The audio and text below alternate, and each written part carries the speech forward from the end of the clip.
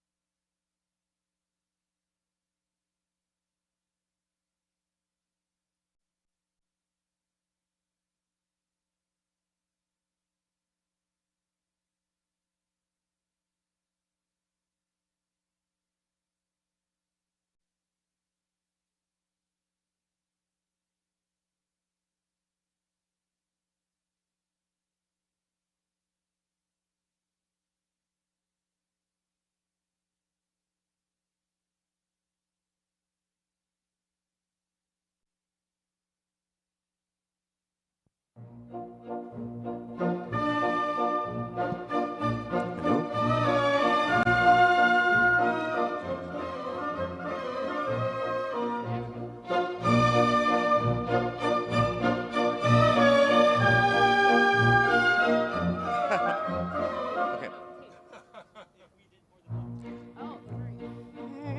Viviamo negli lieti calici che la bellezza infiora e la fuggevol ora s'inebria voluta libiam ne dolci fremiti che suscita l'amore, poiché quello che ho al cuore onnipotente va. Viviamo, amore, amore fra i calici, più caldi baci avrà.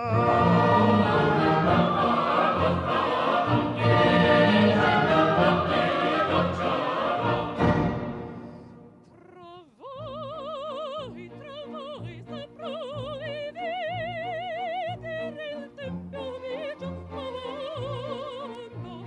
e tutto foia nel mondo di Giacomo ti piacer godiam poco rapido del modio d'amore il fior che nasce fuori e piove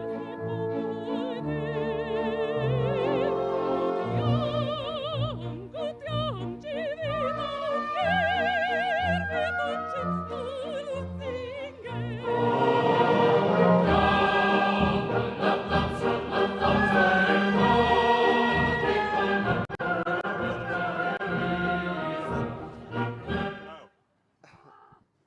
Good. Okay, we can make it happen. Yay.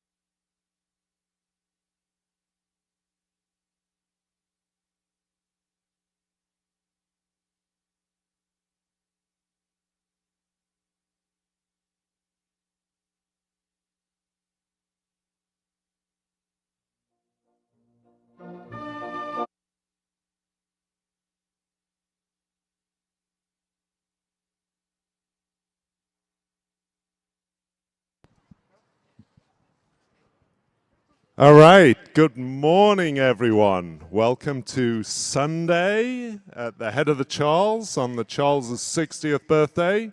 Good morning on the Elliott Bridge. We've got a beautiful day of racing today, another beautiful day of racing. The weather's been so good to us this year.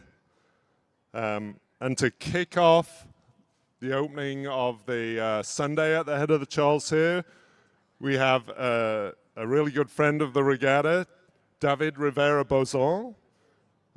David has been a featured soloist in numerous concerts, recitals, operas, and stage works, and has a master's from the New England Conservatory.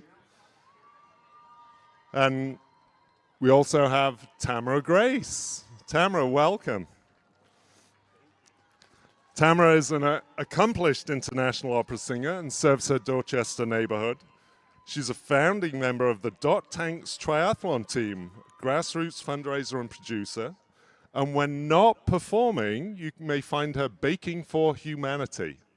Tamara, welcome. Thank you so much.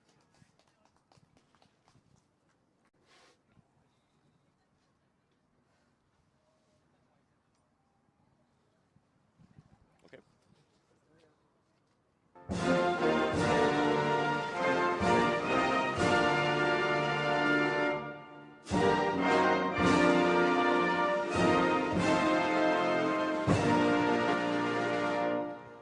Oh, say, can you see by the dawn's early light what so proudly we hailed at the twilight's last gleaming, whose broad stripes from bright stars through the perilous fight over ramparts we watched were so gallantly streaming, and the rocket's red glare gave proof through the night that our flag was still there. Oh, say does the star-spangled banner yet wave o'er the land of the free and the home of the brave.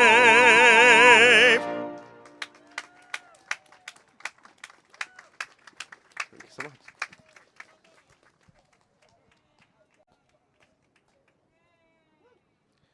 And we would like to share with you all a very special duet from the operatic repertoire, the Brindisi from La Traviata, to celebrate the head of the Charles on the 60th anniversary.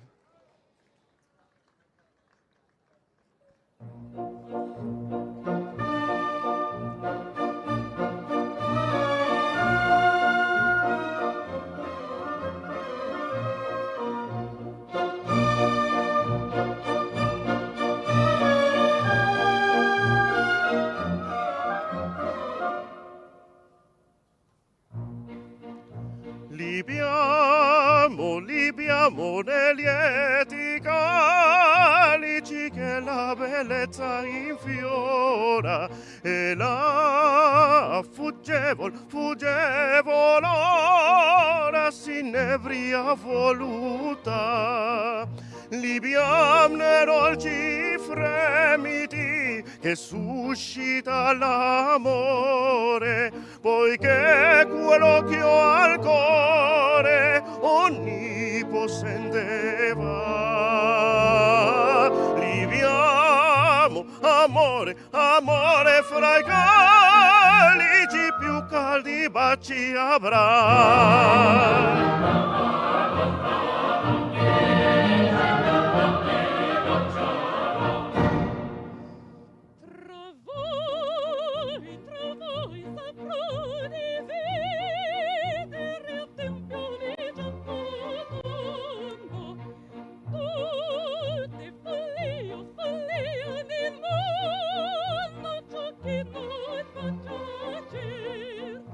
Good young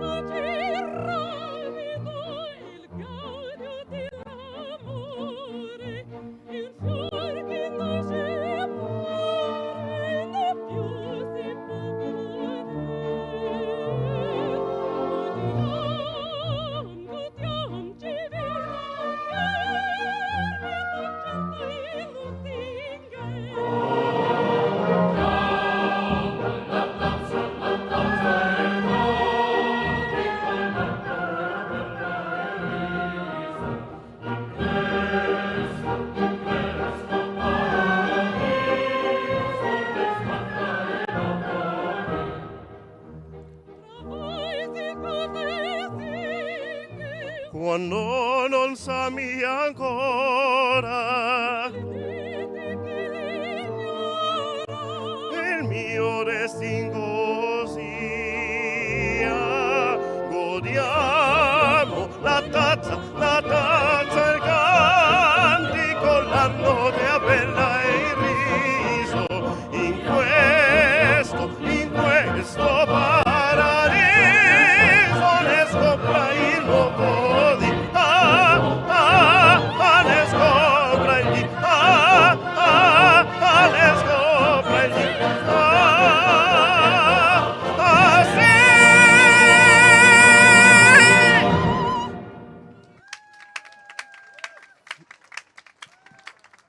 Thank you so much. Grazie mille.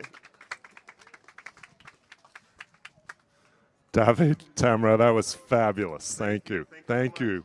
Thank you.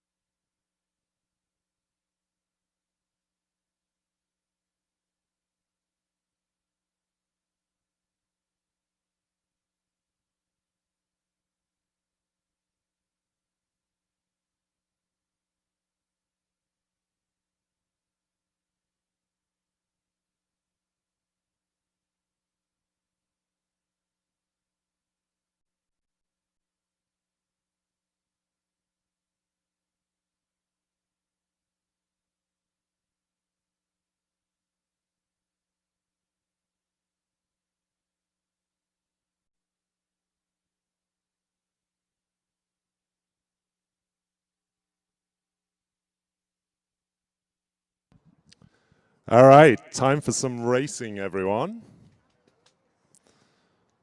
We've got the first race of the day on the course. They'll have started. It's men's youth singles. The standard of sculling in this event really continues to rise and attracts a very competitive field. And like a lot of the youth events, there's a special first place medal awarded to the fastest U17 athlete as well as the overall winner of the event. Nick, you didn't introduce yourself. I'm sorry, indeed. I feel I've been going for a while already. Yeah.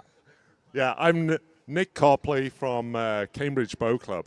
And my name is Alden Zecca. I'm also from Cambridge Boat Club, and we'll be your announcing team from the Cambridge Boat Club station here for the first 3 hours or so of today's racing. So as Nick mentioned, there is a special medal here for the U17 or under 17 age category. This race is the youth race, which means that the athletes themselves must basically still be in high school, or I believe it's under 19 is the maximum age. So there is that special medal again for the under 17 fastest individual.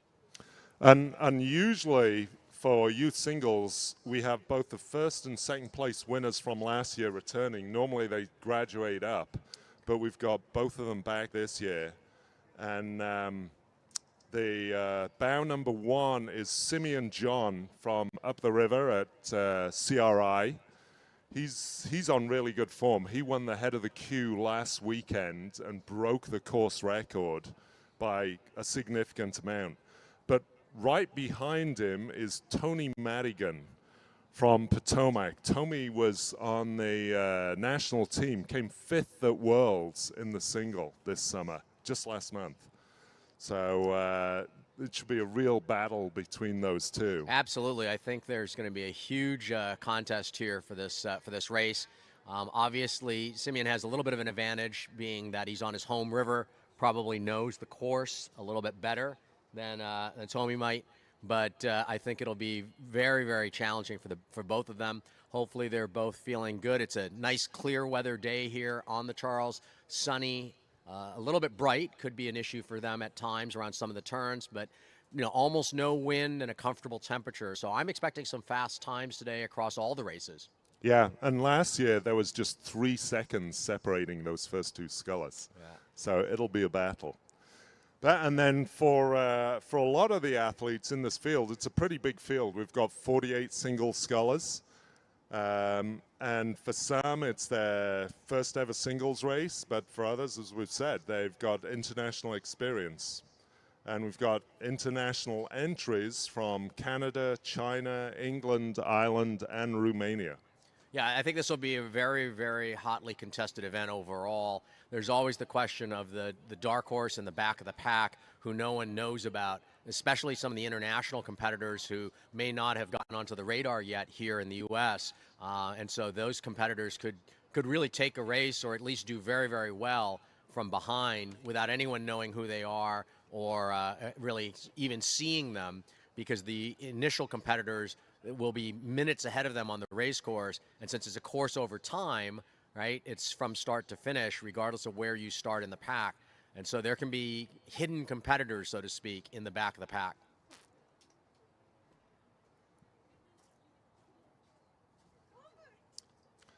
And we can already see here our vantage point. We can see the Elliott Bridge. The Elliott Bridge is already packed with people before even this first race. I'm anticipating that there will be huge crowds today at the head of the Charles.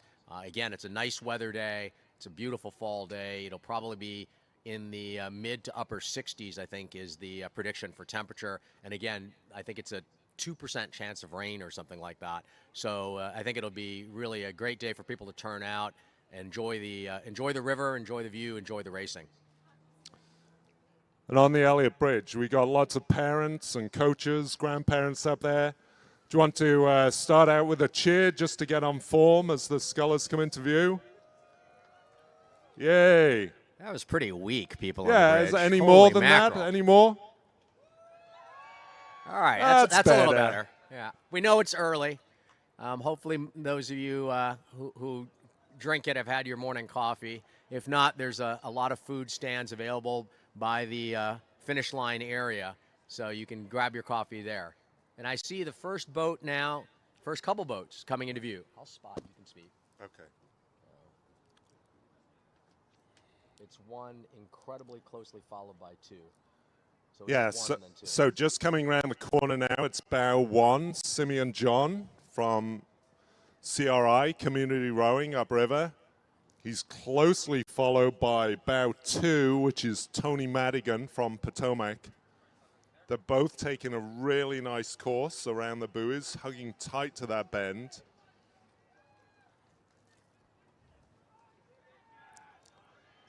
Yeah, here they come right around toward the bridge now. This is bow number 1 again. This is, yeah, a real battle between these two. So that's Simeon John just passing Cambridge Boat Club now, heading to the Elliott Bridge.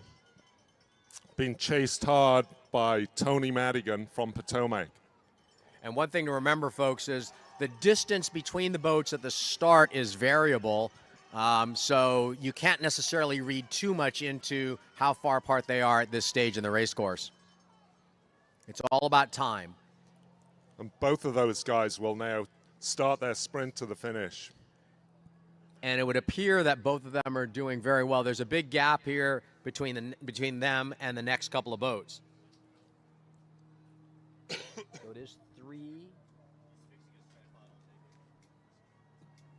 followed by 5. 3, 5, 7 in that order. 3, 5, 7. So bow 3 coming up to Cambridge Boat Club now. That's Miles Quintin from Niagara Falls in Ontario. He's clearly got a fan club on the Elliott Bridge. Yeah, starting to hear some people on the bridge cheering for athletes, which is great to see, or great to hear. So 5, 7. Yeah.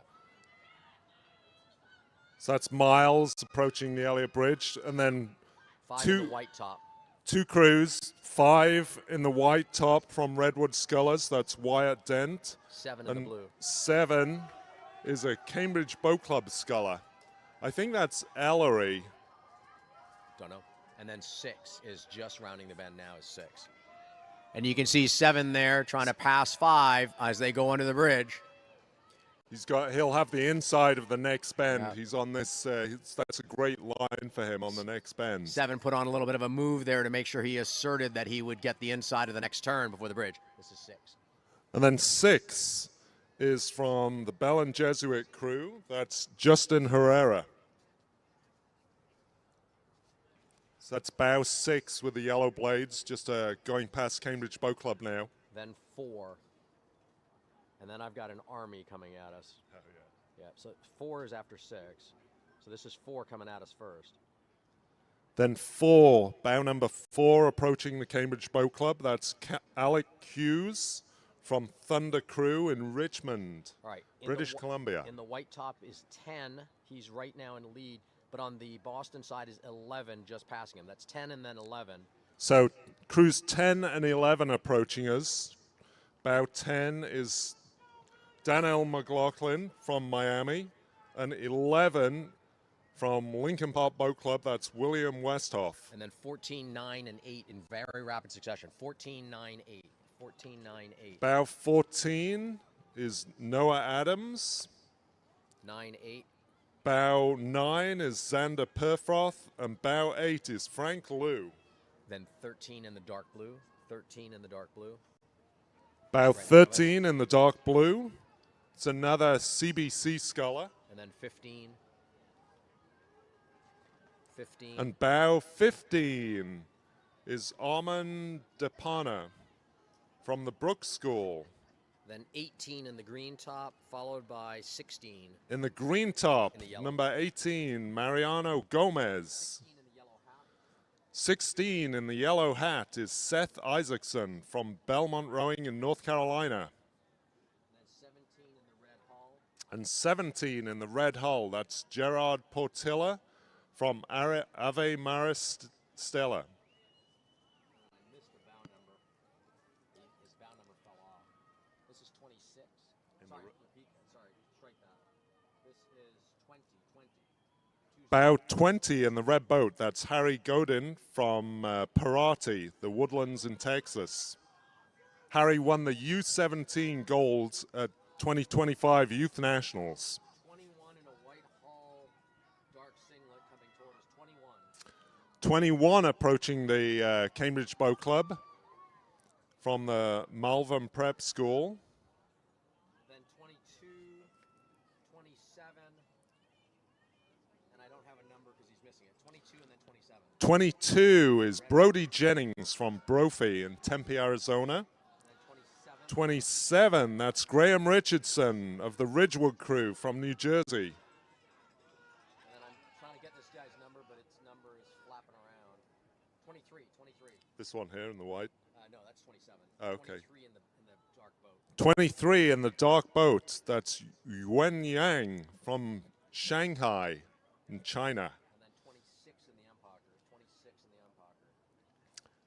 In the yellow Empacher approaching CBC, it's another CRI rower, Aviel Oppenheim. He's in his senior year at Wellesley High School. Then 25 in the striped shirt. 25 striped shirt. In the striped shirts, it's a sculler from the Hill School in Pottstown, Pennsylvania. And 34 in the Riverside uniform. 34 in the Riverside uniform. 34, who's made his way up the field, is a Riverside sculler. Go Stripes. 29 in the blue shirt. The blue hull. 29 blue hull.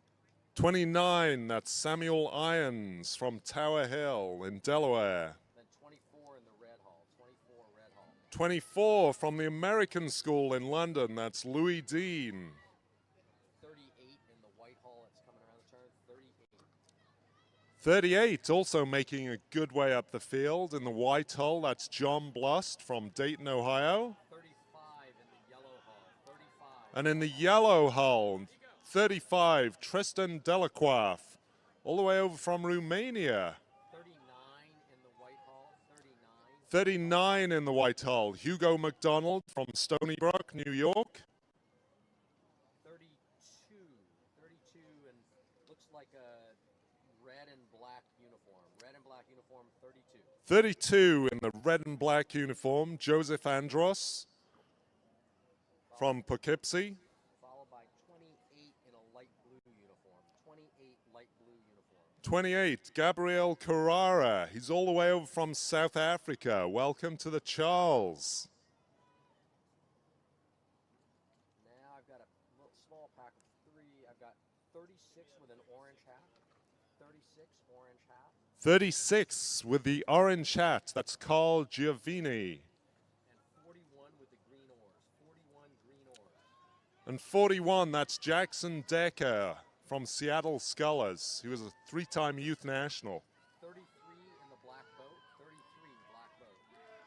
33 is Grant Harlow from Litchfield, Connecticut. 37 with red and blue uniform. 37 red and blue uniform. 37 down from New Hampshire in Hooksett, New Hampshire at Rosa Damaskig. 30 with the MIT blades. 30 with the MIT blades. 30, bow 30 is another sculler all the way over from China, Zhang Dongnu. 45 in the white boat, followed immediately by 42. 45 is Porter Collins up from Texas. 42, Adam Minsek from GMS Rowing in Milford, Connecticut. 44 now coming into view with a white hat. 44 white hat. 44, another Chinese sculler, Haozhe Wu from Shanghai.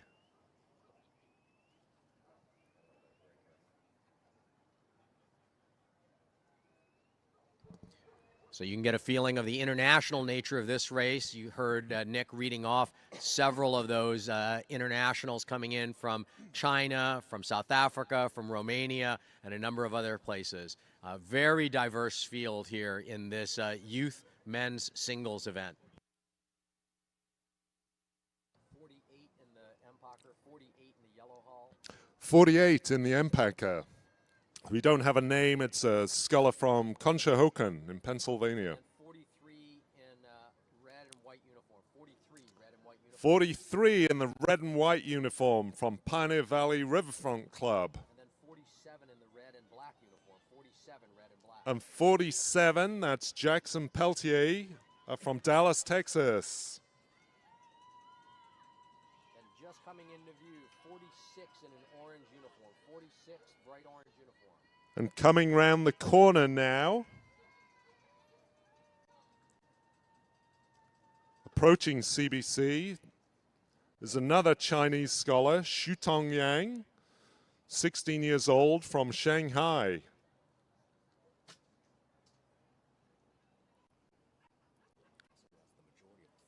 I think I missed.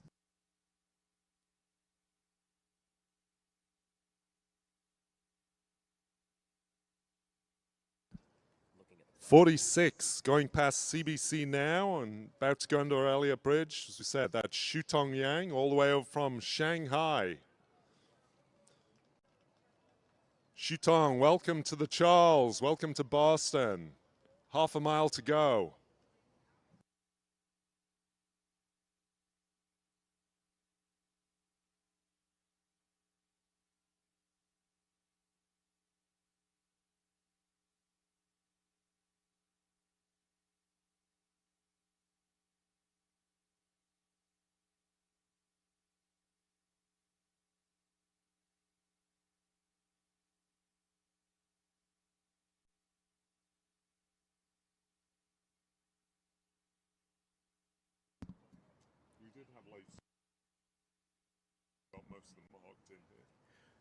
So just to let you folks know, we always do have some competitors at the Charles that may not go to the starting line for various reasons. Could be health reasons, could be hopefully not, but sometimes equipment reasons happened as well. So keep in mind that the starting sequence is there per the program, but who actually starts may not always be the same as what the program says. So we do our best here to try and announce things to make it clear to everyone what's going on, but within the best of our ability. Now I will say, Nick, I'm looking here at the unofficial, and again, this is unofficial time, but it looks like Simeon John was able to go a little faster than Toby Madigan here. The unofficial results say it was about a 6-second differential at the end of the event. 6-second differential at the end of the event.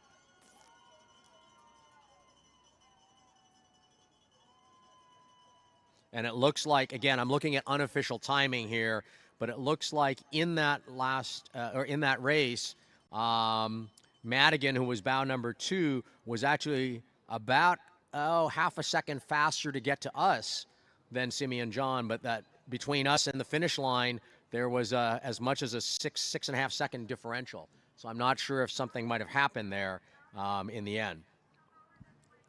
So that's Tony Madigan gaining 6 seconds? No, Simeon John gaining 6 seconds. That's right. Yeah, it's probably Simeon knowing the river and knowing where he's got to start his sprint. Maybe, yeah. But it's a big differential for the last, less than 1,000 meters from here to the finish line, less than a kilometer. So, and again, this is unofficial, but it looks like the under 17 competitor who won that was bow number 7. Bow number 7 was from Cambridge Boat Club. It's CBC. It's Ellery Borgard. That's right. So Ellery looks like, again, unofficially, it looks like he was the fastest under 17, which is the special medal category. And Ellery also won the head of the queue last weekend here. Yep. So that's a race just for junior scullers, U19, U17. We have scullers as young as 12 or 13. That's right. I think there's a special U13 age category, actually, the head of the queue in the week before the head of the Charles. So that's great to see here. I'm trying to look and see where we stand on things here. Let's see.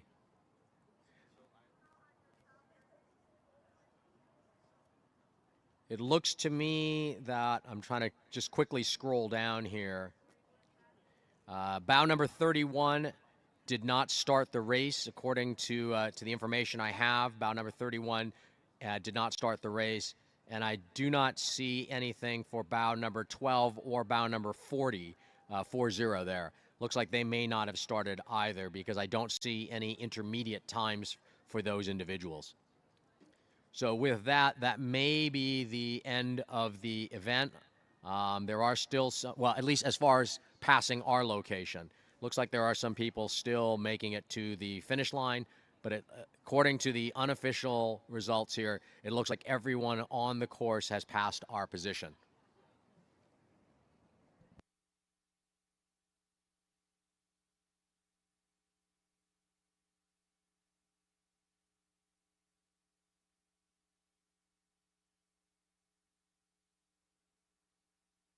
While we've got a little break here between the events, I did want to highlight some of the key sponsors that help make the Head of the Charles a reality.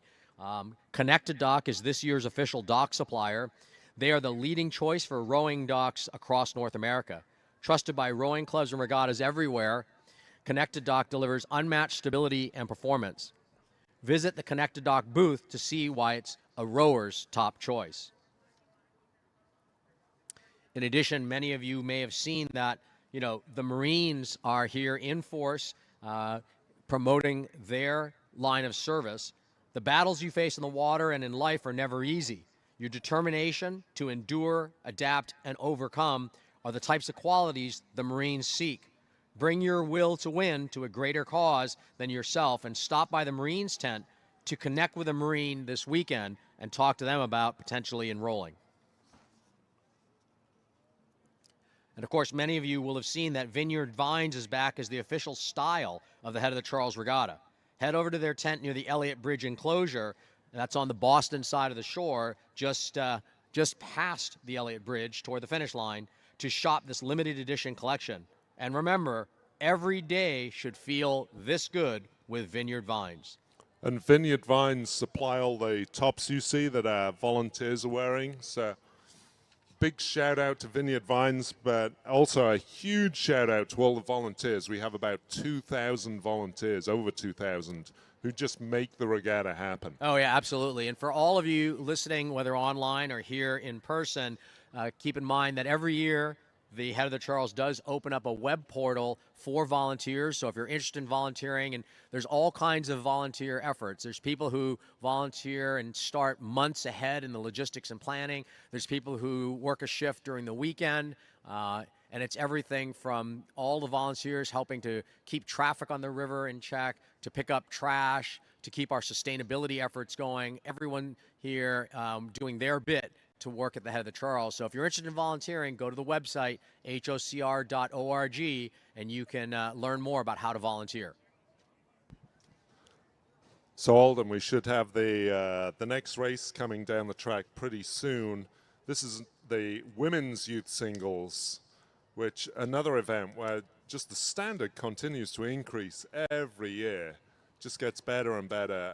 And again, just like in the one we saw, as well as the overall U19 winner, there's also a U17 special place medal for the fastest U17 sculler. And another good size field, 46 entries this year.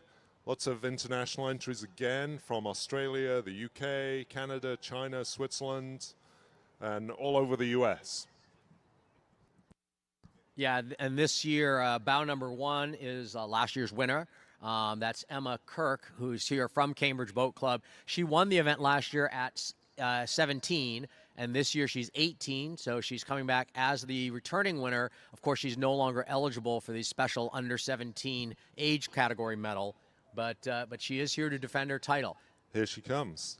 And Emma was in the quad of the U19 Worlds, representing the U.S. this summer. And you may not be able to see her yet on the bridge, but we can see Emma now coming around the turn from our vantage point. So here comes Emma, bow number 1 in a white hull, a white boat here coming toward us. That's Emma Kirk.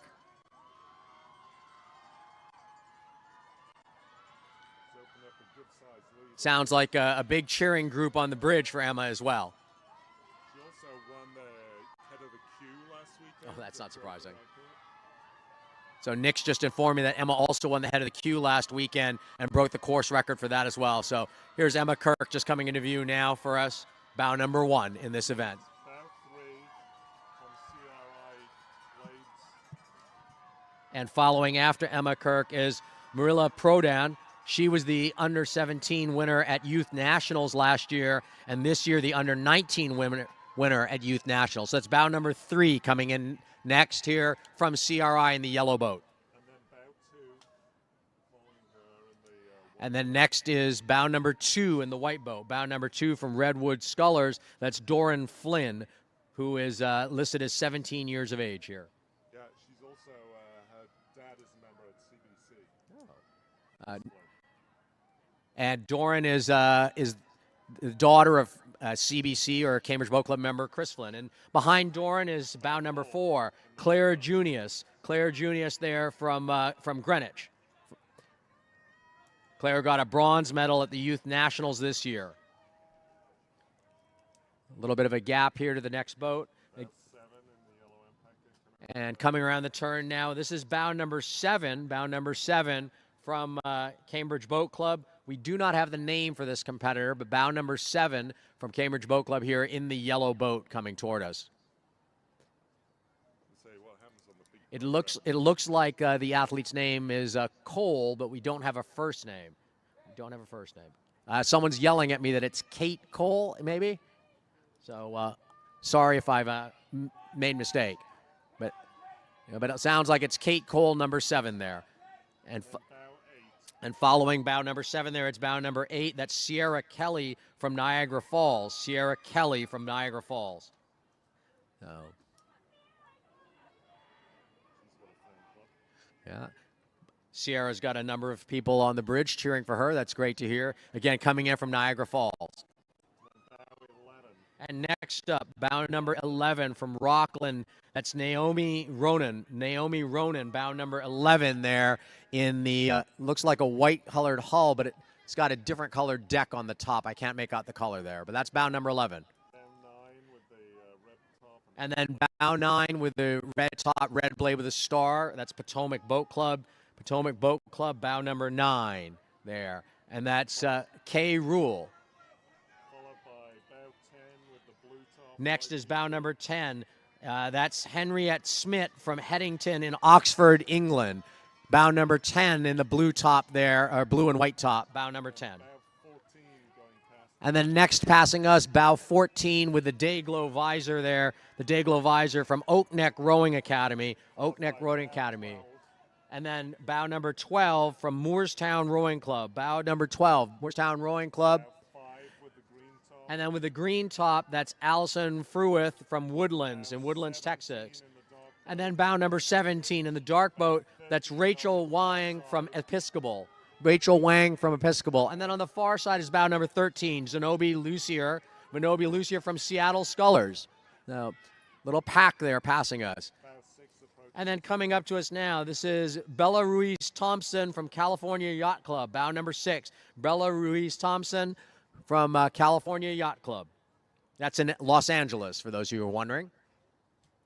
So a bit of a pack there going through, roughly the same time. We'll try and keep up as much as we can. For those of you watching online, you may have the names of some of these athletes. We weren't provided all the names ahead of time because we have to do our information cutoff about 2 days before the regatta starts.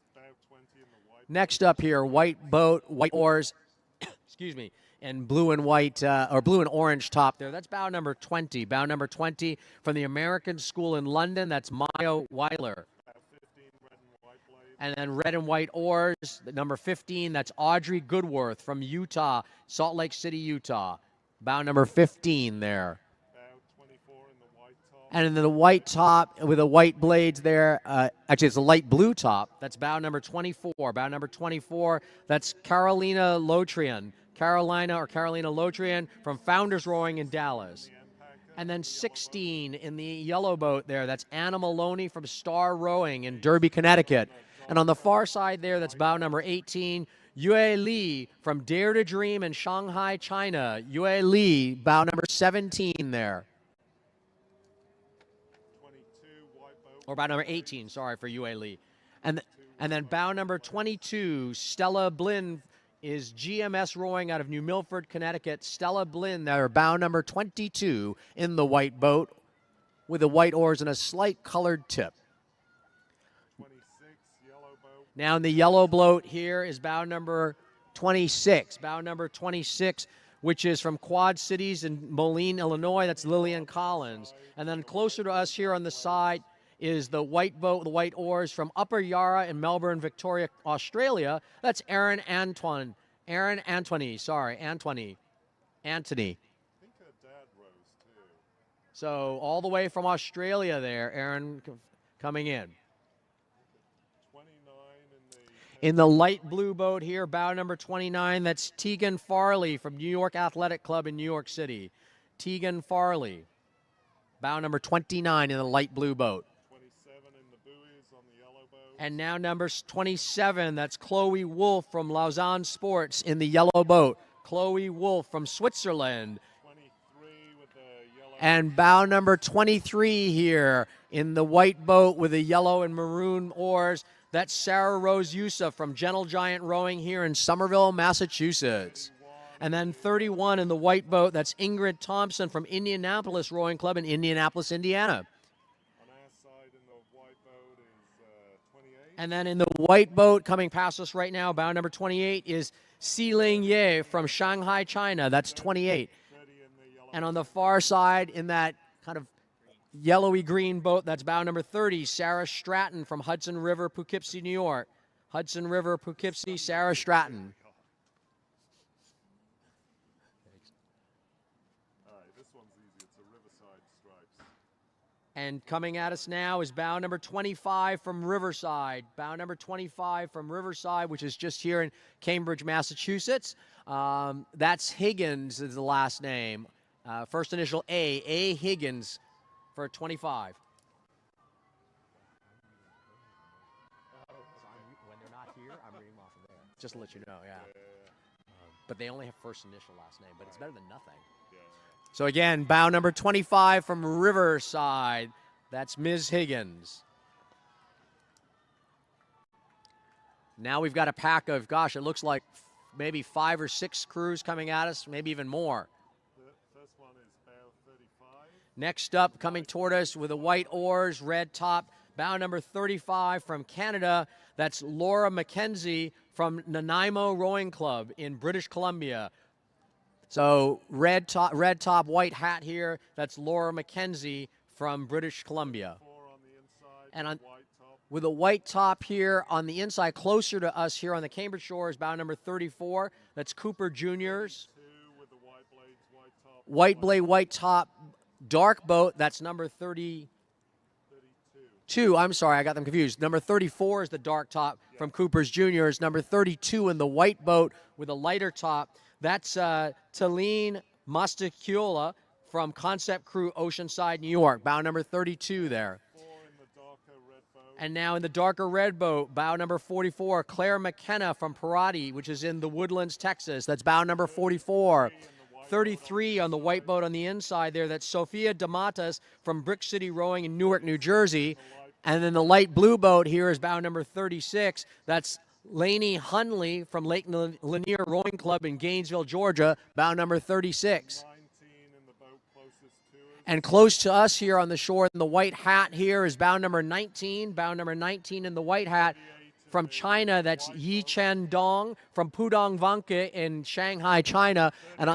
And 38 is the light-colored boat. 38 is the light-colored boat. That's Samaya Khosla from Ottawa, Ontario, Canada. And then 37 white boat, dark top. Now coming right toward us here in the white boat with a dark top. That's bow number 37. The boat club is listed as TESD from Berwyn, Pennsylvania. Berwyn, Pennsylvania. They're based out of Bachelor's Batch Club. 3 in the dark boat. And then next is bow number 43 in the dark boat there, bow number 43 from Maritime Rowing Club in East Norwalk, Connecticut. And then 41 with the light greenish top there is Colette Slots from Beaver Creek Sculling in Charlottesville, Virginia, 41. And then in the pink boat, that's bow number 46, Alice McCormick from Episcopal Collegiate School in Little Rock, Arkansas. Alice McCormick there, just heading to the bridge right now. Still have a few more athletes in this event.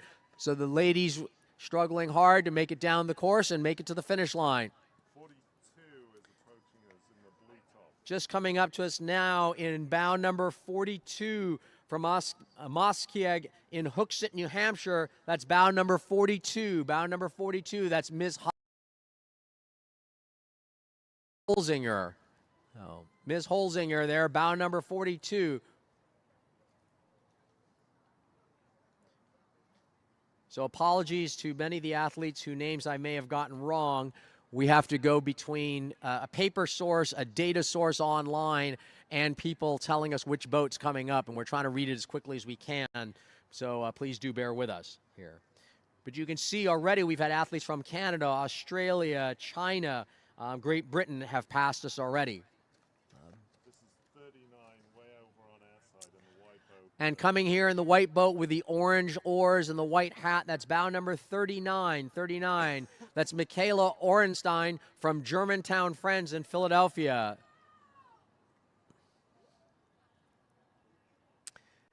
That's the white boat there with the orange blades.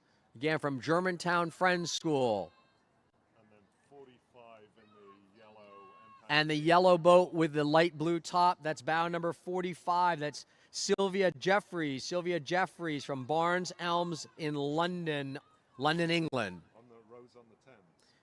And Sylvia rose on the Thames, and it said she competed here last year with her older sister in a double, and she's now competing here in the single this year.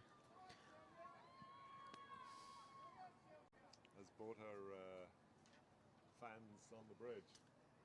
And we can hear a few friends on the bridge there cheering for their favorite scullers as they go under the bridge. Still missing a couple of athletes.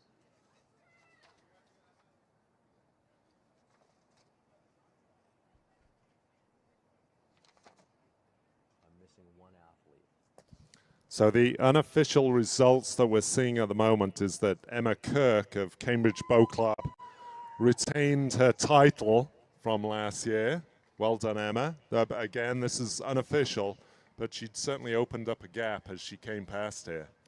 Yep. And some information is bow number 40, that's 40, who was Isabel McDonald, did not start the race. Again, we do not know why, but the timers are saying Isabel McDonald, bow number 40, did not start the race.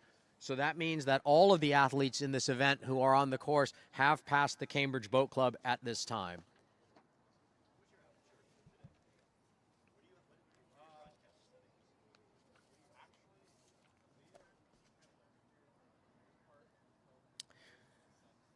As we've got a little break in the action here, I want to remind you to make your way to the Concept 2 booth to bid on a one-of-a-kind custom row erg to help raise funds for the A Most Beautiful Thing Inclusion Fund. So go to the Concept 2 booth to bid on that specific one-of-a-kind custom row erg. And some of you may have seen that Rainstorm energy drink here is this year. So hey, athletes, spectators, and everybody else, Rainstorm, the exclusive energy drink at the head of the Charles Regatta, invites you to live life better at one or both of their 2 locations. At the Weld Exhibition, you can stop by the Rainstorm Lounge to row, recover, or just relax. Design your own custom-painted swag at the Rowing and Fitness Expo location as well. Either way, Rainstorm is on the house and has the clean energy, immunity support, and zero sugar to get you through the excitement of Regatta weekend. That's Rainstorm.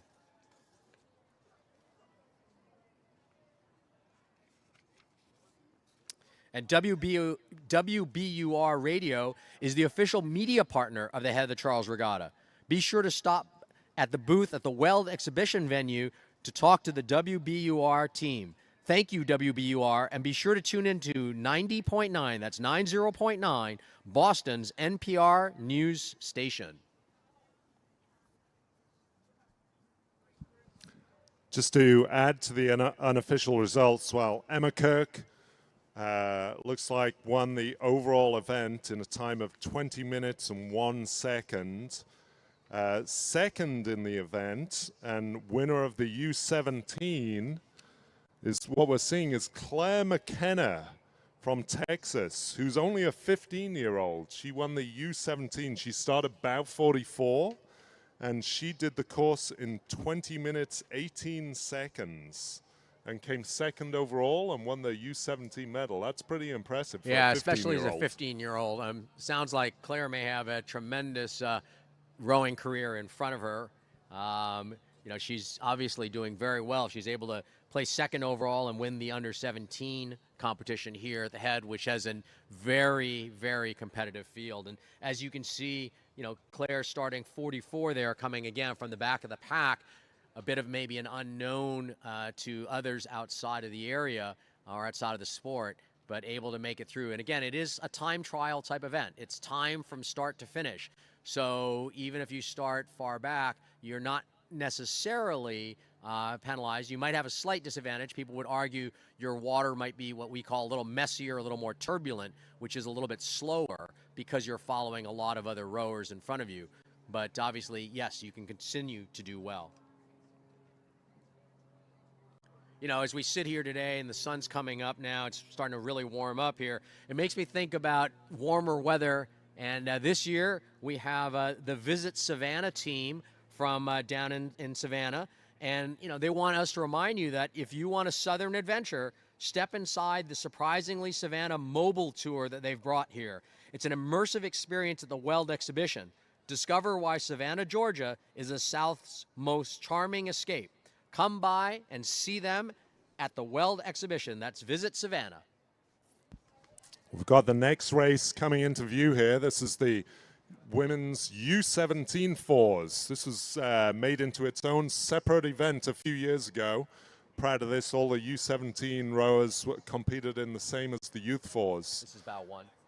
Bow one just coming into view. That's Nerid from Rutherford, New Jersey. They were the winners last year. They look to have a good gap. Last year it was Nerid, then Row America Rye, and then Saugatuck. 3 strong programs, and they're all back this year, all chasing for that top spot. Just 3 seconds separated those top 3 crews last year, so very competitive. Then 2 and then 4. 1, 2, 4. 4's in pink hats. So Nerid going past the Cambridge Boat Club now from Rutherford. 2 is Row America Rye, another strong program. And then the pink hats is 4.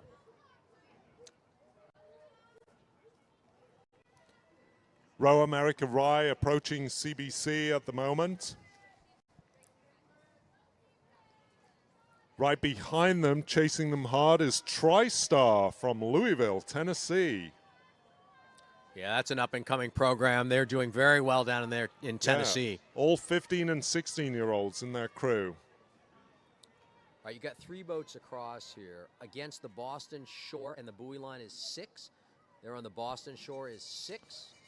On the Boston shore, crew number 6. That's TBC Racing from Washington, D.C. And then 5 in the kind of pinky blue tops is 5. In the pinky blue tops, crew number 5 from St. Catharines, Ontario. And then the black tops is 3.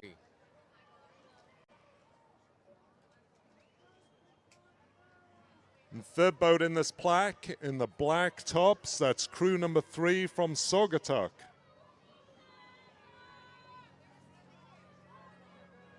Saugatuck in the black tops, just about to go under the bridge.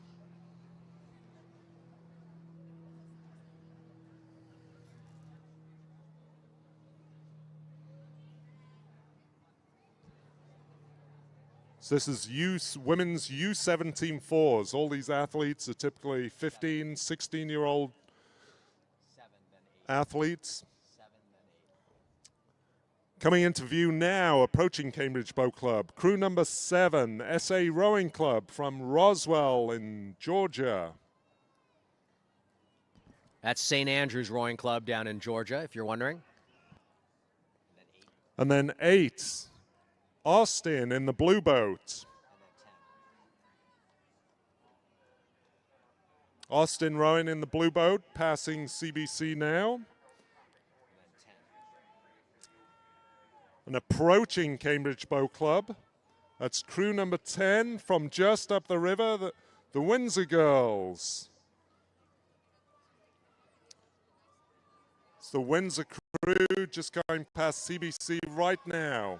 The Windsor School, whose boathouse is 200 yards upriver from where we are, just the other side of the bridge. They'll know this river well. They'll know to take it home from here.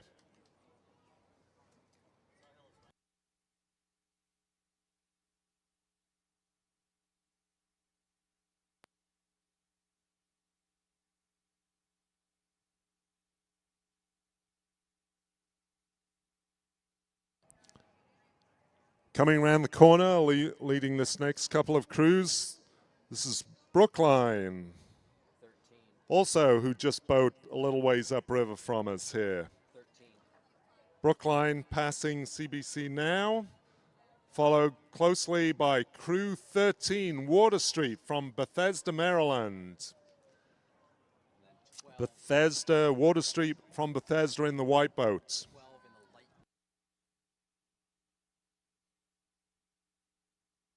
And approaching CBC, just about to go in front of the boat club. Bow number 12, Northfield Mount Herman.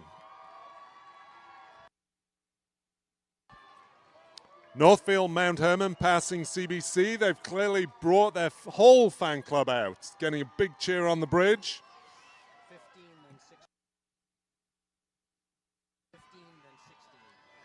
15, that's BB&N, that's where the big cheer's coming from. BB&N right next door to us, Buckingham Brown and Nichols School. In the pink tops, Crew 16, City Island from Bronx, New York. Been chased by Crew 19, Maritime Rowing, up from Norwalk, Connecticut. Crew 19 in the white boat, just passing CBC.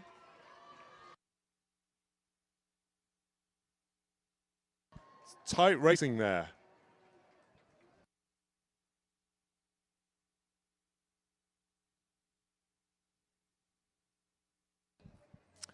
In the dark boat, approaching the boat club. Just about to go in front of CBC, that's Glastonbury. From Glastonbury, Connecticut, in the blue boat. 22. They're being chased by another Connecticut crew. From Connecticut Rowing, in the dark boat with the white blades. 21 and then 20. 21 is Row, New Jersey, in the next dark boat, about to pass CBC, just going right in front of CBC with the white tops. Crew 20, also in the white tops and dark boat, that's from Stonington, Connecticut. 24. In the white boat, Crew 24 from Branxton in Toronto, Ontario, down from Canada, passing CBC now in the white boat.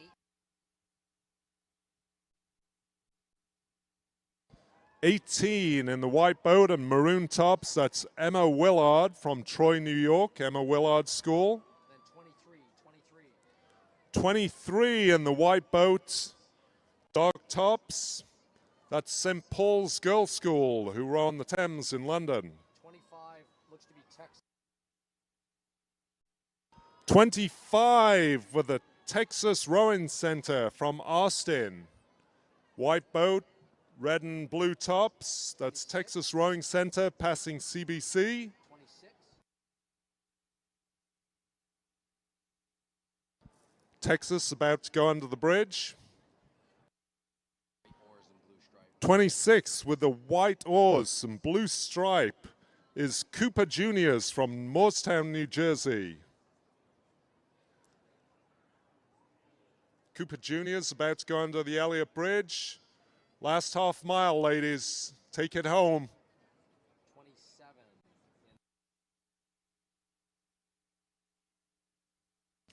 27 approaching Cambridge Boat Club is the Bromfield Acton Boxborough crew.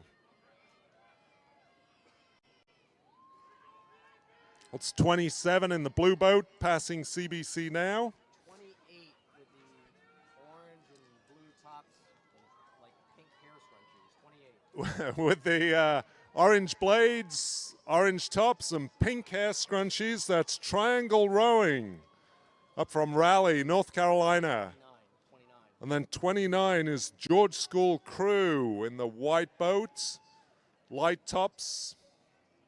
29 is George School.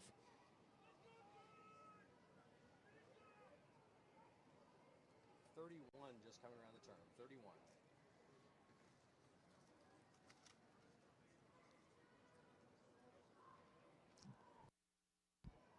Coming around the corner now and approaching Cambridge Boat Club, that's Crew 31, Swan Creek Rowing Club from Lambertville, New Jersey.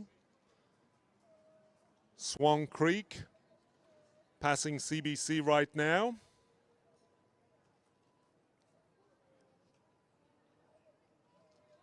the Cambridge side of this. Swan Creek going under the Elliott Bridge. Crew 30 on the Cambridge side of the river. Crew 30, Hudson River. Hudson River Rowing Association.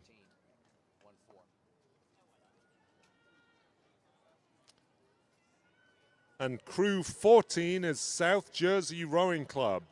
South Jersey there with the white oars and the blue stripe. That's 14, South Jersey, white oars, blue stripe. So for those of you who might be online watching us when we talk about the Cambridge shore, that's the near shore from the video perspective, and the far shore is the Boston shore. The river is the dividing line between the two cities.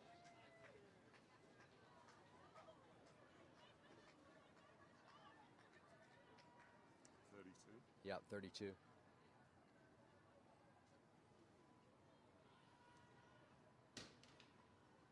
Somebody behind him, but 32 is the near one. Crew 32 approaching Cambridge Boat Club. That's Villa Joseph Marie High School from Holland, Pennsylvania. Bow number 9. I repeat, bow number 9. Crew 32 in the blue boat, Villa Joseph Marie High School.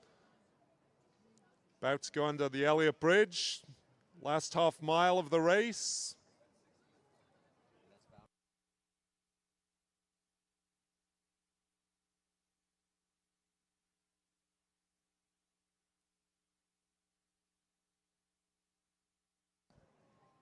And coming up to Cambridge Boat Club, that's crew number 9, Ocean City crew.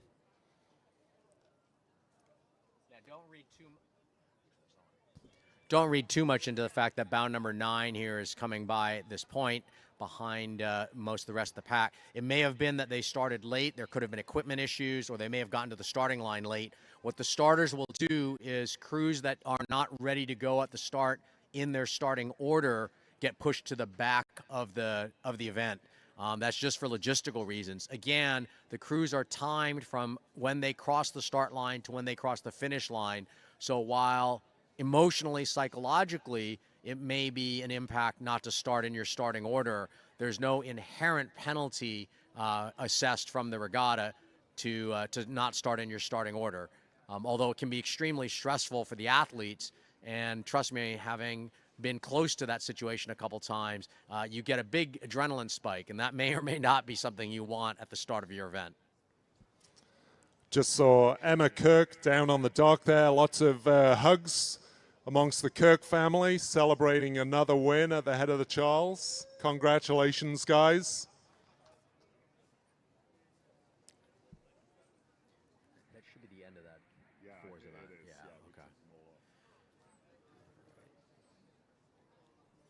Hudson is the official supplier of the head of the Charles Regatta, or an official supplier of the head of the Charles Regatta this year. Take a bite out of the competition with high-performance rowing boats that are athlete-focused and technology-driven. This weekend, the regatta's apex predators gather with Hudson in the exclusive Shark Zone. Row a Hudson and be a shark.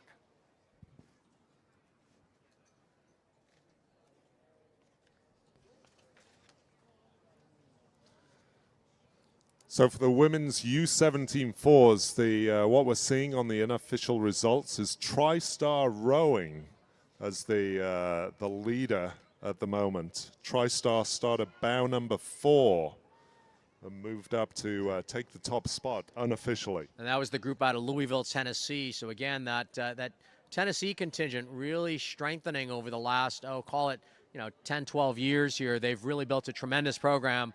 University of Tennessee has been doing extremely well on the national level, at the collegiate level, and now it's really working its way into the high school programs there as well. You can take your performance to the next level at 776 BC, the official rowing apparel of the head of the Charles Regatta. Head down to the 776 pop-up to shop the limited edition collection honoring this year's 60th regatta, featuring unisuits, long sleeve performance base layers, and summer hoodies, vests, and accessories. Don't miss regatta exclusive offers, competitions, and the chance to connect with U.S. rowing team athletes or co-founder Cam to find out how to get your crew racing in world-leading kit customized for your team. See you there at 776 BC.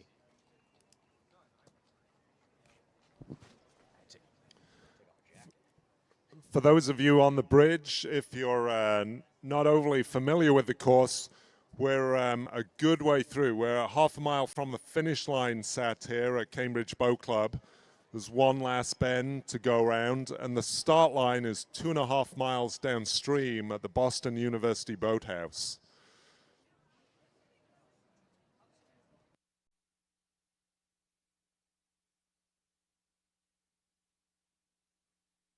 So at this stage on the course, the rowers have navigated most of the bridges and most of the bends.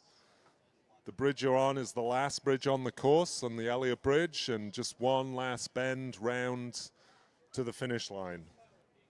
Yeah, and some would argue that the last turn, which is upstream of us or toward the finish line of us by about 300 meters or so, could be the trickiest turn for those who are from out of town, because it's really the one notable turn that doesn't have a buoy line, which means that people are to use their own judgment as to how close or far from the shore they want to go. And local knowledge of where the downed trees are underwater that would snag your oar can be very helpful. So there is a slight advantage, I think, to the hometown crews on that last turn, because they know how close or how far to stay away from shore, purely because they've practiced it and understand what obstacles may not be visible. And it's always an interesting challenge. There's a pack of boats coming round the corner in front of us, the big bend on the course, figuring out and jockeying for position as they go under the Elliott Bridge. So who's going to have the inside line for that last final bend is always part of the game plan here. Oh, yeah. I mean, it's definitely, this is a very strategic course where people have to think ahead, not just where are you in the race at the moment, but thinking ahead of where's the next turn, where's the next opportunity to either assert yourself and or potentially to try and pass someone. It's a lot easier to pass on a straightaway than it is on a turn, and so whoever's steering the boat, whether it's a coxswain in a coxed boat or often a bow person in the team sculling boats, or obviously in a single, it's the individual athlete trying to make those decisions in real time as the field, as the other competitors kind of evolve around you. So our next race that we're going to see coming down in a few minutes is the Women's Youth Coxed Fours. Coxed quads. Women's Youth Coxed Quads. So just to let you know, for those who aren't familiar with rowing, a quad is a four-rower boat. There are 4 rowers in the boat, but each rower has 2 oars, whereas a four is a 4-rower boat where each rower has 1 oar. And the coxed is the reference to the coxswain, the person steering the boat, as well as trying to coach and encourage the rowers during the event. And the big interesting thing about the youth quads that you'll see differently to the Directors Challenge quads this afternoon. So in the main quads, there are only 4 people. There isn't a cox. It's part of one of the people in the boat. Normally, the bow person in the quads has a steering line attached to their feet that they steer the boat. So they're rowing and steering with their foot. Whereas in the youth events, we do coxed quads so that the youth can focus on their rowing and not have to worry about steering this challenging course as well. And remember that the rowers, by definition, are always with their back to where they're going. So it is more challenging for what's called a blind boat, a boat without a coxswain, to steer, because they have to keep turning around, or in some cases, some athletes use mirrors to be able to sense where they are.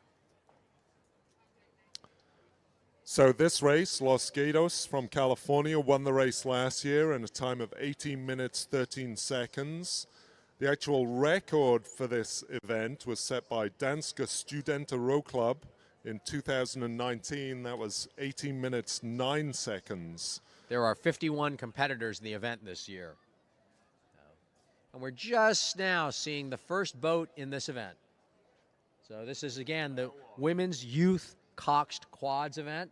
And the first boat approaching us is bow number 1 from Los Gatos, California. Bow number 1 just approaching us now. So again, they were the winners last year in 18 minutes and 13 seconds. Let's see how they do this year against that clock.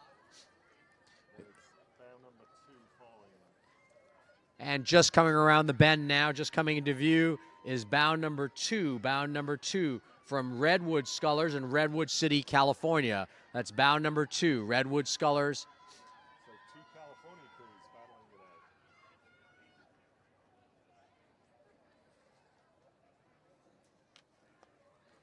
One advantage that some of the California crews, the West Coast crews have over the East Coast crews is they often have water all year round. They don't have an ice-in period in the winter, and that allows them to train a little bit more on the water, which can obviously be an advantage over several years. And then bow 3 in the blue tops, white. Now in the blue tops with the white T-shirts underneath them, that's bow number 3. That's Headington from Oxford in Oxford, that's England. Oxford, England, that's Headington from England. Bow number 3, white shirts, blue tops. Bow 4 with the red oars. Bow 4, the red oars. That's St. Catharines from St. Catharines, Ontario, Canada. St. Catharines, Ontario, Canada. Bow 4. And then in the dark boat with the white oars there, that's bow 5. That's One Arlington Rowing from Arlington, Virginia. Bow 5. One Arlington Rowing there. So right there in those top 5, you can see an incredible geographic spread. You've got 2 teams from California, 1 from England, 1 from Canada, and 1 from Virginia. Bow 6 in the dark boat with the crosses on the blade. In the dark boat with the white crosses on, or the white oars with the crosses on the oar. That's Nereid from Rutherford, New Jersey. Bow number 6. Nereid from Rutherford, New Jersey. Bow number 6.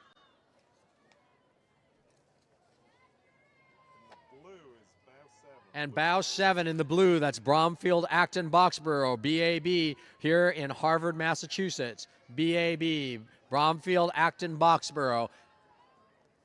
Bow 8 chasing them hard. And in the dark boat, bow number 8, that's Hockaday from Dallas, Texas. Hockaday from Dallas, Texas, in that dark boat. You can see a little bit of a battle there between 7 and 8. A little different approach there in style. Bow 7 rowing a little bit faster in terms of each stroke per minute, number of strokes per minute, may or may not result in faster boat speed. And now with the light blue oars, this is bow number 9 coming at us. The light blue oars of Vashon Island from Vashon, Washington. That's right outside of Seattle there, Vashon Island. Bow number 9.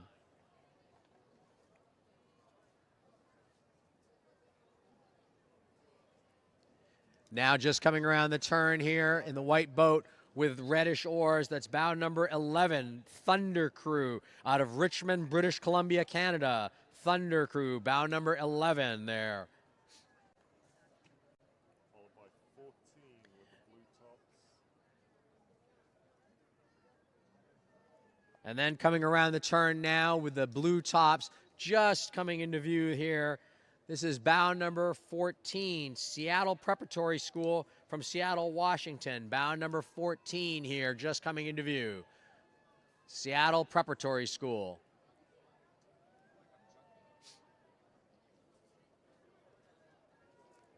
And I know online you can't see it yet. It'll come into view in a moment. But there's a big group here of 5 boats. It's a 2-2-1 arrangement right now. Who knows what it'll end up being when they pass us. Closer to us here with these kind of pinkish red hats, that's bow number 12, TriStar out of Louisville, Tennessee. On the far side in the dark boat, that's bow number 15, Conshohocken from Conshohocken, Pennsylvania. On the far side in the dark boat there.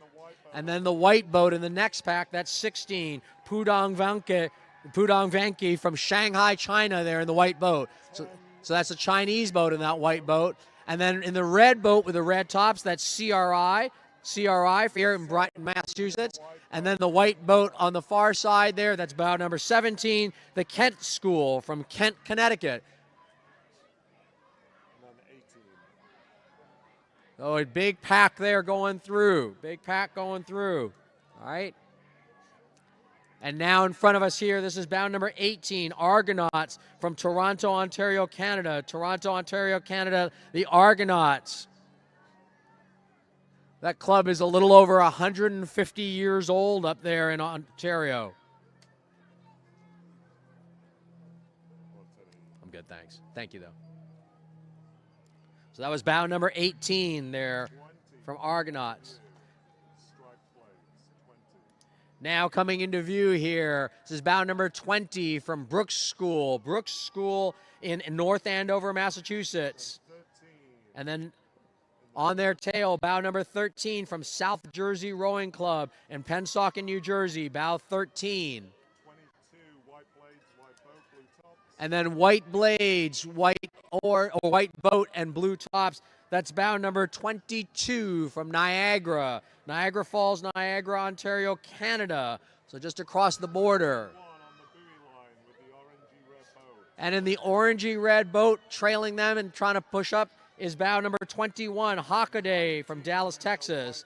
And in the white boat there, just being passed by bow number 21, is First Coast from Jacksonville, Florida. First Coast, Jacksonville, Florida, in that white boat there. 23, dark boat, white blades, dark tops, 23.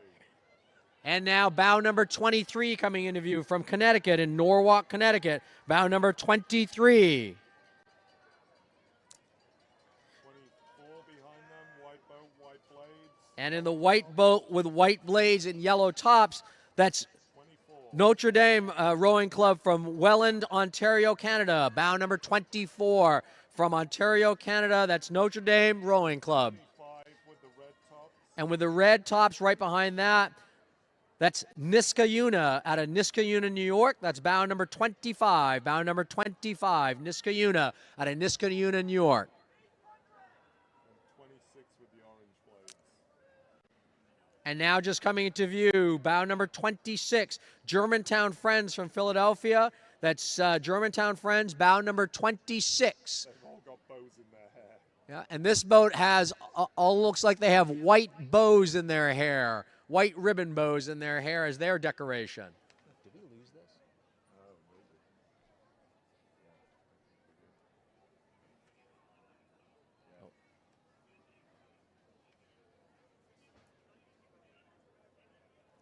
31. Now coming up here with with white and blue oars, that's bow number 31, Founders Rowing out of Dallas, Texas. Bow number 31, Founders Rowing out of Dallas, Texas. White blades, maybe tideway scullers. And next up behind them is Tideway Scullers from London, England. Bow number 33, Tideway Scullers. So Tideway making up a little ground if they started in sequence. Tideway sculling school. That's the Tideway Scullers. And now bow number 30, with the yellow and blue oars. That's the Petty School out of Princeton Junction, New Jersey. Bow number 30, that's the Petty School. We got it back. I don't know what happened. Okay. Gremlins. So you can see here a mix of high schools and rowing clubs interspersed here as their competition. Just depends on the area of the country or what country you're from as to whether it's more of a high school program or more of a community program. And with the blue and white oars, this is Cooper Juniors from Moorestown, New Jersey. Cooper Juniors from Moorestown, New Jersey, bow number 32. 34, dark blades, dark boat, dark top, 34. And bow number 34 here, just coming into view. Dark top, dark oars. The bow person has a red hat. That's bow number 34. That's Litchfield Hills from Litchfield, Connecticut. And then bow number 27 with the blue tops. That's Gordon Rowing from Wenham, Mass. Bow number 27. And then bow number 29 with the orange oars here and orange and white tops. That's Manhasset Crew from Manhasset, New York, 29. And then with a dark boat, white oars, that's bow number 40. Bow number 40, Waterford from Sandy, Utah. Waterford from Sandy, Utah. 36, red blades, red top. And with the red blades and the white, the white boat, the red tops, that's Potomac out of Potomac. That's out of Washington, D.C. That's bow number 36. That's Potomac, bow number 36.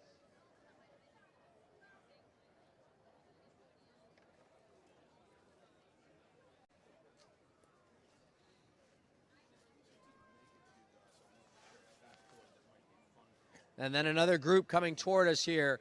We've got about 7 boats coming toward us in a little pack. On our side in the red boat. On 28 in the red boat, that's Medford, Massachusetts. Medford. 45 on the far. And on the far side, bow number 45 with the red tops. Bow number 45, that's Marlow out of Great Britain. Marlow out of England. 41 white boat. And in the white boat, that's 41, Vancouver Rowing Club out of Vancouver, Canada, in the white boat. So Marlow having passed a couple of boats there, trying to assert their lead. Battle here, whole group here. Now we've got 5 boats almost all across here coming toward us. 35 blue top. In the blue tops, bow number 35, that's Riverfront Recapture from Hartford, Connecticut in the blue tops. On the dark boat, in the dark tops, that's 38, Capital out of Washington, D.C. The 2 white boats, 39 and 42. So 39 there with the white caps in the white boat. 39, that's the VK Bilingual School from Shanghai, China. And then 42 on the far side, that's Rockland out of Nyack, New York. And then on the near side in the dark tops, that's 37, St. Paul's Girls out of London, England. Doing a good job. 5 boats all together navigating through that bridge. And That's it's an great awesome to see that all job. 5 boats made it through the bridge without any accidents. Let's hope it stays that way all to the finish line. Now coming up toward us, that's bow number 44, North Palm Beach out of Juno Beach, Florida. North Palm Beach in that red boat there. Then 48 in the white boat, white tops. And then in the white boat with the white tops, bow number 48, that's Episcopal School of Dallas, Dallas, Texas. Episcopal School of Dallas. They finished 9th at 2025 Youth National Championships this year.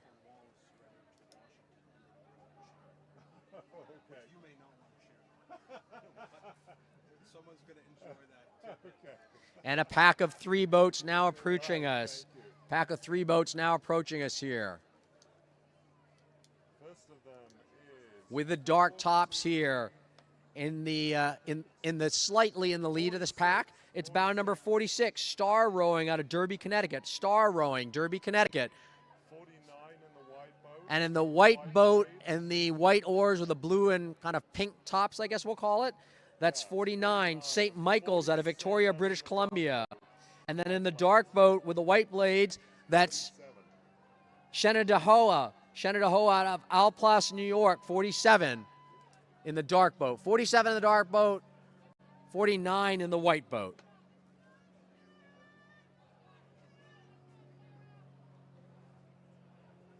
So for those of you who are not familiar with the course, again, this is an S curve that we're sitting at. The first curve to the left or to port, the second curve to the right or to starboard. The apex or the split between the 2 curves is basically the bridge. 350 with the red tops. So next up here with the white boat and the kind of maroon tops, that's boat 50, 50. That's Utah out of Salt Lake City, Utah.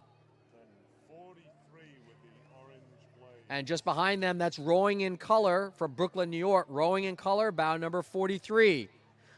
In that Rowing in Color boat, it notes that this is 3 Native American women and 1 strong black woman who are proud to show that the world that Rowing in Color is an opportunity for all.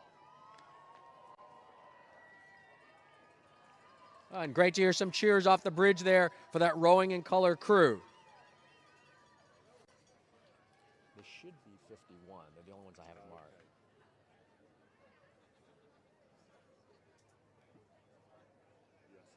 Okay.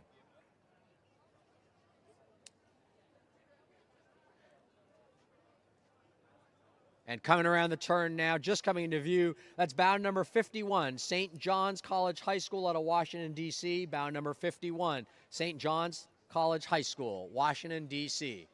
They're in a white boat here with white uniforms. Coming around the turn here.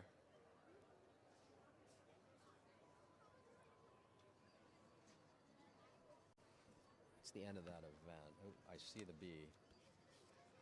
Do you want to read some ads? Yeah. So just passing us here again, that's the St. John's College High School crew out of Washington, D.C.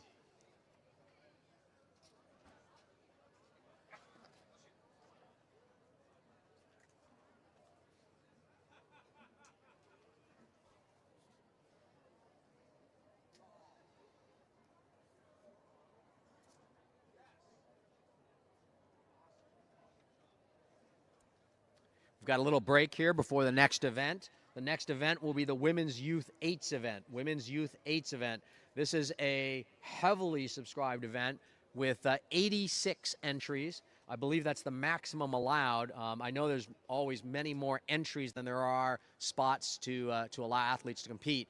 Because of time constraints here, each event is limited in number to a particular number of competitors because otherwise, the regatta would go on for probably several weeks. My understanding is there's something around a 3 or 4 to 1 ratio between applicants or entries made and entries granted. So there's huge demand for spots here at the head of the Charles, and I do not envy the regatta selection committee, who it's basically a system where if you finish in the top half of your event, your team or your crew is guaranteed an entry the next year.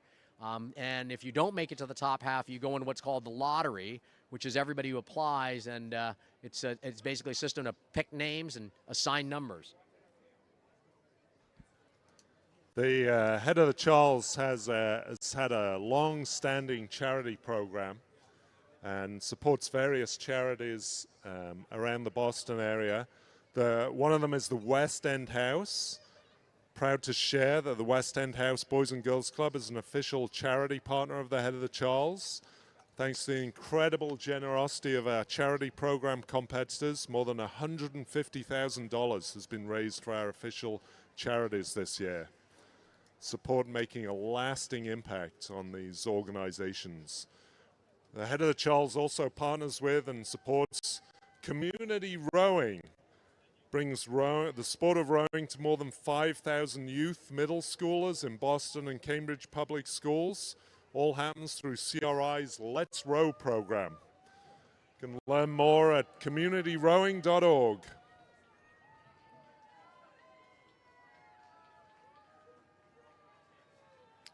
So the regatta intentionally leaves a larger break between certain events where the expectation is that the event will be fairly fast. So the Women's Youth 8s event typically has some fairly fast crews, and so the idea is to put a little bigger gap in front of that event just in case for safety reasons.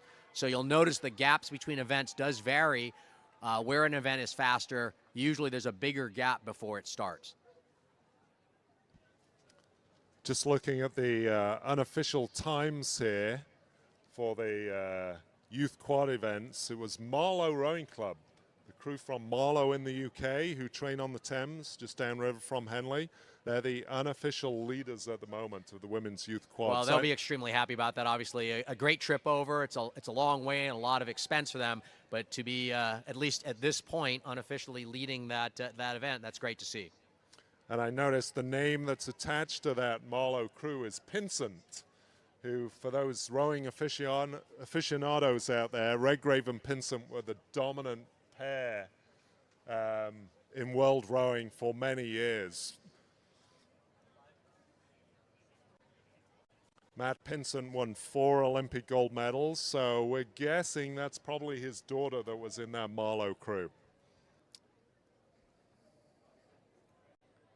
Well, it's obviously a good pedigree, and I'm sure that it's some great probably coaching, but it may also be a lot of pressure in the household to live up to that. You know, I hope that the family is balancing that well. I do not know them personally, so can't say. I do know several Olympic medalists who have earned medals in rowing, and sometimes their children are very excited to get into rowing, and sometimes their children absolutely avoid the sport.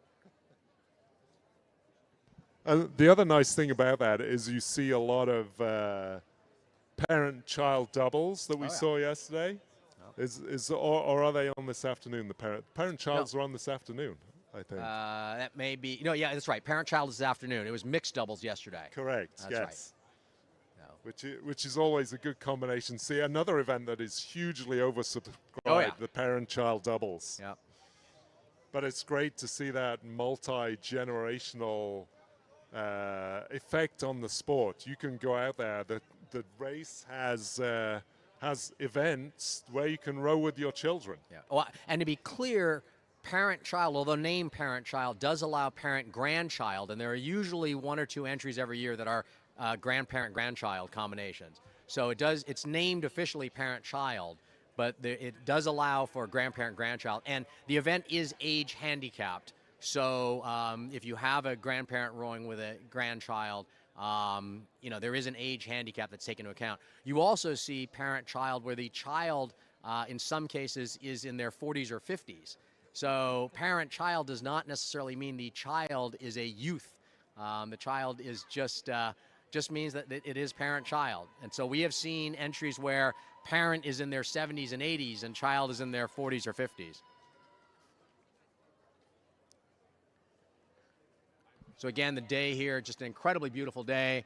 The bridge, let's see, probably an hour ago was about 1 deep against the railing, and it now looks like it's about 3 or 4 deep against the railing. So we're getting a lot more fans coming out here, and I can see people basically everywhere there's not a tree blocking them. I think there's people on shore from at least what I can see.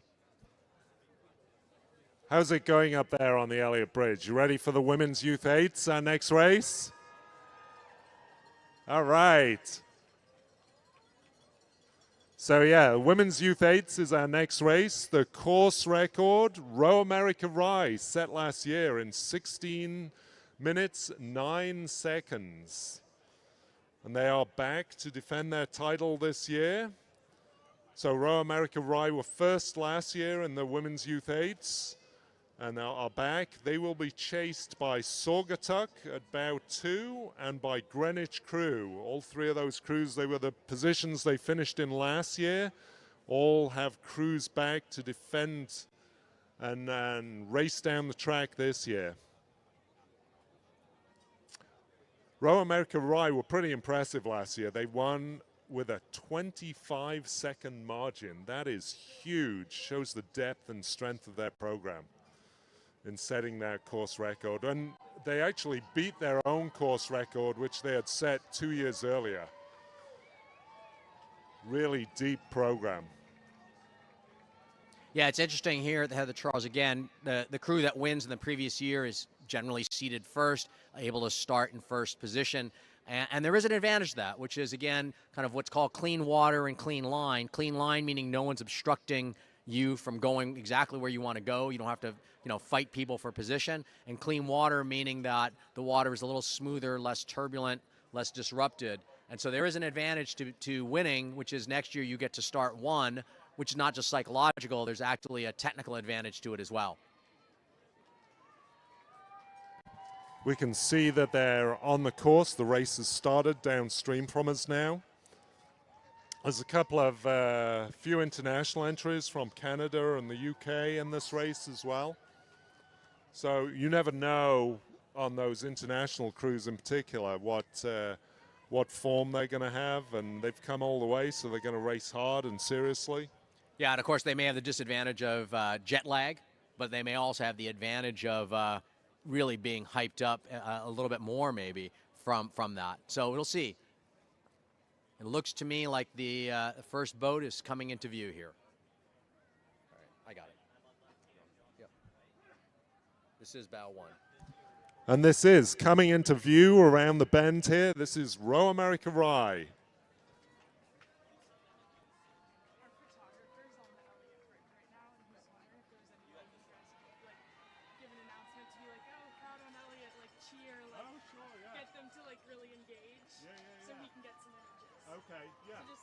And passing us right now, this is Row America Rye. All right, let's hear it on the Elliott Bridge. Row America Rye going past CBC. Hear those cowbells, get that cheering. First boat in Women's Youth 8s going right under the Elliott Bridge, big cheer. Yeah, this is a big event here. We get a lot of family members, a lot of friends showing up. This event draws a tremendous crowd. So let's keep it up for the entire field here. For all 86 boats. This is three. Bow number 3, this is Saugatuck from Westport, Connecticut. Their first varsity 8. And then 2. Wow, that's a big pass. Oh, sorry, 3, that was Greenwich Crew, my error. 3 was Greenwich, and 2 is Saugatuck. So Saugatuck passing in front of us just right now. passing Cambridge Boat Club now.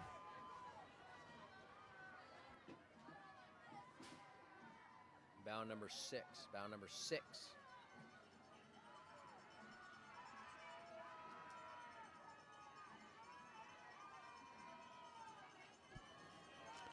Bow 6, this is the first of our international entries. The Headington School in Oxford. They're on the Thames in Oxford. Headington School, they are making up some ground here. And Headington must have a pretty strong rowing program. I think that's the 3rd or 4th boat this morning that we've seen from Headington across the various events. 4. Crew 4 in the dark tops and dark boats. That's another Saugatuck crew, showing the strength and depth of their program. And then 7. So Saugatuck, crew 4. 7. Crew 7, this is another Row America Rye boat, again showing the strength and depth of their program. Row America Rye, boat 7 going past Cambridge Boat Club. And 8. Crew 8 approaching the boat club, just going past, is St. Andrews Rowing from Roswell in Georgia. Boy, that 3-person is outrageous. St. Andrews about to go under the Elliott Bridge. 9. Say Marin or Marin. Crew number 9 in the dark boat, White Blades, that's Marin from California. And then 10 in the white boat with blue and green oars. 10. In the white boat with the blue oars, that's Nutrie from Northfield, Illinois. They share a boathouse with the Loyola Academy in Northfield. And this is 5. Orange and black tops. 5. Crew number 5 is Ridley College from St. Catharines, Ontario, down from Canada.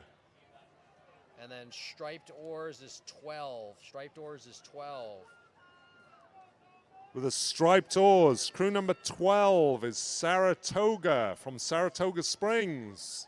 Pink tops 11. And in the pink tops, that's crew 11, DC National. And then CRI is 13. 11, DC National in the pink tops. CRI 13. And 13 in the red boat and red tops is CRI, Community Rowing from Upstream. And then 14 with the orange hats. 14 orange And hats. 14 with the orange hats, that's Oakland Strokes, going past Cambridge Boat Club, doing a big push. Orange hats, Oakland Strokes.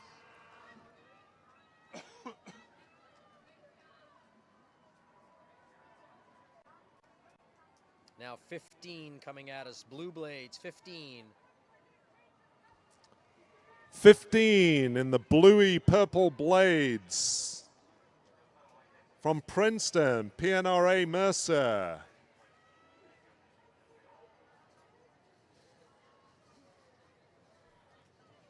Right, This is the Princeton National Rowing Association. 15 going past Cambridge Boat Club. Overlapping oars, hitting oars. Some interesting action here. A lot of yelling back and forth. A lot of yelling So between these crews. 18 is closest to us. 18 closest to us. 18 on the Cambridge side is Atlanta Juniors. And then Atlanta in the middle of the river, Juniors. 16. In the 16 middle in of the these middle of the three boats is crew 16. BCC crew from Chevy Chase. And then 17 on the far side. 17. On the side, close on the Boston side, it's Greenwich crew. 3 boats neck and neck battling through the Elliott Bridge here. And then it's 19 here. 19. 19 staying out of the fray. It's Milwaukee. And then it's 20. Crew number 20 going past the boat club right now. Mount St. Joseph. Mount St. Joseph going under the Elliott Bridge right now.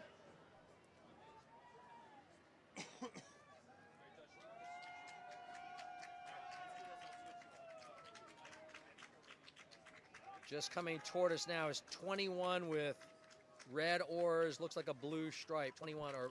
21 with the red oars is Brentwood from Mill Bay in British Columbia. They were the 2025 Canadian National Champions. Then 22. That's Brentwood College School. 22. Brentwood passing Cambridge Boat Club right now. Then 22 from Montclair. Montclair, New Jersey, that's 22 going past Cambridge Boat Club. Then 23. Montclair High School. 23. 23 is Dallas United crew from Texas. 23 passing Cambridge Boat Club. 24 in a white boat. 24. And right behind them, 24 in the white boat and white hats. And then 25. That's Sacramento State Aquatic Center. Crew 24 approaching the Elliott Bridge. Crew 25 passing Cambridge Boat Club is TBC Racing. Crew 25, TBC Racing from Washington, D.C. The girls varsity 8. Last half mile, TBC. Take it home. 27. White blades with blue tips. 27. Of the 3 boats approaching us now, TBC is PCRA. 27. Pelham Community Rowing, Crew 27, approaching 28. Cambridge Boat Club. 28 is second. 28. 28 with the dark blades, that's White Marsh Boat Club from Conshohocken, Pennsylvania. White Marsh. 26 in the red boat. 26. And in the red boat, that is San Diego Rowing Club. 26, San Diego in the red boat.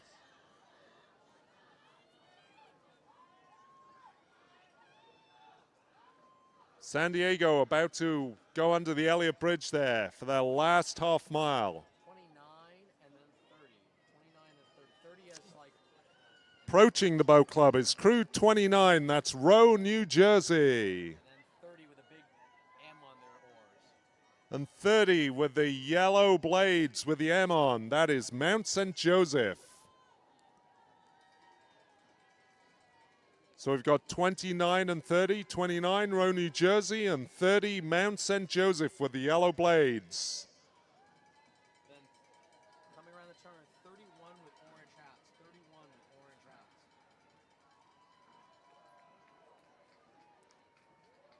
Approaching Cambridge Boat Club, this is 30 Crew 31, the Oakland Strokes in the orange hats.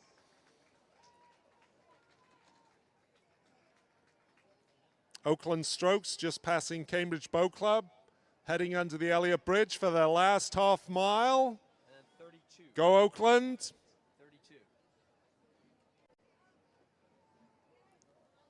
Crew 32, approaching Cambridge Boat Club from Alexandria, Virginia. This is Old Dominion.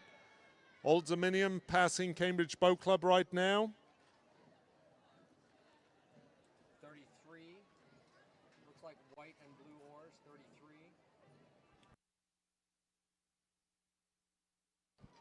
Los Gatos, Crew 33, all the way from California. The notes we've got for that crew is "This boat keeps." Los Gatos. 35. They're followed by Crew 35 up from Osprey, Florida, Sarasota Crew. 34 here. Sarasota are about to go under the bridge. 34 in the teal and white tops. 34. 34 in the teal bluish tops. 34, that's Erie Canal. 36. This is a very young crew with only 2 returning athletes. 36 in the blue boat. So 34, Erie. In the blue boat, that's 36. Holy Names Academy.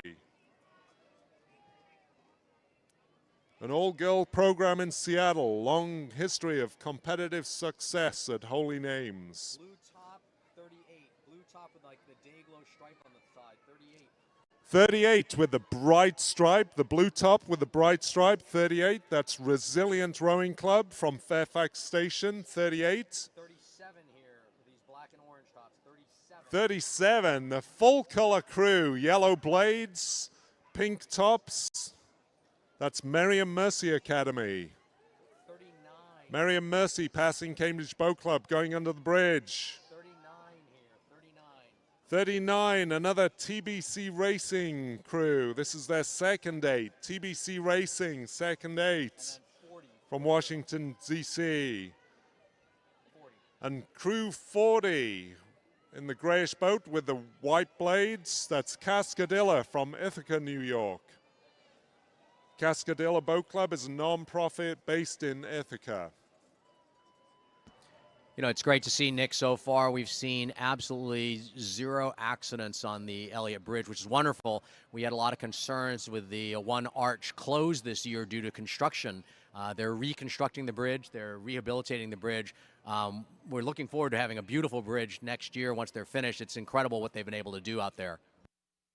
It is good, though, that the regatta was heavy on its messaging, making sure that everyone knew this Cambridge Arch was closed, and everyone seems to have got that message. 42. Crew 42 going past Cambridge Boat Club. Whitman Crew, they're from Glen Echo, Maryland.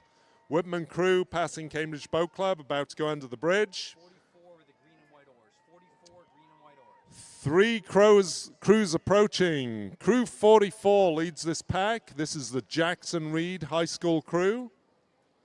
Jackson Reed from Washington, D.C. The white boat is, in the second white boat is 41. Crew 41 in the second white boat with the pink tops is Crew 41, Radnor Girls Crew from Wayne, Pennsylvania. CRI is 43. And CRI in the red boat and red tops and red blades is CRI from upriver. And then in this blue and white boat, or blue and white tops, is 47. 47. The blue and white tops passing Cambridge Boat Club right now is Crew 47 from Narragansett down in Providence, Rhode Island. These are hip cats ready to take the Charles like cool cucumbers. That's what their bio says. 48 here, 48. Crew 48 is Rose City from Portland, Oregon. Rose City going under the Elliott Bridge. Give them a big cheer on the bridge. They've come all the way from Portland. 45. 45 is Phillips Exeter Academy from Exeter, New Hampshire. Going past Cambridge Boat Club, this is Phillips Exeter, Crew 45. Straight blades are And the striped oars, this is Crew 49, Mount Baker in Seattle, Washington, returning for the second year from Mount Baker. And then this eight looks like Windsor. It's 46. They've got a Mount Baker going under the bridge, and followed by Windsor School just upriver. Our notes on this Windsor School crew say they are a funky fast 8 from beyond the Elliott Bridge turn. There you go, Windsor. Show us what funky and fast means on your turn. You know this river.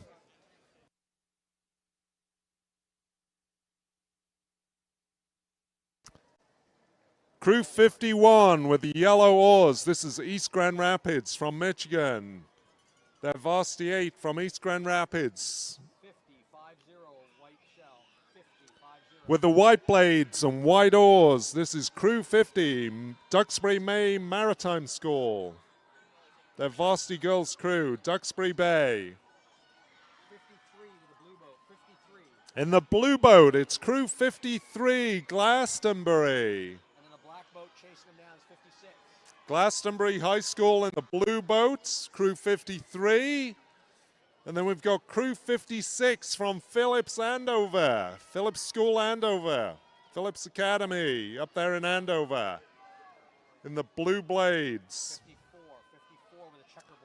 54 with the checkerboard blades is Boston Latin School.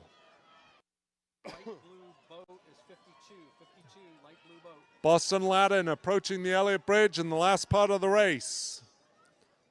Then crew 52 from Bedford, New Hampshire. It's the Bedford Crew Club. Bedford in the blue boat. And then white boat.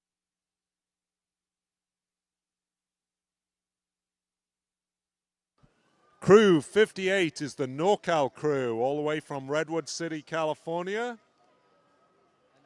Crew 58 in the white boat. 55 with the green and white oars in the dark boat. That is WJ Crew, Walter Johnson Crew. From Bethesda, Maryland, Walter Johnson Crew, Crew 55, passing Cambridge Boat Club, about to go under the bridge. Then 59, immediately followed by 57. 59 and 57. 59 and 57 side by side here. 59 in the white boat on the far side with the blue tops. That's one Arlington rowing. Crew 59. And crew 57 with the dark blades. That's Shrewsbury High School. From Shrewsbury in Massachusetts. Shrewsbury High School. About to go under the Elliott Bridge. Orange and maroon is 60, and then immediately behind them 62. Crew 60 with the stripes, the orange and maroon stripes. Crew 60, that's Wayland Weston. And 62. Wayland Weston is crew 60. Crew 62, that's Miami Beach Rowing Club in the white tops and blue boats. Crew 62, Miami Beach up from Florida. Nearly all of those girls raced at Youth Nationals last year. In this boat with a red hull, red oars, 64, red boat. In the red here, this is crew 64, Hingham High School. Hingham down on the coast in Massachusetts. Hingham High School going past Cambridge Boat Club. They started their program in 2011.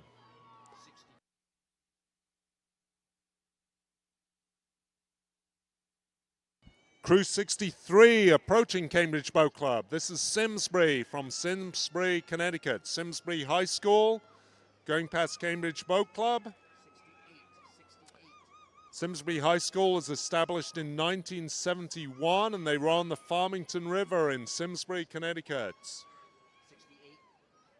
Crew 68, another crew from London, row on the Thames, St. Paul's Girls' School. 61 in the white tops. 61. St. Paul's just going under the Elliott Bridge. 61 in the white tops. That's Greater Lawrence Rowing from Lawrence, Massachusetts. 65 red tops. 65. And in the red tops, that's crew 65 from Niskayuna, New York. And then 66 in the maroon. 66 in the maroon. 65 going past the boat club, approaching the Elliott Bridge. 66, another Arlington Belmont crew. In the red top, 66 going past the boat club, Arlington Belmont. Then 67, that's Nobles. And then 71. The Nobles, Noble and Greenough School. 71. That coach is around here somewhere. 71. 71, Lower Merion. Crew 71 approaching the Elliott Bridge, Lower Merion from Ardmore, Pennsylvania. Right. Blue and red oars is 70. Blue and red oars is 70. And maroon These- is 69. Maroon top 69. Crew 70 with the light blue, that's Northfield Mount Herman. 69 on the maroon top. 69. And in the maroon tops, that's Concord crew from Concord, New Hampshire. On the far side, 74. On the near side, 72. On the far side, crew 74 is another Tideway Scullers crew. And then 72 in the white boat. 72 in the white boat. 72, that's Indianapolis Rowing Club in the white boat closest to us. And then 75, Green Lake rowing. The cox with the day glow green. 73. The black and red is 73. 73 in the black and red. This is Lawrenceville from Princeton Junction in New Jersey.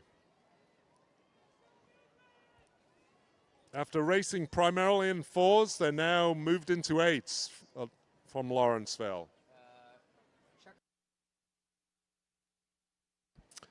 Crew 78 approaching Cambridge Boat Club with the checkered oars. This is Westerville from Westerville, Ohio. Westerville Rowing Club. Crew 78 approaching the Elliott Bridge. 81 in the maroon. 81 approaching the Cambridge Boat Club. That's Ocean City Boosters and High School. Ocean City from Ocean City, New Jersey. Top is 82. Blue tops 82. And at 82, that's St. Edward's School, another crew from Oxford. Maroon tops are 77. Maroon top 77. So St. Edward's 82 going past us now. And in the maroon tops, that's crew 77. Another crew over from Chester, England, from King's Chester School. White tops on the far side. Oops, sorry, no, 77 is Jacksonville Episcopal. My fault. White tops 77. 79.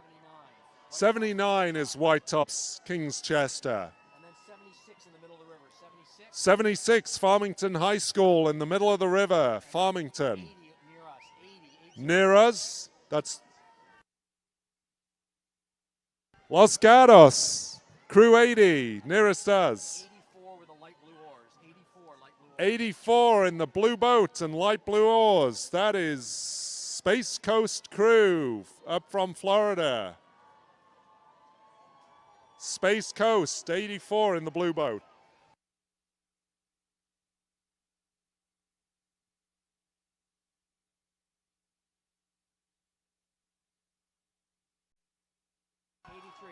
Crew 83, based out of Cambridge Boat Club. It's the Cambridge Ringe and Latin School.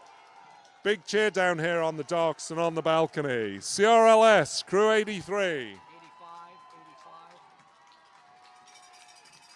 Take it home, CRLS. 85. Crew 85 from Newport Seabase Rowing in Newport Beach, California. Newport Seabase approaching the Elliott Bridge. Last half mile, Newport. 86 coming around.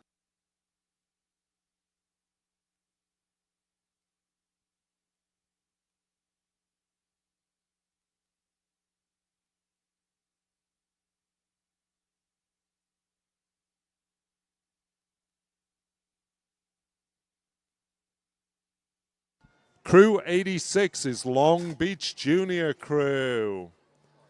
These are a very motivated younger crew who have had some great success at regionals, both sweeping and sculling. Long Beach Juniors going under the Elliott Bridge, taking it home for their last half mile, getting ready for that big push. Pushing for the finish line in the last half mile, one bend to go.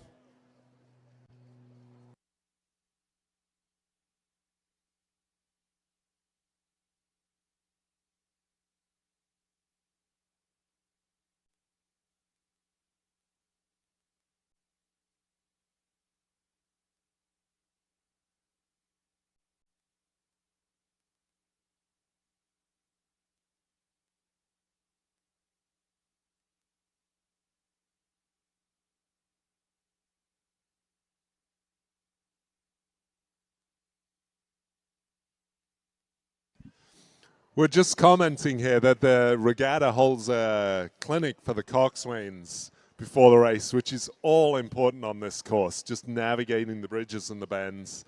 And we really work hard to encourage all the coxers and anybody who's steering the boat. So, you know, scullers in the singles and doubles and the quads to attend the coxswain clinic. It's so important on this race. And we're just commenting, it seems to have paid off so far this year, even though the arch is closed on the bridge, I only know of one sculler on Friday morning, one of the oldest scullers, who went under the booms there and got a little stuck. But other than that, everyone's been doing an amazing job on their steering. It's so good to see.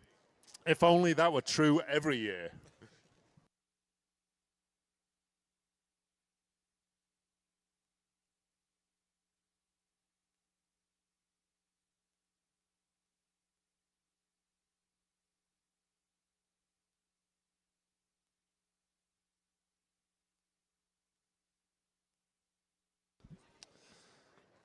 All right, the regatta couldn't run without its sponsors, and Delta Airlines is a big partner of ours this year.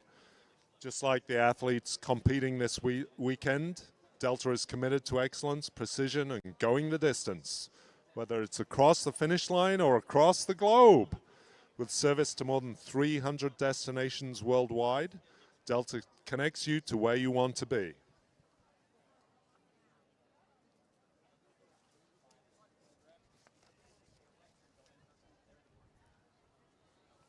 And Heineken is another partner of ours.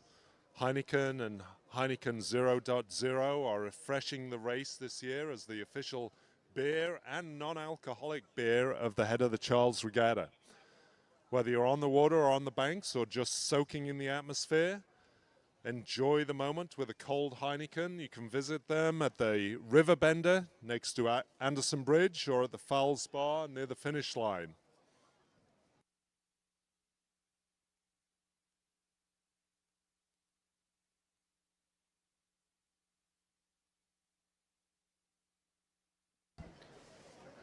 So already on the course is the next event, the women's youth doubles. Women's youth doubles. This event is always interesting because the crews so often change year to year. Even though their clubs may have earned a guaranteed return entry, the individuals in the boat may change. So for example, the crew starting bow number 1 from Waterford, Sandy, Utah, their crew won last year, but the 2 women in this boat this year both are new to rowing and started rowing only about 6 months ago. So it'll be interesting to see how they deal with the fact that, you know, they're starting bow number 1, but both women in that boat only started rowing 6 months ago.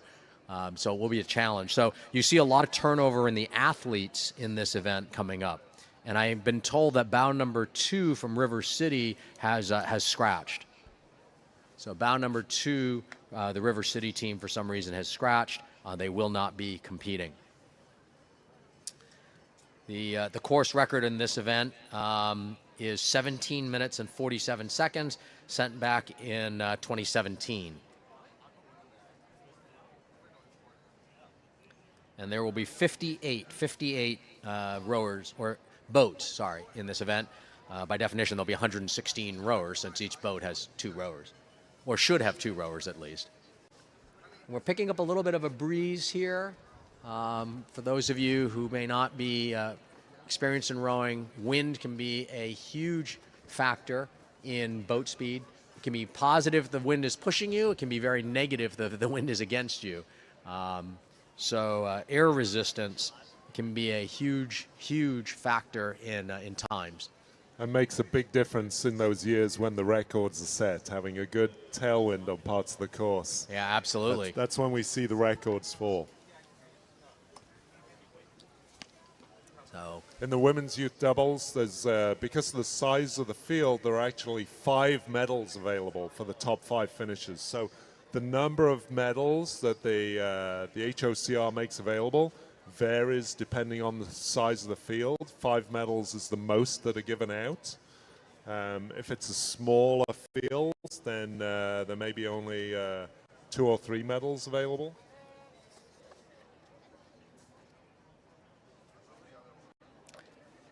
yeah, I don't think I've ever seen a 4th or a 5th. What is it colored? I got a 4th yesterday. What's it colored? I don't know. I forget. It's just it's a bronze color, I think. Okay. Yeah. We were just discussing here I know that the first place medals are basically a kind of a muted gold color. Second place medals are a muted silver color. Third place is a muted bronze color. And I was asking Nick if he knew what color the fourth and fifth place medals are. He said he got a fourth place medal yesterday, and he was trying to remember what color it was. He thinks it's somewhat bronze-like. So.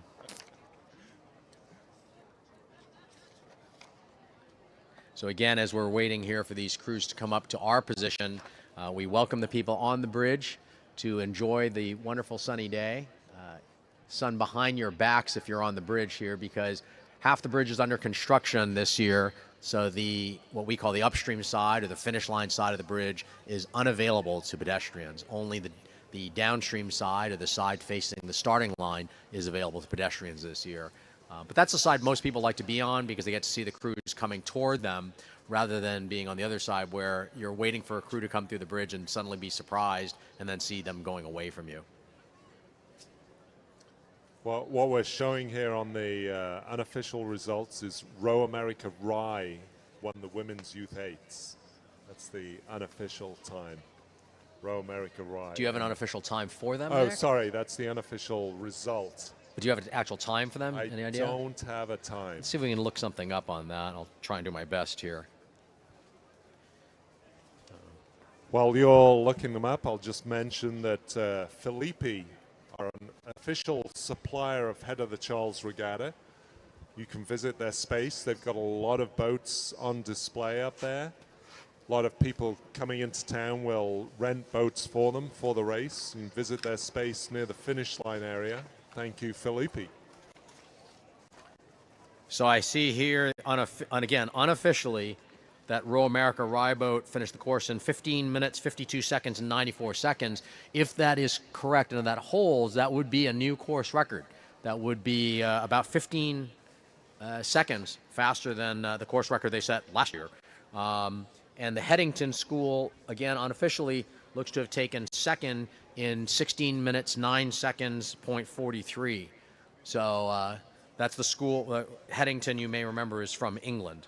Row America Rye have been impressive. They've been bringing that record down over the last few years in the women's youth eights. Yeah, they really have. It's been incredible how they've been able to do that. I think this is the third time now they've set the course record in the last 5 years. Again, if that holds, this is an unofficial result.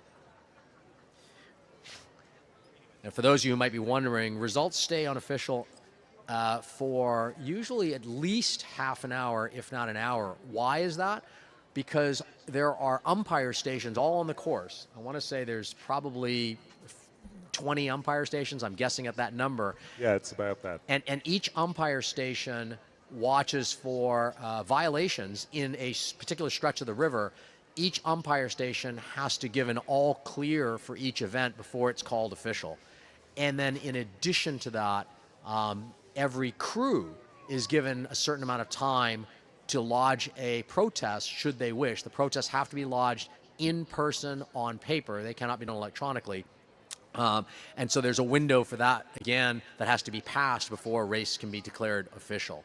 So there's the umpire stations have to report in, and the window for protests has to be completed before a race can be declared official.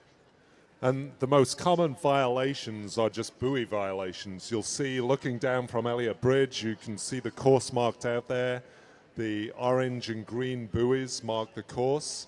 So the rule is the blades can go over those buoys, but the boat cannot cross those buoys. If the boat itself crosses those buoys, that's when there's a time penalty. And I'm going to clarify that just a little bit, Nick, because this sometimes, rarely, but sometimes comes into play, which is the buoy cannot appear on the wrong side of the hull. If the buoy goes underneath the boat but does not pop up on the wrong side of the boat, it is technically not a buoy violation and there is no penalty. Now, obviously, it's very difficult to try and strategize that, but I have seen it occur where a boat runs over a buoy, and if it doesn't show up on the wrong side, it is not a violation. There you go. That's a full coxswain's input for you. That's right. If you want to really fine-tune things. Yeah. That would be pushing it tight in my view, but... Oh, it'd be outrageously tight, yeah.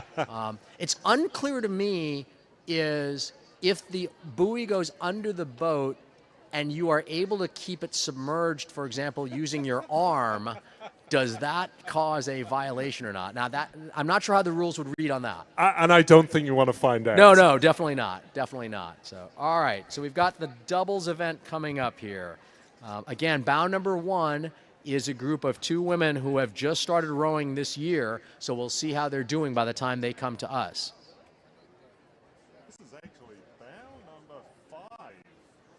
So again, we expect a lot of turnover in this event because of the changes in personnel in these events. So Nick is saying the first boat coming toward us now is bow number 5. That's Founders Rowing out of Dallas, Texas. Bow number 5 in the light blue oars, light blue top. Obviously having theoretically passed 4 crews if they're the first ones to us and they're bow number 5. We are assuming the crews started in order, right? Followed by bow number 1 with the white blade stock top. And they're followed by bow number 1 from Watford, Sandy, Utah. That's bow number 1, the 2 ladies who just started rowing this year. So doing a pretty good job staying away from most of the field, or staying ahead of most of the field there, given that they've only been rowing for 6 months. Got to give them a lot of credit. But bow number 5, first to the bridge here. And then bow number 1.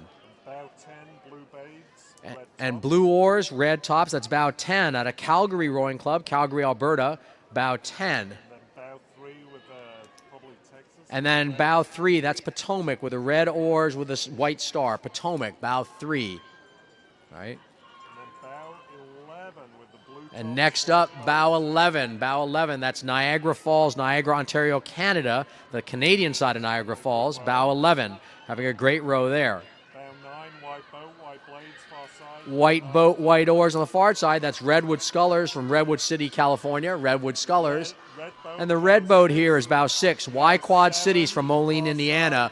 And on the far side, bow 7, trying to pass bow 6. In the white boat, that's Rochester Rowing Club out of Minnesota. Rochester, Minnesota. There.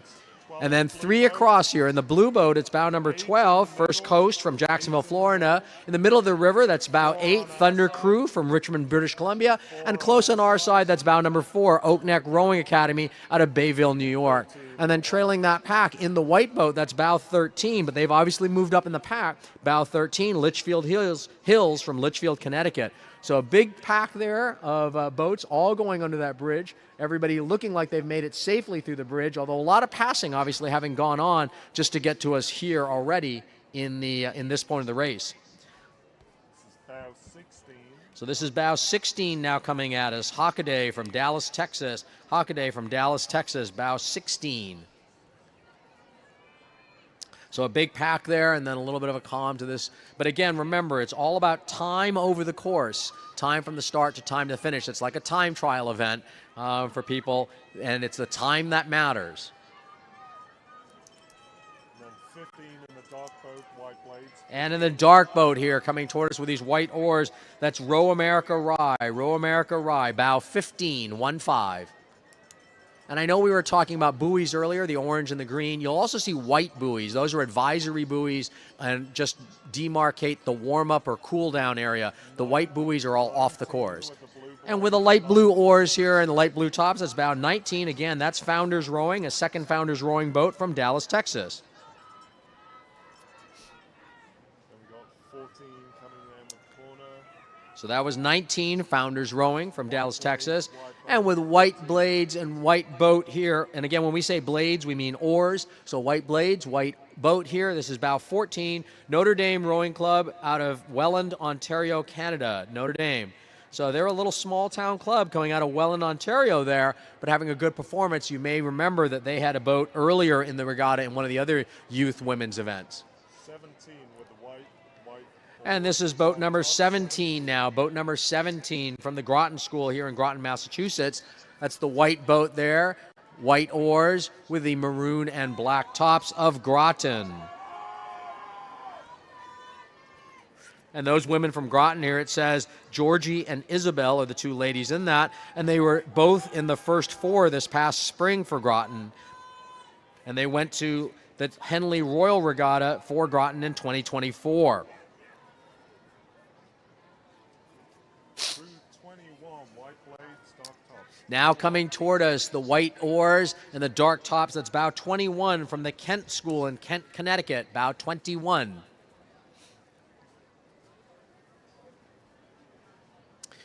And for those of you who may not be familiar with rowing, these women make it look so smooth and easy, but trust me, they are working very, very hard.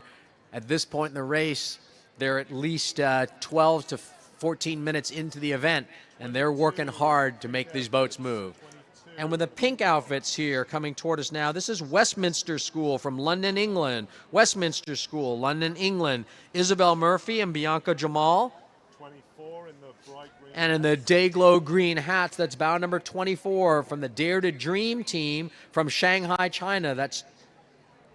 I apologize, that is not the Dare to Dream team. That's bow number 24 in the day-glow. That's GMS Rowing out of New Milford, Connecticut. New Milford, Connecticut.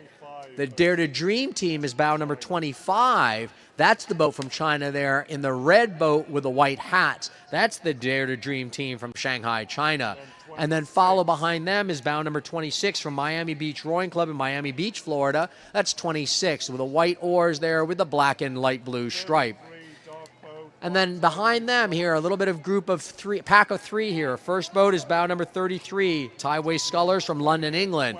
Tideway Scullers. And then in the black and white right behind them, that's bow number 28. That's Charlotte Youth Rowing from Charlotte, North Carolina. And then in blue and yellow oars here right behind them, that's bow number 23. That's Springside Chestnut Hill from Philadelphia, Pennsylvania. Springside Chestnut Hill.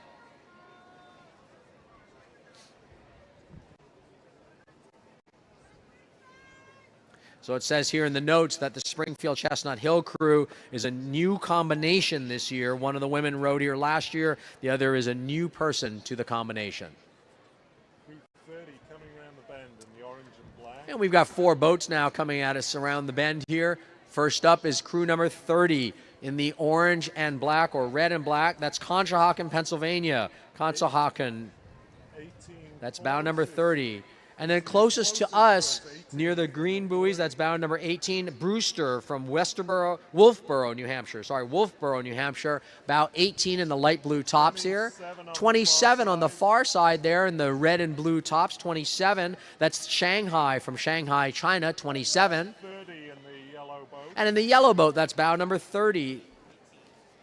That's bow number 30, who I thought was Conshohocken earlier, so I mistakenly called another boat earlier. I apologize. This is Conshohocken, Pennsylvania, bow number 30. So I miscalled some other boat.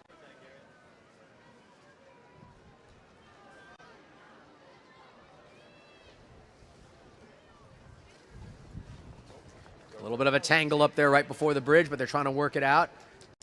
Trying to do it amicably. And there they go. They're all now back off their way. In the orange oars here, that's bow number 32, Germantown Friends from Philadelphia, Pennsylvania with the orange oars, 32, white boat. And following them closely is bow number 34 in the dark boat. That's Westside Rowing Club out of Buffalo, New York. Westside Rowing, Buffalo, New York. There.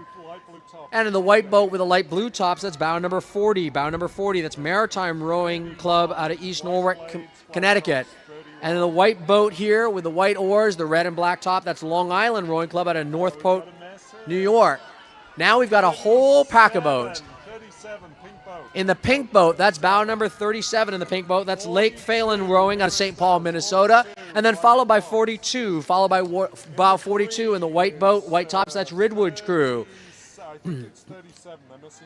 In the striped boat, that's bow number 38. Bow number 38 from Riverside. And we're not sure who was the white boat there with the other, with the dark.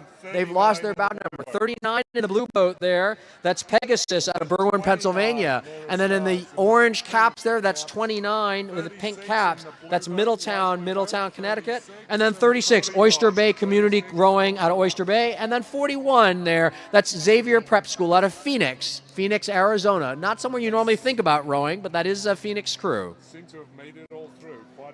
And it looks like everybody made it through without any real accidents here. 47. Although I'm watching the other side of the bridge, looks like they're about to have an accident. 47 here. Next up, Cambridge Boat Club. 47, Cambridge Boat Club. And then 45, Blairstown, New Jersey. Blairstown, New Jersey there in 45. So 47 having just passed 45. So a big pack there. But it looks like everyone made it through safely. It looked like there was a little bit of bumping on the far side of the bridge, but maybe a brief stoppage there between some of the crews, but they were able to keep going and go smoothly. Next up, 46 here. This is Three Rivers from Pittsburgh, Pennsylvania. Three Rivers, Pittsburgh, Pennsylvania, just approaching the bridge with those red oars. And then coming up toward us now, this is bow number 43, CC High School, CCHS crew from San Diego, California. I don't know what the CC stands for. Cathedral Catholic. Cathedral Catholic, I'm being told. Cathedral Catholic High School. You can see they've got some red caps on with a little bit of bling on those caps there. So Cathedral Catholic out of San Diego, California. Probably very thankful it's a warm day by Boston standards. Crew 53 with the white tops and Now coming at us, crew 53 with the white tops here and kind of maroon hats here. That's Indianapolis Rowing Club out of Indianapolis, Indiana. 53, Indianapolis, Indiana. then 44 with the red boat, red tops, 44. So next up behind them, bow number 44, that's Bergen County out of Ridgefield Park, New Jersey. Bergen County with the red tops there, bow number 44. And it's a red boat as well to help you identify who's who. Bow number 44. 48, dark tops, dark boat. And in a dark tops here with dark tops, the light blue stripe, that's bow number 48. That's Lourdes Academy out of Miami, Florida. Miami, Florida's Lourdes Academy. Bow 48.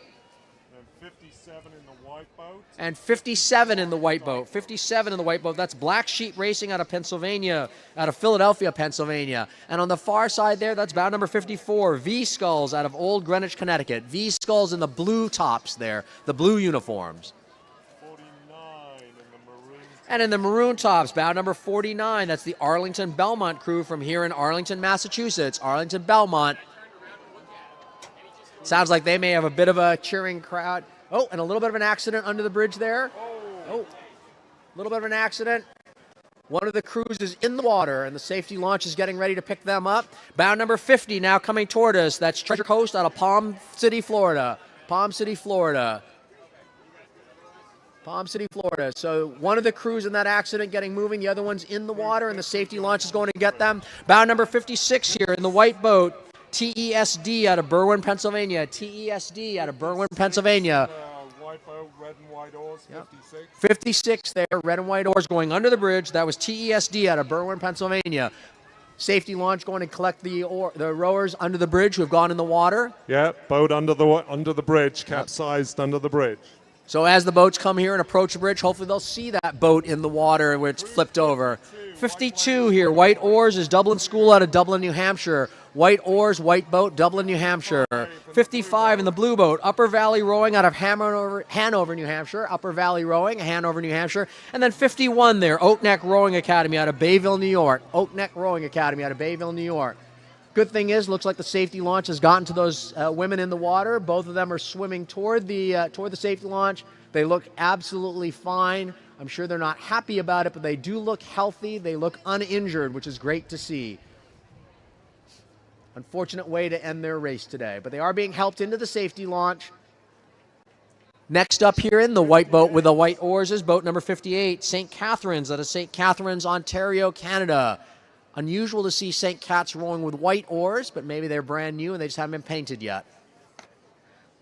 So one thing as spectators, whether you're online or here in person, you should understand is there are safety launches marked all along the river. The goal of the Head of the Charles and the design is to have anyone who goes in the water or has any medical issue reached within 45 seconds. That's the goal target, 45 seconds to be able to rescue someone from an emergency condition. So those safety launches and are staffed with both launch drivers and EMTs and, of course, first aid kits on them as well. They're marked all along the river here. Several years ago, there was a woman who unfortunately had a heart attack during the Head of the Charles, and the safety launch did get to her, and they were able to rescue her, get her to shore, and get her in an ambulance to the hospital. But that incident did actually help redesign the entire safety launch program here at the Head of the Charles. They went from, I think the target at that time was about 1.5 minutes for rescue. And again, I think they're now down to a 45-second target for rescue at any point on the river. And athletes understand that in a rescue situation, the rescue boat obviously has priority over racers and will cut off racers if necessary in order to save lives and to preserve health. So it looks like there's a discussion going on here at this boat that they've rescued as to whether the ladies will continue the event or whether they'll take the launch to shore. So I think the launch discussion is going on there. But that does complete, other than that, the roster. And I do apologize to boat number 20 from Ridley College, St. Catharines, Ontario, Canada. I had misread them as boat number 30. So apologies to Ridley College, boat number 20. They did go by us earlier on, and I had read them as boat number 30, which was Conshohocken, Pennsylvania.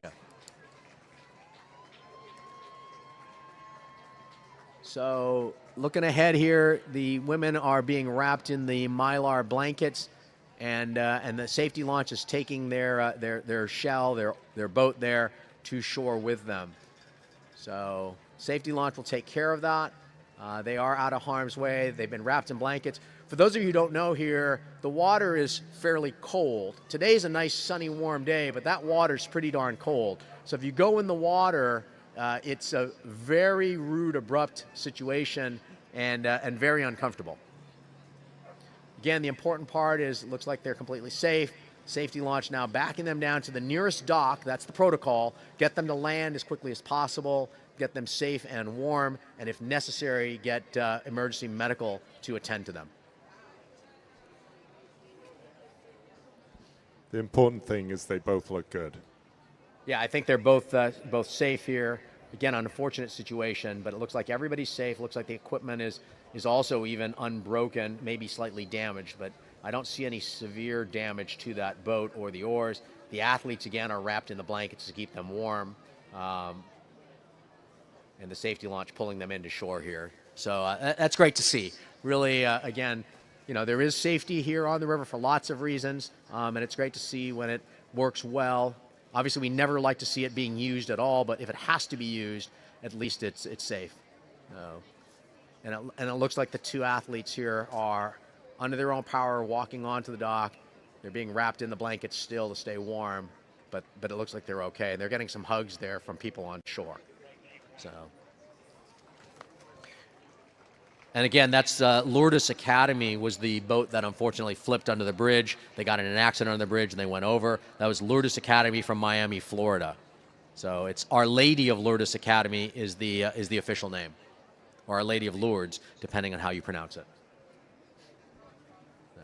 So what we're showing on the unofficial results for that is the Tideway Scullers School from London are the leader of that women's youth doubles event. So they look to be the winners of that event. Tideway Scullers School from London, row on the tidal part of the Thames in London, just west of the center of the city, a few miles west of the center of the city of London. Yeah, very strong program there at Tideway, all the way from their juniors program all the way to their older masters program. Very competitive programs across the board. You know, good for them if they're able to hold that #1 position for that event. Again, those are unofficial results at this point, but if they can hold that, that's a great trip for them, and obviously a testament to the hard work they do.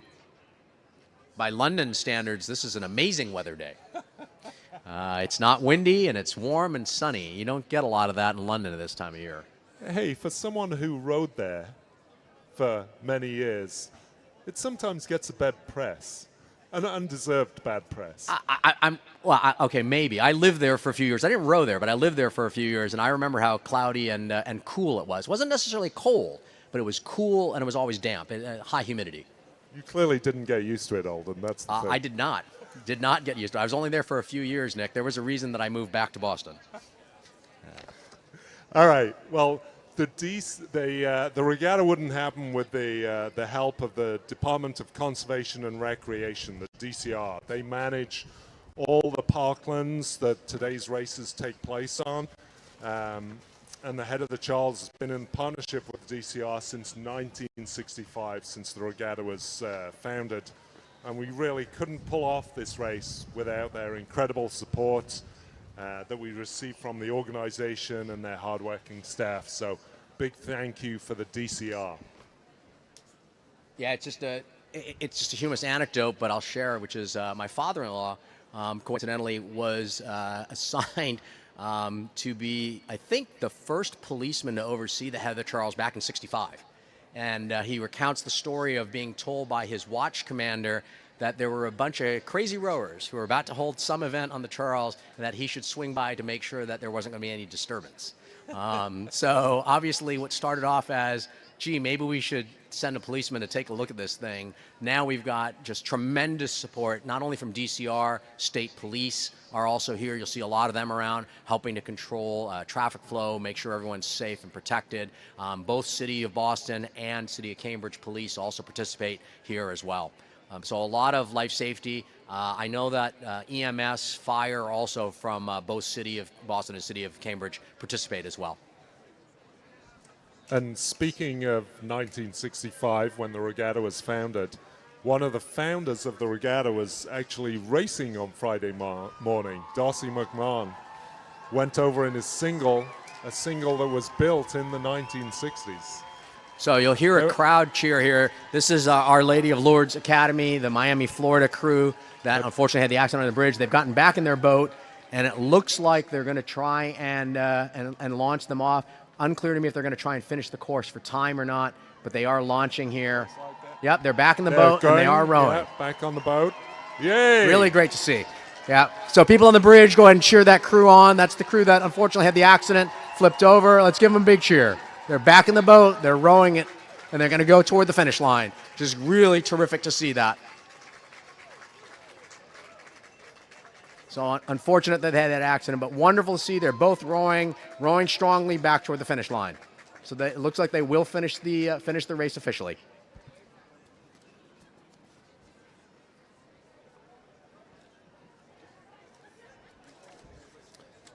All right, so our next race that we'll have coming down the track is going to be the Women's Youth Fours.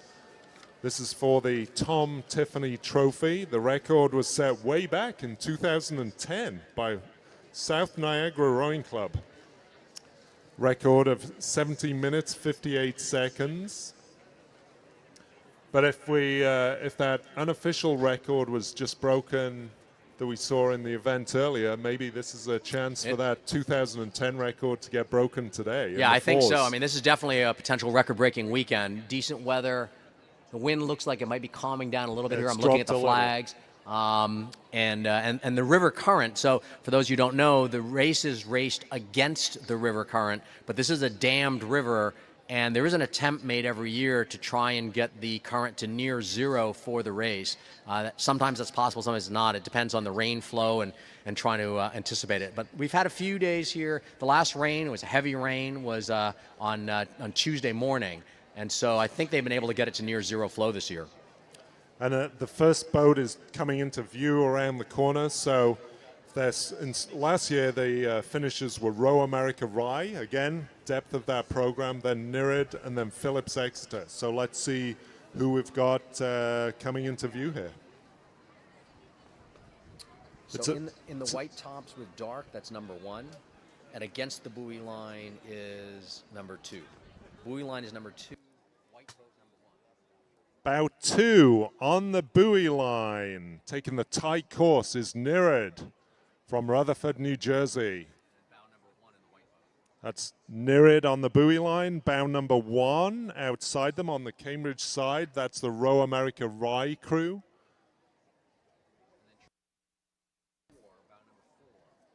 So Nirid Boat Club going past Cambridge Boat Club now. And Row America Rye and the white boats and white blades. Bow 4. That's Greenwich crew. And then in red is bow 3. Red is bow 3. Bow 4 in the dark boats. Going past the boat club, approaching the Elliott Bridge. That's Greenwich crew from Coscob, Connecticut. Crew 3 in the red tops, that's Phillips Exeter. Phillips Exeter Academy from Exeter, New Hampshire, bow 3 in the red tops. The black boat, or the black tops with the black oar with a yellow marker, that's bow 6. Bow 6 with the black tops, that's NorCal crew from Redwood City, California. Red and blue stripes is bow 5. Red and blue stripe top is bow And red and blue striped tops, that's St. Catharines. Bow 5, St. Catharines from St. Catharines, Ontario.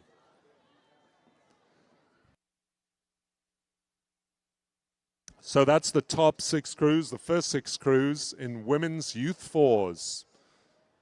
This is event 52 of the regatta, and overall we've got a field of 86 crews in this event. It's a big event, one of the biggest events of the regatta, 86 crews.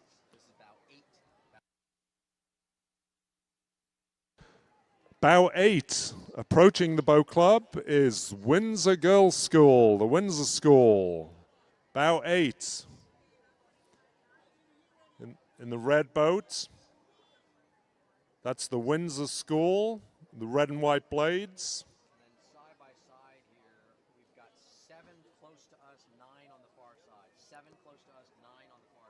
Crew 7, closest to us, in the green is Green Lake. Green Lake crew from Seattle. And on the far side, it's Indianapolis Rowing Club in the white boat, Indianapolis. Crew number 10, just passing Cambridge Boat Club. Crew 10 is Oklahoma City River Sport. OKC River Sport.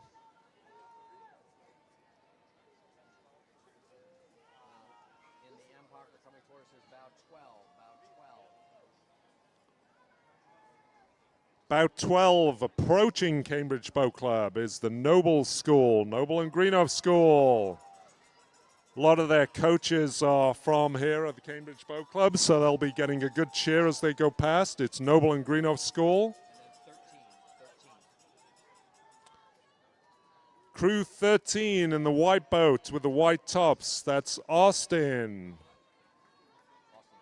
From Austin, Texas. Austin Rowing Club Juniors from Austin, Texas. 15 in the black tops. 15 black tops.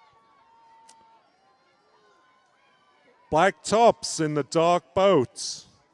Connecticut. All athletes raced in the 2024 Youth National Championships from Connecticut Boat Club. White boat is number 11. Bow number 11, this is TriStar from Louisville, Tennessee. We saw some of their crews earlier. This is a young crew with 3 athletes competing at the HOCR for the first time. Welcome to Boston, TriStar. 14 in the light blue tops. 14 light blue tops. In the light blue tops, it's Narragansett from Providence. These are another bebopping crew of hip cats from Narragansett. 17 from Westport, Connecticut, it's Saugatuck.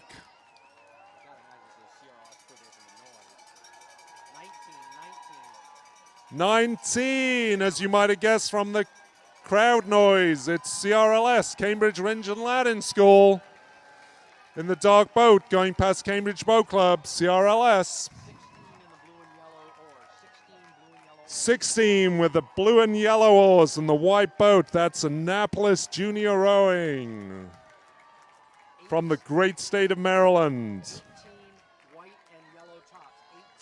18 in the white and yellow tops and white boat. That's Unionville. They're back for their 5th straight year with only 1 returning athlete from last year's boat, Unionville. Crew number 20 in the white boat with the orange oars. That is Triangle Rowing from North Carolina, Raleigh, North Carolina.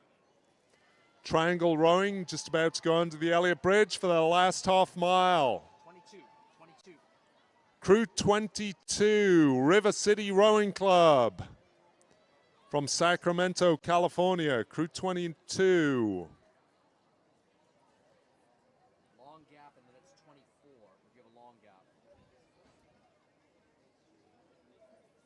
River City just going under the bridge now.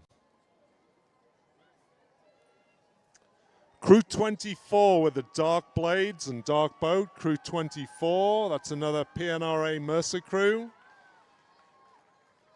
The Princeton National Rowing Association Mercer up from Princeton Junction. 26. And then 26 approaching Cambridge Boat Club. 26 is Holy Names from Seattle, Washington. 26 in the white boat. 25 in the red boat and red tops is Baylor School from Chattanooga, Tennessee. Baylor going past Cambridge Boat Club. 21, that's BB&N. Hear the cheers on the BB&N dock next door to us. BB&N going past Cambridge Boat Club and going past BB&N. 23 in the blue boat, it's Bromfield, Acton, Boxborough. In the teal boat is 28, Bedford Crew Club from Bedford, New Hampshire. 27 in the white boat and the blue tops is Villa Maria Rowing from Malvern, Pennsylvania. Villa Maria. And 29 in the dark boat is Friends of Brookline. Public high school just based upriver with a great coach. 31 Havergal from Toronto, Ontario in the yellow blades. 33 is Gainesville Area Rowing from Gainesville, Florida in the blue blades, blue tops. 32 in the dark boat, dark tops is Westside Rowing from Buffalo, New York. And a crew 30 in the white boat with the white blades. Crew 30 is New Orleans. Take it home, New Orleans. Last half mile to go. Get ready to build.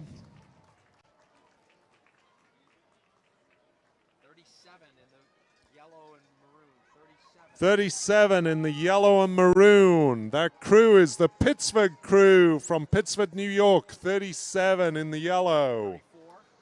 And in 34 is St. Ignatius from Chicago. And they are followed by 36 in the white boat and blue tops. 36 is Camp Randall from Madison, Wisconsin.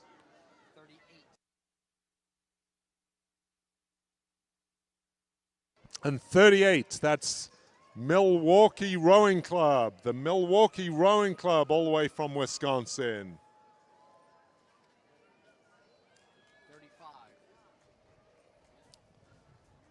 35, going past Cambridge Boat Club now. That's Branksome from Toronto, Ontario.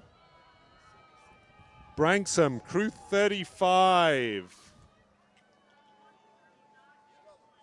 Welcome to the Charles, Branksome.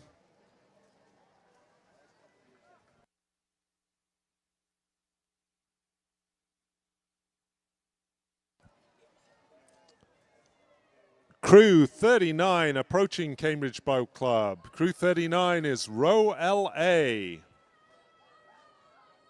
They're out of Marina del Rey in California. Row LA, Crew 39. You got this, Row LA. Take it home.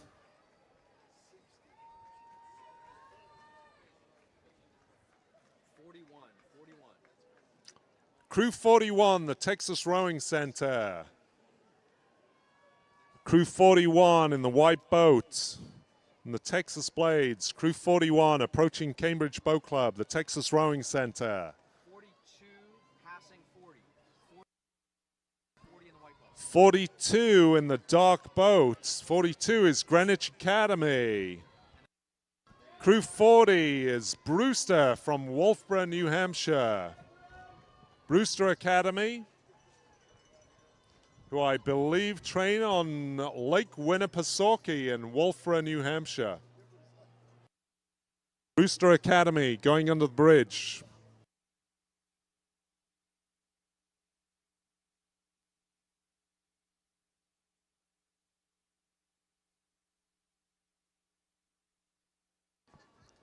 Crew 44 approaching Cambridge Boat Club in the red boat. Some red tops, Crew 44. This is the Blood Street Sculls. And then 45. Blood Street Sculls going past Cambridge Boat Club right now. And 45. 45, Newton Country Day.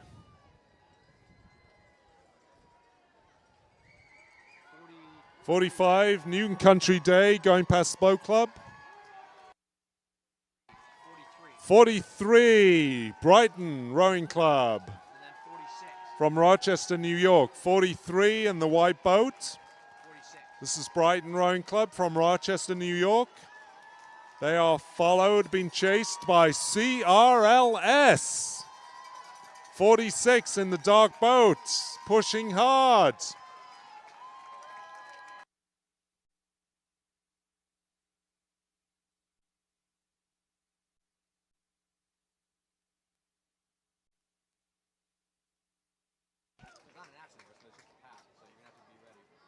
We've got a big pack of boats approaching us now. There's 5 boats coming into view and around the corner. They seem to be well separated, so we should be good. 48, Middlesex. Middlesex School from Concord. So this Middlesex passing Cambridge Boat Club. They are followed by Tabor Academy, 47. And then 51, closest to us, is the Berkshire School from Sheffield, Massachusetts. Berkshire School, 51 in the dark boat. And in the white boat, red tops, red blades, is Crew 50, Hingham High School. Hingham just going past Cambridge Boat Club in the white boat and red blades. And then 49 in the dark boat, white blades. That is Sacred Heart from Greenwich, Connecticut.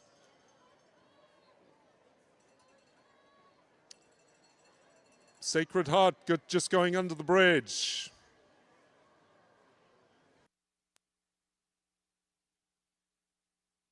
Remember, this is big field, 86 boats in this event.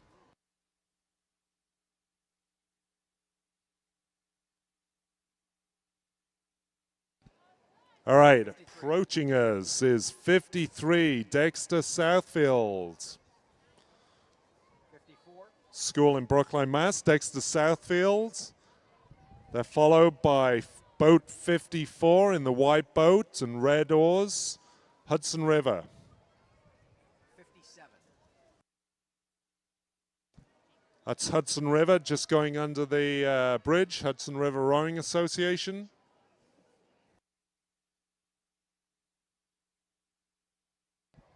57, approaching the Cambridge Boat Club. This is TBC Racing.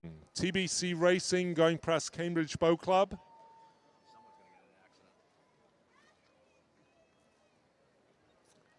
TBC approaching the Elliott Bridge. Last half mile for TBC. 58 against the buoys. 58. Against the buoys, taking the buoy line. A good course. 58, Pine Crest from Fort Lauderdale, Florida. Blue Tops, in the Blue Tops, it's Crew 52, Riverfront Recapture from Hartford, Connecticut. 55 in maroon. 55 And 55 in the maroon, that's Gentle Giant, great partners of the regatta. Gentle Giant from Somerville. 61 with the checkerboard blades. 61. With the checkerboard blades, it's Crew 61, Lake Oswego Community Rowing from Oregon. 62 in the light blue tops. 62 light blue tops. The light blue tops, it's 62, Maritime Rowing Club. 65 right behind them. Right behind them is Crew 65, RNY from Manhattan. Close to us is 59. 59. And closest to us is the Mersey Crew from Rochester. 64. Mersey Crew just going past us and under the bridge. 64. 64 is Miami Rowing going past Cambridge Boat Club. That's 64. 63. 63 with the black, red, white stripe. 63. 63 is the Groton School. 63 just passing Cambridge Boat Club and heading under the Elliott Bridge, about to go under the Elliott Bridge. 69 coming at us with white oars with blue stripes. 69. 69 approaching the Cambridge Boat Club. Crew 69 is Cooper Juniors from Moorestown, New Jersey. This crew is comprised of members of the Cooper Juniors 4 that won Mid-Atlantics and placed 9th at Youth Nationals. All right, Cooper Juniors, take it home. They're all safe, but it's going to be 7 boats like right in a row. The first boat is 67. And approaching us now, this is Crew 67, and another crew from St. Paul's Girls' School in London. From the Thames, London, St. Paul's Girls' School. Crew 67 in the white boat. Crew 60 in the maroon tops is the Arlington Belmont crew. Crew 60 in the maroon tops. And on the buoy line, it's Greater Lawrence Rowing on the buoy line. And in the middle of that pack is Crew 68 from Culver in the middle of the pack in the white boat from Culver, Indiana. Crew 73 in the dark boat is Twin Cities. And in the blue boat, we have Crew 72, Villa Joseph Marie. 71 in the white boat. 71 in the white boat. White boat, Crew 71. CCH crew from San Diego, another CCHS crew. Cathedral Catholic, Crew 71 going under the bridge. Kind of pinky top, 76. In the pinkish tops, Crew 76, Dallas United. 75 in the blue boat, 75. And in 75, in the blue boat, this is Northampton from Western Mass. Crew 75, Northampton Community Rowing. White boat, pink top, 77. In the pink tops, 77 is DC National. In the pink tops, 77, it's DC National. Red boat, 66. Red boat, 66. 66 in the red boat, that is Elizabeth City Rowing Club from North Carolina.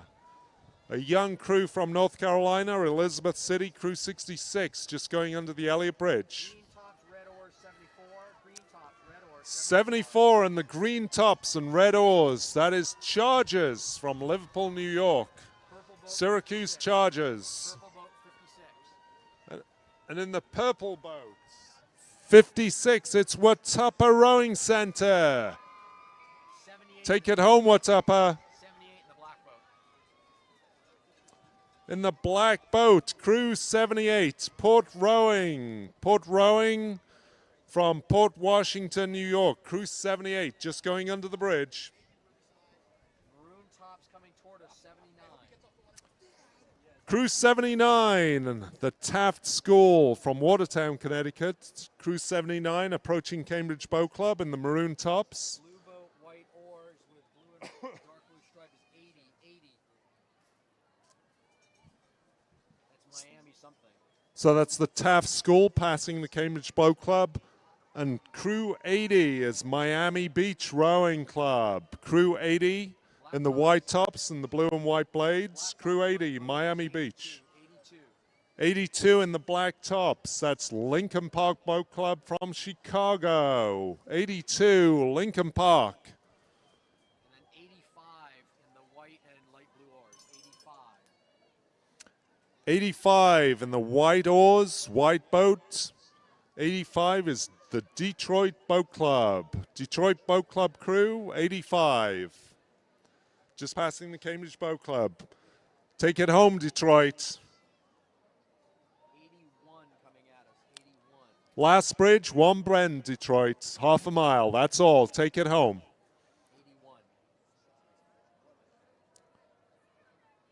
Crew 81 approaching Cambridge Boat Club. This is the Shaker Rowing Association. Shaker High School. Crew 81, Shaker Rowing Association. It's a crew of 16-year-olds from the Shaker Rowing Association, down from New York. 83. Looks like Avon. Yep. Crew 83, the Avon High School from Avon, Connecticut. Crew 83 approaching Cambridge Boat Club now in the white boats, blue blades. This is Avon High School. going past Cambridge Boat Club.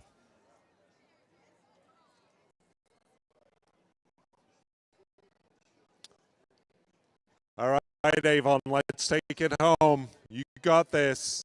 84 in a red boat. 84 red boat, blue uniform. 84. Avon going under the bridge. Last bridge, Avon. 84 in the red boat. This is Glastonbury High School. The Glastonbury High School crew in the red boat going past Cambridge Boat Club. Up from Glastonbury, Connecticut. 86. You got this, Glastonbury.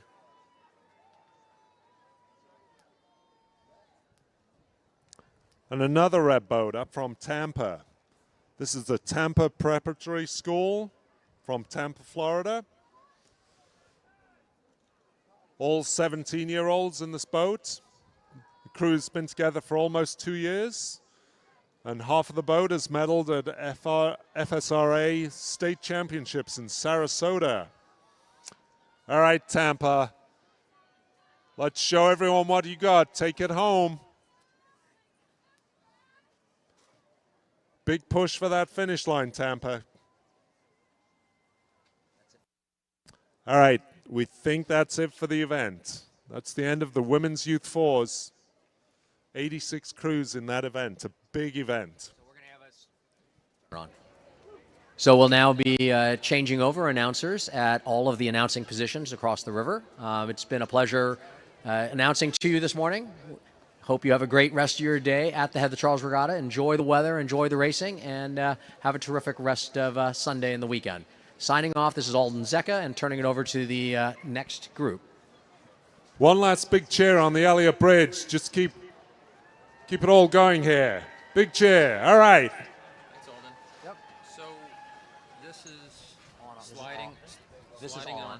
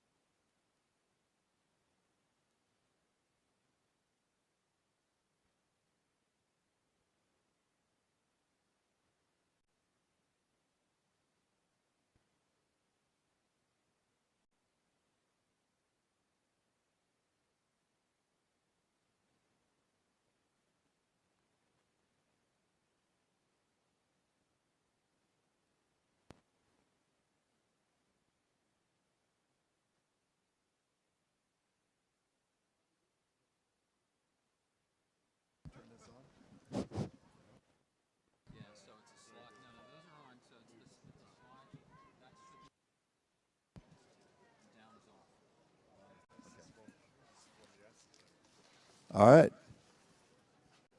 How are we doing over there on the bridge? Well, some people are awake. All right. This is the changeover in announcing. I'm Dave Vogel here with Jim McKay. And our next event is going to be the men's under 17 fours.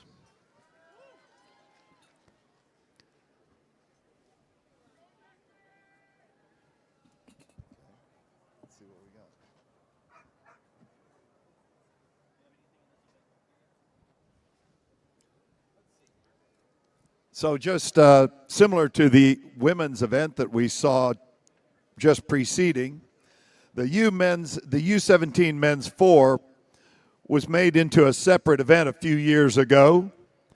Prior to this, the U17 rowers competed at the same time as the youth fours.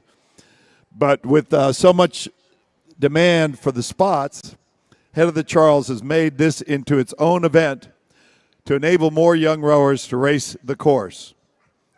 All the athletes here that you will see are under 17 years of age.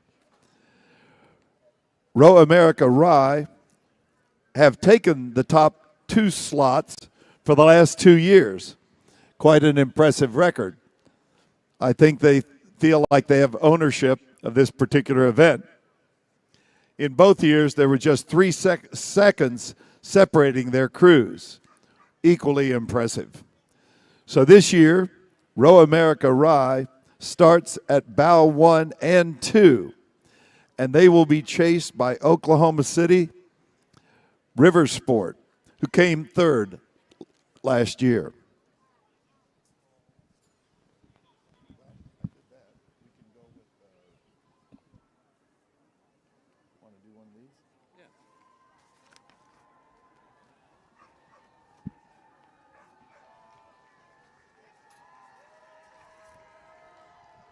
Want to send a thank you to Meet Boston for the continued support of the Head of the Charles Regatta. Meet Boston is here to connect visitors like you to all the attractions, hotels, restaurants, and more that make up the 23 vibrant neighborhoods and diverse people of Boston, the city of Cambridge, and beyond. Be sure to stop by the Weld exhibition and visit the Meet Boston Mobile Visitors Center to plan the rest of your stay in the area.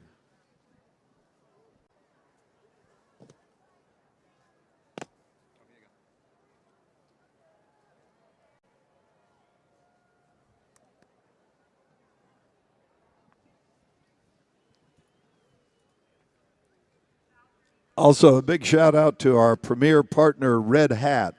Be sure to check out the all-new big screen within the Falls Bar, showcasing the live stream and 60 moments from the last 60 years. Thank you, Red Hat.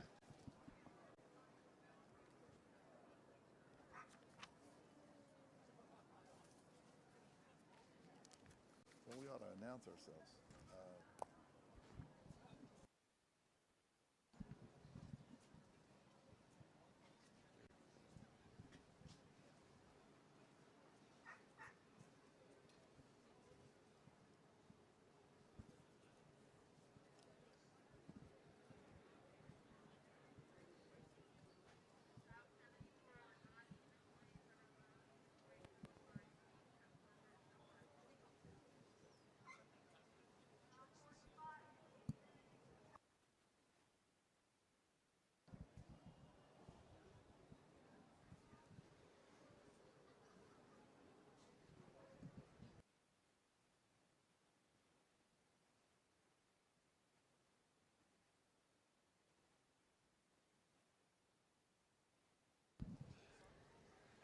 Well, while we got a little time before this race comes into view, I'm Dave Vogel. I've been announcing here a number of years.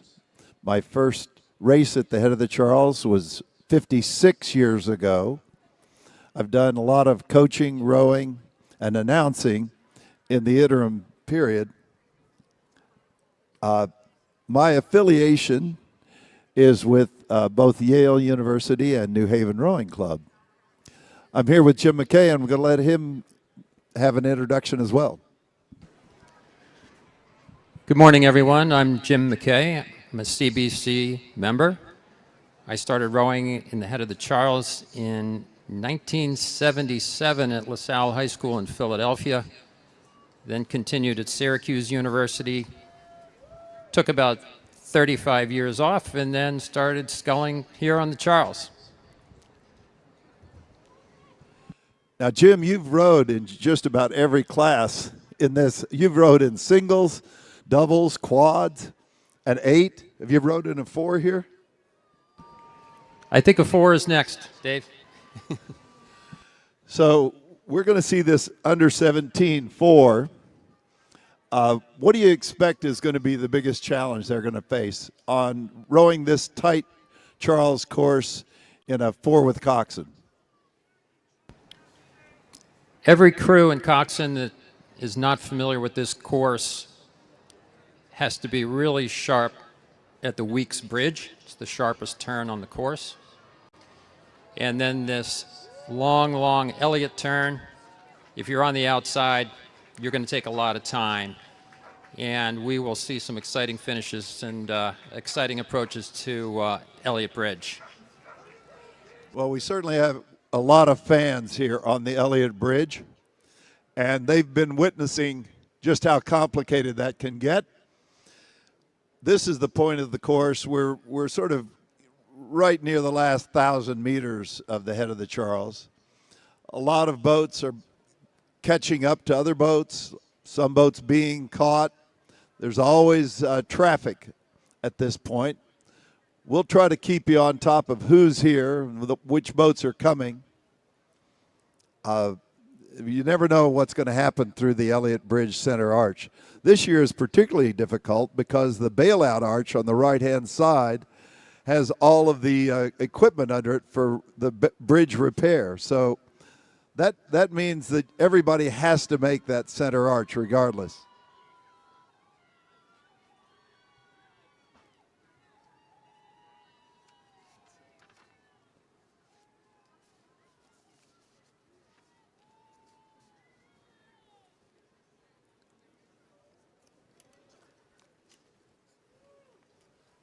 And I think we see Row America Rye just coming into view around the bend.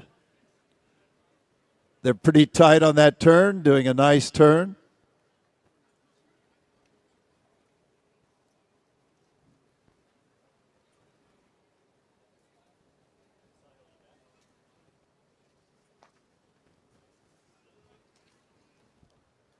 We know that these two Row America Rye boats were first and second for the last 2 years. It is bow number 1. Bow number 1 leading the pack. This is the under 17 men's 4 from Row America Rye. White boat, white blades.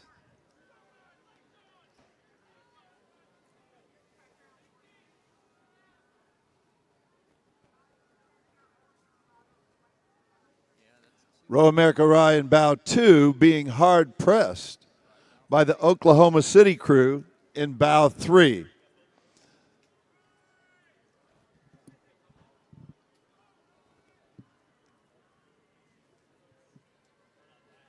Oklahoma City also rowing in a white boat.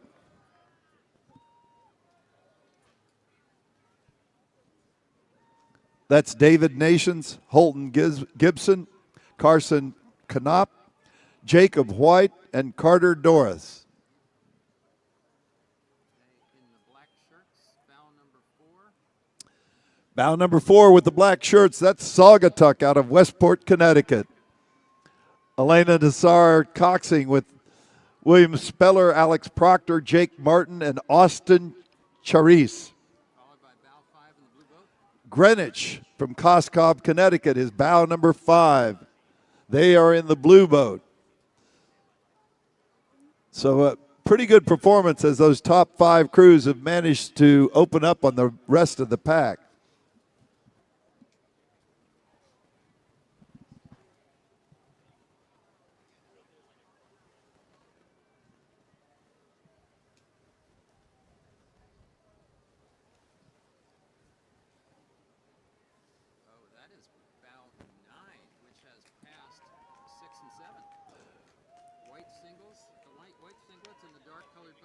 Well, the Nobles crew from right here, Dedham, Mass, have in bow 9 have made a pass of a couple of crews, and they're going to be the next boat through Elliott Bridge. Followed by the blue boat, Canisius from Buffalo, bow number 6. And then bow number 7, TriStar from Louisville, Tennessee.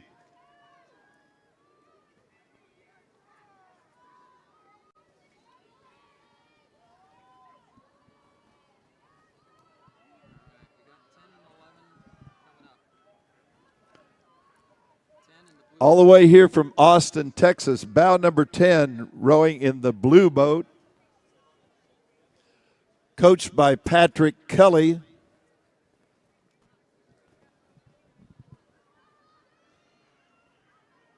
That's Austin, from Austin, Texas, bow number 10. Bow number 11 just behind them is Texas Rowing Center, also out of Austin. Kavaya Nada is coxswain Adam Mansouri, Zane Perez, Charlie Bonney, and Joel Griffin.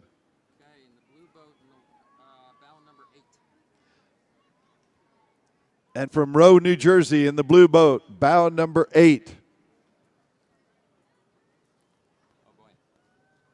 So we're starting to see some stacking up of boats as the next pack of about 4 crews approach the turn leading into Elliott Bridge. That's going to take a little bit of negotiation. Everybody seems to be handling it pretty well.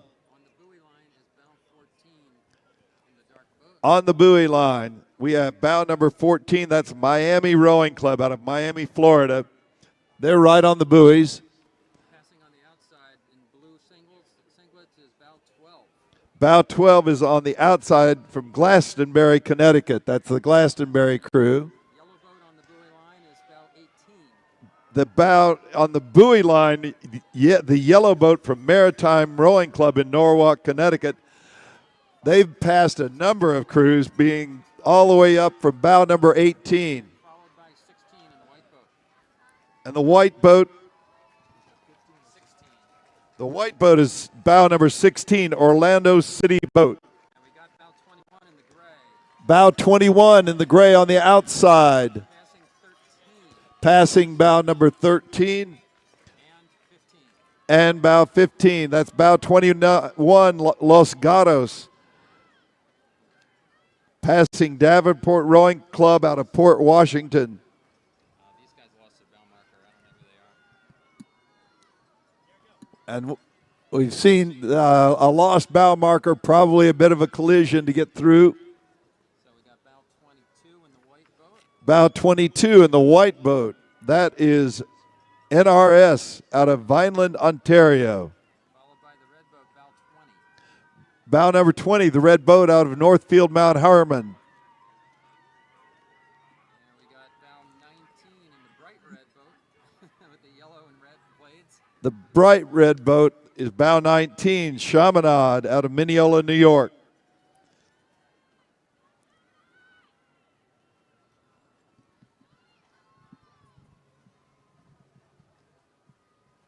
That's 23. So next up is bow number 23. That's Holy Ghost Prep out of Bensalem, Pennsylvania. That's they'll be approaching the Elliott Bridge right here. It's Jonathan Hyder, Luis Almeida, Luke Dunn, Brogan Lotus, and Alexander Roth. 5 16-year-old youths racing at the head of the Charles. 24 coming up in the dark boat there. Following them, bow number 24 from St. Albans. They hailing from Pretoria, South Africa. This young crew represents a proud sculling tradition that has shaped generations of rowers at their home club. All these boys are 16. Bow 29, white boat, black unis. Bow 29, another Saugatuck crew, having passed a number of crews. Followed by 26 in followed by 26, McQuaid Jesuit. The Saugatuck crew, Matthew Corridon, Odysseus Zhao, Luke Matra, Henry Burns, and Nicholas Matra. 28 from Litchfield Hills, Litchfield, Connecticut. Just now entering into the bridge. Bow 25 from St. Andrews. That's Grahamstown, Eastern Cape. And with the orange unis and the white boat is bow number 30. That's Triangle Rowing out of Raleigh, North Carolina. In the orange jerseys, that's Pearson Cox with Anders Fife, Brady Erickson, Henry Young, and Reese Christia.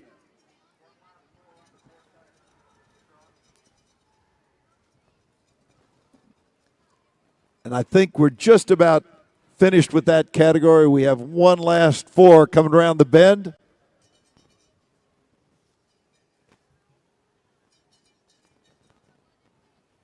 That's bow 27, Greater Lawrence rowing. And that would be bow 27, Greater Lawrence Rowing out of Lawrence, Massachusetts. Isaac Dupuy in 3C, CBC member. Go ahead. This Greater Lawrence 4 is the first head of the Charles for the entire lineup. We got Isaac Dupuy in 3. Go Greater Lawrence. Finish up strong.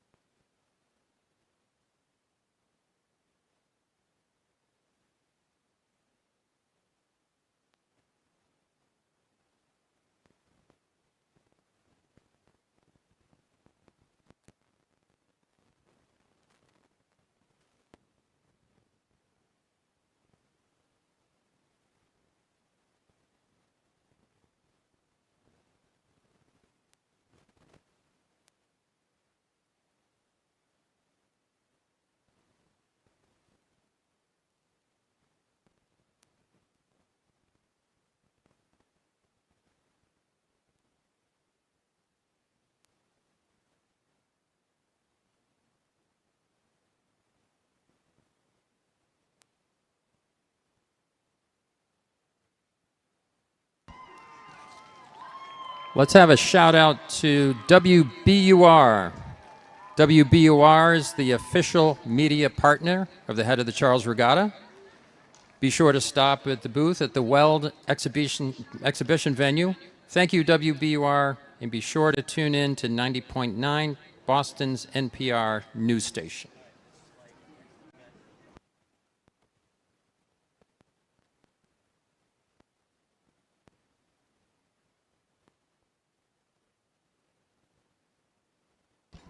West End House. We are proud to share that the West End House Boys and Girls Club is an official charity partner of the Head of the Charles Regatta. Thanks to the incredible generosity of our charity program competitors, more than $150,000 has been raised for our official charities. Your support is making a lasting impact on our community, and we sincerely thank you for your contributions.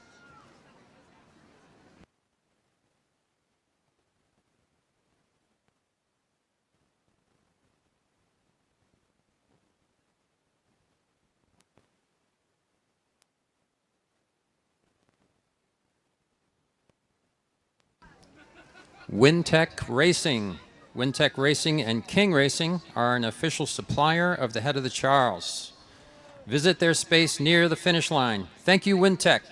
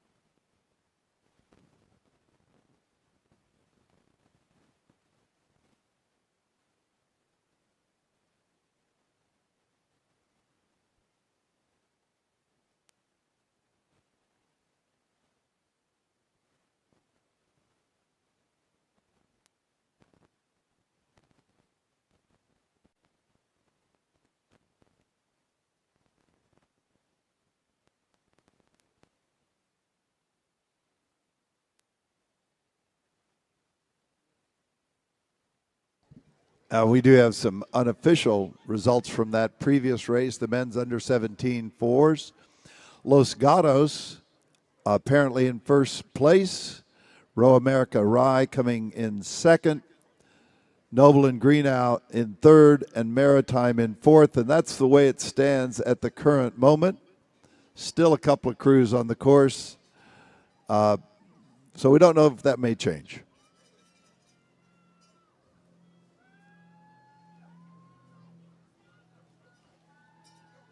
I'll do another one of these unless Sure. you got something. Yeah, go for it.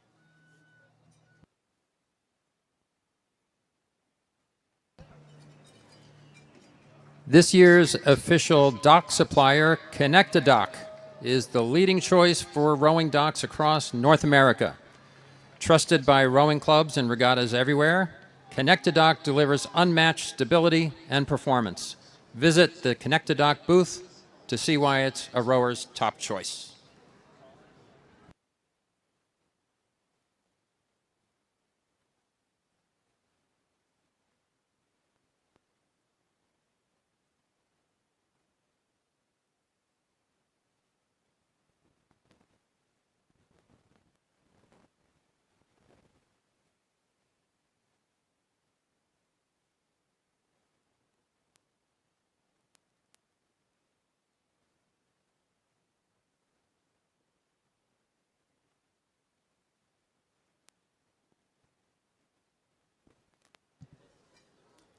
Thank you to the Department of Conservation and Recreation, DCR, who manages parklands that today's race take place in.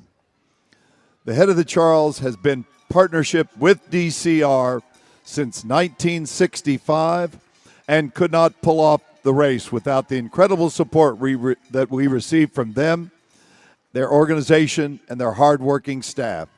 Thank you, DCR.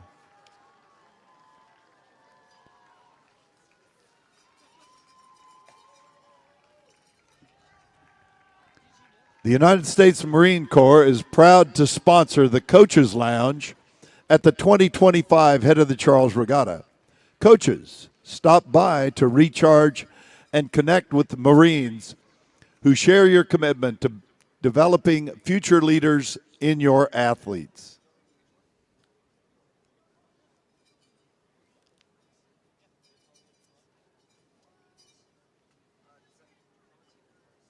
And we all know that Vineyard Vines is back as the official style of the Head of the Charles Regatta. Head over to their tent near the Elliott Bridge enclosure to shop this limited edition collection. And remember, every day should feel this good.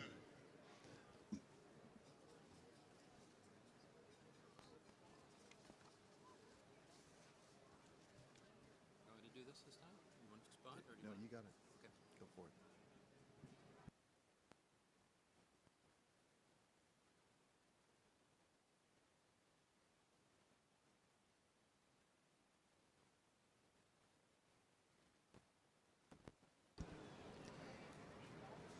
Our next event is the men's youth coxed quads.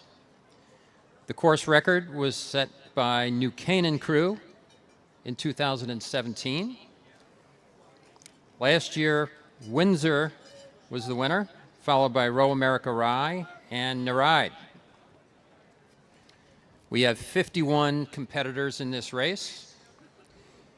It features men's youth aged 13 to 18 from all over the US, UK, China, South Africa, and Canada. Of the 51 entries, some crews are new to rowing, others have had racing experience, including national championships and international regattas. The first 25 entries are all returning from 2024. The Windsor Boys School from Windsor in the UK, where the castle is, and then Row America Rye from New York. These two programs came in first and second, both in 2024 and in 2023. The Windsor crew includes scullers who won at Henley Royal Regatta this summer and who were on the Great Britain national team.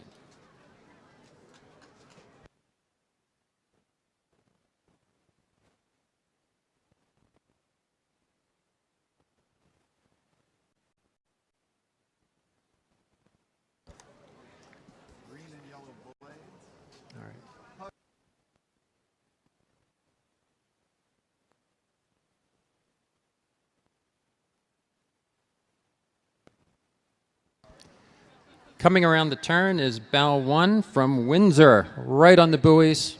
Great course, looking strong.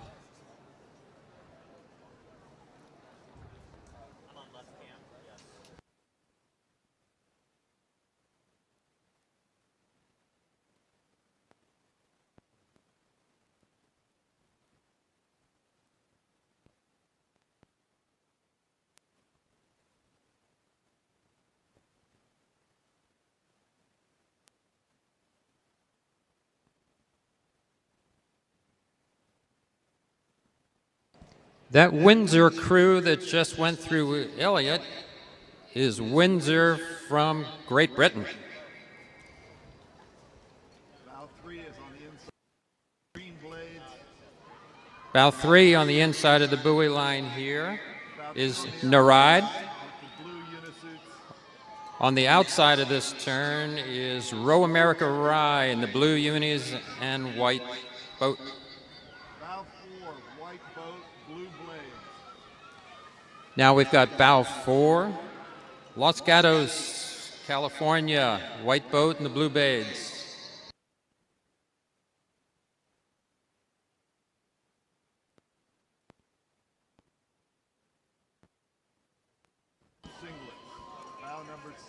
Approaching Elliott is bow number 6, St. Catharines, Ontario, in the white boat and striped unis.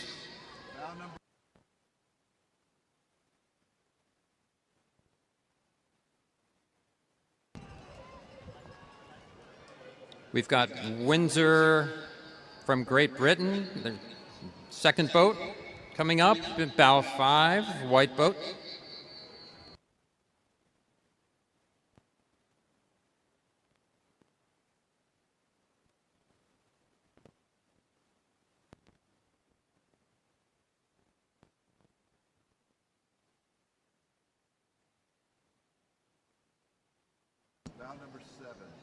On the turn now, approaching Elliott, is River City from California.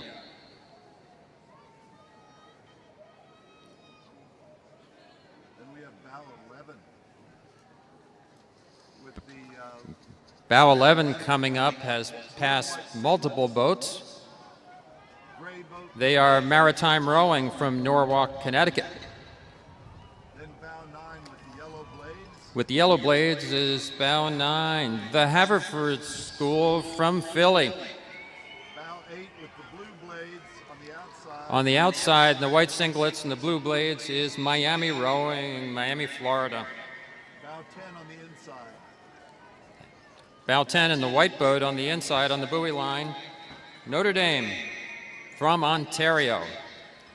Bow 12, the white, I'm sorry, bow 13, white boat. We got bow 13, Ridley College from St. Catharines, Ontario. Orange and black at Ridley College. Bow 12 is next. They've got Bow 12, Germantown Friends, also Philadelphia. on the outside, bow 14 in the blue boat. In the blue boat on the outside is Miami Beach Rowing. Bow 15. Good job, Miami. with yellow and blue blades. On the inside, we've got bow 15, St. Mark's from Dallas, Texas. Welcome to Boston.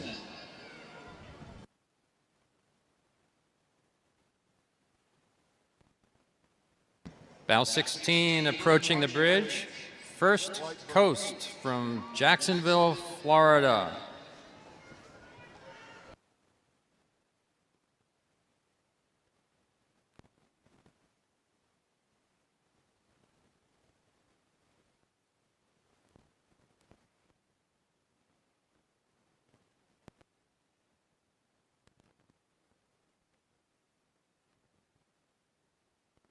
That looks like Potomac. It's red blades Yeah. with a white star.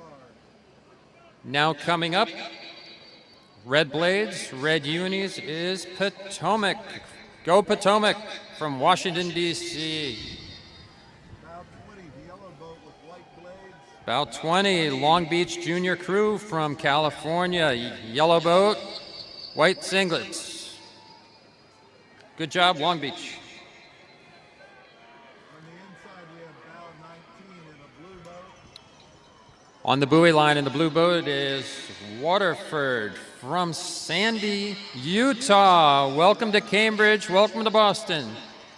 Bow 18 in the green boat on the outside. On the outside in the green boat is One Arlington Rowing from Arlington, Virginia. Good job.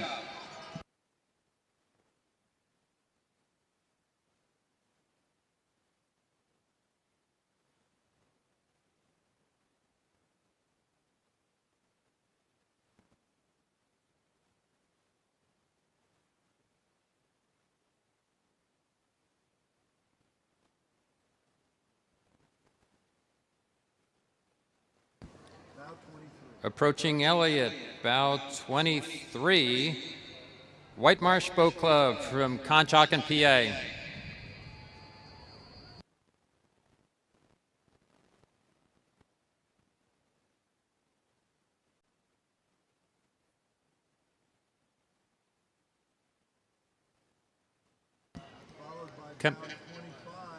Coming up in the blue, Camp Randall from Madison, Wisconsin. With the red blades, we've got bow 25, Three Rivers, Pittsburgh, PA.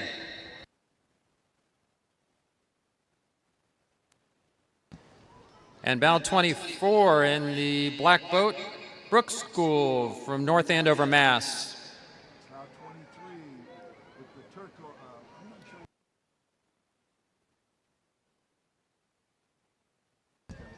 Apologies for previous call. This is bow 23, White Marsh. Bow 22 was Dallas United Crew from Dallas, Texas.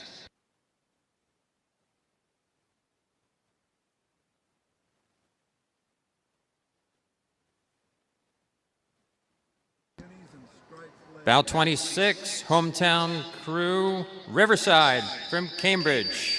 Go Riverside.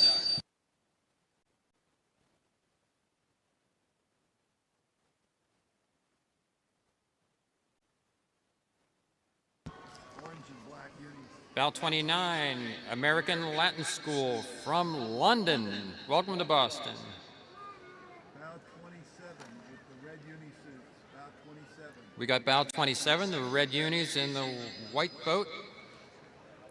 Niskayuna from Niskayuna, New York. Bow 31 in the blue uni suits right on the buoy line. Right on the buoy's great course is bow 31. From Shanghai, Pudong Vanki.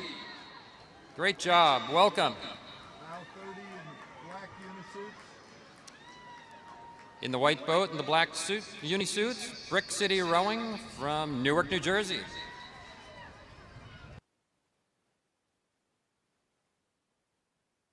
On the outside, the orange blades doing well. Beaver Creek Sculling from Charlottesville.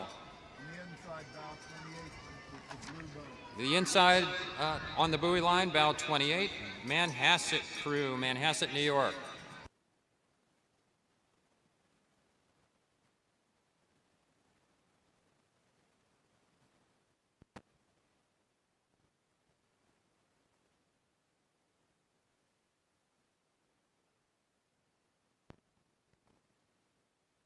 All right, we've got some tight racing here.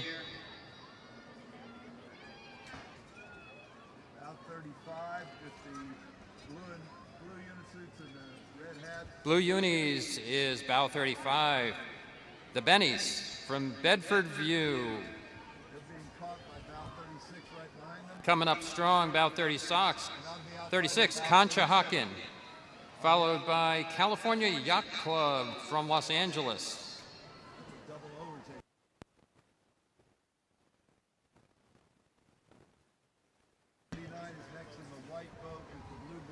Bow 39. White boat, blue blades, Gordon Rowing from Wenham, Mass. Big stack of boats all over the place here. On the inside, We've got bow 42. on the inside, bow 42, Tideway Scullers from London. Blue boat is 38, white boat is 32. Blue boat is University School, Davie, Florida. And bow 32, Dare to Dream from Shanghai, China. Then bow 40, red boat's lost its number. The red boat has lost their bow marker. Bow 44 is yellow. Bow 40, we got Westminster School from Great Britain. 44 and 41. Bow 41 in the white boat, Oak Neck Rowing Academy from Bayville, New York.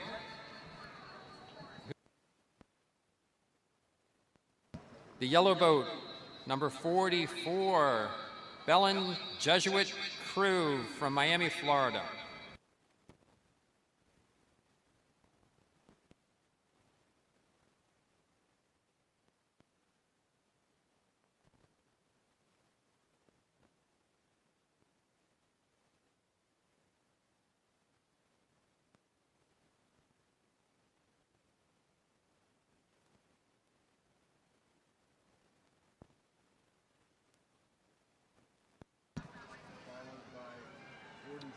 Bow 43 approaching VK Bilingual School Rowing, also from Shanghai. Great job. 46 looks like it might be Belmont Hill Crew. Bow 46 in the blue boat, St. Albans. Bow 48 in the light blue boat. Bow 48 in the light blue boat is TESD from Berwyn, PA. Bow 45 in the blue boat. In the blue boat, bow 45, Treasure Coast from Palm City, Florida. On the inside, bow 49 in the white boat. Passing on the inside, bow 49 is Kent School. And bow 47 in the white boat with white top. And white boat on the outside, bow 47, Episcopal School of Dallas, Texas.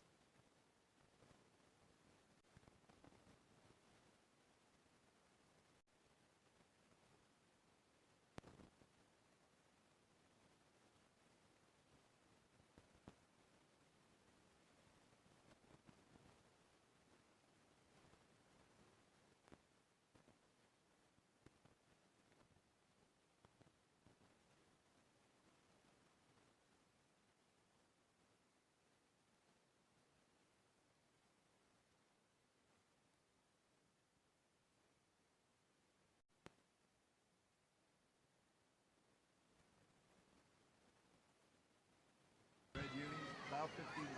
Approaching the bridge is bow 51, Elizabeth City Rowing from North Carolina. And bow 50 is the white boat with the white blades. White boat with white blades, Prince William Crew from Virginia.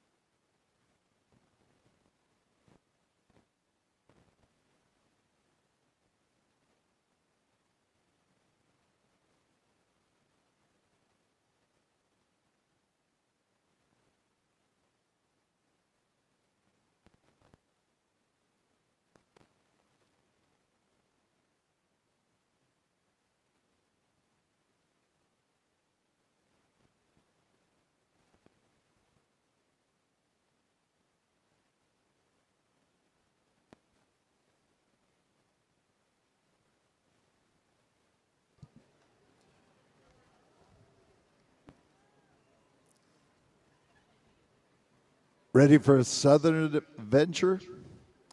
Step inside the Surprisingly Savannah mobile tour.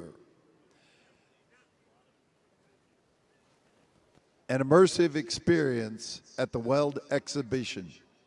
Discover why Savannah, Georgia is the South's most charming escape.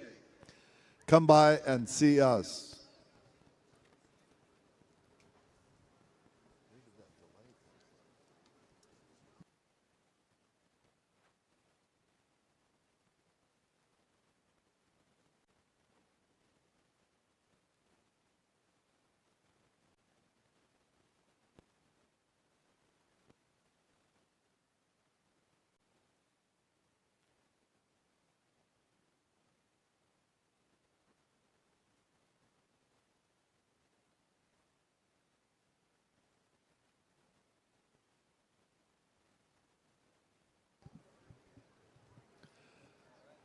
Next race is going to be the men's youth eights.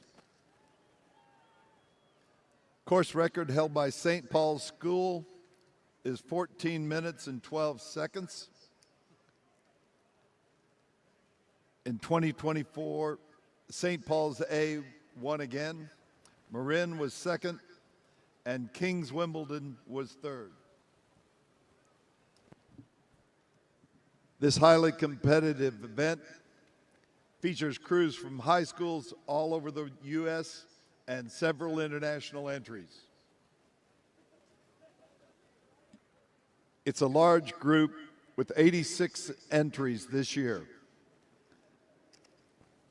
And I'm sure that's going to be very exciting for a lot of them here at the Elliott Bridge Turn. The top 20 entries are all returning from the 2024 race. Some of these crews competed at the Youth Nationals. For others, it's their first time in an eights race and their first time on the Charles. St. Paul's School, who row on the Thames in London, have won for the last couple of years, and they also hold the course record, as you just heard. The winning margin has been an impressive 20 seconds in both years. So they will be starting number one this year, and look for them to try to open it up on the field. Chasing them down the course will be Marin from California, and then King's College School, also from the UK. This is always an exciting event with lots of action as these young crews power down the course. The crews are racing for the John Fellows Romaine Starters Trophy, which was new in 2022. As with the other youth events, there's a special medal for crews under 17 in this event.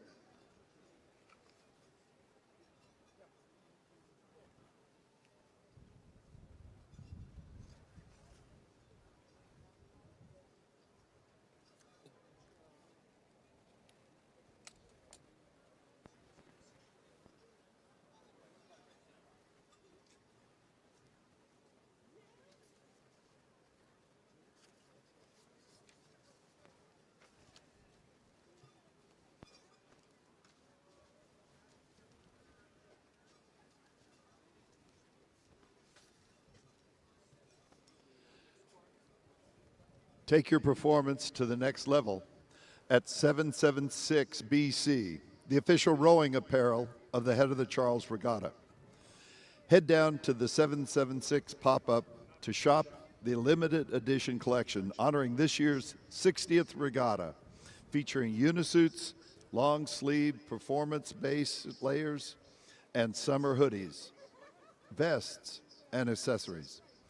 Don't miss regatta exclusive offers, competitions, and the chance to connect with U.S. rowing team athletes or co-founder Cam to find out how to get your crew racing in world-leading kit.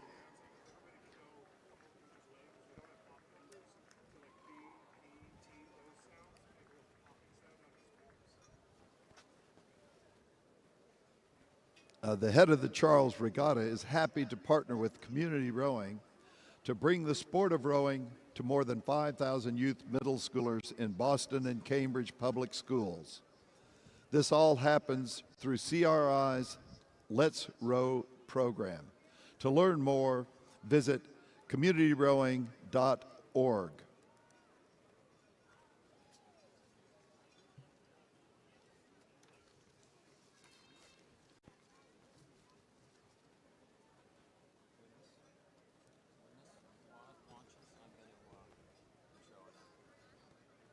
Are you Hydrox curious? Swing by the Concept 2 booth to try some Hydrox style workouts, including strength erg.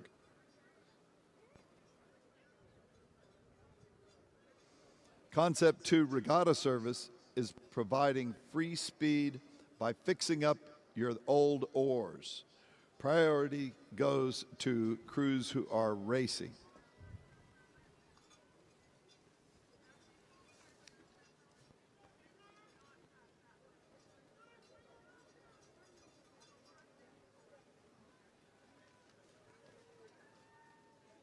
While Jim and I still wait for the first sign of crews in the men's youth eights, we'll entertain you with a few more public address announcements. We'd like to send out a heartfelt thanks to our volunteers. The head of the Charles Regatta extends a huge thank you to our 2,400 dedicated volunteers. Your tireless efforts and support are the backbone of this incredible event. From early mornings to late nights, this regatta simply would not happen without your commitment. To all our volunteers, we appreciate you and thank you for making this event a success.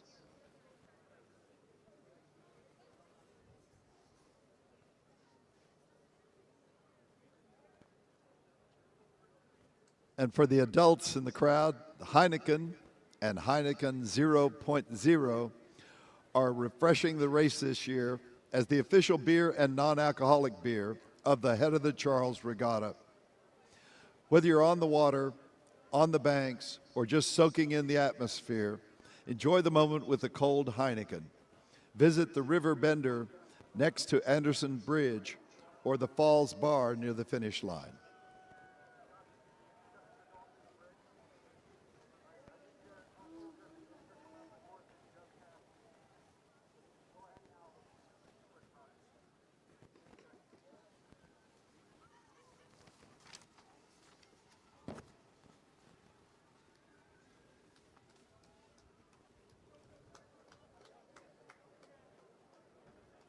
Hey, spectators and athletes. Rainstorm, the exclusive energy drink at the head of the Charles Regatta, invites you to live life better at one or both of their 2 locations. At Weld Exhibition, you can stop by the Rainstorm Lounge to row, recover, or just relax. Design your own custom-painted swag at the Rowing and Fitness Expo location. Either way, Rainstorm is on the house and has the clean energy, immunity support, and zero sugar to get you through the excitement of Regatta weekend.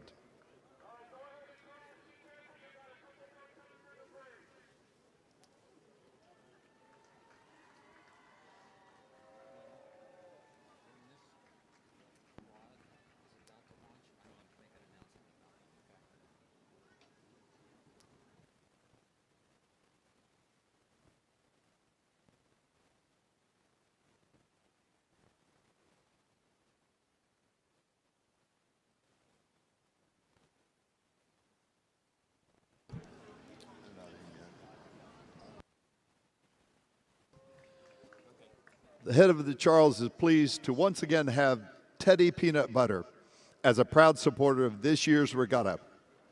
Teddy Peanut Butter is all natural and the perfect fuel for rowers and elite athletes. Have you had your Teddy today? And here we see St. Paul's leading the field once again. Bow number 1. St. Paul's out of London with Nathaniel Barnes, Jacopo Tanz, Paul Turner, Bo Fenichel, Wilder Daffy, Arun Das, Guy Parson, Edward Ludgate, Jonathan Miles. In the yellow boat passing under Elliott Arch right now. Behind them is Marin in bow number 2. Marin with the red and white oars. They are from the San Francisco Bay Area. In the red unisuits, bow number 3, King's Wimbledon, another British crew from London. Having finished 3rd in the event last year, they're trying to maintain or beat this result. Good luck, King's Wimbledon. We have bow number 5 just now overtaking bow number 4. Bow number 5 is St. Joe's Prep overtaking the PNRA Mercer crew. So St. Joe's Prep. We got bow number 6 coming up. The yellow boat? I'm sorry, this is bow number 5. Excuse me, bow number 6 approaching in the black boat. And then in the black boat, we have Row America Rye, bow number 6. Chased by 7 and 8. And that's a gray boat. And they're being chased by bow number 7, NorCal crew from Redwood City, California, and bow number 8, Greenwich crew out of Cobb, Connecticut in the yellow boat. I'm going to do a quick thing for these guys. I think they're going to shoot through. So far, some pretty good courses through Elliott Bridge. Some excellent coxing in this men's youth 8s. It'll get a little more complicated if passing occurs. That's bow 9 in the dark unis. Next up in the dark unis is bow number 9. Followed by 10 and 11. Central, that's Central Catholic out of Pittsburgh, PA, followed by CRI of right here in Brighton, Mass, and Phillips Exeter. Phillips Exeter, bow 11. All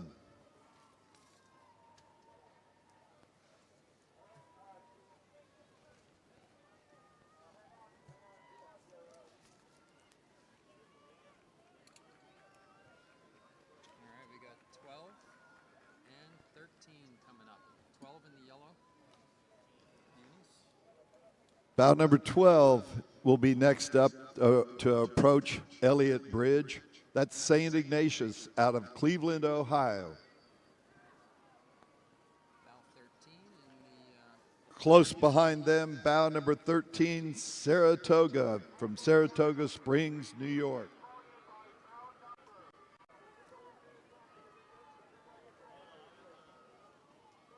on the turn down there is bow 14. Bow 14 from New Trier, Northfield, Illinois, comes next.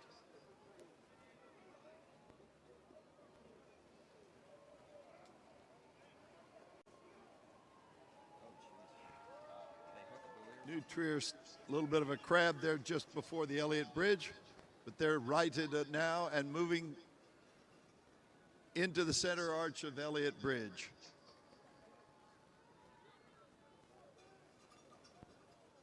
All right. We got 16 on the outside, 17 on the inside. On the outside, coming into the turn, bow 16, Newport Sea Base Rowing, and bow 17 from Canada, that's Brentwood out of Mill Bay, British Columbia. They're being chased by bow 18 in the maroon unis. And in the maroon unisuits, we have bow 18, that's Atlanta Juniors, Roswell, Georgia. We got 19 in the white boat in red blades. Then we got a little bit of a break, and bow number 19, that's Hawk Rowing Club out of Philadelphia, PA. On the outside in the red boat is bow 15. They're being passed Bow what? 15, being passed on the inside. On the outside, bow 15, San Diego Rowing Club, being passed on the inside by 21. by bow 21 out of Saugatuck. That's the black unisuits of Saugatuck and Westport, Connecticut. And approaching the turn is bow 20. Then comes Green Lake, bow number 20 out of Seattle, Washington.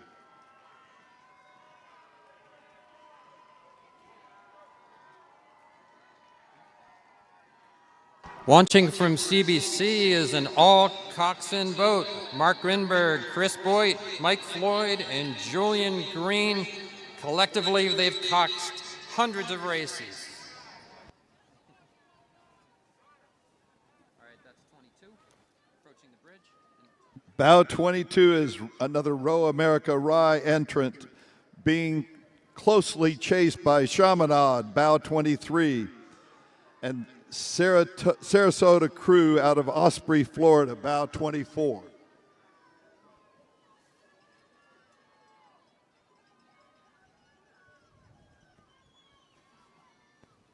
That's Sarasota. They're in the yellow boat just under the center arch at Elliott Bridge at this moment.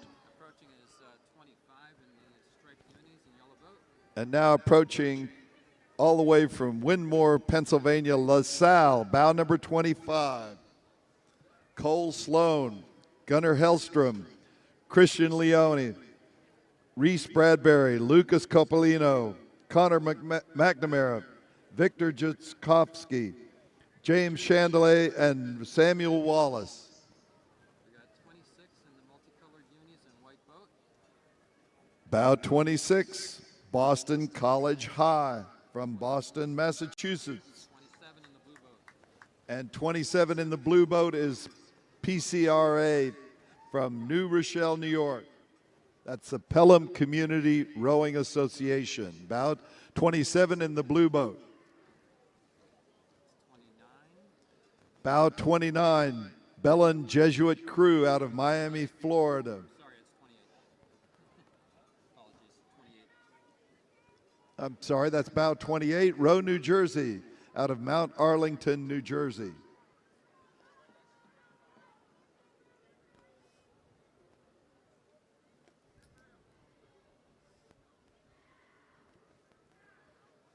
With a great course in the dark boat, bow 30. Bow number 30, that's from Montclair, New Jersey. One of the strong high school rowing programs in New Jersey. Yellow boat and yellow blades is bow 29. Bow 29, the yellow boat in the yellow blades, that is Balin Jesuit crew. Followed by bow 31 in the dark boat. And yellow Bow blades. 31 from Canisius out of Buffalo, New York.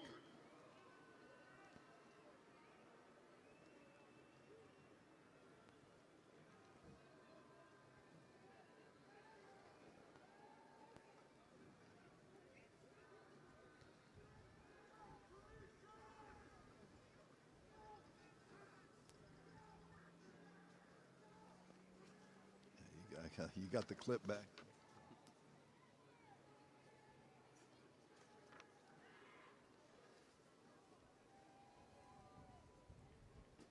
Things can get kind of exciting here at the Elliott Bridge turn in the eights races. That's bow 33. Bow 33 is going to be the next to approach. That's Texas Rowing Center out of Austin, Texas. Allie Sears, Elijah Saheli, Savion Smith, Soren Coulter, Benjamin Palmer, Suhan Venkat, Finley May, Roberto Butrego, and Sidney Smith. Bow 34 with the green unis and pink hats. Bow 34, Jason Reed High School crew out of Washington, D.C. Okay, on the outside here, bow 32. Bow 32 on the outside, Erie Canal Athletic Club. On the inside, bow 36 with a gray boat. Red Bow flag. 36 on the inside in the gray boat. That's Water Street out of Bethesda, Maryland. We got bow 35 in the white boat. The white boat, Ridgewood crew. That's bow 35 out of Ridgewood, New Jersey. 37 in the yellow boat. 30. 37. The yellow boat is bow 37, Greenwich crew from Cos Cob, Connecticut. All right, approaching is bow 38. Bow 38, Saugatuck from Westport, Connecticut.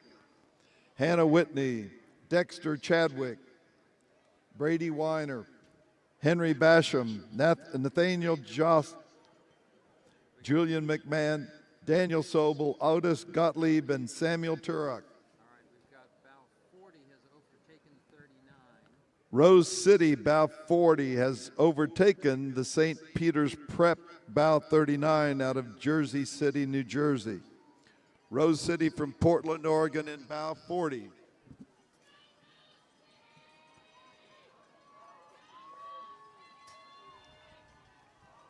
right, purple blades is bow 41.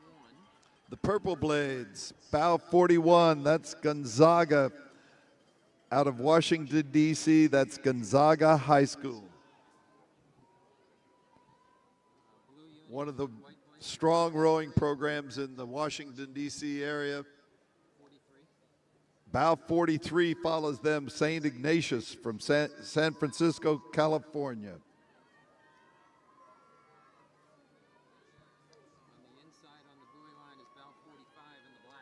Bow 45, that's Whitman crew, another DC area crew from Glen Echo, Maryland.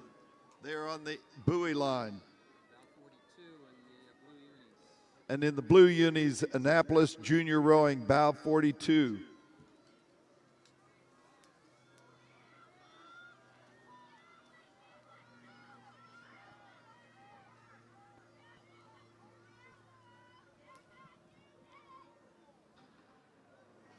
Welcome back to the Charles, Annapolis Junior Rowing. Their blades. Hit the abutment.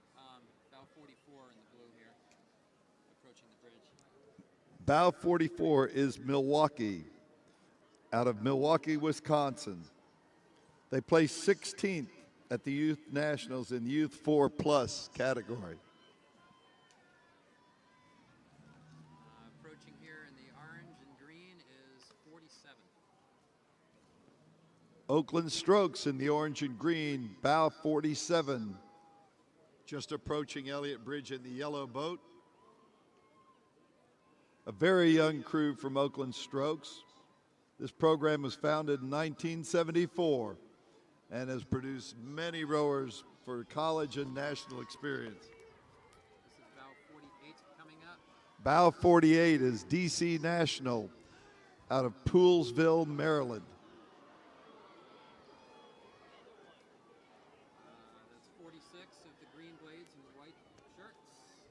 46. 46 is Pine Crest out of Fort Lauderdale, Florida. And they are followed by 49. And they are followed by bow 49. That is Port Rowing out of Port Washington, New York.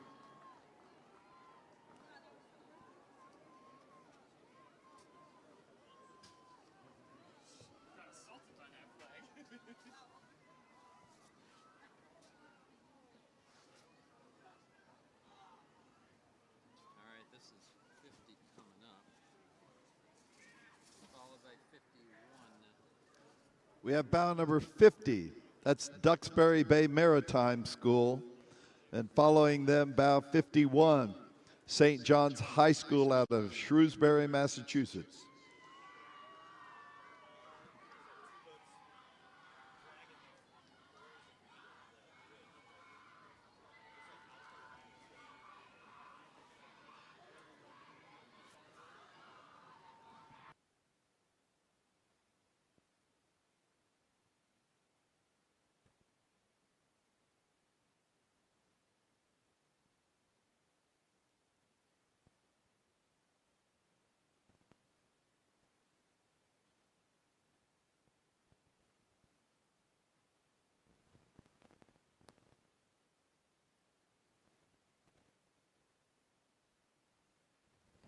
And that's bow 53, St. John's Prep from Danvers, Massachusetts. 52 in the gray boat and the striped shirts. Then we have bow 52, that's Christian Brothers from Lincroft, New Jersey. And on the inside, 54 in the yellow boat. And the yellow boat is bow 54, Davenport Rowing Club out of Port Washington, New York. Okay, approaching the bridge is 55. And bow number 55, the black boat, Mount Baker out of Seattle, Washington. Returning for the second year, Mount Baker Rowing and Sailing, a Seattle-based program with Seattle Parks and Rec. They're trying to improve on last year's showing. Good luck, Mount Baker. Okay, on the turn, 56 with the checks. Boston Latin, bow number 56, up next into Elliott Bridge. Followed by 59. Followed by bow 59, that is One Arlington Rowing out of Arlington, Virginia.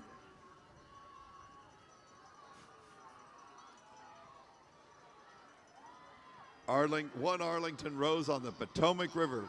Here they are with their blue blades. All right, that's bow 57 in the blue boat. Blue Glastonbury in bow 57 is next. followed by 61 on the inside with the orange. 61 is on the inside. That's PNRA out of Mercer at Princeton Junction, New Jersey. And the black boat, bow 58. And in the black boat, that's Belmont Hill from right here in Belmont, Mass. A hometown favorite, Belmont Hill, entering the center arch. Get caught a crab over there. All right, approaching, we got 60. PNRA recovering from their crab and making way now. Caught a buoy, actually. They caught, it looks like they caught a buoy. Bow 60. Bow number 60 is Long Beach Junior Crew. All right, we got 64 in the red boat and 62 in the white boat. In the red boat, it's bow 64, which is King's Chester out of England, and bow 62 is Indianapolis Rowing Club on the outside. Bow 66 on the buoy line. On the buoy line, bow 66, that's Eugene Rowing Club out of Eugene, Oregon. And the yellow boat 65. And bow 65 in the yellow boat is St. Andrews out of Grahamstown, East Cape. This is 68 with the green and white unis. What bow? 68. Bow 68, Windsor Boys out of Great Britain. This is 69 coming up. White unis, white boat, white blades. Bow 69, Narragansett out of Providence, Rhode Island. This is their first time in an 8. Looks like they're doing pretty well. Coming up is bow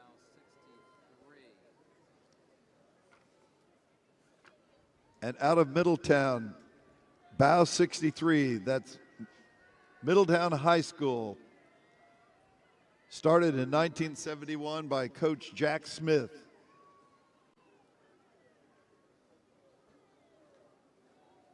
A long tradition for Middletown rowing on the Connecticut River.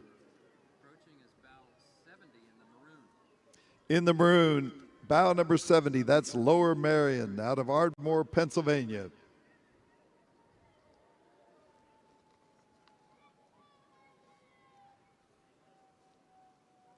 that is bow 73 in the yellow boat. And Bow 73, another boat from the Republic of South Africa, that's Benny's out of Bedford View at Gauteng. 31 times South African schools champions. and bow 71 in the yellow and maroon. Followed by bow 71, Pittsford Crew. Coming up in the red unis is 74. Bow 74, Niskayuna out of Niskayuna, New York.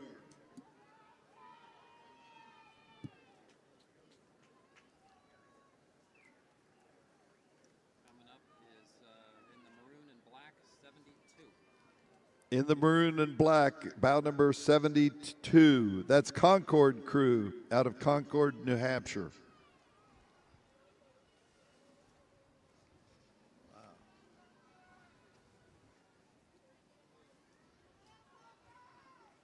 chair better.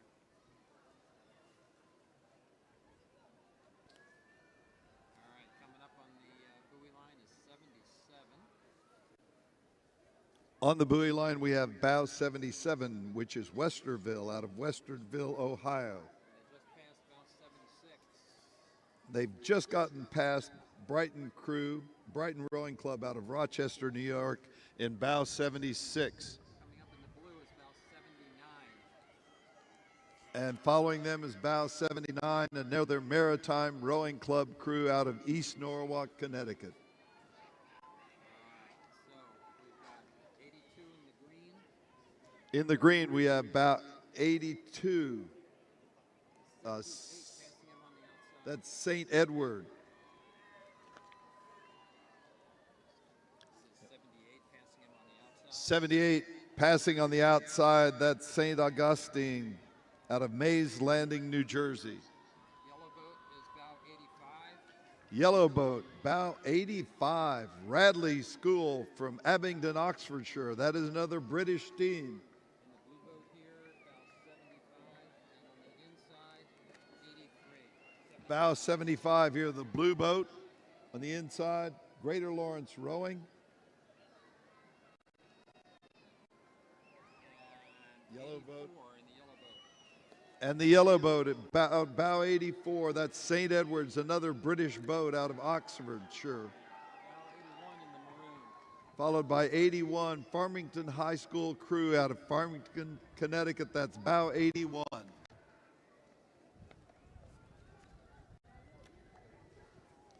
As we wind down toward the end of this 86 crew event, Bow 86 in the blue boat. we have bow 86 in the blue boat. That's Space Coast crew out of Indian Harbor Beach, Florida. Bow 80 in the orange and green. 80. And then bow 80. That is the Chargers out of Liverpool, New York. The Chargers in the orange boat, Space Coast crew in the blue.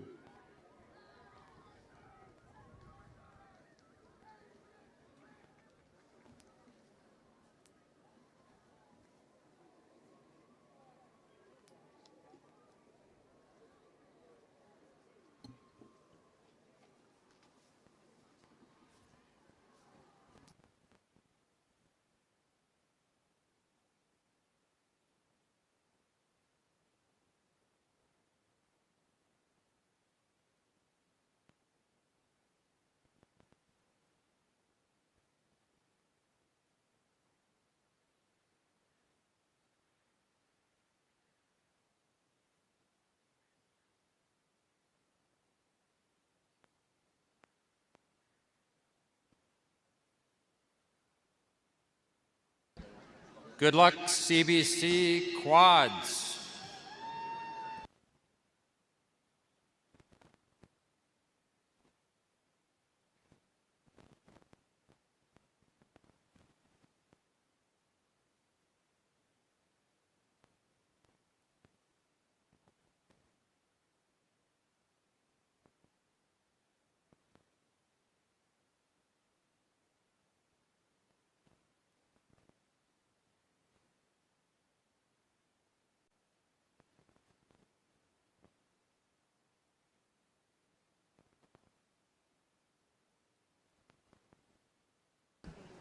This regatta is rowing on Duncan. A big thank you to Duncan, keeping everyone energized. Boston's favorite coffee. Whether you're caffeinating before your race or cheering on your favorite crew, Duncan has you covered. And don't miss the action over at the Weeks Footbridge, where Duncan is serving up row freshers to keep you fueled all weekend. So grab your friends, head to Weeks, and make sure you're rowing on Duncan.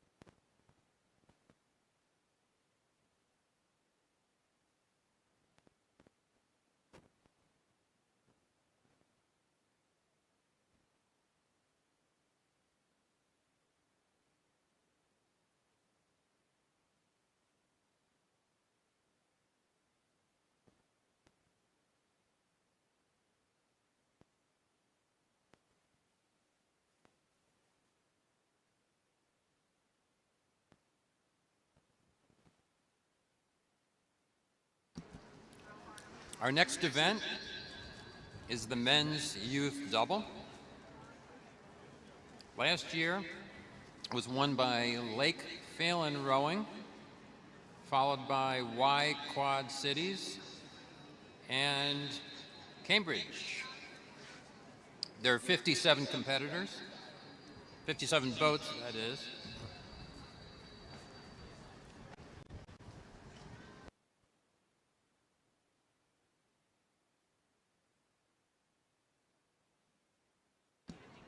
As in other youth events, there are often shakeups in this race, with fast crews appearing throughout the field. In 2024, Lake Phelan Rowing came up from bow 43 to win the event by 11 seconds. Y Quad Cities often produces fast young scullers and starts at bow number 2 this year. They will be followed by Cambridge Boat Club and then the College Club of Seattle, who started 34th last year and finished 4th. Potomac rounds out the top 5. Last year, less than a second separated the 3rd, 4th, and 5th finishers. As with other youth events, there is a special medal for the under 17 winners in addition to the overall win.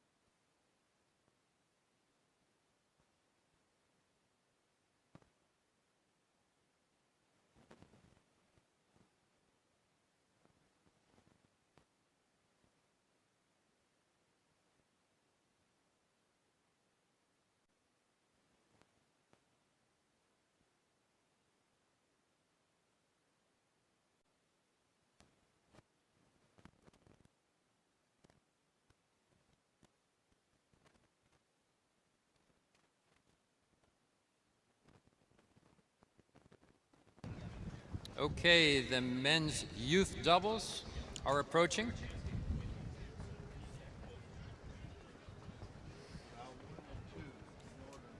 We've got bow 1 in the lead, Lake Phelan, St. Paul, Minnesota, followed by bow 2, Y Quad Cities.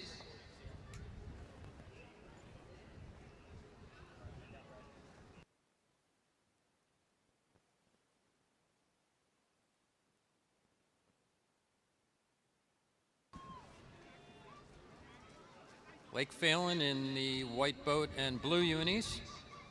Y Quad Cities in the orange unis.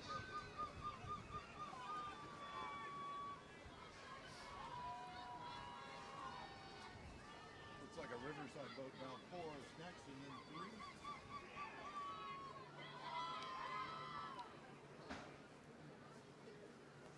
3. Next, it looks like bow 4 has overtaken number 3. Bow 4, College Club of Seattle. Followed by bow 3, Cambridge. Bring it home, Cambridge.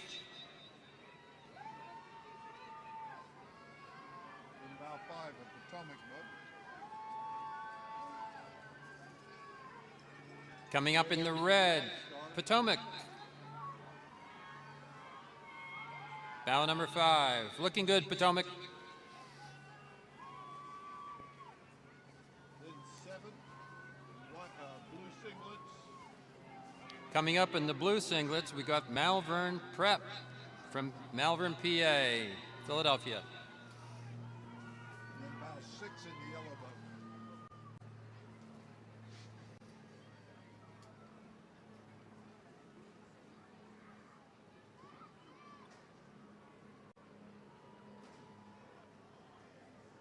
In the yellow boat approaching the turn, Oak Neck Rowing from Bayville, New York.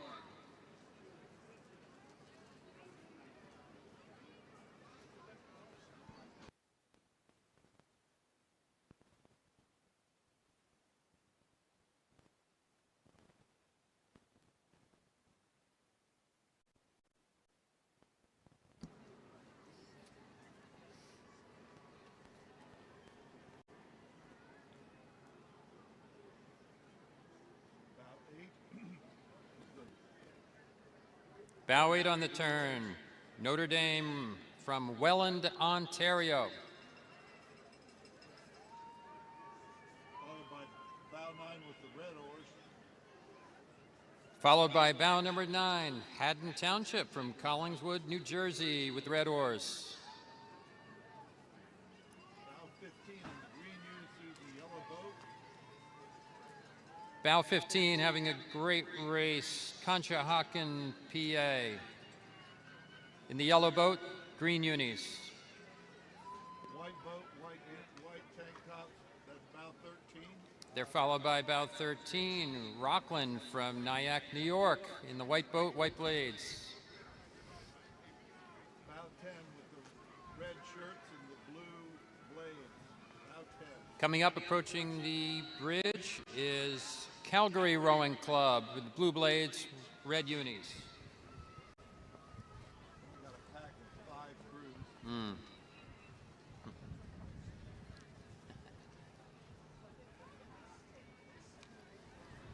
14 followed closely by 15, who's trying to pass on the inside.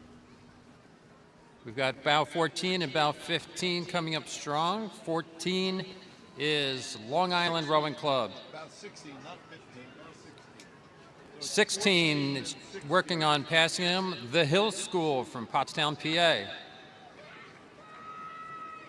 Then 18 on the outside, 12 on the inside, 17 behind 12.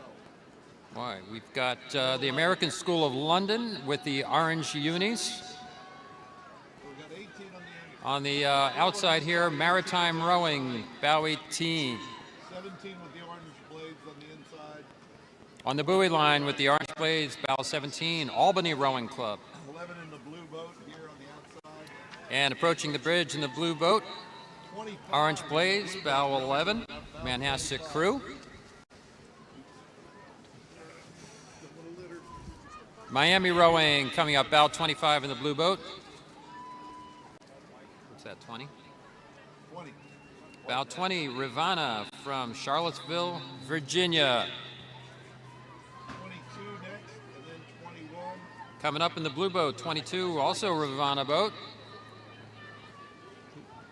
Who's in the red blades there? Then 26. It's Redwood Scullers, bow 26, and bow 21 on the inside, St. Catharines. 26 in the white boat. Yep. And we have 19 with the green shirts. In the green unis coming up, bow 19, Beaver Creek Sculling from Charlottesville, Virginia.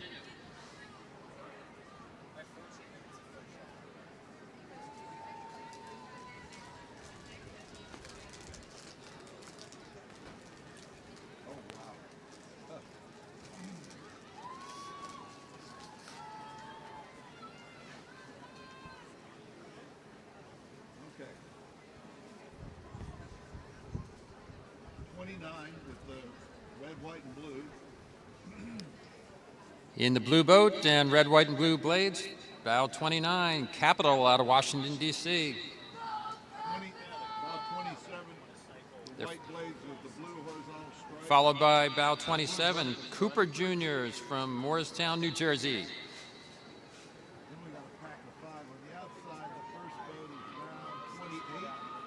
Coming up on the outside, Utah from Salt Lake.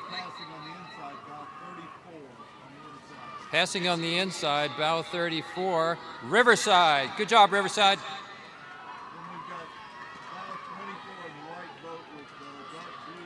We got Episcopal of Dallas here in the white boat and the blue blades.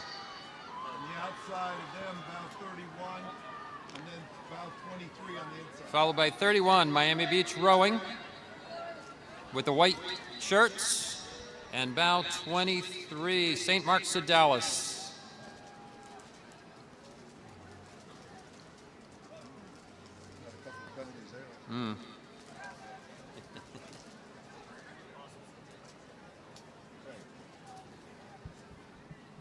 This is bow 32 in the blue boat. Approaching the bridge in the blue boat, bow 32, Friends of Brookline. Looking good, Brookline. Keep going. Keep it going. Bow 35, blue boat, blue oars. Followed by bow 35 in the blue boat, Gordon rowing from Wenham, Mass. Bow 39, red and white oars, red tops on their suit. Bow 39. Red unis, bow 39 is Leander from Hamilton, Ontario. Bow 38, turquoise boat with white blades. Bow 38 in the turquoise colored boat, we've got CCHS Crew from San Diego.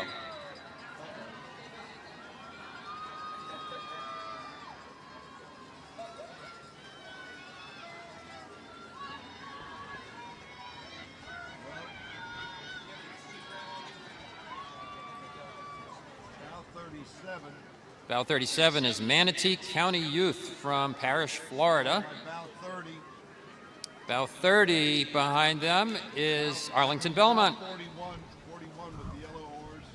With the yellow oars, we got bow 41, Gold Coast Rowing from St. James, New York. Or the orange and blue. Bow 44 with the orange blades, Triangle Rowing from North Carolina. Bow 36 with blue and white blades. Bow 36, blue and white blades. That's Medford, Mass. Take it home, Medford. Who's that, 40? 43 on the inside. Is that 45 over there? Followed by bow 46. Bow 45, North Palm Beach. Followed by Radnor, bow 46. This is going to be crazy. All right, we've got a lot of boats coming up. Bow 42 on the outside in the black boat. In the Black boat, inside, bow Port 40. Fidelis from Port Red Jefferson. boat on the outside, bow 40. Red boat, bow 40 from Parati from Texas. In the middle, bow 49. Bow 49, Dallas, Texas. Bow 47. 47 in the red boat, Brophy from Arizona. One in the white boat with the blue and white blades. White boat, bow 51, Seton Hall Prep. The yellow blades lost their number. I don't know what they are. Yeah. Then we've got bow 56 in the white boat, white blades, blue unis. White boats, blue unis, bow 56, Penn AC, Philadelphia. Bow 48 behind them in the white unis. Bow 48, Row House from Miami, Florida. Two being caught on the inside by bow 53, both in black boats. The inside, bow 53, Gulliver Prep from Miami. 52 is on the outside of 52. 52 is on the outside, West Side from Buffalo. Bow 57 following behind them. Followed by Row America Rye, bow 57.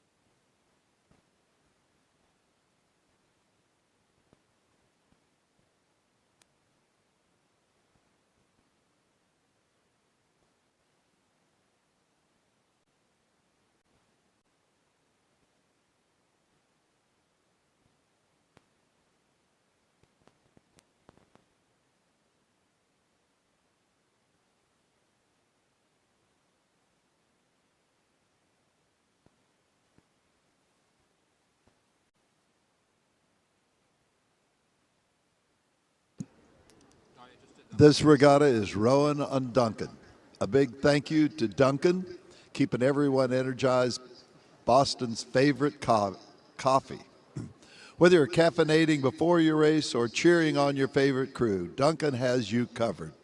And don't miss the action over at Weeks Footbridge, where Duncan is serving up row freshers to keep you fueled all weekend. So grab your friends, head to Weeks, and make sure you're rowing on Duncan.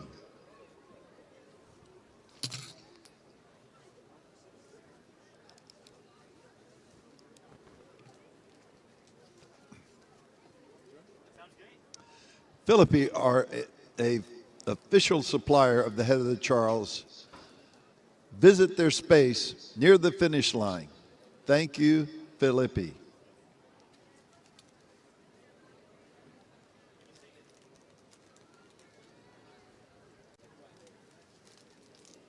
And thank you to our partner, Gentle Giant Moving Company, the official logistics partner of the Head of the Charles. Gentle Giant is the force behind regatta operations, transporting and storing tens of thousands of pounds of gear each year. Gentle Giant is currently hiring. Stop by their booth across from the Falls Bar to learn more.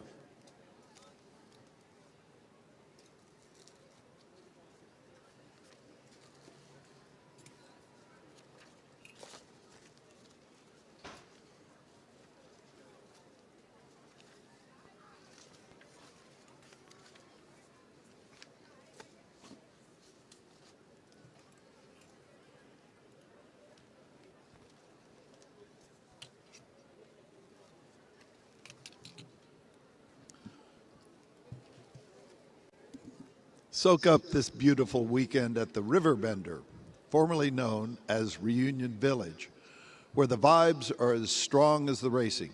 Inspired by the Riverside revelry of the 70s and 80s, Riverbender is the spot to be all weekend with the DJs, lounge seating, lawn games, and unbeatable views of the course.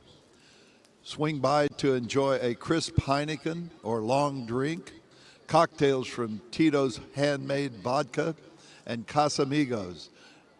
Impeccable vibes, and all the while soaking in the energy of race day.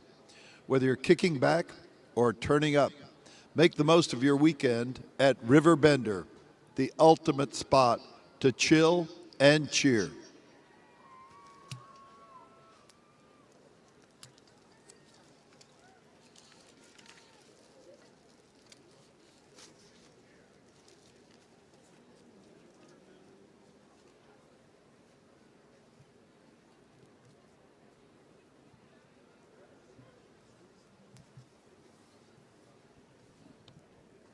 Well, the next race up will be the men's youth fours. The course record here was set in 2022 by Newport Aquatic Center in a time of 16 minutes and 5 seconds. Brunswick School of Greenwich, Connecticut returns to defend their title that they won last year. They face a deep field of 86 entries. And in the youth fours, surprises are guaranteed. Some of the competitors are brand new to the race and the Charles. Some have already raced here over several years. Row America Rye returns at bow number 2, and they were just 1 second off of first place last year. The top 10 finishers last year have all brought back crews to compete again. In this event, entries from across the United States and several international crews from Canada and the UK. The men's youth fours will be competing for the Roger and Mary Duncan Cup.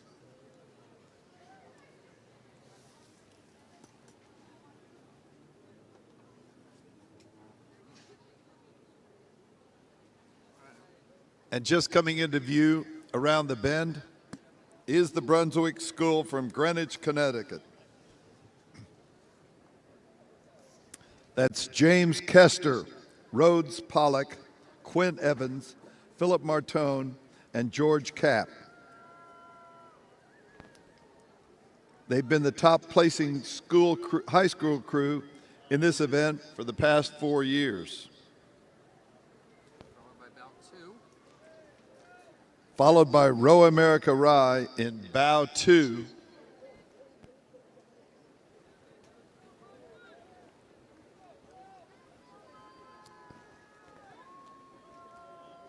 Good luck, Brunswick School. As they charge into the last 1,000 meters of the race, they are under the bridge now with Row America Rye on their tail, chasing. Bow 4 in the white and blue boat. And bow 4, Greenwich crew, having moved up a place from Coxed, Connecticut. They come right after them in the black boat, or maybe that's dark blue. Followed by bow 3. Then comes bow 3, that's PNRA Mercer out of Princeton Junction, New Jersey. Bow 5 in the white boat. In the white boat, just coming out of the turn, that is bow number 5 from Los Gatos, California crew. Followed by bow 7 in the red unis, red blades. St. Joe's Prep in bow 7, having made a pass. They come next. Followed by bow 6. And then bow 6, that's Notre Dame Rowing Club out of Welland, Ontario.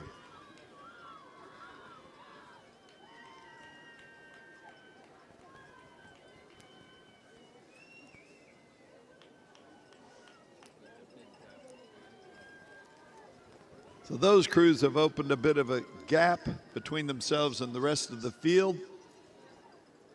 One would expect that maybe the returning crews had the horsepower to once again finish in the top 10.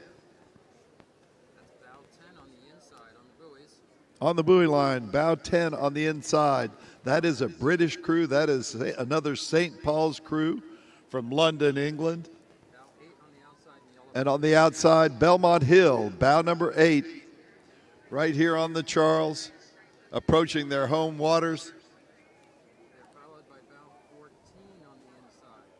And Kent School, bow number 14 on the inside, has also made some passes, and they are challenging to move up even more. We got bow 9 in the yellow and maroon unis. In the yellow and green, that's Pittsford crew out of Pittsburgh, New York. That's bow number 9.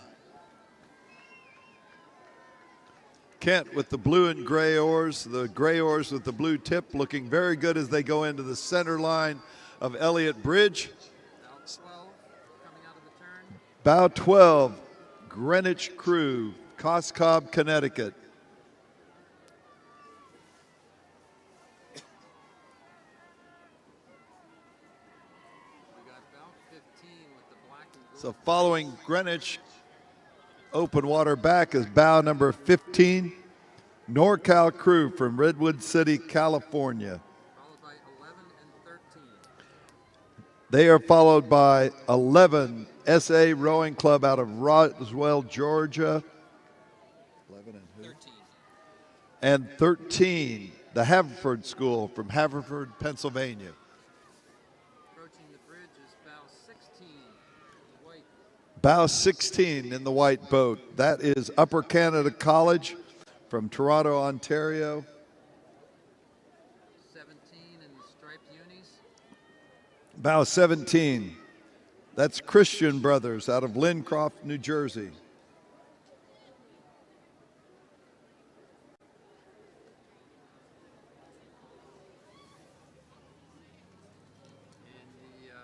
red unis, we've got bow 18. Another British crew in the red unis from King's Wimbledon in Great Britain. That's a crew from London. They are made up of, this is their second crew, made up of younger athletes. They should be pretty hyped up to race here at the Charles. Coming out of the turn, 19 and 20. Bow 19 coming out of the turn, that's St. Ignatius out of Chicago. And bow 20 is Salisbury School from Salisbury, Connecticut. This is all of these members of the Salisbury crew. This is their first time at the head of the Charles. Let's give them a cheer from the bridge. 23 in the orange. In the orange, it's bow 23, triangle rowing out of Raleigh, North Carolina, all the way here from North Carolina to race the Charles. 21 in the red.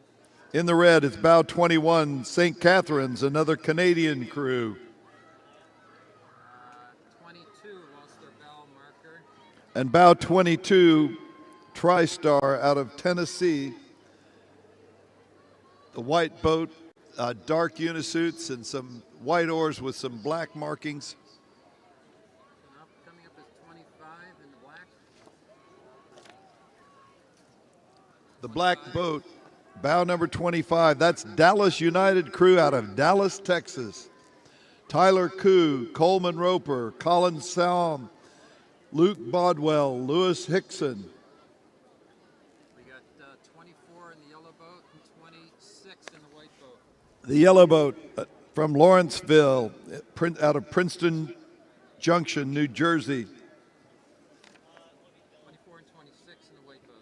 And 26 in the white boat, Litchfield Hills from Litchfield, Connecticut. That's Leah Ringswood, Henry Jinks, Aubrey Duckworth, Ian Zigcat, and Ethan Kane. 28 in the white boat, black unis. Bow 28 with the black unisuits. That's SAC out of Gold River, California.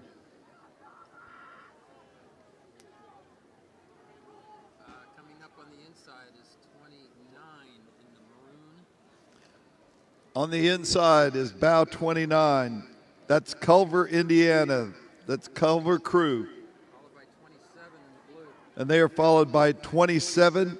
That's Friends of Brookline out of Brookline, Massachusetts, a public high school team local here to the Charles. 31 making a lot of progress on the inside. 31 making up some ground on the inside. That's OKC River Sport out of Oklahoma City. That's Adriana Hardy, Grayson Ward, Trent Fensteel, Joseph Riggins, and Eli Penley. This is about 30. 30. Bow 30. Going into the bridge now is Boston College High. Boston College High has Jack McDonald, Alexander Saba, Yazhong Chang, Jonathan Olson, and Liam Bell. And now we have a stack of 6 or 7 fours. Green is 36. Bow number 36, Central Ohio out of Dublin, Ohio is first. Followed by 33 in the green. 33 in the green, that's Notre Dame crew out of West Haven, Connecticut. Followed by 32 in the blue. 32 in the blue is out of Nobles from Dedham, Mass. And 35 on the inside. On the inside, that's bow 35, Cambridge, Ringe, and Latin. In the white boat, 37. And in the white boat, Hawk Rowing Club, bow number 37. Coming up in the red boat, 34. And in the red boat, we've got Holy Ghost Prep out of Bensalem, Pennsylvania. So on the inside in the red is 40. On the inside with the red shirts, that's number 40, Blood Street Skulls out of Oline, Connecticut. Overtaking 39. They're overtaking bow 39. That's Cambridge, Ringe, and Latin.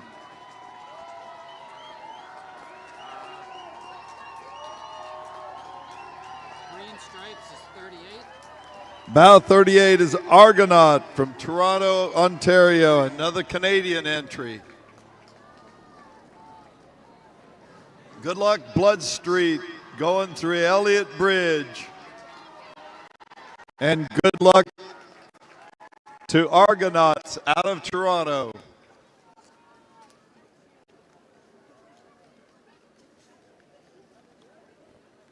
44 coming out of the turn. A little bit calmer now. Bow 44 approaching Elliott Bridge is Williamton Youth. They are from Wilmington, Delaware.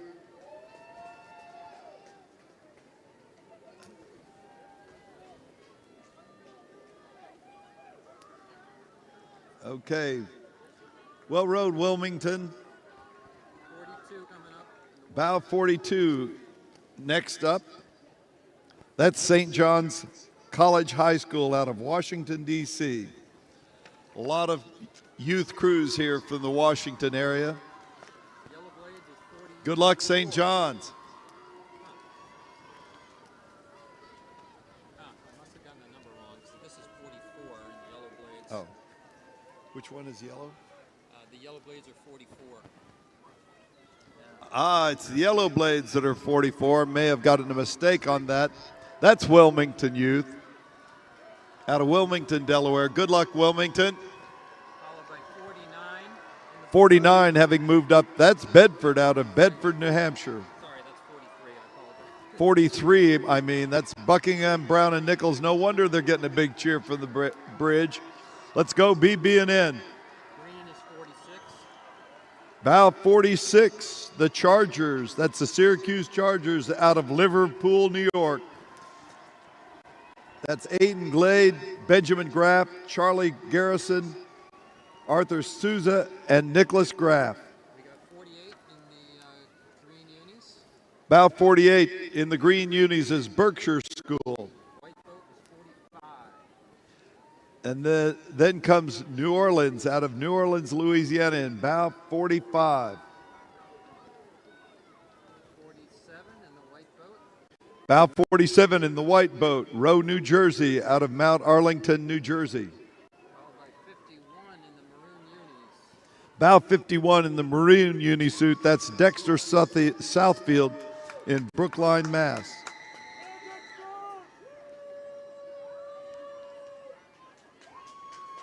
Coming out of the turn is 49 in the purple boat.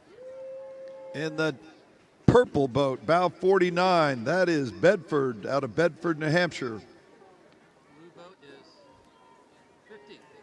Blue boat is 50, Unionville out of Pocopson, Pennsylvania. Sorry about that. 56 in the white boat. Bow 56 is Los Gatos, California. That's the Los Gatos crew. Wyatt Keller, Declan McInerney, Nico Della Rata, Julian Weinstein, and Milton O'Brien.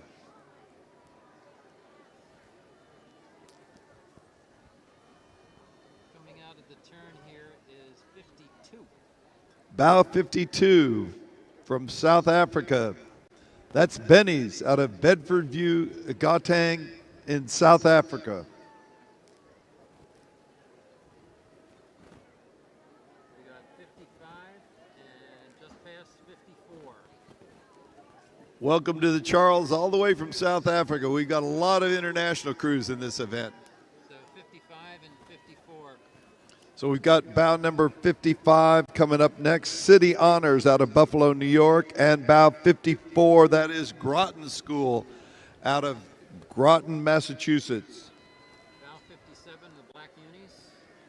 Bow 57 in the black boat, that's Whitman crew, another crew from the D.C. area out of Glen Echo, Maryland. Followed by 58 in the white boat. 58 in the white boat is Radner out of Wayne, Pennsylvania. On the outside here is 62. On the outside, we have Camp Randall in the blue unis. Bow number 62. Red boat is 60. Bow number 60 is the red boat Tabor from Marion, Massachusetts.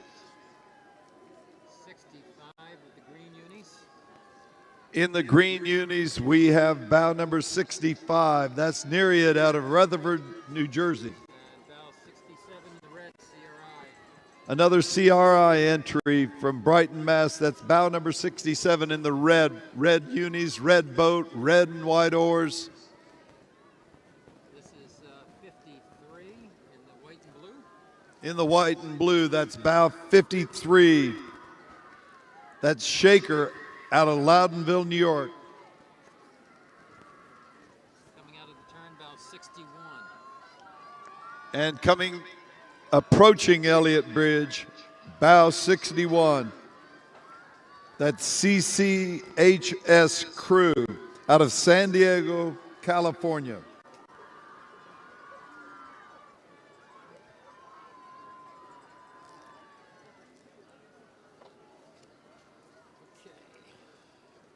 Yeah, they just keep coming. We've got another pack of about 5 fours approaching the turn. Red boat is 68. Bow 6. Coming up on the inside, and blue boat is 70. And on the blue boat coming up on the inside is bow 70 that's Treasure Coast from Palm City, Florida. Following them is 66. Following them, bow 66, L&N STEM Academy Rowing out of Knoxville, Tennessee. On the outside, 63 in the maroon. In the maroon on the outside, bow 63, that is Gentle Giant.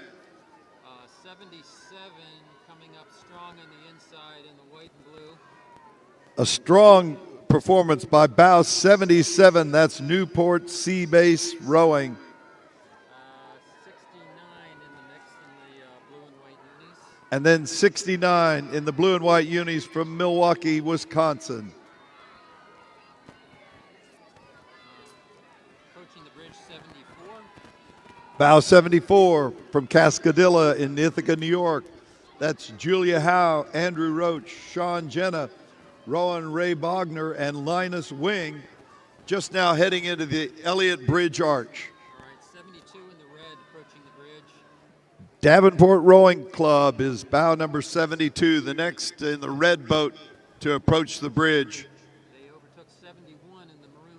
71 in the maroons, Arlington Belmont Crew from Arlington, Mass. Being chased by 76 in the red boat. 76 in the red boat is San Diego Rowing Club from San Diego, California. And 80 on the inside in the white boat. 80 on the inside in the white boat. Another strong entry from Texas Rowing Center. Okay, the black boat here on the outside is 64.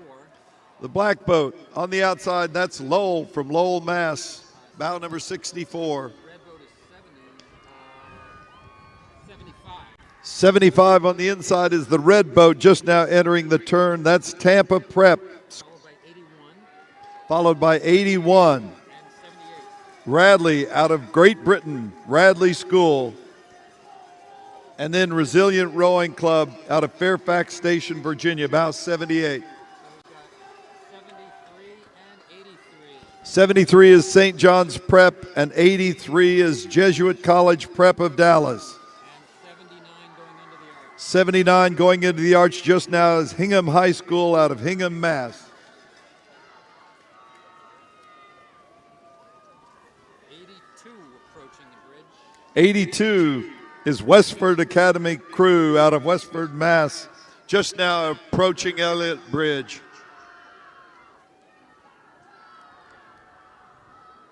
84 and 59 approaching. Bow 84, Northampton out of Northampton, Mass. 59 in the white on the outside. And in the white, bow number 59.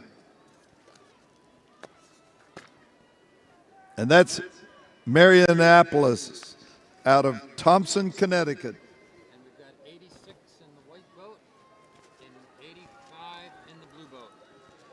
86 and 85. We have 86 in the white boat. That's Boston College High of Boston, Massachusetts. And 85 is Miami Beach Rowing Club out of Miami, Florida.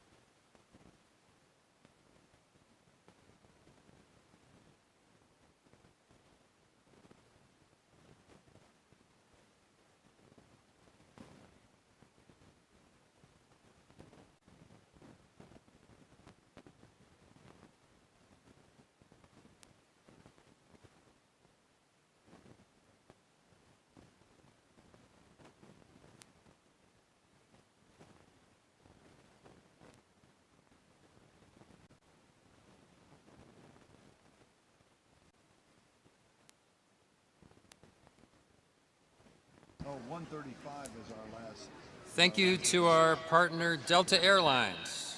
Just like the athletes competing this weekend, Delta is committed to excellence, precision, and going the distance, whether it's across the finish line or across the globe. With service to more than 300 destinations worldwide, Delta connects you to where you want to be. So whether you're heading home after the regatta or planning your next adventure, fly the airline that goes above and beyond. Delta, the official airline of the Head of the Charles Regatta.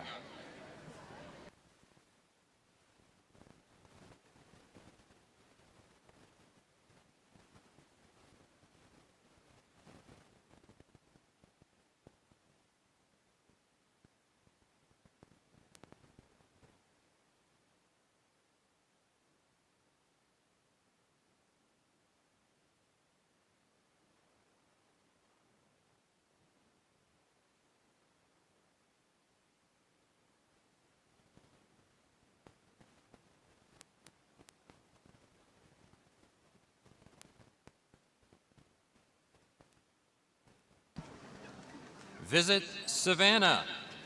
Boston, the South has arrived. The surprisingly Savannah mobile tour is waiting for you at the Weld exhibition. Stop in for games, giveaways, and a taste of true Southern hospitality. Visit Savannah.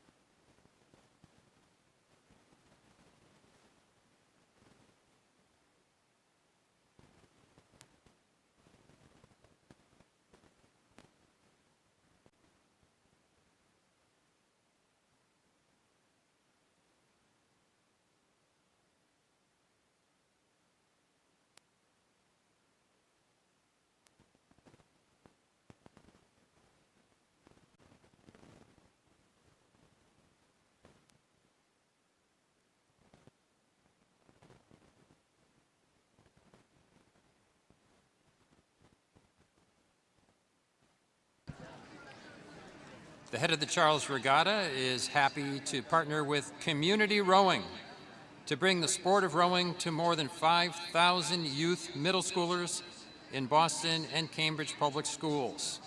This all happens through CRI's Let's Row program. To learn more, visit communityrowing.org.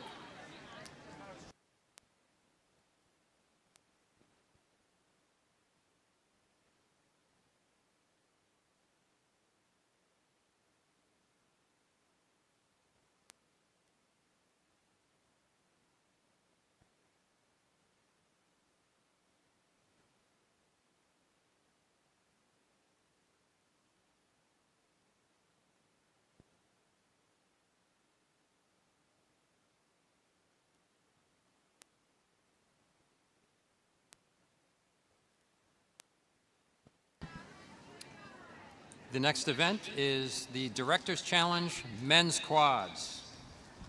The course record was 14:39, set by Fruit Loops in 2017. Competitors in the Director's Challenge Men's Quads range in age from their 20s to their 70s. So you'll see some young guys rowing with more mature guys, and they all enjoy just getting out on the water and pulling hard. Many of the competitors in this event are longtime HOCR veterans, and many have national team experience, although for some, this high-level experience may be quite a way back in the rearview mirror. This year's event has also attracted a couple of international composite crews. Bow 1 is an Irish composite crew that includes world champion and double Olympic gold medalist Fintan McCarty, along with Olympic bronze medalist Dyer Lynch and Philip Doyle. They'll be chased by Bow 2, which is another composite crew made up of former U.S. national team members, the Fruit Loops of Cambridge, Mass.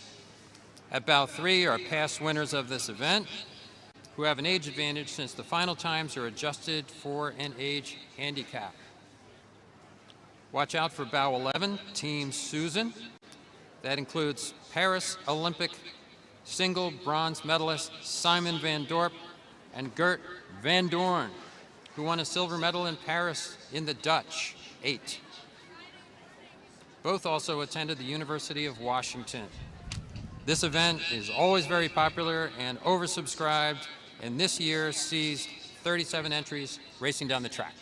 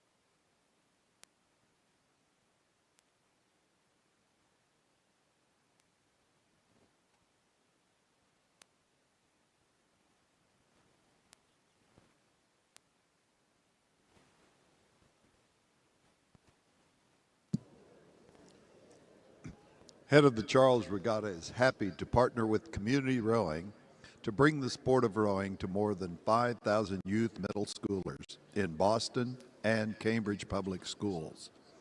This all happens through CRI's Let's Row program. To learn more, visit communityrowing.org.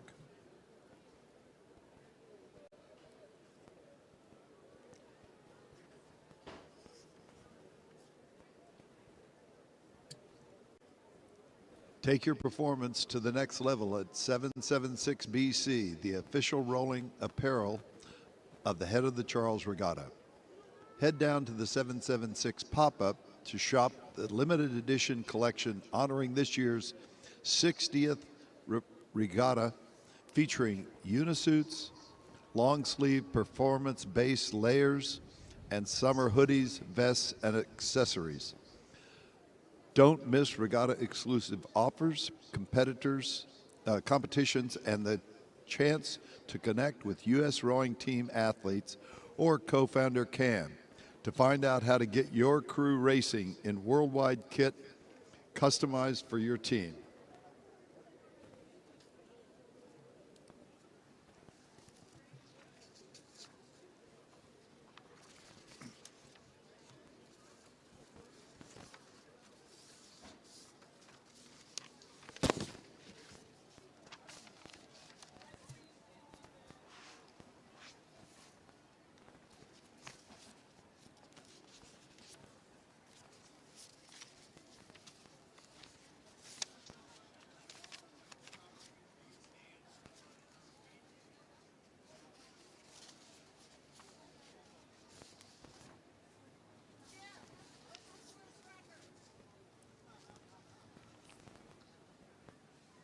$14.39.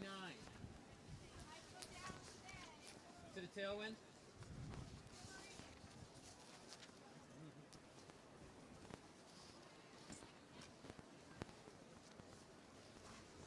you imagine doing this for 14 minutes?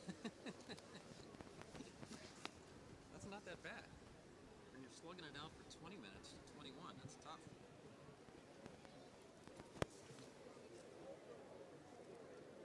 Attention everyone, we are proud to share that the West End House Boys and Girls Club is an official charity partner of the head of the Charles Regatta. Thanks to the incredible generosity of our charity program, more than $150,000 has been raised for our official charities. Your support is making a lasting impact on our community, and we sincerely thank you for your contributions.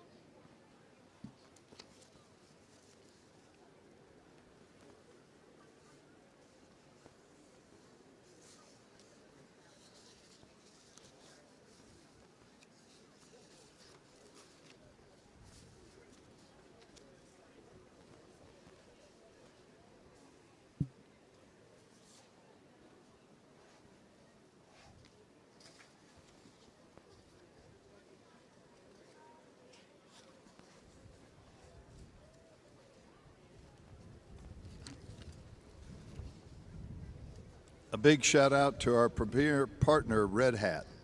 Be sure to check out check out the all-new big screen within the Falls Bar, showcasing the live stream and 60 moments from the last 60 years.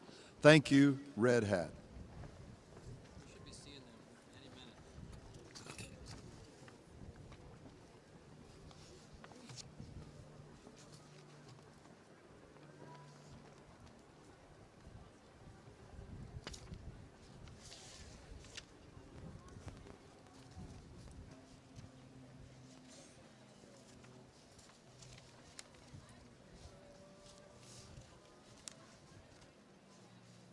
Looks like these guys didn't do that much announcing of these things. We've had 2 days, and there weren't very many check marks on some of these. From the beginning? Oh, here they come. Yeah, this is the same sheet from all 3 days.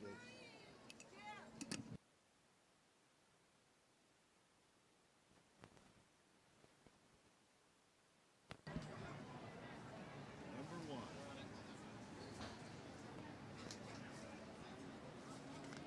All right, welcome to the Director's Challenge Men's Quad. Bow number 1, coming out of the turn, Skibbereen, members of the Irish National Rowing Team. They hail from Belfast, Queens, Skibbereen, and Dublin. Welcome, Ireland, looking good.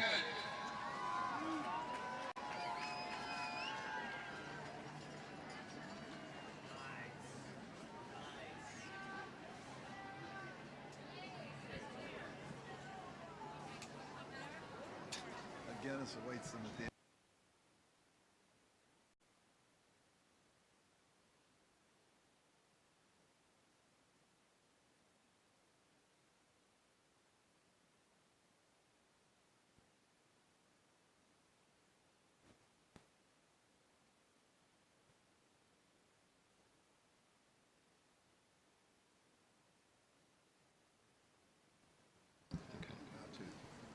Coming around the turn, bow number 2. This is a composite boat, all prior U.S. national team members. They hail from Narragansett, Potomac, Riverside, and Seattle Scullers.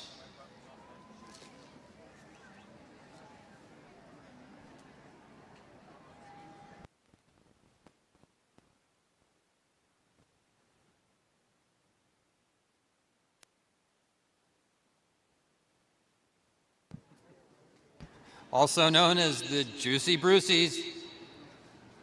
Yeah, go Juicy Brucies.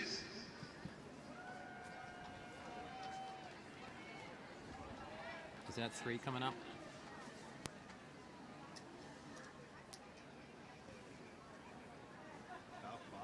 Bow 5. This is bow 5 here? Yep, bow 5 and then 3. Coming out of the turn, we've got bow 5, which has moved up a couple of places. That's Maritime Rowing from Norwalk, Connecticut. In the yellow boat coming out of the turn, Fruit Loops from Cambridge. Bow number 3, Dan Guerrerian, Scott Horney, Andrew McTaggart, and Greg Benning.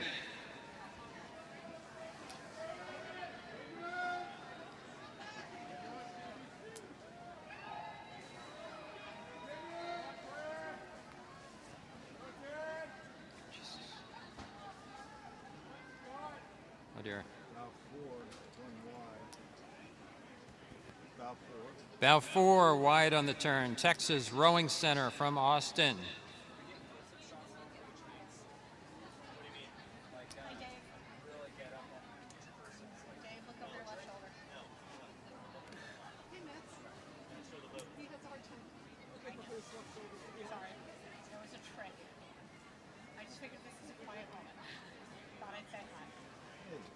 Congratulations. I feel satisfied in all on both things.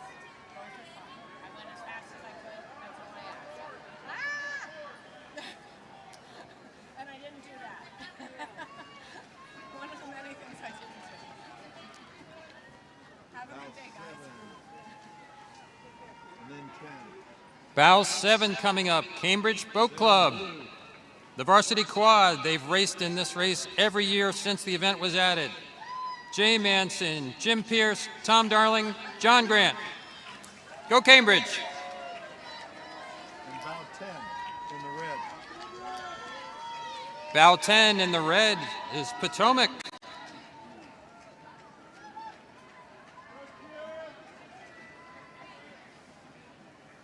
Cambridge car looks pretty good.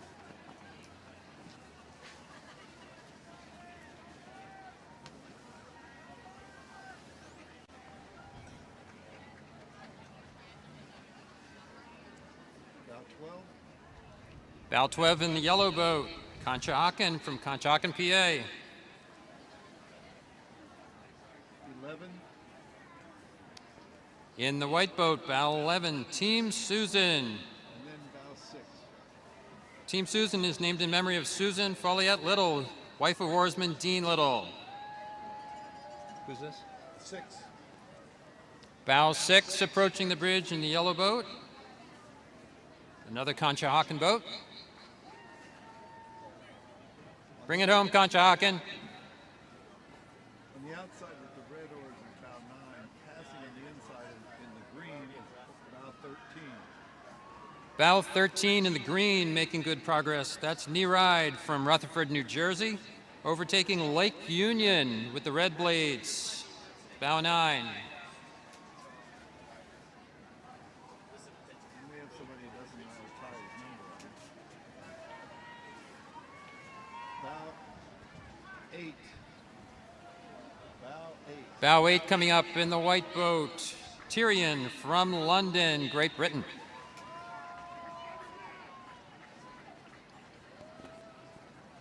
Bow 14. In the white, coming off the turn, Rocky Mountain from Aurora, Colorado. Welcome to Boston. Then bow 16. In the yellow, bow 16, Undine from Philly. Go Undine.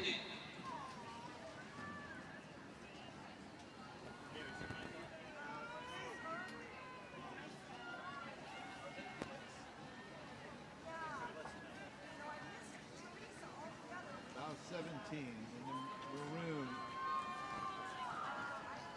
Bow 17 in the maroon, Crimson Death Barge.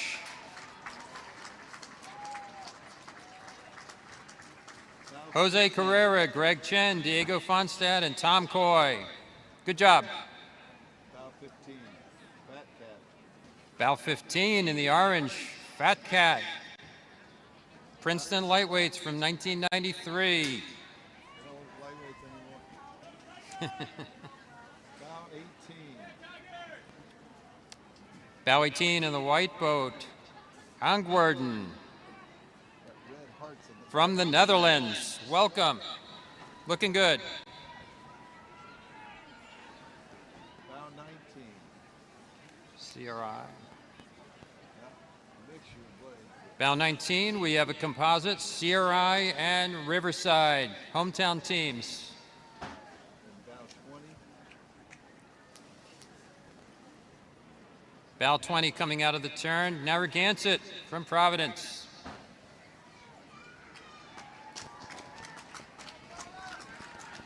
Bow 21.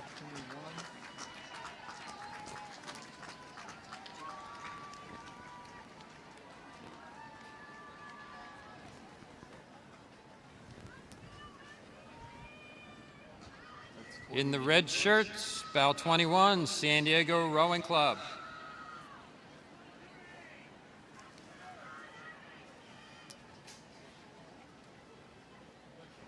Looking good, San Diego. Keep it going.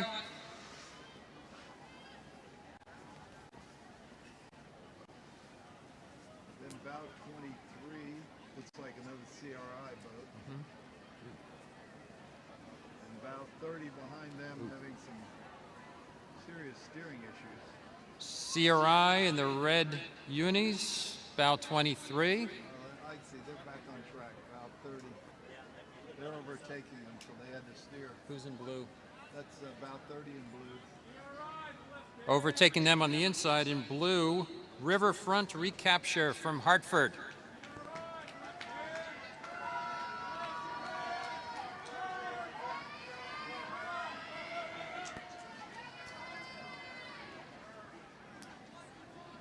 Who's that? That's bow 24. Here comes Belmont Hill, bow 24, the red boat. Looking good, Belmont Hill. Bow 25 in green. Coming off the turn, bow 25 in green, Dartmouth. Legendary Sultans of Swing, celebrating 50 years of racing together in the head of the Charles since their debut in 1975.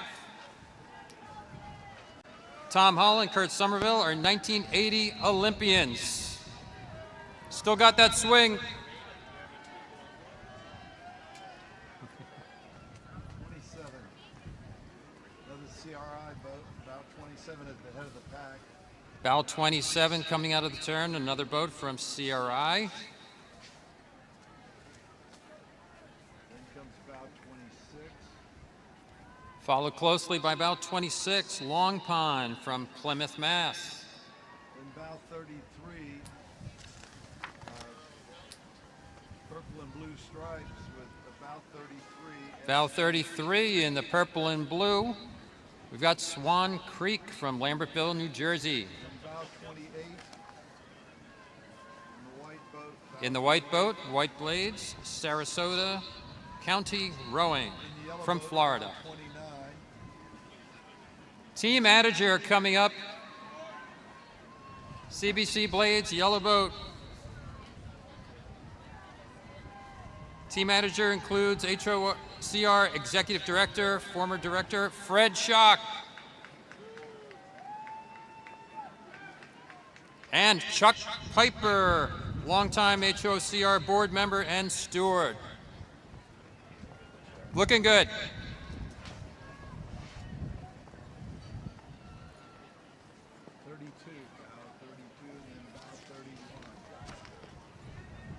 Bow 32 in the green boat, Duxbury Bay, Maritime. And bow 31. Blue and white blades, white boat. Bow 31, CBC Riverside Composite. This is the all Cox quad. These guys have been racing since the mid-70s. They have coxed hundreds of races. Mark Greenberg in bow, Chris Boyd in 2, Mike Floyd in 3, Julian Green in stroke. Looking great, guys.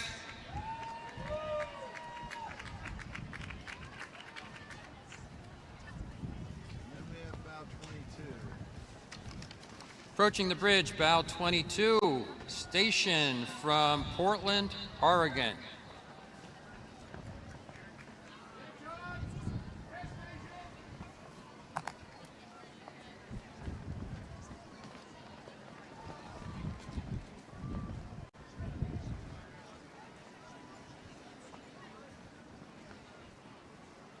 Bow 35. And then 37. Bow 35 coming out of the turn, that's Union. Downriver neighbors in Boston. 37 is a white boat with Bow 37 following them from Bainbridge Island Rowing, Washington. and then 36 with blue hats, except for the one white hat. And approaching the bridge, bow 36, Wayland Weston. Great job.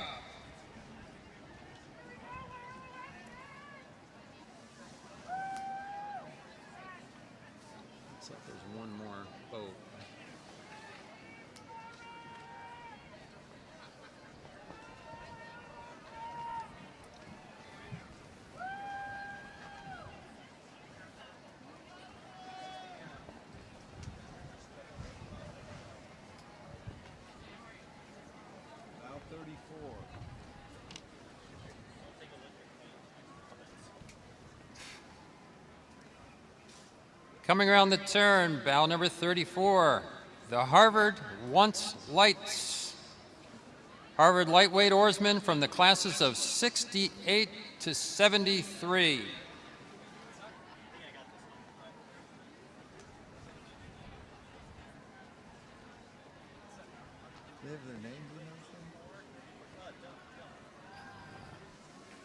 We've got Robert Baker, Andrew Narva, Richard Moore, and Joseph Bracewell. Great job.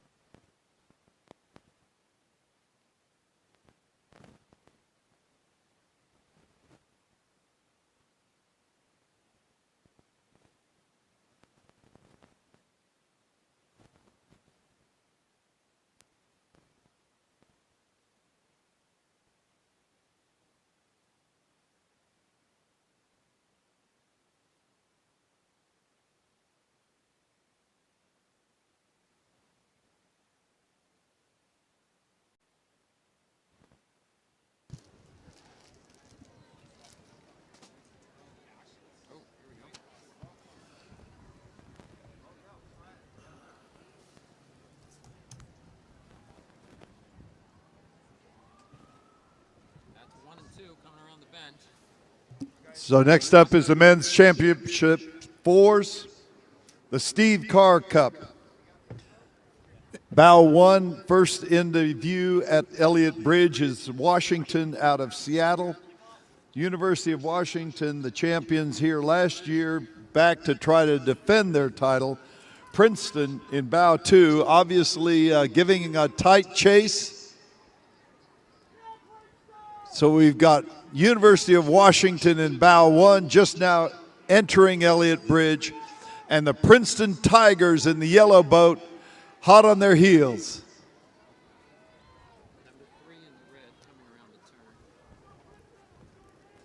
Bow 3, just now coming around the turn as Princeton enters the bridge. we have Cornell.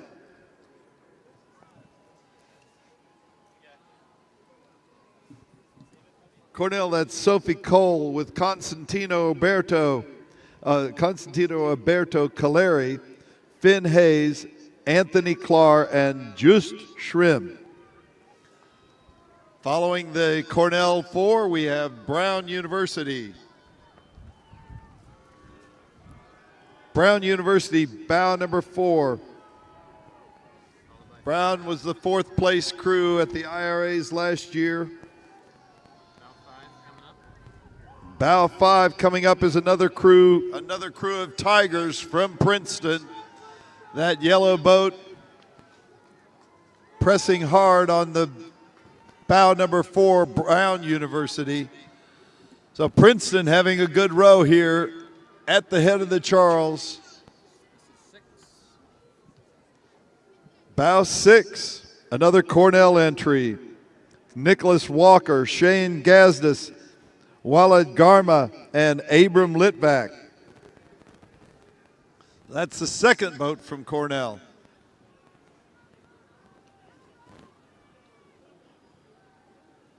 Cornell, BMA. 9 has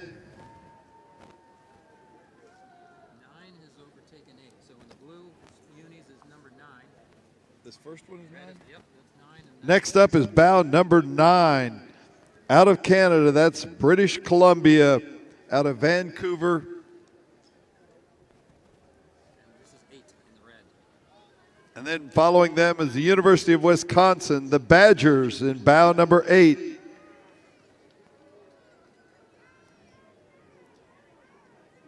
That's Todd Shunawala with Ethan Schumacher, Patrick Trihey, Benjamin Cook, and Heinrich Werdel. Bow 11.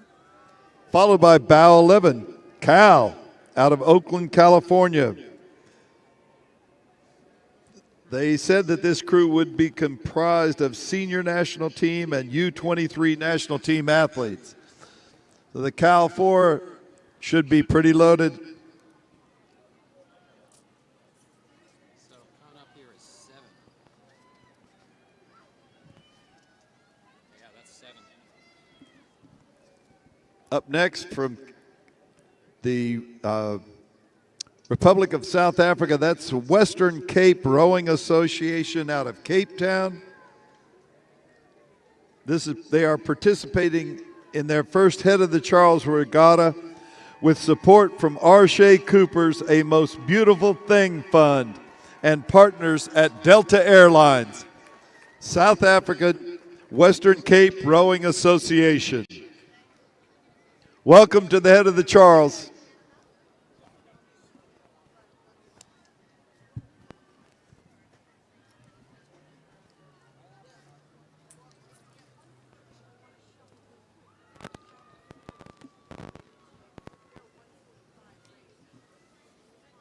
We've got 12 in the black.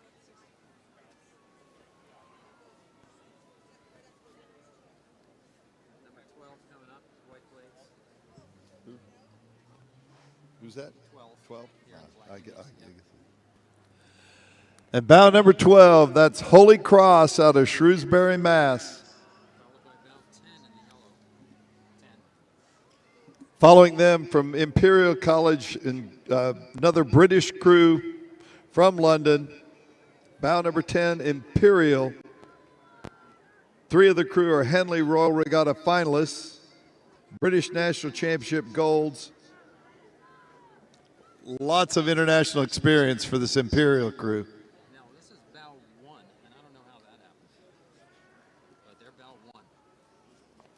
Bow 1 and what?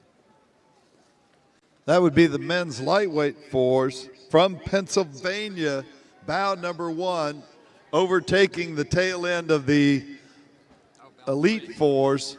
And then we have bow number 3. That's Harvard University's lightweight 4. They've passed the second Penn entry. We're now into the lightweight men's fours event.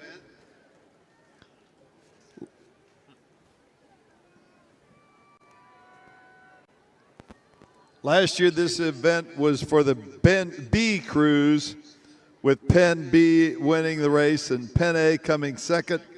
Harvard B finished third and Harvard A in fourth. So that's the top of the field here. Bow 5 on the buoys and bow 4 here. We've got bow 5 on the buoy, that's Cornell, and bow 4 here, which is Harvard.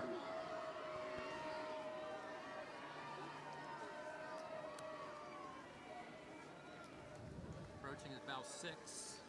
Next up, bow 6. That's a crew from Canada. That's Kingston Rowing Club.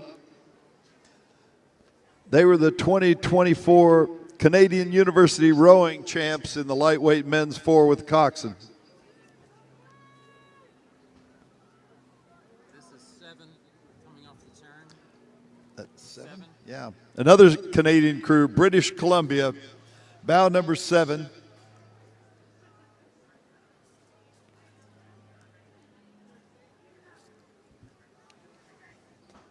Canadians haven't done a lot to start lightweight crew in this side of the Atlantic.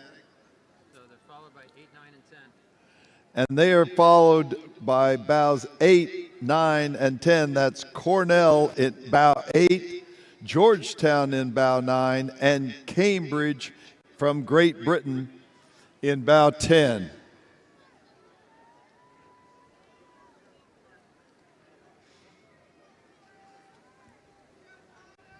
So holding position, bows 8, 9, and 10.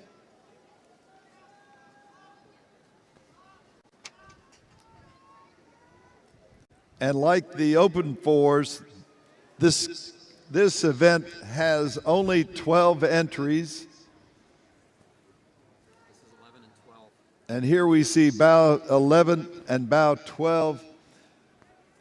Bow 11, a crew from the Netherlands, Triton. They pronounce it Triton. And they are followed by a crew from Dartmouth, out of Dartmouth, New Hampshire, out of Hanover, New Hampshire. So Triton and the Big Green from Dartmouth rounding out the field in the men's lightweight 4s. Those were 2 pretty quick events, both a lot of speedy crews and not like the youth 4s with 86 entries or whatever. The men's collegiate 4s. Now we have 40 competitors in this event, and that'll be the next event starting at 1:19. Course record in that event is from the University of North Carolina in 16 minutes and 4 seconds. Last year, San Diego A crew won, while Stetson A was second, and UCLA was third. So we will have them starting with San Diego in first position. Stetson will have bow 2, UCLA bow 3, and they will be followed by Skidmore, Texas, Oklahoma City, Virginia, and Milwaukee School of Engineering. So pretty big field in the collegiate 4s. These are 4s that are not Division I crews. They all, last year, I guess it was San Diego winning with a large margin, a 26-second margin. And they will be back facing competition from the other 39 4s in this event. That's coming up at 1:19.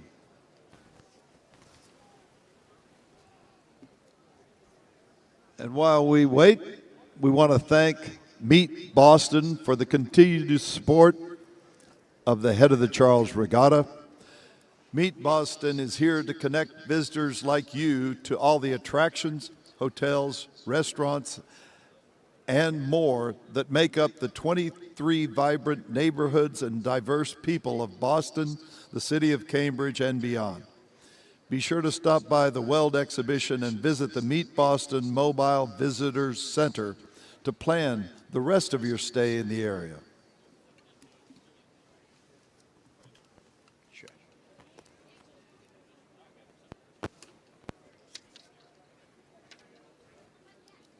you want to do this next one?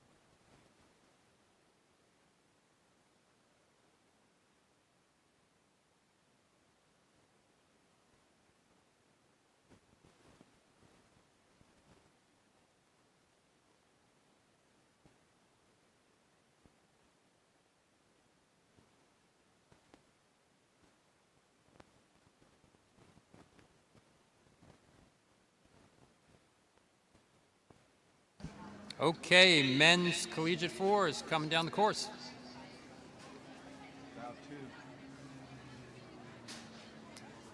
Taking over the lead, bow 2, Stetson from Florida.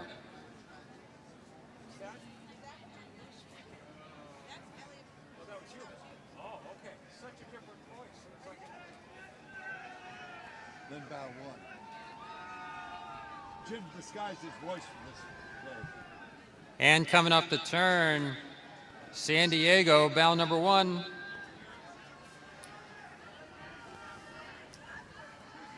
Bow 1, then bow 3. I'm sorry, 3. Yeah, 3. Yeah.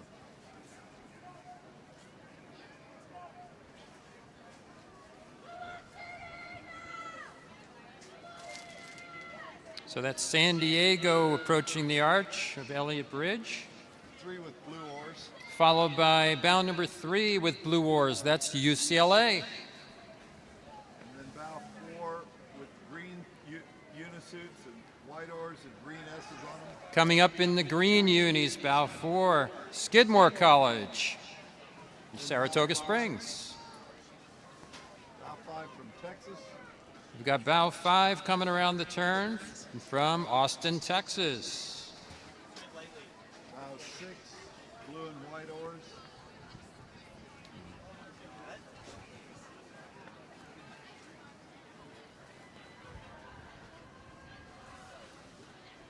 Looking good, Texas. Keep it going. Bow 6 with blue and white blades. The blue and white blades are Oklahoma City, Oklahoma. University of Virginia, bow 7 with the orange blades, Yeah. orange unis.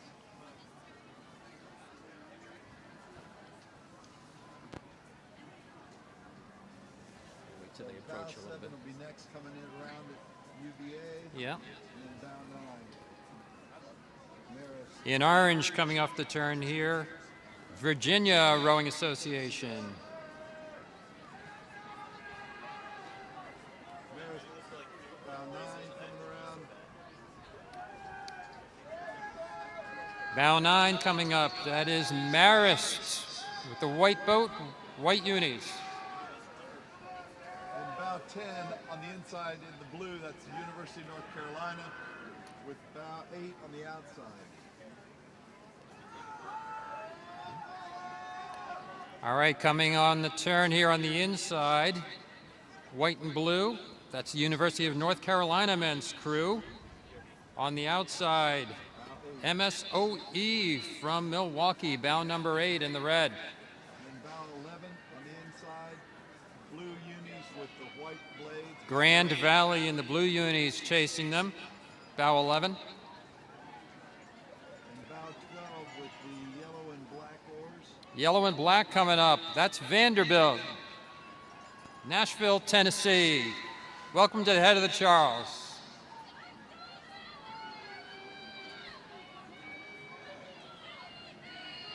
Bow 13 is next, Trinity College. All right, we've got Trinity College coming up from Hartford. Go Trinity.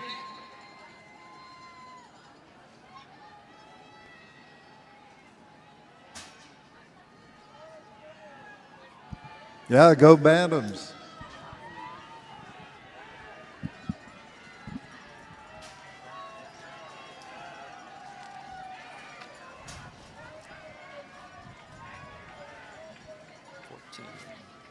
Bow 14. Bow 14 in the blue unis. Delaware, University of Delaware. Bow 16 with the green singlets and the green blades. Bow Coming up in the green, bow 16, Loyola from Maryland.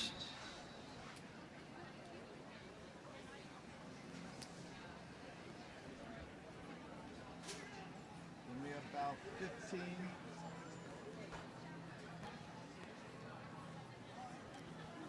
Coming up in the red jerseys, WPI, Worcester Polytechnic, Worcester, Mass. Looking good. Bow 17, that's Michigan right behind them, the gold and blue. Right on their tail is the University of Michigan Rowing Association. Then bow 18.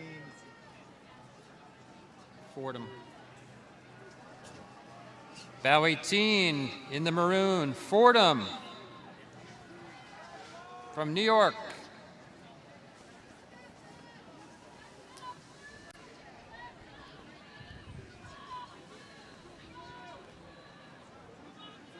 Bow 19. Go Fordham. Henry, Benjamin, Kevin, and Noah, and Thomas. Good job. I'm sorry, who's this? It's bow 19. Bow 19, Lafayette College from Easton, Easton, PA, excuse me. Then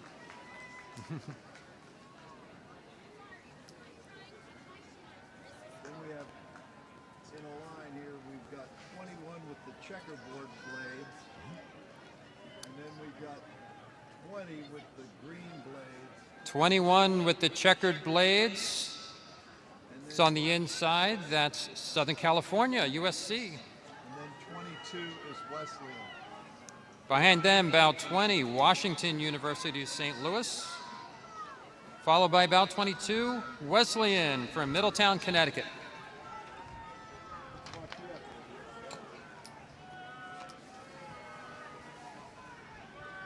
They're red and green. Red shoes, red chinos, and red.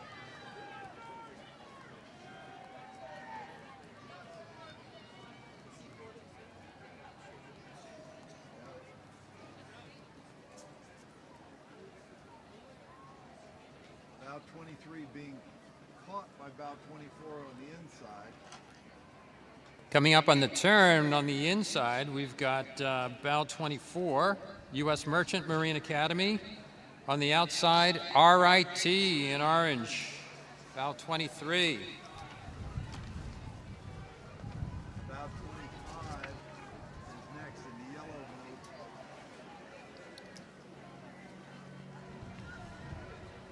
Bow 25 in the yellow boat, Washington College from Chesterton, Maryland. Bow 26, white boat, white singlets. Bow 26 coming off the turn, Lehigh from Bethlehem, PA. Go Lehigh, looking good.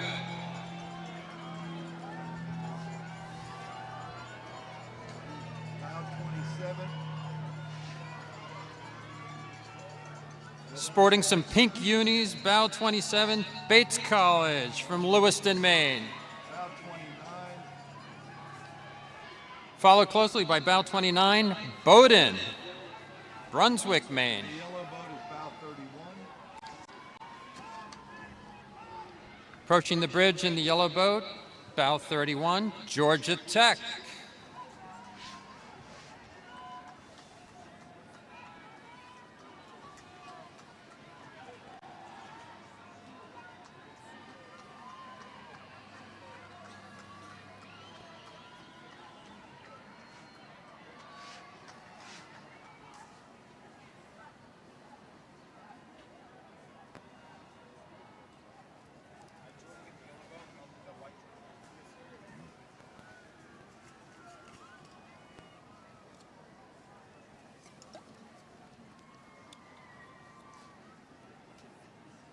Bow 30, University of Rochester.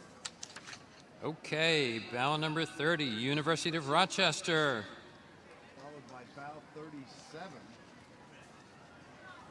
Jacksonville. Bow 37 in the green coming up strong on the inside, Jacksonville University Rowing, Jacksonville, Florida. Then we got 33 on the outside and 35 on the inside. Coming up on the inside on the buoys, bow 35, Michigan State. Number 33 in the blue boat, Middlebury, Vermont. Middlebury. And then the next boat is 34.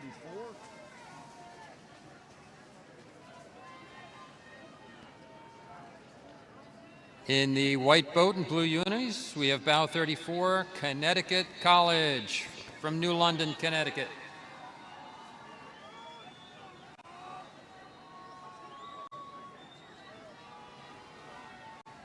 Bow 28 on the outside with purple. Being passed on the inside by bow 40. Coming up on the outside, Amherst College in purple, bow 28. Being passed on the inside by bow 40, FIT, Florida Institute of Technology. Ooh. And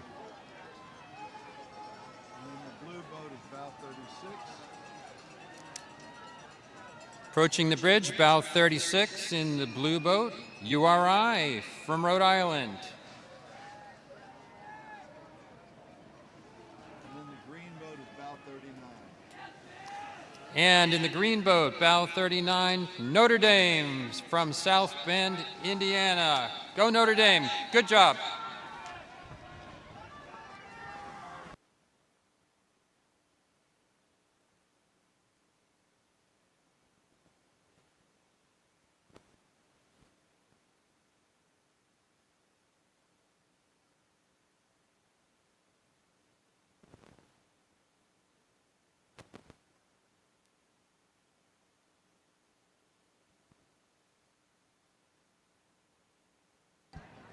And coming around the turn here, bow 38, UNH, University of New Hampshire. Keep it going, UNH, looking good. Finish strong.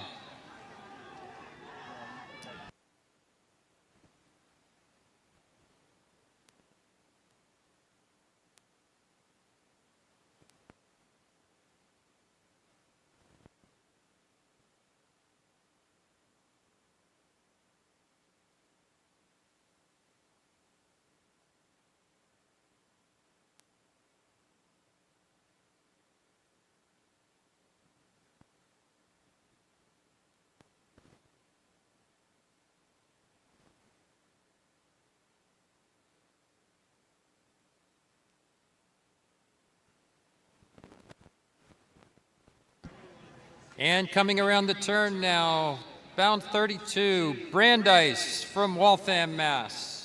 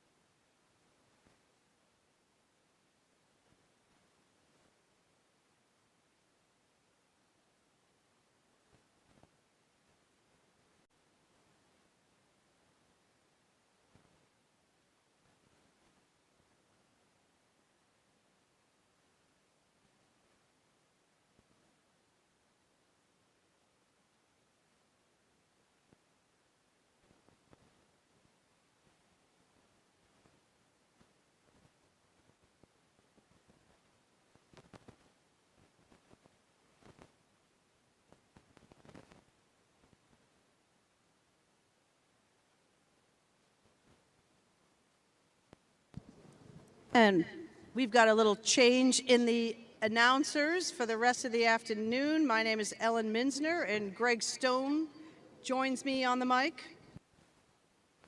And I'm fumbling with it, but this is Greg Stone with a little back feed here. Pleased to say that our next race is the Women's Championship Fours, the Hope Barnes Memorial Trophy, course record held by U.S. Rowing in 1648, and last year's winner, Columbia University, and with behind them Penn AC and the University of Virginia. So we're looking forward to this exciting race. It starts at, help me out, Ellen.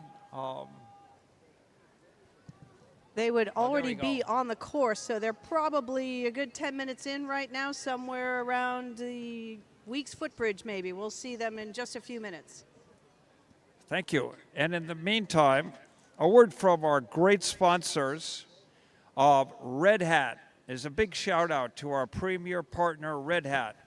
Be sure to check out all the big new screen within the Falls Bar, showcasing the live stream and 60 moments from the last 60 years. Thank you, Red Hat. And Connect-A-Dot, we couldn't do without them. These are all the gray docks. Example is right here to our right at BB&N. and they are the leading rowing docks. They're all over the river, stable, cheap, last a long time. C, connected dock. Even if you've just got a little lake house somewhere, you could use one. To the DCR, Department of Conservation and Recreation, who manage the parklands. This head of Charles has been in partnership with DCR since 1965 and couldn't pull off the race without them. Many thanks. All right, and Here we go. Greg. I have to say, we actually have a screen in front of us. So, coming down the course now, Ellen's going to white hull, white shirts, light blue blades, bow number 1, Columbia University. Last year's winner. They did not submit a roster. They, as you may know, train in difficult waters on the Harlem River, and they're tough. And behind them, doing a great job with the white shirts inside is bow number 3. Bow number 3, which is U.S. team. Are they? No, excuse me. They're not. This is University of Virginia. There we go. No roster submitted, but this is Wes Ning's second year coaching this great program in his second season, and they have gone by bow number 2, which is Penn AC with borrowed blades. That threw me. And that's Zoe Catherine Kelly, Natalie Tominska, and Eva Fraunhofer. And now those 3 are all in contention again, as that lead Columbia crew had a little steering issue in the Elliott Bridge, so that's going to cost them a bit. Good call. Okay, coming up, needs no identification. Bow number 4, and they're very distinctive painted boats. The Bruno of Brown. Great rowing program. Long coached by the Murphys, now with a new lead. Still having that Brown move at the finish where they really haul the finish of that stroke. Great for the headwind they've just entered. Behind them in the orange and black, Princeton University, coached by Lori Daphne, taking full strokes, working through that headwind, and the coxswain is talking to them about that Brown crew ahead. Evenly spaced behind them is Dartmouth. They were 16th at last year's NC2As. They're on a move upward through the ranks with John Graves coaching them. And yesterday they were 3rd in the Club 8s. All right, Dartmouth. Behind them, 7. The University of Wisconsin, the Badgers of Wisconsin, a storied program. This crew is made up of a mix of athletes. I get that's code for not the varsity yet. Behind them, pushing hard, is another Columbia boat, bow number 8, having a nice inside line. So there. And our visitors from Kansas making the long trek out, and well worth it.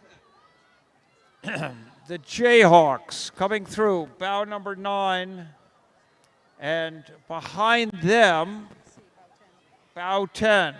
From upstream, Boston College, Lucy Fortner, Molly Devine, Lauren Bowers, Sophia Martin, and Lucy Barrett. All right, Eagles, let's go.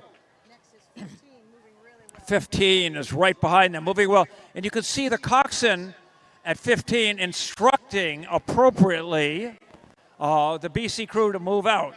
And that 15 is New York AC. Great. True amateurs going for the corner. And that coxswain was Hannah Diaz doing a great job on that line. Great job. And then bow number 11, Boston University, chasing through and lining up to go around the Windsor dock. Wow.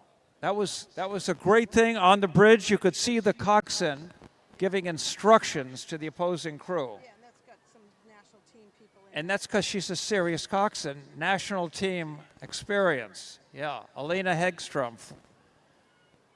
All right, now we've got 2 boats dueling it out. On blue, on the far side, 16 on the better line. And that is Duke University. Lucy Herrick, Nora Kennedy, Molly Hess, Chloe Zolman, and Rosalind Belshut. And this is part of the 2v8. And 14 lining up now. Colgate. Being passed is Colgate from Hamilton, New York, with the white blades. And so now Colgate's going to do everything they can to keep, what was that? Duke from getting by them on the outside before the next turn. Okay, bout number 12, the University of Ireland, URI. Doing a nice job here as they end of the headwind, and right behind them, bright red boat. Bout number 20, Southern Methodists from Dallas, Texas. Totally awesome. Welcome from Texas. Doing a great job. They're pushing hard. And then behind them, bow number 13. 13. Those are the Navy Masters. So with the gray shirts, maybe they're still in the service. But thank you, Navy. And bow number 21 with the white blades, the University of British Columbia, UBC's women's crew. Welcome to Boston. And behind them by 70, Ellen, these are really mixed up. They've had some great passing. Another Canadian crew, bow number 17 is Kingston. Multiple athletes with experience representing Canada at multiple levels. All right, Kingston. And now, bow 18, Rowing in Color, a community organization. This is a strong BIPOC women's coach coming together to prove that they can do what their hearts want to do. And they're doing a great job. Really nice rowing. Bow number 18. Bow 22 from Great Britain, Mortlake, which is London Club. These girls are reuniting for a spin down the Charles. Minna Frost, Rebecca Campbell, Katie Brooks, Jennifer Bailey, and Hannah Mascarci. And 19 right behind them, Iona was the champ women's 4 in 2023. Oh no, was in this, where they're second to last and they're looking to improve it. Whew. It's a lot, Ellen, and I think that may be it, looking through the list. Yeah, a lot of bow numbers in very different order, so there's been a lot of passing. Those coxswains have had a lot of fun getting down this course and clawing their way through the top, so we'll have to wait for the results to see who actually came out on top. And not to give it away, but there is an HOCR app free from the Apple Store, and that will give you the race in progress. Okay.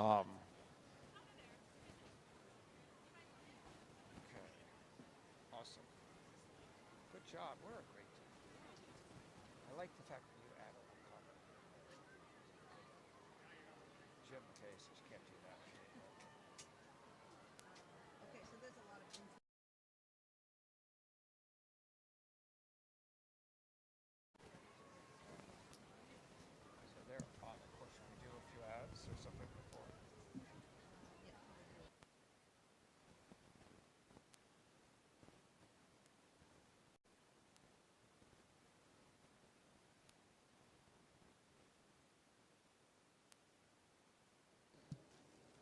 And we'll do a few sponsor notes from Greg momentarily. Yes, indeed, because we can't function without our sponsors. And one of our sponsors is the United States Marines. And they're proud to sponsor the Coaches Lodge this year at the Regatta, which is, if you start walking up to the finish line, the falls side, you'll see the Coaches Lodge on your left. Stop by and connect with the Marines who will share your commitment to developing leaders in your athletes. And very smart of the Marines to be up at the coaches' yards. And then you'll probably notice all these swell-looking Navy vests that we're wearing as volunteers. That's from Vineyard Vines, which is back as the official style of the Head of the Charles Regatta. Head over to their tent. That's near the Elliott Bridge enclosure. And you can shop this limited edition attention. I don't know if anything will be good as the pink vest we got 3 or 4 years ago, which is perfect for every occasion. But these are pretty swell, so stop by. Absolutely. And as we introduce the next event, it's a new event in the Sunday program. So the PR3 4s, which is a Paralympic discipline, usually is raced on Saturday among the inclusion events. But this event today is moved up into the Champ 4s division. So we've got men's Champ 4, women's Champ 4, and now the mixed PR3 4, which is the Paralympic discipline. So that's a really exciting move for this event, and we hope to see more international crews coming to this event in the future. But that being said, it's going to feature 2 exciting U.S. PR3 crews. The first one will be the crew that competed in Shanghai at the World Rowing Championships in August. And the second crew is a training center combination of up-and-coming Paralympic hopefuls. And that will be coxed by Megan Meldrum, who's a former Riverside coxswain and knows the river maybe not quite as well as Emily Eldrocker, the coxswain of the other crew, but we'll see. They started that event at 1:46, so we won't see them for another few minutes, but it is an exciting event that we have, and as we said, this will represent the best and brightest of the PR3 candidates who will be hoping for a spot in the LA 2028 Games. And Ellen, I noticed looking at our book here, the last year was the first time this was run. I think it set the course record, which is 17:14. That was the winning time last year of the Columbia Women's Championship 4. So despite the disabilities, these crews are moving right along. And, yes, and indeed, it looks like the USA crew coming around the corner here. That is indeed bound number 1. This is the 4th place PR3 mixed 4, mixed meaning it's men and women.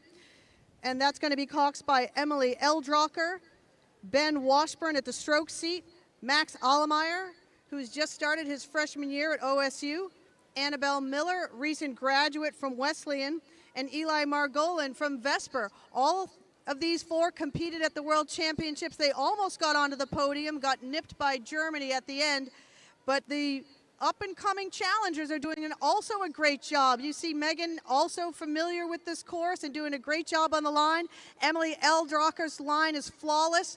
Tough to say what the margin will be, but here comes that next crew. It's coxed by silver medalist from the Paralympic Games, Skylar Dahl, Jacob Wellborn, Henry Billington, recently classified and hoping to make a spot next year, and Gabby Bigler, who participated in PR3 selection camp. She's in high school and participates for San Diego Junior, so they're doing a great job. Go Skylar, leading this young crew. Let's see what you can do. The best and brightest of American PR3 rowing right here in front of you. And Ellen, interesting that second boat, the challenging boat, was rowing at 32 to 33 strokes a minute, and the A boat was rowing at 30. So a little cushier style, a little stronger rowing perhaps, but we'll see what happens at the end.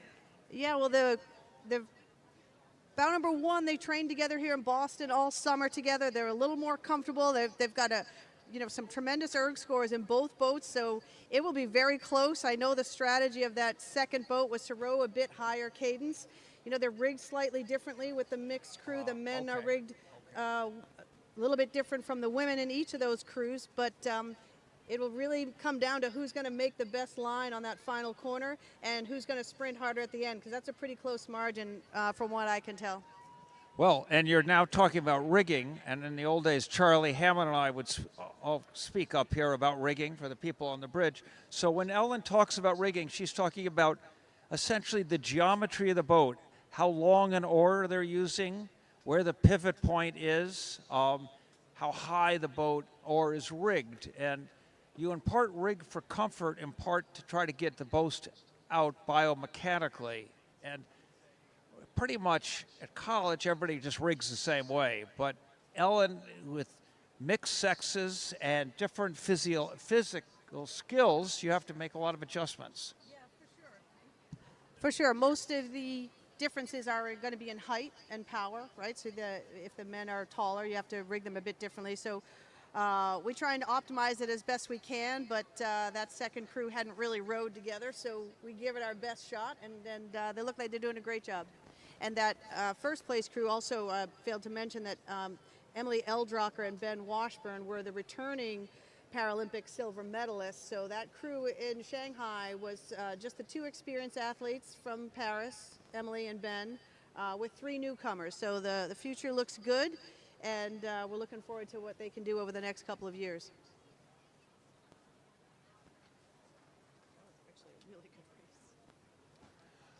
All right. Our next event started at 1:51, so we're 12 or 13 minutes into it. It is the women's lightweight fours. Okay, so this is the City of Cambridge Trophy. The record is held by the Undine Barge Club of Philadelphia in 1754. Last year, the University of Wisconsin A-Boat in 1829 won the event. We've got 13 competitors in this event, which is pretty good for lightweight rowing. You know, we're very much lightweight rowing has been eliminated on the Olympic podium, and that is a decision not made really by rowers, but by the IOC, thinking about TV revenues, I assume, who knows. But it's a real disappointment. We're trying to keep lightweight rowing alive in the U.S., and this is an exhibit of that. And Wisconsin, who won last year, is one of the powers of lightweight rowing. And Greg, it looks like at least the splits at CBC, the training center A boat in the PR3 boat had about an 11-second margin over the challenge crew. But it looks like we've got lightweights on the course right now. Yes, we do. And first up is not Wisconsin that started first, but the extremely distinctive blades of the Princeton Tigers, who under new coaching a couple of years ago and have gone from being at the bottom end of the league to near much the top of the lightweight league. And this four looks really good, rowing really well. Nice line, but see the blade work and the length. And that's bow number 2. Princeton University, and bow number 1, the Badgers of Wisconsin with their bright red blades, is to the outside of the big turn, being pressured by Radcliffe. And this crew was second at the IRAs, and Radcliffe got a big boost last year with the new assistant coach who's given them a lot of energy, and they are looking good, and they're pushing hard against Wisco, who's going to have the inside at the next turn unless Radcliffe can get by them. Great racing here, both boats. And behind them, another long-term lightweight program, BU, and coached by Mary Woods for the last 3 years. And a great program and great neighbors downstream. This crew is not quite as long as this cruise we saw before, but they're hitting into the headwind and have certainly made time on those behind them. Is that in the white? Seeing a great tussle coming around here. Okay, so in the white blades with the blue shirts, that's bow number 8 from Canada, Kingston Rowing Club. They've done a great job and worked their way by the BU crew. That's the BU crew in all red. Look, and BU is also thinking about beating their contemporaries. And behind them, also in a red hull, but with white shirts, is MIT, the engineers, coming by, looking good. And then behind them, bow number 7, is another Canadian boat from Western Ontario, and they are working hard to keep bow number 9 behind them. Another Canadian crew, the University of British Columbia, yes, in Vancouver. And they're doing a nice job, and each coxswain is thinking now about the next turn, how they get that, and then drive their crews. There are only 60 strokes to go from this mark. And Greg, you know, because the lightweights are all similar weight, they're not necessarily going to overpower one another. It has to come from technique, cadence, and steering. So that's why you see some tight margins here among the top bow numbers, and that's going to be a great race, and we'll see who comes out on top. And that's why lightweight racing was so fantastic on the international stage, because it was so close. Okay, now we've got a sort of a second group here, and it's being led by Cambridge University. You can see they're very distinctive. What do they call that? It is a type of green, celeste green, I'd say. They'd say something, they'd say blue. But Cambridge University rowing in the Radcliffe boat, and they're lightweights, and they have a lightweight race against Oxford and eights later in the year that they take very seriously.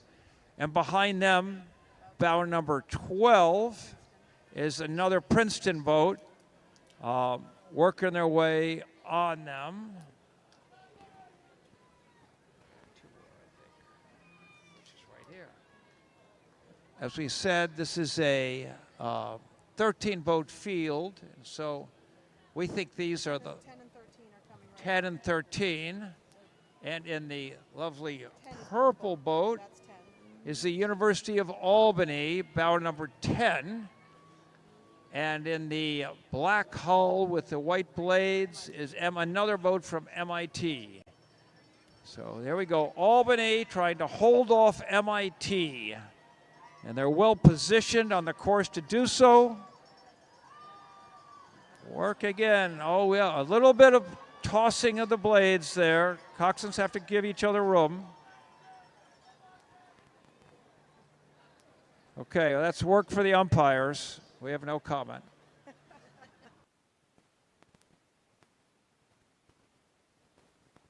All right. Well, that was exciting, even though a small field. Yeah, it was great. I'd love to see this traditional program. I rode lightweight in college way back in the day, and I agree. The domestic lightweight rowing is just amazing.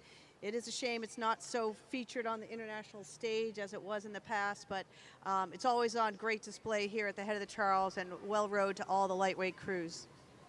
All right. Now I'm going to give a little nod to one of our sponsors, the City of Savannah. Are you ready for a Southern adventure? Step inside the Surprisingly Savannah mobile tour, an immersive experience at the Weld exhibition. Discover why Savannah, Georgia is the South's most charming escape.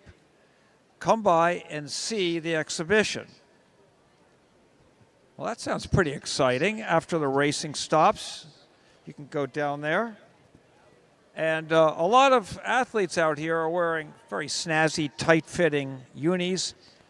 They are from 776 BC.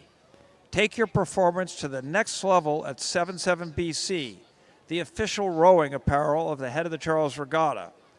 There's a 776 pop-up shop for limited edition connection featuring unisuits, long sleeves, layers, summer hoodies, vests, all sorts of stuff. So get by that pop-up shop and stock up. Okay, next race. What do we got? Women's Collegiate. All right. You want to take this one? All right. Next up, we're going to have the Women's Collegiate 4. The course record was held by Florida Institute of Technology back in 2019. So that's a newcomer to the record holders, and I think that's a great feather in their cap for the FIT crew. I don't know that they're here today, but that being said, last year's winners were Carleton, Lafayette in second place. Oh, and that FIT crew was indeed third, so they are a strong contender again this year.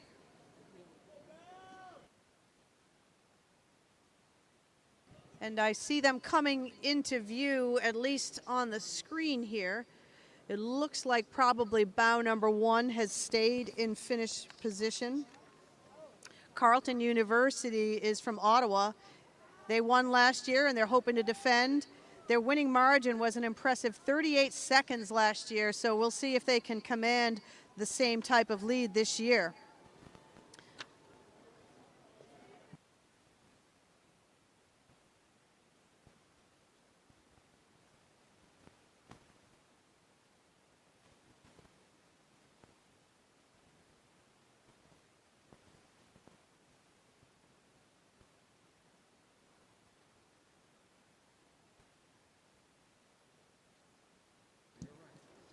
All right. So indeed, it's bow number 1. This is Charlotte Mercer, just 19 years old. Anna Vrabrasky, Haley Murray, Claudia Krizan, and Megan Elikis. 3 of these athletes returned from this event last year. So imagine going home with a gold medal again. So the Carlton crew, a strong favorite here today. Coach Ed Fournier clearly doing a great job with this crew. I don't even see anyone coming around the corner yet. Yeah, so we don't have anybody in sight yet, which is pretty impressive. This crew's rowing at about 33 strokes a minute, so rowing pretty high into the headwind, really aggressive. And just one correction, gold is sort of a euphemism, but the head of the Charles medals, which are beautiful, are cut in bronze and are large with a nice ribbon. All worth it. Well done, Carlton. Really moving the boat nicely. And you can see they have moved out well on bow number 2, so crushing the Lafayette hopes of an upset, it seems, at this point. The Lafayette crew from eastern Pennsylvania, they are the next crew to emerge, but they look like they're getting pressure from bow number 3, which is that FIT crew. So FIT back for revenge. Fingers crossed for good weather. Well, you've got it. This is McKenna Barr, Kiara Springer, Sam Eisenhofer, Ashton Clark, and Bryn Romberger from FIT putting pressure on Lafayette. Bow number 6 now in the green. That is the William Smith crew from Geneva, New York. The Herons racing here on the head of the Charles. These coxswains out in front of the boat club right now, though, doing a great job. About 2 seats open water. Bow number 3 pressing bow number 2. Bow number 2 relentlessly trying to hold them off. Okay, inside number 5 on the curve. Number 4. Bow number 4 with the bright colored blades on the outside closest to the Cambridge Boat Club. That is the Clemson crew from Seneca, South Carolina. They were 4th in this event last year and have placed in numerous domestic regattas across the country. But look at bow number 5 is getting the best of them today. That is Texas from Austin. That's TRC, Texas Rowing Club from Austin, not the University of Texas. Yep, that's Julia Alves, Theodora Pavlovic, Lauren Kanzi, and Robin Giles. In the purple is bow number 8, the Amherst crew from Amherst, Massachusetts. They were silver medalists at the 2025 New England Championship Regatta, seeing what they can do in head racing season. Bow number 7 is the Washington University from St. Louis, Missouri. An all-new crew after their 7th place finish last year, so let's see what the newcomers can do on the Charles today. Bow number 9 now moving on them. Jefferson University from Philadelphia. They're a D2 school that competed at the NC2A Championship. Bow 11 now, Northwestern University from Evanston, Illinois. This is Lauren Hull, Julia Olzeka, Colette Samick, Catherine Stuckart, and Gabriella Spenad. Wow, and Ellen, you can hear the flags. The breeze is definitely coming up, and although that means a headwind for this last little turn, it basically means a tailwind down the powerhouse stretch. So the bulk of this race is fast. Yeah, and it's probably a crosswind here, so very difficult in these 4s to come around this corner. But first to emerge out of this pack is bow number 10. That's the Bowden crew from Brunswick, Maine. And they're followed closely by bow number 12, Gordon College from Wenham, Massachusetts. And bow number 13 trails that pack by about a length or so of open water. That's the University of Rochester from Rochester, New York. Coach says they're a bunch of good kids, and they're also pulling pretty hard today, so keep it going, University of Rochester. Yeah, Rochester's doing a great job here, starting to make some progress on the boats ahead of them. Yeah, and it's really difficult. The wind, I think, is blowing them toward that buoy line, so as if hugging this corner isn't hard enough. The wind is making it very unpredictable, and we've got 6 boats coming through in a pack. No doubt this is a real test of nerves for these coxswains as they come around. The first one coming, though, is bow number 16, moving up well in the field. That is the Chicago crew from Chicago, Illinois. 17 trails them. Next, RIT, the Rochester Institute of Technology, and 19 along the buoy line are the Bates College Bobcats, doing a nice job holding off that pack behind them. The Bates always a strong contender in these 4s. Bow number 20 is the Williams College from Pittsfield. And bow 14 in the yellow, the Georgia Tech crew. All of these crews tangled a little bit, but their coxswains have got things well in hand by now. Great job. So we've got 6 crews who have managed to spread themselves out. Bow 15 is Mount Holyoke. And 18 on the inside, that's from Tulane, all the way from New Orleans, Louisiana. Welcome, the Varsity 4 from Tulane University. Well, this is a great pack, and this is what they come for racing. They'll have something to talk about on the way home. And now coming up, Ellen. I believe that's bow 23. That's the Grand Valley crew from Allendale, Michigan. Just ahead of 21. Did you know rowing was actually Grand Valley's first varsity sport, started back in 1964. Bow 21 trails them. That's Trinity from East Hartford. They are the Bantams from Hartford, Connecticut.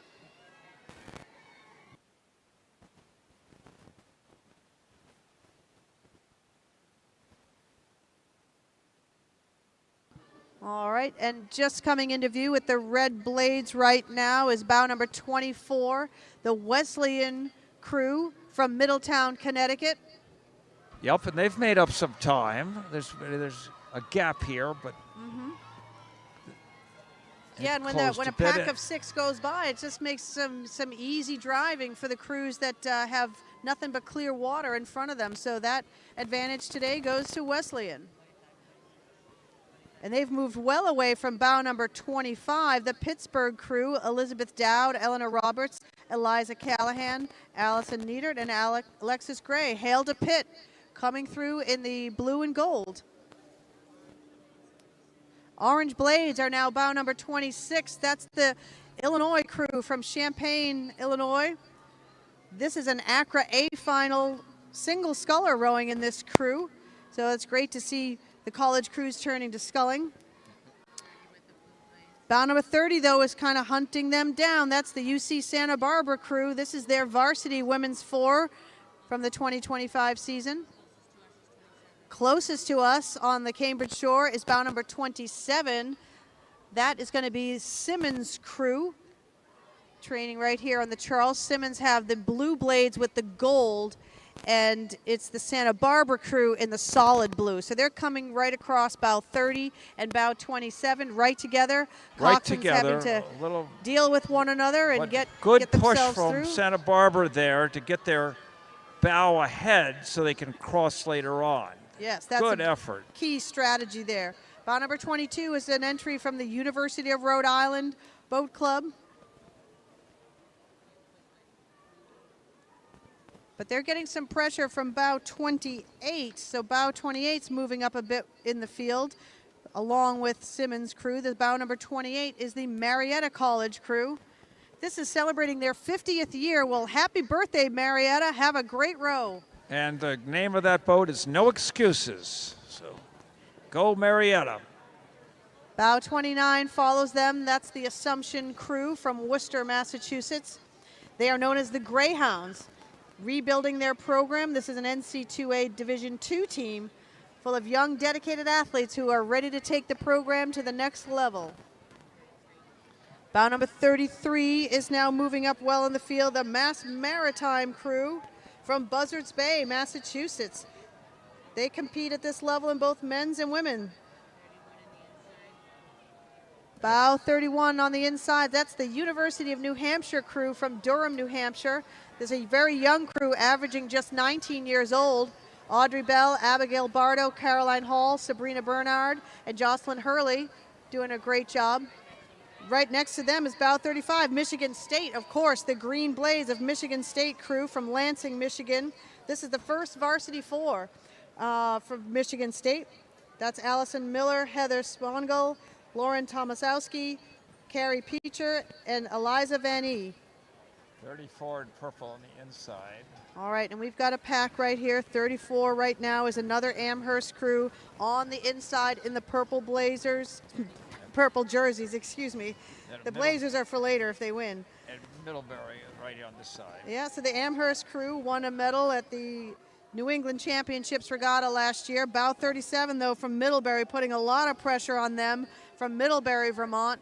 And they are ahead of Bow 38, who is giving them pressure. University of Rochester in Rochester, New York. That's Rochester's second boat, so some depth in that Rochester program. There we go. And in the purple hull there, that's the Nazareth crew from Rochester, New York. It's a D3 program. They're all participating for the second time in the school's history. So welcome, Nazareth crew, to the head of the Charles. And Bow 32, the Merchant Marine Academy from Kings Point, New York. Look like they're having a little bit of difficulty there, but they're back underway. That's bow number 32 in the blue hull. Oh, great duel there between New York Merchant Marine and Massachusetts Merchant Marine. Yeah, that's right. Wow. Everybody. 32 of the Merchant Marines and then the Mass Marines. We should have a few more crews coming by our way. Probably 3 more from my count.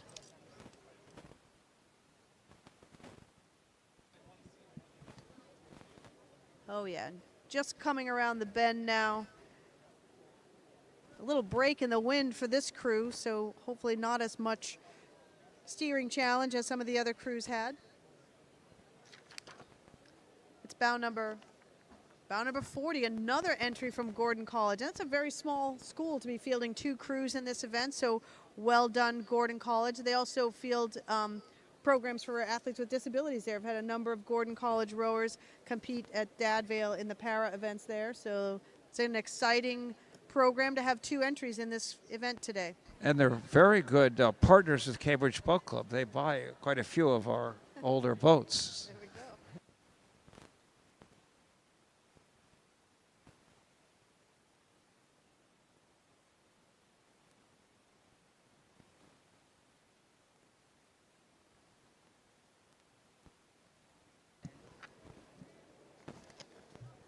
All right, and that Gordon crew is now in front of the Cambridge Boat Club, and they have moved up through bow 39 and opened up a pretty good gap on them. Bow 39 now several lengths back, just beginning their sharp part of the Elliott turn.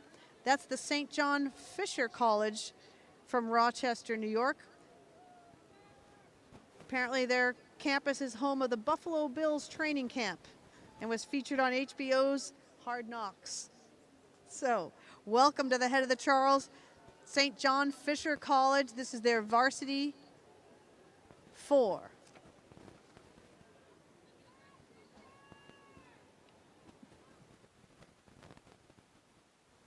Nice to get a full event again after those little events. We got a great number and variety of boats, and really exciting for them at the start when they're all in the basin together, and hopefully they're talking with each other, not only in their crew, but talking to other crews and, you know, meeting some people before they take off down the course.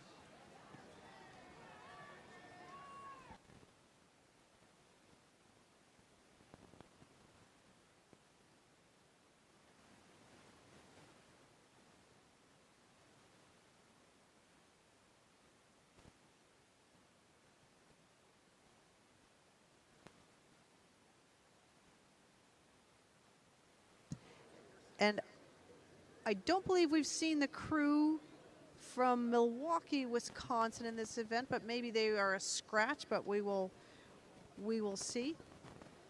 But that was some exciting racing in that women's collegiate 4, and I think exciting is probably the only word for what event is coming next. The Directors Challenge Women's Quads. Literally anything go. As you know, the Directors Challenge events, we have athletes that have raced already. There's almost no limits to what you will see in the Directors Challenge events. It could be Olympic and Paralympic champions, it could be club rowers, it could be families, it could be old teammates and reunion rows. So anything goes. Greg and I will do our best to identify crews and tell you what's going on. But I will speak a little bit about racing a quad on a day like this at an event like this. So you've got no coxswain. The bow person usually has the rudder on their foot and is steering and looking over their shoulder. And the quad goes pretty fast, so you have to be really sharp about the speed of your boat and understand how quickly things can happen in order to steer it well. So it's a real challenge for that bow person or whoever's in charge of the steering to do it all. Yeah, and this event, like all the directors' events, is chosen not by performance the year before, but by lottery. So within a time period, people can enter, and then it's a lottery to see who gets to row. And the entry fee is quite a bit more than the normal entry fee, and that is to help support the regatta. And it's been quite successful. People like doing it, and the regatta needs the money. So it's all good. The course record is by Shimano Rowing Dynamics. That was in 2017 and 1655. Last year, a group called CCS RGBC SARRC, whatever that is, a composite crew, let's call it, was slower in 1738. So this should be a fun race. It began on the river at 2:18, so 12 minutes ago. Probably here soon, but we have time for another word from a sponsor, and that is the head of the Charles Regatta is happy to partner with Community Rowing, which brings the sport of rowing to more than 5,000 middle schoolers in Boston and Cambridge. This all happens through CRI's Let's Row program. To learn more, visit communityrowing.org. Sorry about that. And one of my favorites, anybody who's rowed a long time, which would include both Ellen and me, has spent a lot of time with Concept 2. They make 90% of the oars that you see going by, and they make 90% at least of the rowing machines. And Concept 2 wants to put you and a buddy to and see if you can outrow your competition in a 1v1 tug-of-war battle. I don't even know what the tug of erg is, but it must be a new machine, Ellen. The tug of erg. Oh, we're both.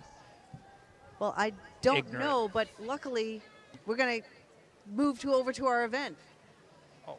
Our event has, the camera at least has caught up with bow number 1 already. They go by Les Tigres, and this is the returning champions in this event. This is an exciting crew made of U.S. and international national team athletes. This crew will be the exact same lineup as the winning Directors Challenge quad last year. They had the fastest raw and adjusted time. This is, of course, Megan Gradick, Laura Brown from Canada, Melissa Perlstein, U.S., Karen Weingant, also from U.S. So this is kind of an international combo crew here, returning for that Now, pole position. Another thing we should add on this, these races are age handicapped. So this crew has one, but they average 51 years of age, so they're going to get some help on their handicap. I think the no handicap if you're 30 years of age or less. A nice looking crew here. They've got good distance on the crew behind them, so they can do what they want.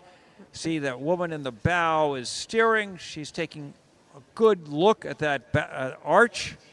Arches don't move, so that's a good idea. They've got to be happy with that because bow number 2 right behind them, but a huge gap opened up. Bow number 2 is the Dolphin Marin combo here. They call themselves the Bay Area Division of Arrogant Scullers Society, so you figure out what that acronym is. I don't think I'm allowed to say it over the mic, but they've got a very strong crew: Christina Bettini, Abigail Smith, Liz Thorin, and Rachel Perry. Bow number 2, they've got a lot of work to do to catch bow number 1, And so they far they're average. holding off the field When can behind you them. talk about women's ages, but in this event? They average 54 years, so they're going to get a few pennies from the guys in front of them, but that may not be enough. And behind them, bow number 4, is Lake Washington, great rowing club. And these are groups of fierce women training on Lake Washington, and they have moved ahead of bow number 3, which is Endeavor Racing Alliance. And this is their second year racing together in the Charles.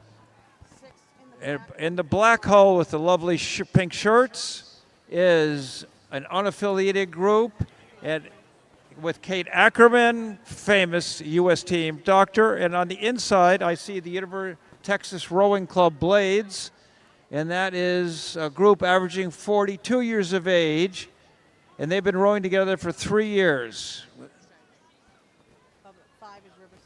Okay, and now we have a hometown crew in the Stripes of Riverside. That's Severine Dersmanov, Alexandra Bailey, Sarah Cuddy, and Brina McCartney, reuniting for a trip down the course. Go ahead. Bow number 10 in the pink jerseys with the blue hull is the College Club of Seattle. Julia Irwin, Lindsay Dorman, Julie Dykema, and Marika Ilma. Their first time with this lineup in the quad, but they're doing a great job here in the pink hats. And they've gone through bow number 9, the Ottawa, Toronto, Sculling, Wilmington combo crew with Julia Fornia from Canada, Alex James from US, Kerry Brown, and Tracy Black.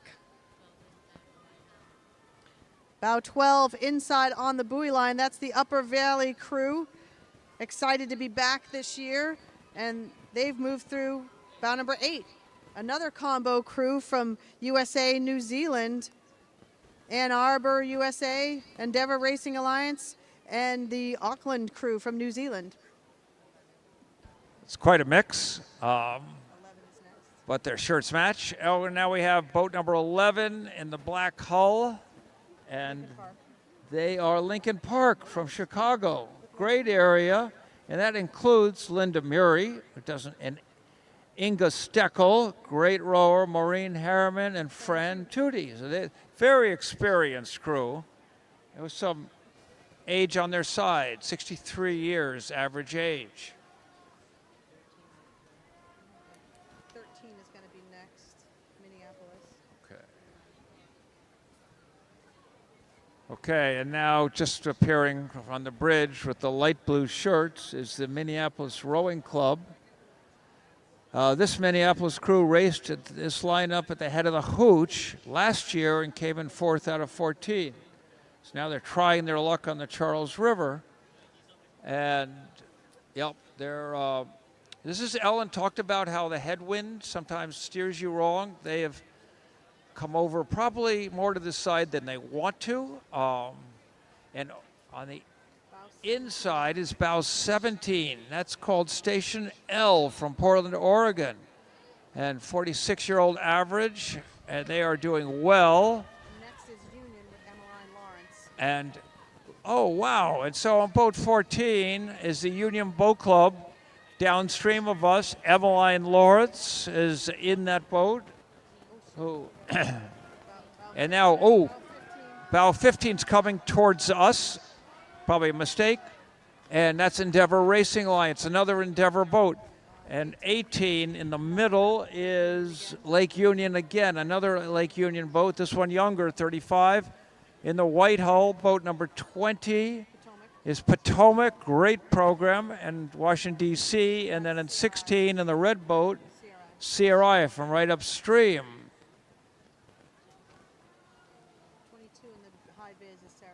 22 in the high vis is Sarasota County Rowing. That's in Osprey, Florida. So I guess they don't row on the race course down there. They must be on the inland waterway. Going right along. Oh, 23 is Lucky Charms. That's good. We need to say those names. Oh, yeah. And so the next boat with the primary colored crayon shirts is Lucky Charms. This is an experienced group of friends: Tracy Glover, Karen Reynolds, Ann Boucher, and our own Margarita Zeza. And they are doing great, and they've got some time handicaps on their side. And behind them, boat 25 is a CBC boat club. Bethany Grant, Jennifer Sachek, Sarah Garner, and Christine Collins. And over here on 19, boat number 19, at the red is Occoquan, outside of Washington, D.C. in Virginia. Great reservoir to row on, with 30 years of experience rowing in that boat. And boat 24, multiple colors, from Bear Island Aquatic Center and Maguntacook in Camden, Maine. So they're quite a ways apart from each other. Wonder how they got to meet each other. And friends from the opposite side of the U.S., they report. Okay. And the red blades leading this next group is from Dallas, Texas, the Dallas Rowing Club. First, they raced together at the Masters Nationals in '23, and they've been together ever since. 28 near us? Near us in the black hull, boat number 28, the Indianapolis Rowing Club, average age 56. And on the inside, boat number 29, Lake Lanier, combined with Lookout. Oh, I didn't know there was a Lookout row in Georgia. So. Oh, yeah. We used to have the National Team Training Center that was there under Hartmut. A little clash of the blades there with those two crews. A little bit too tight together, but these are experienced ladies. They unwind themselves, get underway. And boat number 26 here, Whitehall, Greenwich, Row America Rye. is Greenwich plus Row America plus Rye, all next to each other on Long Island Sound. And 27, Blue Hull, Narragansett Boat Club. Great group, rowing on moving water every day. On this multicolored blades and jerseys at bow number 30. Nice creative outfits there. That's the Northampton crew from Northampton, Massachusetts. Laura Christoph, Gloria DeFulvio, Sally Lanowski, and Joelle Hetler. And I noticed they've even painted their oars different colors. It's very elaborate.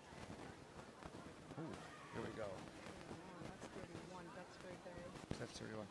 Okay, over here is boat number 31, Duxbury Maritime School, which is a fabulous rowing program on tidal water in Duxbury. Nicole Busey, Catherine Redmond, Liz Connors, and Deborah Keller. The best of the lucky ducks of Duxbury.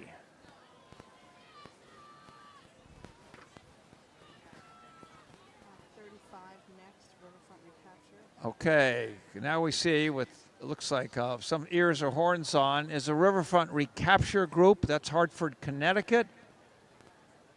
No roster submitted, but it's a community program, and they are having a great row. Very cautious and very precise. Behind them, boat number 32, River City from West. My bad. Ravana. This is the Ravana Boat Club. They're from Charlottesville, Virginia. They share the water with the University of Virginia and row on the Ravana River. And behind them is boat number 38, which is unaffiliated. Elizabeth Pratt, Emily Smith, Haley Smith, Patricia Smith. Sounds like a family to me. It is a family. This is Trish Smith and her 3 daughters. Whoa, whoa.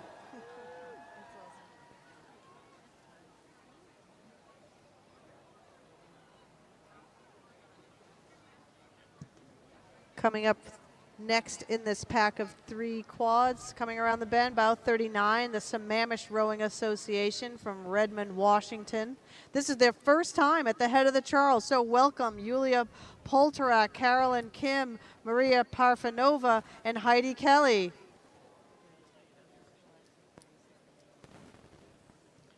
Bow 33 is another Duxbury entry, so they've got 2 quads in here, so that's really exciting. This is their Masters entry, averaging age 69. Bow 33 is Duxbury. And 37 right on the buoy line from Amoskeag up in Hooksett, New Hampshire. Rowing together for 3 years on the Upper Merrimack. Ooh, and a little bit of contact, but all friendly fun. And off we go.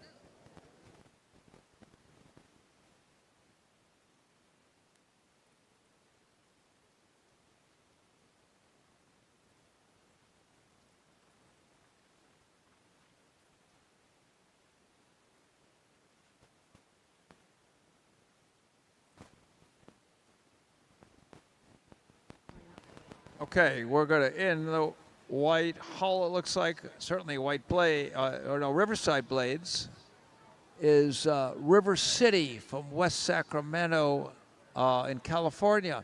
Nancy Park, Catherine Grace, Kathy Ward, and Robin Jensen, average age 66. And they're doing a great job navigating this river, and behind them in white blades is another Ducks boat, Duxbury Bay Maritime. Make way for ducks. Make way for ducks. And this is Holly Morris, Christina Koo, Amy Sack, and Gail Wash. All right, so the Duxbury program is alive and kicking and looks to be mostly women. And they have a lot of quads. And they have a lot of quads, yeah. Okay, and boat number 41 from CRI upstream started last. It's Melissa Webster, Karen Landry, Nira Mehta, and, oh, no kidding, and Sarah Kaczynski. And these are all recreational rowers at CRI. They've been rowing there for several decades from all over eastern Massachusetts. And they are working their way down the course. This is not the last boat in the event, the last to start, but another boat has come up onto our screen. Yeah.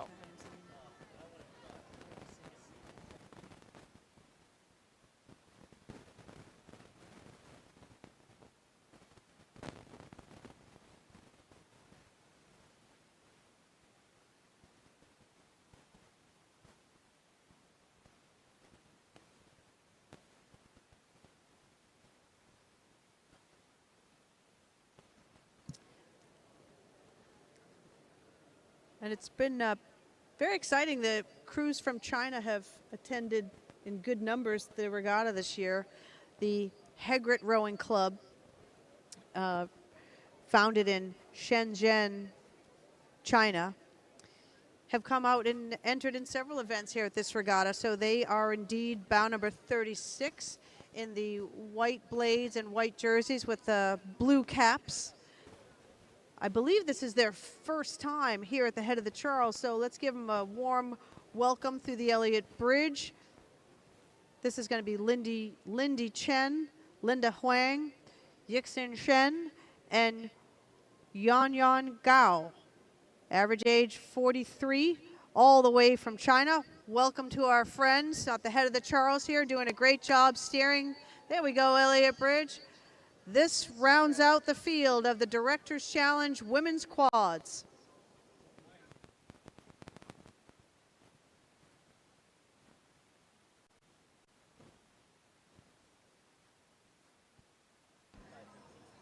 All right. So I think we're going to have at the end of the program today, we'll have 2 more Director's Challenge events. We'll have mixed double, I think. Is that right? Or no, parent-child double. And I think the Director Challenge mixed and 8. Director Challenge mixed 8, yeah. Earlier in the day, I saw Sunita Perspur, former world champion twice from Ireland in the single, and she's rowing here later in the day with her daughter. Yeah, and I think eights are really the name of the day here in the final half of the Head of the Charles. We're going to have women's champ eights. We're going to have women's lightweight eights, men's champ eights, men's lightweight eights, the collegiate eights, the Director's Challenge mixed eights. So make way for the big boats, because that's what we're going to see most of the afternoon here. Right, and it'll be harder for us to give full identification if they're all moving fast. We can tell the difference between Harvard and Yale, but we really can't get into who's stroking each boat. So apologies to those that don't get named. So this is going to be a very competitive field today in this women's championship eights. It is the Governor's Trophy. The course record is a blistering 14 minutes, 48 seconds, .423, set back in 2017. You remember the flat water and nice tailwind conditions. So I don't know if we've got record-setting conditions here, but we certainly have an incredibly fast field, an international field not to mention, but yeah. We're going to have a great time with this next event. We'll have the bow number 1 is going to be the Leander crew. I don't have the names for that particular crew, but bow number 2 will be your USTC Princeton, New Jersey, but that's your national team 8 that just competed over in Shanghai, coached by Jesse Folia. Well, it's actually a mix, but I see that stroking it is Kate Nifton, who stroked the gold medal 4.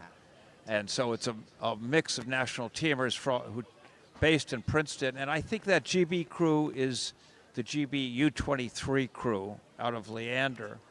And I might add that this race has 2 trophies, one for the winner and one for the fastest university. And that fastest university may well be, and last year was, Yale, that won this regatta, went on to have the fastest 8 in the NC2As. I think the Yale women also won the Club 8 today with another crew. So they yesterday morning. Yesterday morning, excuse me. Yeah. Yeah. So yeah, Yale's got a very fine women's program coached by Will Porter for at least 22 years, and so this race took off at 2:42. So we've got a little time to go here.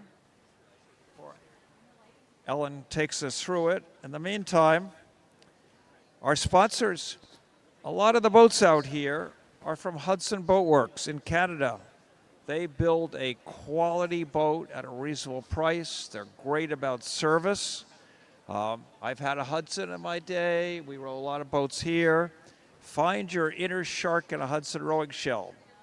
They're built for efficiency and speed, and they set the pace and high performance.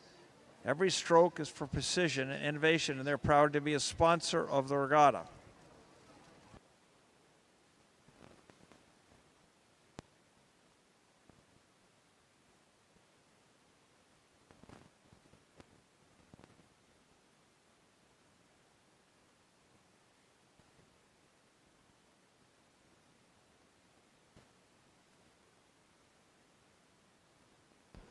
And another super sponsor, not only of this regatta, but of most of the membership at Cambridge Boat Club, is Teddy's Peanut Butter.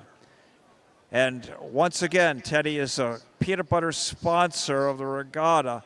It's all natural, perfect fuel for anybody, a regular in my house. You got to stir it because it's totally natural. But you only have to stir it once, and then you put it in the fridge. It will keep its consistency. So don't chicken out. Don't take one of those peanut butters with sugar and salt in it. Get Teddy's.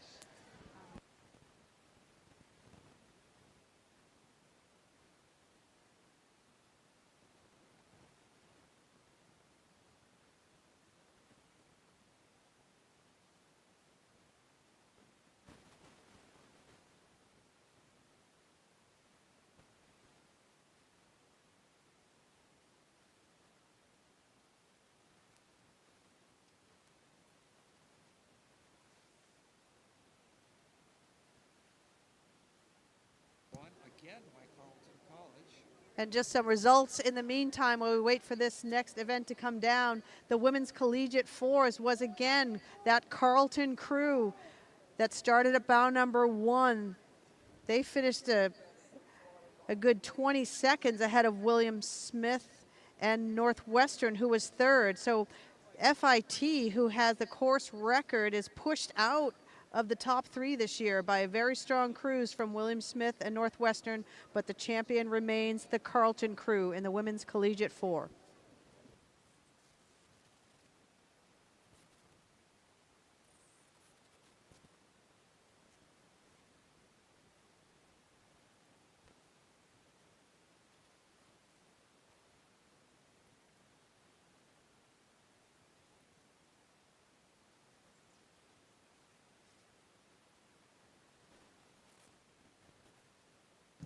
All right, so I see action on the course.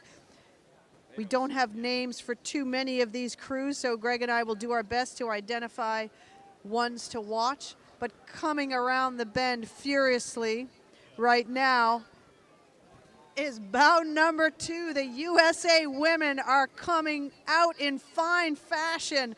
That's got to have a great feeling to move into that first position here so early in the race. They're lengths of open water over the next crew. This is Christina Castagna, Alexandria Valencia-Martinson, Hannah Heideveld, Megan Lee, Mia Levy, Anna Jensen, Kate Knifton, Charlotte Buck, and Etta Carpenter, the U.S. national team. So, give it up for them. Elliott Bridge. Stroked by Let's Kate bring 'em round. Knifton. This crew is rowing at 33, 34, well over the rate of the crews we've seen.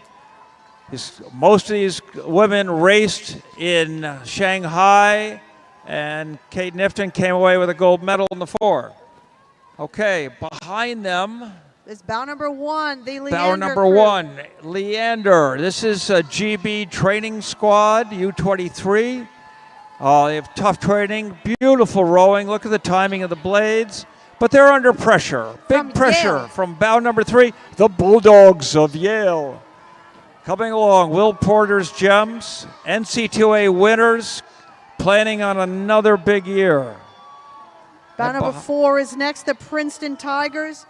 Got a little bit of a gap to make up on Yale, but they're moving well ahead right now. Coached by Lori Daphne, longtime coach there, known for their toughness. Great program, rowing at 34. Behind them, the Bruno of Brown. Bow number 6, so they've made up time. They push people around. New coaching, but still that classic Brown finish. On boat 7 is Moseley Boat Club of Sussex, England. Very good boat club. Pushed by bow number 5, which is Cambridge University. I don't know whether this is a blue boat, but it's a good-looking boat, and Cambridge has won the boat race, men and women, for the last few years.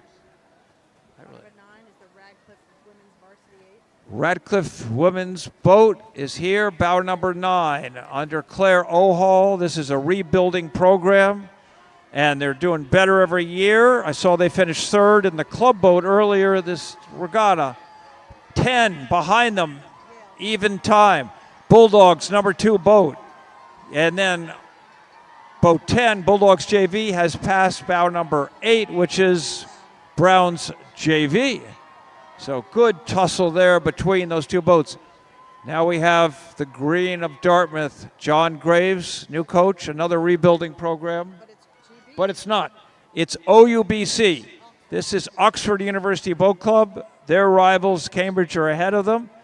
They're rowing a bit higher. They're preparing for their 4-mile race.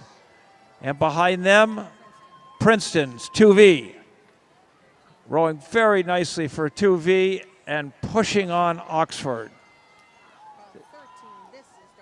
Now, finally, I'm at Dartmouth this time. And it's John Graves' crew changing into black, I notice.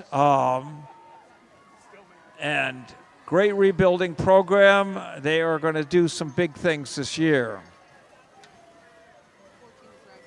This is the Radcliffe crew here, bow number 14. And Claire Ohol, as I said, is the coach. They've done a nice job in a rebuilding program. And Next is Cambridge using Radcliffe blades. women's 8. Okay, rowers from 25. Okay, and this is another Cambridge boat on Radcliffe blades. This is CUBC's boat that raced all of 2025. So this is the blue boat. And behind them, putting pressure on, is bow number 16, BU. Good for BU. Malcolm Dendron is in his third year coaching there. And they are putting on a competitive show. Behind them, Northeastern in the yellow boat and the reverse Northeastern blades. Having a great race with Clemson University. So there's Clemson, which I don't think is, well, Clemson must be D1 in rowing. But going after a rowing tradition, Clemson doing a great job.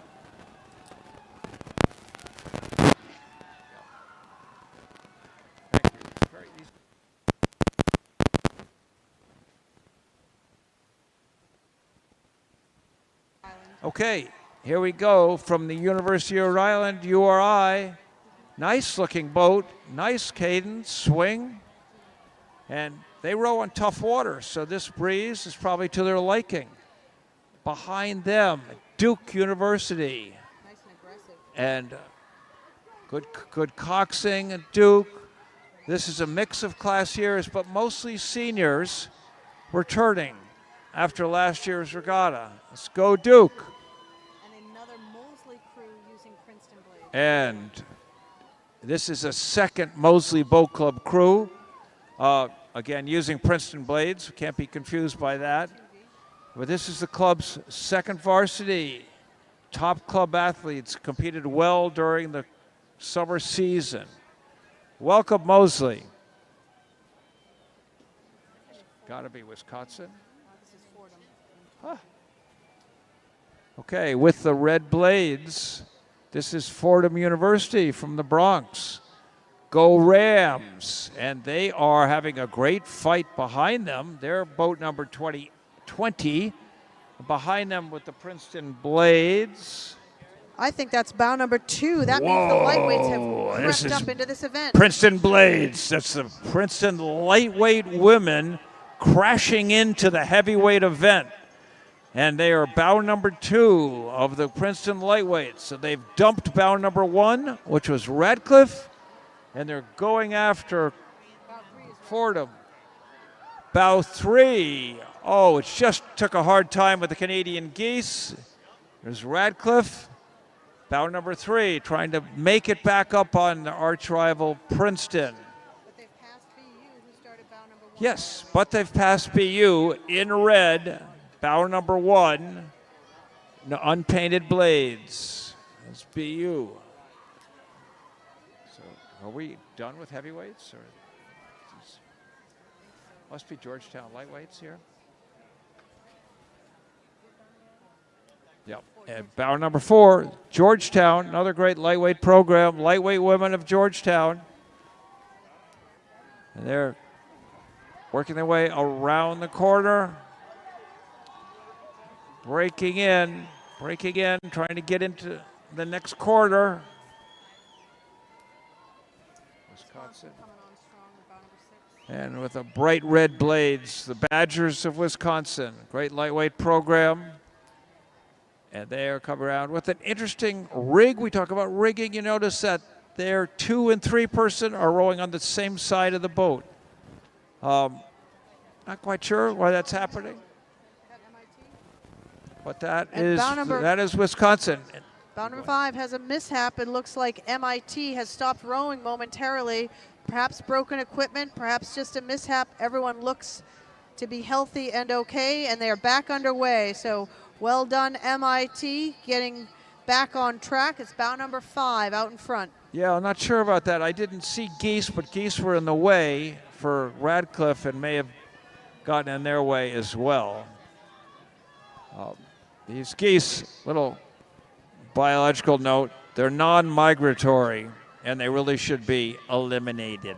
And a gutsy line being put down by the Radcliffe Coxswain at bow number 8 in the dark hull and the black and white blades is bow number 8.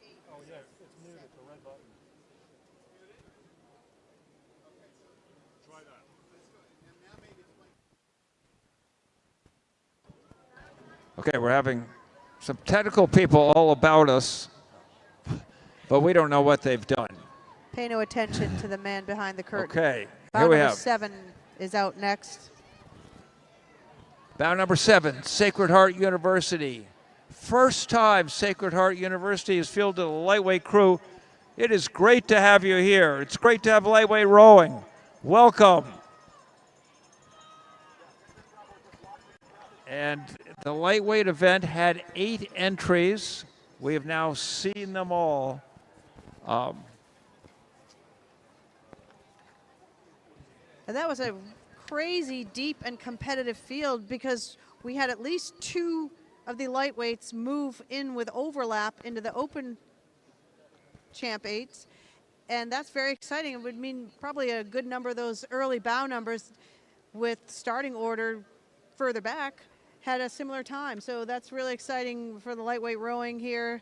A very competitive field and really exciting racing today. Yeah, and we don't know. I mean, typically if there are 2 classes in the same start, there's a longer gap, not the 10 seconds. But maybe the starters just sent them right off. Otherwise, that's pretty impressive to break into the field above.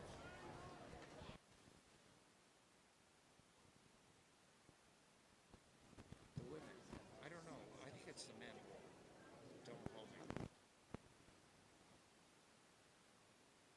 Oh, okay. Good. You can talk. All right, the next division of this 8s extravaganza. This is the women's collegiate 8, so different from the champ 8s and the lightweight 8s. Bow number 1 is going to be none other than Tufts University. The Tufts University Jumbo are repeating NC2A Division III champions from 2024 and 2025. They're also last year's winner in this event, and they start today at bow number 1. But the course record was set back in 2017. As we mentioned, those record-setting conditions was Bates College, another dominant program. Oh yeah, we've got some Bates people on the bridge, it sounds like. That course record set at 16:01.18. Last year's winning time was 17:02. So about a minute off of that record time, but we will see what happens today. Okay, and I am going to give the results of the Women's Championship 8s. No surprise. The U.S. Training Center, bow number 2, Kate Nifton stroking, won by an impressive 22 seconds, 15:12.77. Not a record, but a good time. They were followed by bow number 7, Moseley Boat Club, which is very impressive because Moseley is not a national team group. Behind them was Oxford University Boat Club. So perhaps the long stretch of Cambridge wins is going to end on the Tideway next April. Behind them, the first university crew from the United States, and winning that championship is once again Yale, but it's not Yale's varsity. Yale's B-Boat, their JV, beat their varsity by 0.8 of a second to take the big trophy. That is incredible, and there's going to be a bit of a shakeup when everybody gets back to the boathouse, I am sure, but it doesn't really matter. Yale consistently produces top-level oarswomen year after year after year, and it's no surprise that they are competitive crew even among their A and B boats and among that club boat that won earlier in the regatta. Wow, now that gives Yale, I don't think that's ever been done, a trifecta. Behind Yale was Brown's varsity. So, at only 0.3 of a second by. So, darn good. All right. Our next race starts at 2:59, started.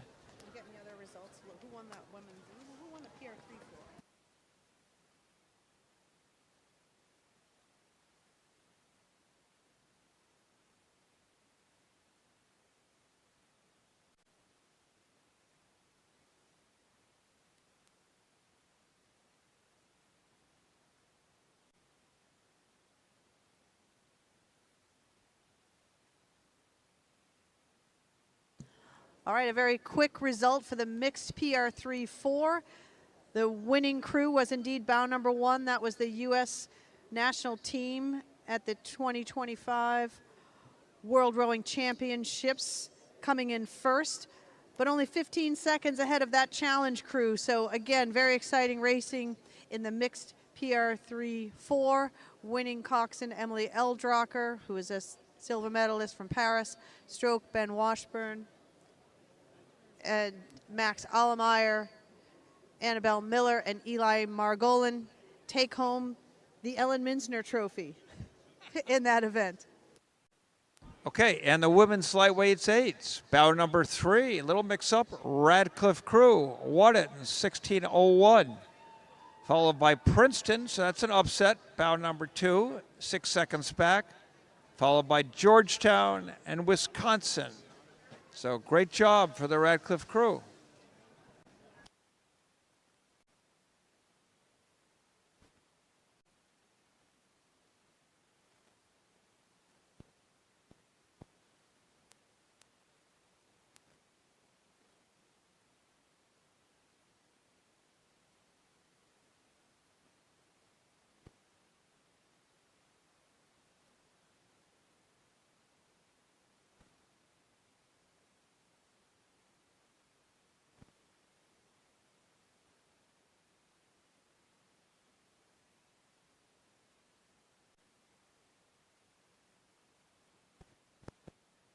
Okay, boating from Cambridge Boat Club in an 8 is a mixed 8 and 14. That's a director's 8. I think there are a lot of big timers in that boat.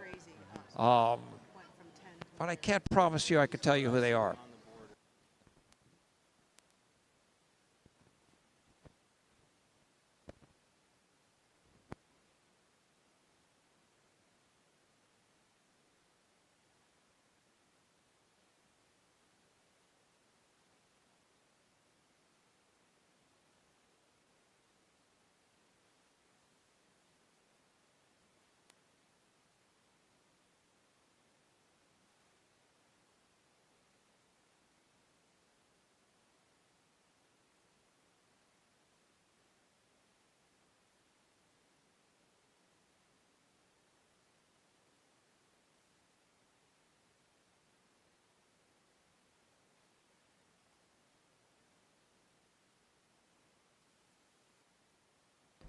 Okay, we have not given a plug for Dunkin' Donuts yet, and a big thank you to them for keeping everyone energized with Boston's favorite coffee.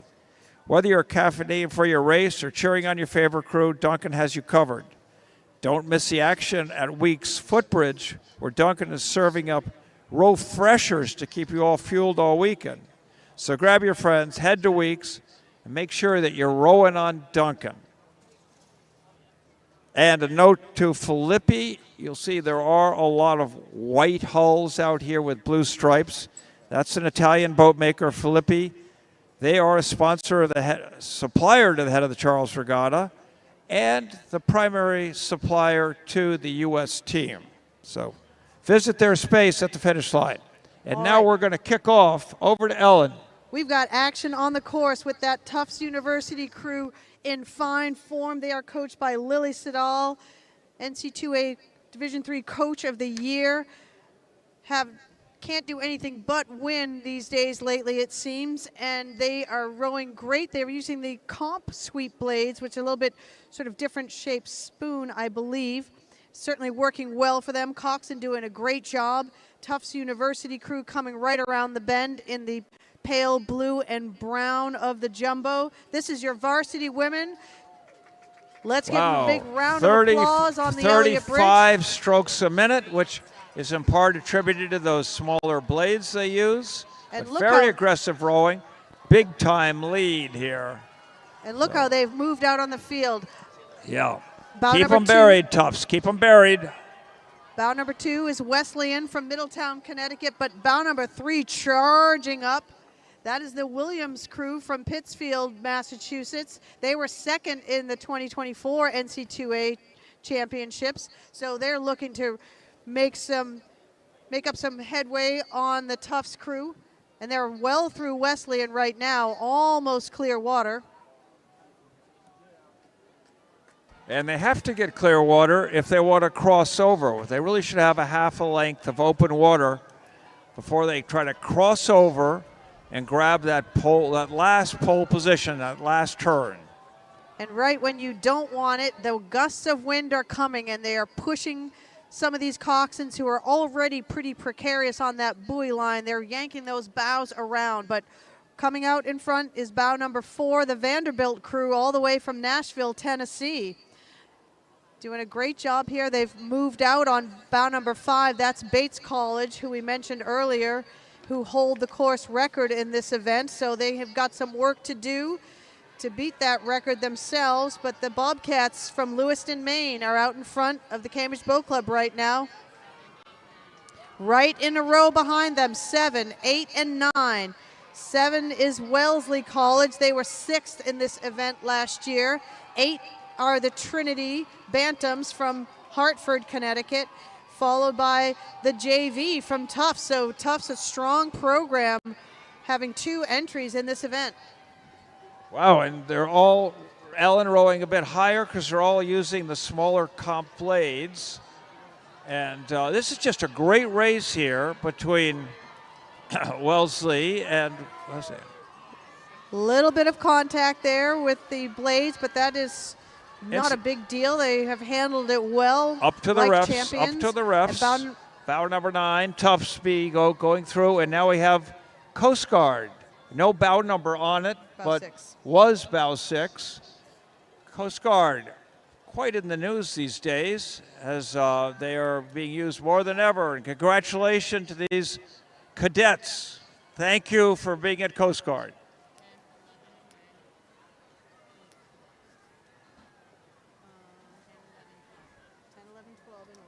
Okay, now in order, we have Hamilton College in Clinton, New York, bow number 10, blue shirts, white blades. And behind them, WPI from Worcester.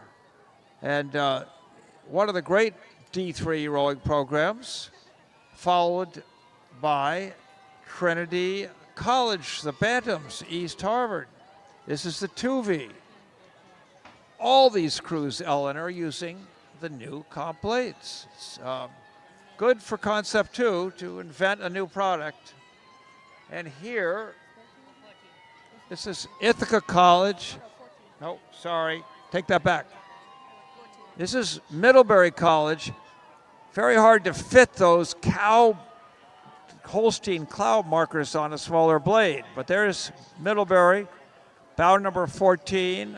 They have passed bow number 13, Ithaca, who I misdiagnosed. But Ithaca moving along nicely now and looking at Wesleyan University from Middletown, Connecticut. Wesleyan having put good space on the crews behind them, bow number 15. And rowing with traditional blades. 16 and 17 in order, URI and Colby, 16, 17. And we should be getting familiar now. This light blue is URI, unpainted blades. They are in order. They're bow number 16. They're looking at Colby College from Sydney, Maine, right behind them. And Colby and URI seem to have some good fans here on the Elliott Bridge, and they're going to really be buoyed by that energy to get them through to the finish line. Bow 21, though, moving up well in the field. That's Smith College from Northampton. That's Smith College with the yellow blades. Northampton moving in the field. And followed 18. by 18, Skidmore from Saratoga Springs, who finished 8th recently at the NRC Regatta. 20 is next. Yeah, 20 is next. That is a Bowden's, no, excuse me, that's a Bates crew. Another Bates crew coming in, the Bobcat 2V from Bates, and they are followed by bow number 19, Bowdoin. So the main rivals continue to work alongside each other.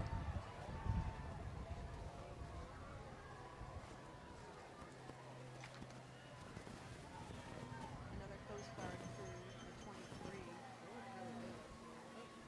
the 23.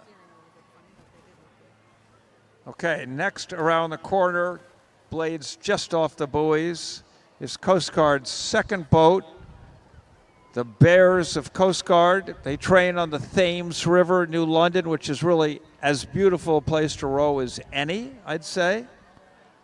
Let's go Coast Guard. And Wellesley College in the blue and dark blue blades is right behind them, giving them a bit of pressure. They look to have closed the margin from the starting order and sit now just barely a length of open water off the stern of that Coast Guard crew. And then coming around the corner on the outside is Williams College, 2V, second place last year. And with the blue on the inside is 22, Hamilton College. Pressure on both of them by boat number 26. That's Catholic University in Washington, D.C. Catholic won Division III event at the Dad Vales last spring, which is a great year for the program. It's okay, the 26 has made progress. Now the goal is, in the last 500 meters, push by those crews. Those coxswains did a nice job. They all held their line through that Elliott Bridge exactly how they wanted to. So that's pretty good because we're getting now into the JV and sometimes even third boat. So that's a lot of skill and a lot of depth in the coxswains within those squads. But 31 from Vassar College also moving up well in the field. They had a long hiatus from the regatta, but now they're back and doing it in fine form. They've passed a few crews already, looking for more. Vassar College now out in front. Wait. Purdue is 31, and I've got Vassar. That's 31. Yeah, we've got 28 on the inside. Right. We need that 28 might be wrong. We got to go on our wits here. 28 is St. Lawrence. 27. Okay, 28 is St. Lawrence crew from Canton, New York, and 27 that's is the gray boat, the black boat.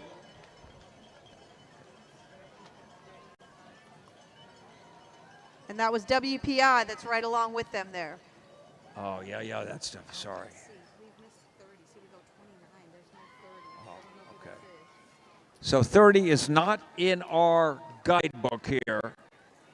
And Ellen tells me to go by our wits, but I just don't recognize the blades. So behind them, 29. Easily recognizing those. Those are the blades of Conn College in New London, Connecticut, bow 29.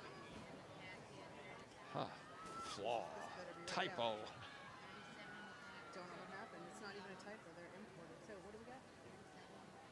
We got a big crowd coming up here. With okay, Tufts got to be in the blue, borrowing their stuff.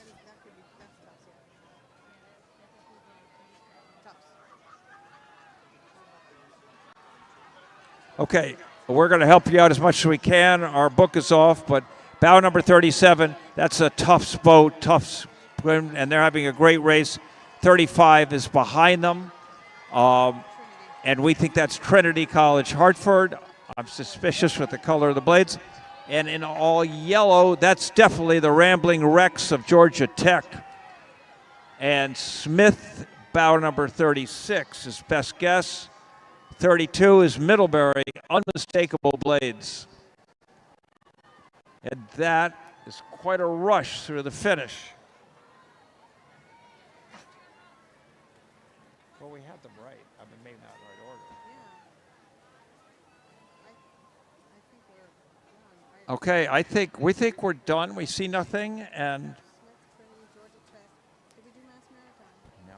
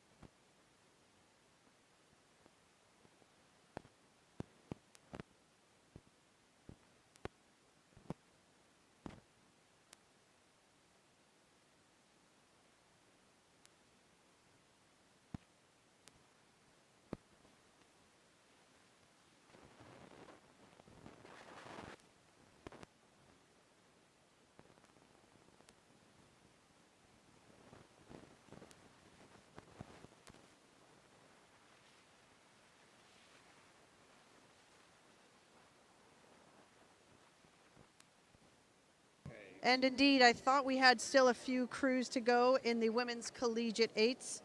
This looks like Mass Maritime, but we'll wait till they come out in front a little closer. They train out of the scenic Cape Cod Canal.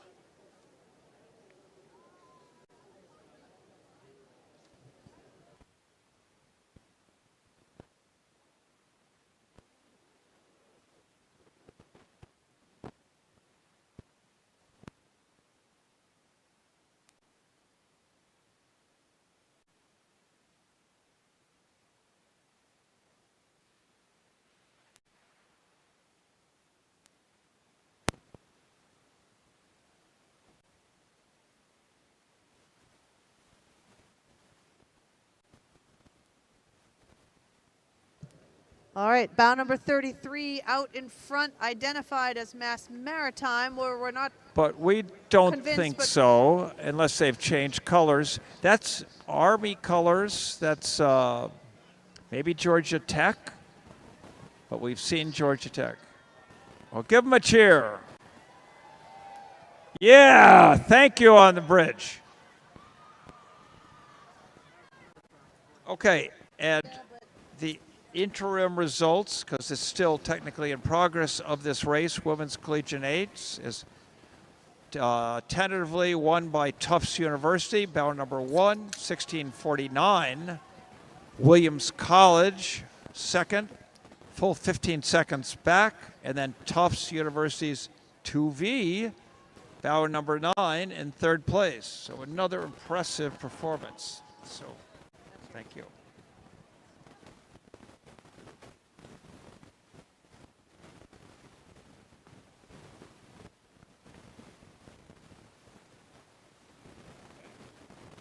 And up next, we have the men's Champ 8s. This is the Fred Schock Trophy. The course record was set by U.S. Rowing in 2022. Course record 13 minutes, 23 seconds, 0.63. I'd like to be done that race course in that amount of time. Man, that's fast. Last year's winner was a bit off that mark. First place last year was Cambridge, followed by Harvard, followed by Dartmouth. So this is, of course, the fastest race of the regatta, and it will be super exciting. We may get some things wrong. This is the race where coxswains often have a hard time navigating this bridge. But Ellen, you know, we've been worried because the arch closest to Cambridge is closed, and in the past we've had a few crews steer through it. No one's coming close to that. It's been quite safe. That's right. I think we ought to ask the DCR to put it there every year at the regatta to force people through that center arch, but we'll see what they say about that. I think that big orange buffer buoy, the coxswains see it along the way and go, whoa, I better make my turn. So no, that's worked out better than we expected. The Champ 8s got on the course at 3:20, and so it's only 3:27 now. They're probably about weeks, the leaders. Just as a note, Cambridge, who won last year, went on to win the Oxford-Cambridge race again. There's a fabulous series on somewhere, Netflix, something like that, called Turning on the Tide. It's typically a 6-part series every year about the Oxford-Cambridge rivalry. Great interviews of the athletes. They're taking on a lot of pressure, really, as they build for their great race.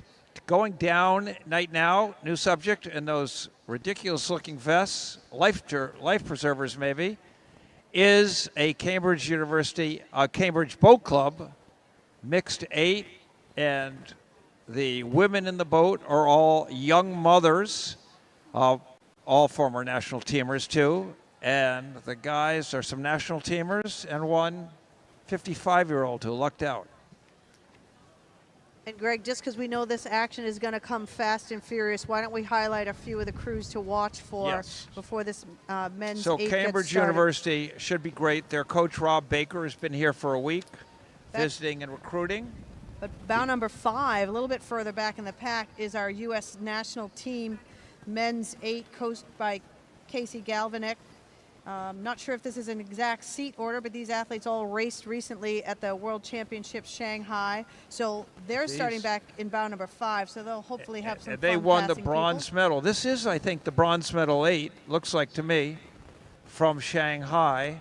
Yep. And it's got a couple of Harvard guys in it. The stroke Peter Quinton is Harvard, and a young Dartmouth guy. So it's a mix of national teamers. They should be very fast. Yeah, they'll be led by Rachel Rain, driving this crew of Jacob Hudgens, Billy Bender, Mike Herman, Gus Rodriguez, Alexander Hedge, Christian Tabash, Madison Molitor, and Peter Quinton. And Harvard won last year from the universities. They will start off in second place. Dartmouth right behind them.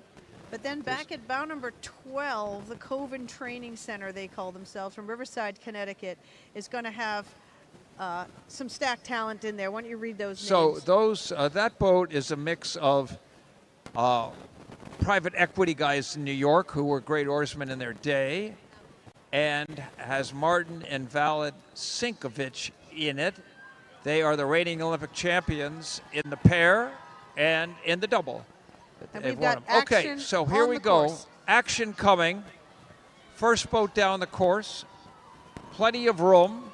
Bow number 1, Cambridge University, CUBC as they call themselves, using Harvard blades, but don't be fooled. This is Cambridge. They're a 4-mile training crew, a lot of alums from U.S. teams. And they, Ellen, have got, we don't know how they started, but it looks like they've got their time on Harvard. Yeah, bow number 2 is Harvard. And bow number 2, with looks like plenty of space behind them, will be the Crimson of Harvard. So first, big yell out for this Cambridge University crew, looking very smooth, very elegant finishes going through. And now Harvard, a little further from the line than we'd expect, but these are fast 8s, hard to keep on the line. Wearing white jerseys, rowing aggressively. They want to take back. They've pushed back Dartmouth, but perhaps they're thinking about the University of Washington. Nerves of steel from that Dartmouth coxswain, getting his crew back on that buoy line. They're getting pressure from Washington behind them at bow number 4, and they're trying to claw their way back on terms with Harvard. So this is the big green of Dartmouth. This is the rising power in Eastern rowing. They've really done a great job. You can see their pressure. But Washington, perennial winner here, is probably not willing to be denied again. Washington rowing a little bit higher, cleanly, going through, and they've put a lot of distance, which is interesting, Ellen, because the distance they've put on is against the U.S. team. That's right. Bow number 5 now coming into view. The white blades. They've got a nice aggressive stroke rate. Yes. Rowing at 35 is the U.S. team, and they are experienced. Maybe they had a little time off from Shanghai, but their coxswain should be driving them to get closer to those collegians. Peter Quinton stroking, who actually went to Harvard and post-grad at Washington. And behind them in the yellow shell, white blades, is the University of Washington alum. Well, must be an experienced group. We don't have a roster. Nice looking crew. They can't be too far out of college. And here we have Syracuse, a bit of a surprise last year when they finished so well. And they're coming around, rowing aggressively, looking good. And behind them is Princeton. Princeton Tigers, bow number 8. Looks like they've made their time up on Syracuse, but they should be thinking about Harvard, Yale, U.S. team, Washington. Let's go, Princeton. Okay, yeah, thanks. Okay, now right on the buoys, beautifully done, is Yale, the Bulldogs of Yale. Their first boat, perennially excellent, really great program. Lucky to row at Derby, Connecticut. Well coached, and so is Yale. And they are thinking immediately about the locals, the Huskies from Northeastern rowing a bit higher, a little bit more aggressively. And they have made up their time on Yale, which is a big deal. Okay, and next on the buoy line coming up is the University of Pennsylvania crew. No bios submitted.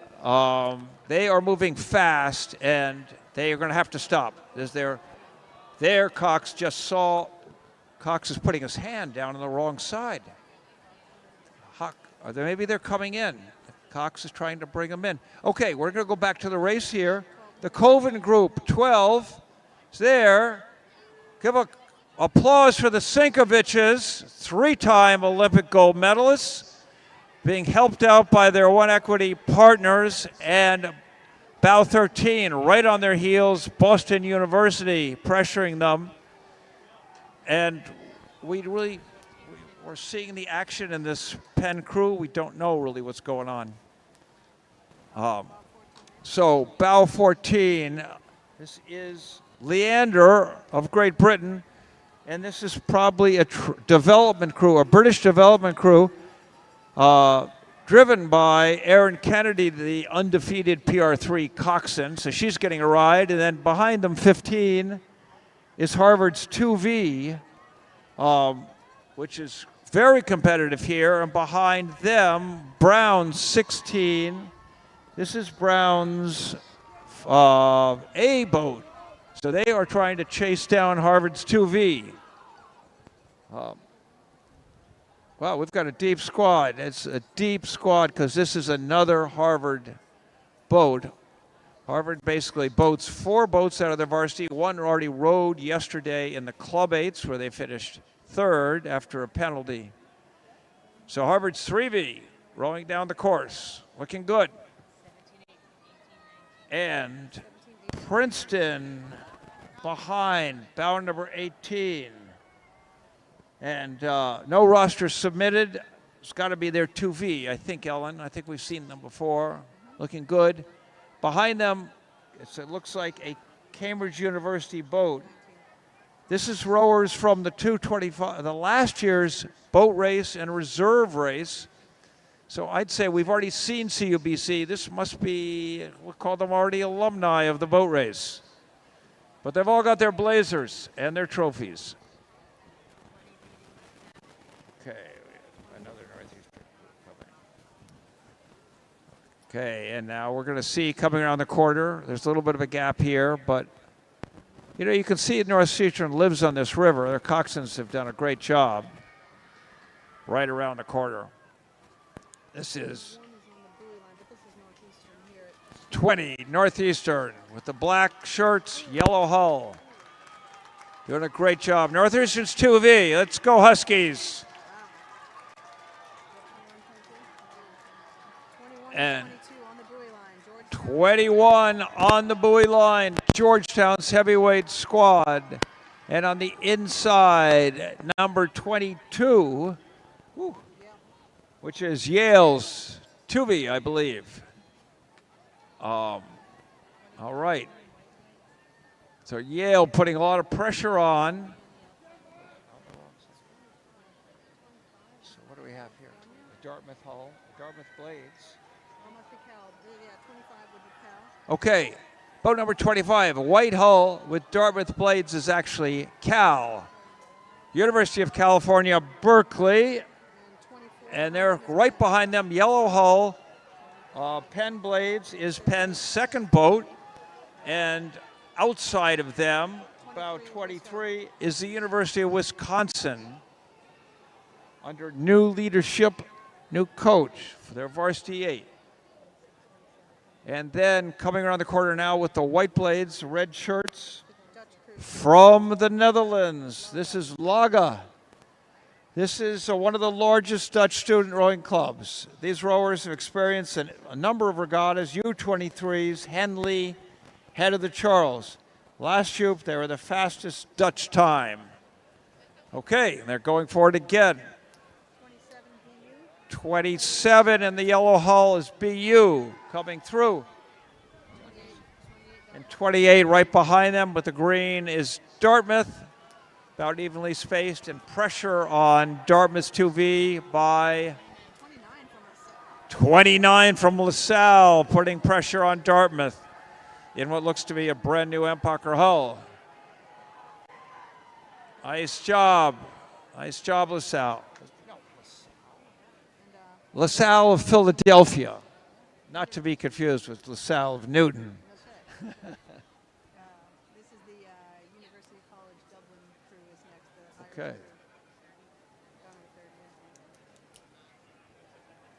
got a call from Yossi just a second ago. I was like, oh, did we say the name wrong? What is he calling me for? He's like, I'm announcing with Greg.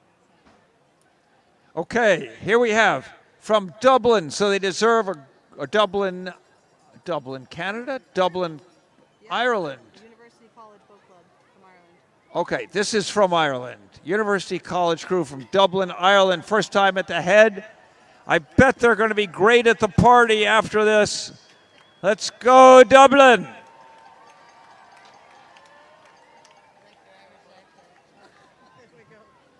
Okay, and that is the end of the run by of the Champ 8s.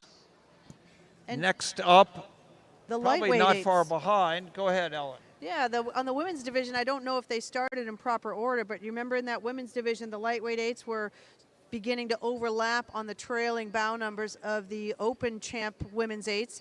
Not so in the men's division, so there's been maybe a different stagger at the start. The men's lightweight eight should have started at 3:32 down at the BU Boathouse. Course record is held by Princeton University, 13:49.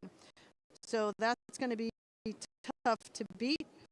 Last year, Harvard took first honors with Cornell second and Penn in third.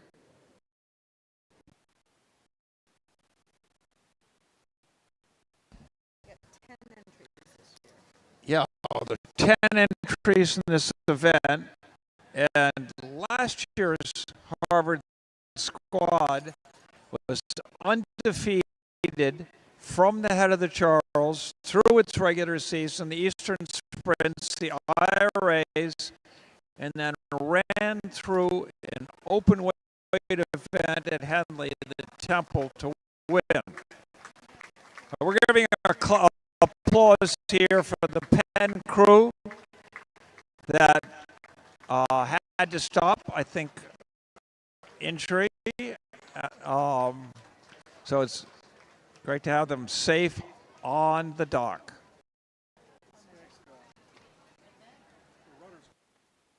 No injury. The rudder went. The coxswain just rather instantly pulled it out of the boat. But we should be able to get it down. Cheers. Many tools. They do our best. Penn, we got some tools coming out of you. Oh, a boat coming. This is the lightweight event we talked about. And there, the Harvard lightweight varsity, last year undefeated, extraordinary program, coached by Billy, and we don't have any names in this program, but it's the 1V. They're looking long and strong. At the IRAs last year, they had a faster time than all the heavyweights. I wonder if they're thinking about that today. And behind them, starting second and in second place, is Cornell. Great lightweight program, historically a great lightweight program. And they probably have not kept their distance on Harvard, but they have put their distance on third place Penn.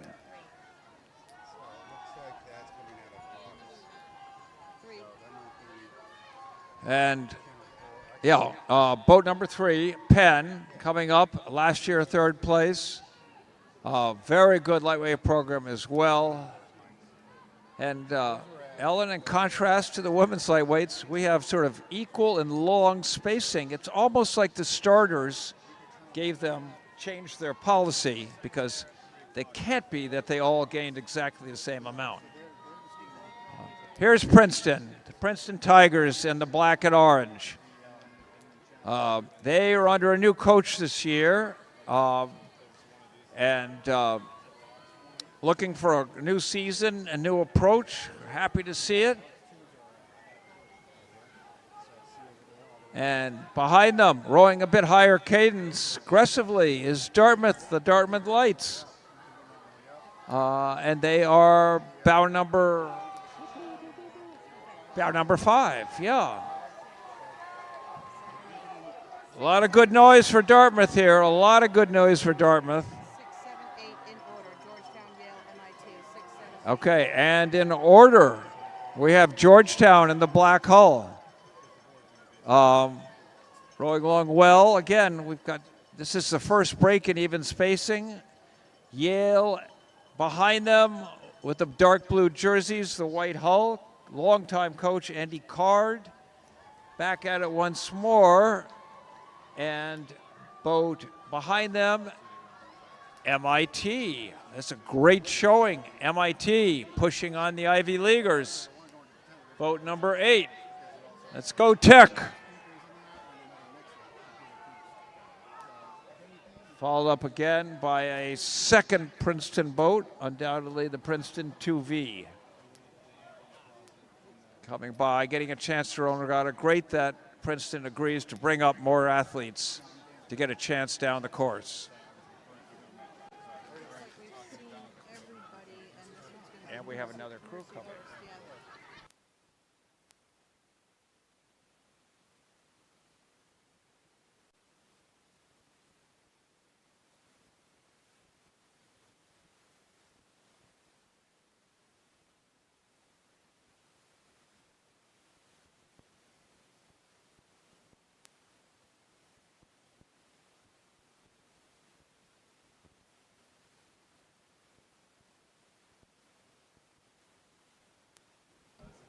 Okay, and bow number 10, last entry in this event, the lightweight event, is Mercyhurst University from Erie, Pennsylvania. They were second in the IRA in the 4 last year. So a totally legitimate program, and now they're going after the big guys in the 8. All right. And we have on our screen the fastest crew to Cambridge Boat Club. This mark in this event was Harvard. Should not surprise us.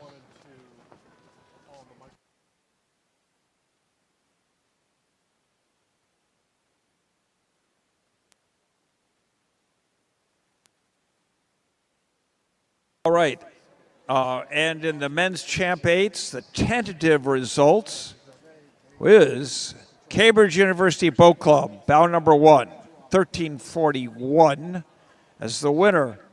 No surprise, the University of Washington is back in town, and they, at bow number 4, have finished second and first among the American schools in 1343. 2 seconds after that. And then Harvard, 0.8 of a second behind with bow number 2. Followed by the University of Washington alumni, stroked by Peter Quittens, who was not as listed in the U.S. boat because he couldn't have rowed in 2 crews. Something is wrong. U.S. Training Center, by the way, Ellen, was 1, 2, 3, 4, 5, 6 in 6th place. So I think that would be a disappointment for them. Northeastern, great showing, right behind the UW alum.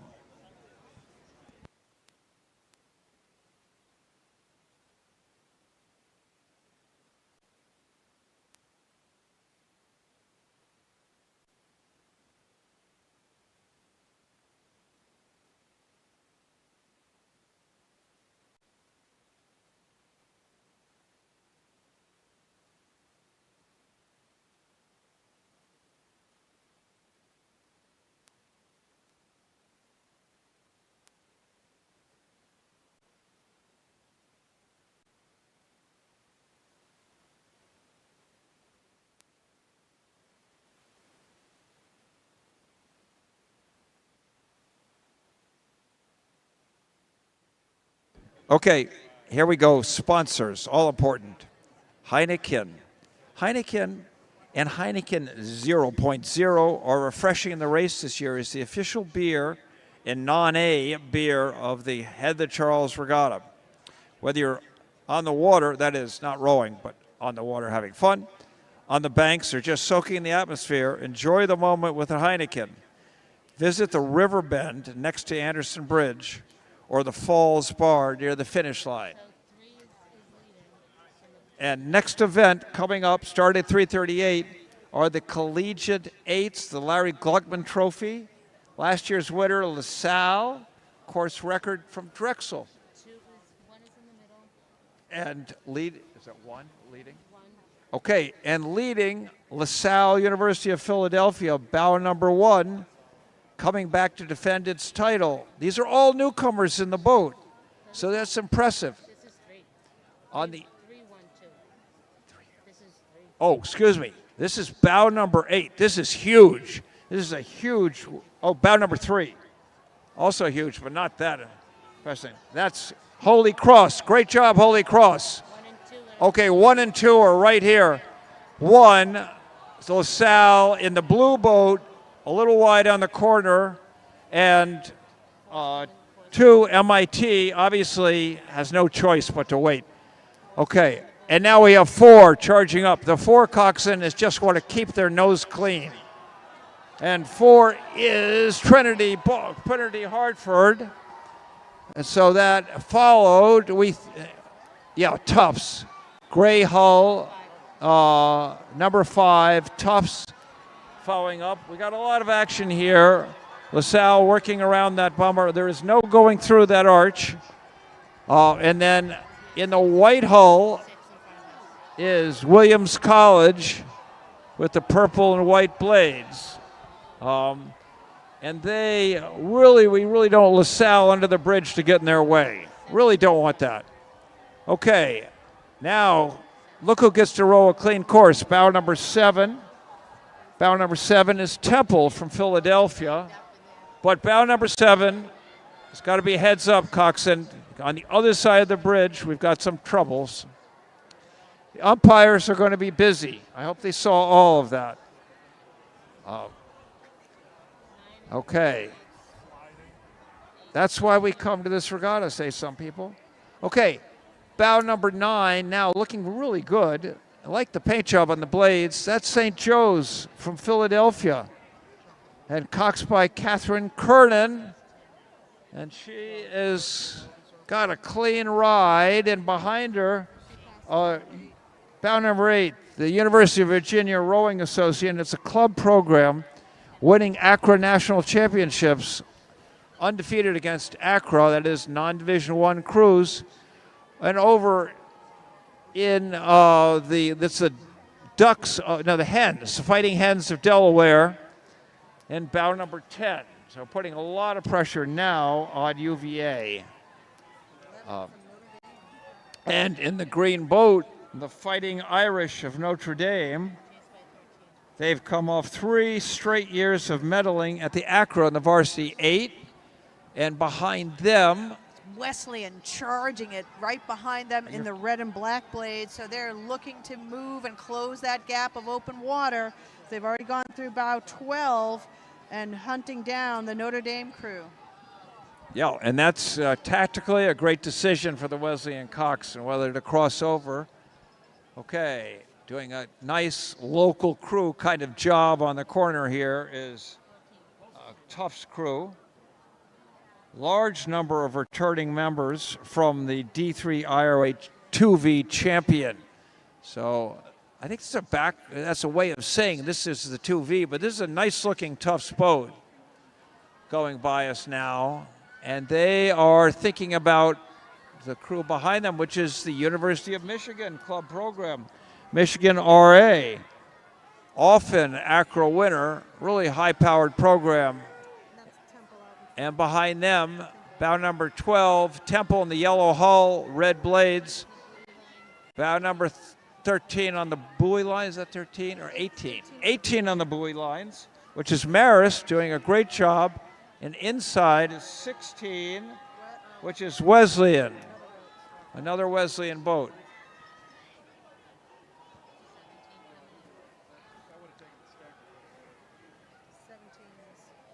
Okay, and now we have Williams, 17, white hull, purple blades. This is, I believe, their second boat we've seen come by.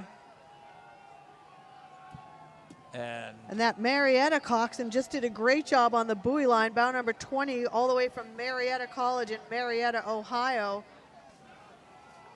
Fabulous for a visiting coxswain to do that well. Great job, Marietta. And behind them, bow 22, Bucknell with the Coast Guard blades, which is interesting. No, that's 19. Excuse me, 19's going under now. That's the Coast Guard. 19 going under, Coast Guard, white hull. And then 22 is behind them. That's the dark hull, blue and orange. That's Bucknell. They're being pressed hard with a boat with no bow number. And on this side is Colby. Bates and pink. Colby in the dark hull, no bow number. Bates and pink. All light blue looks like San Diego. Great to have San Diego out here. Bow number 24.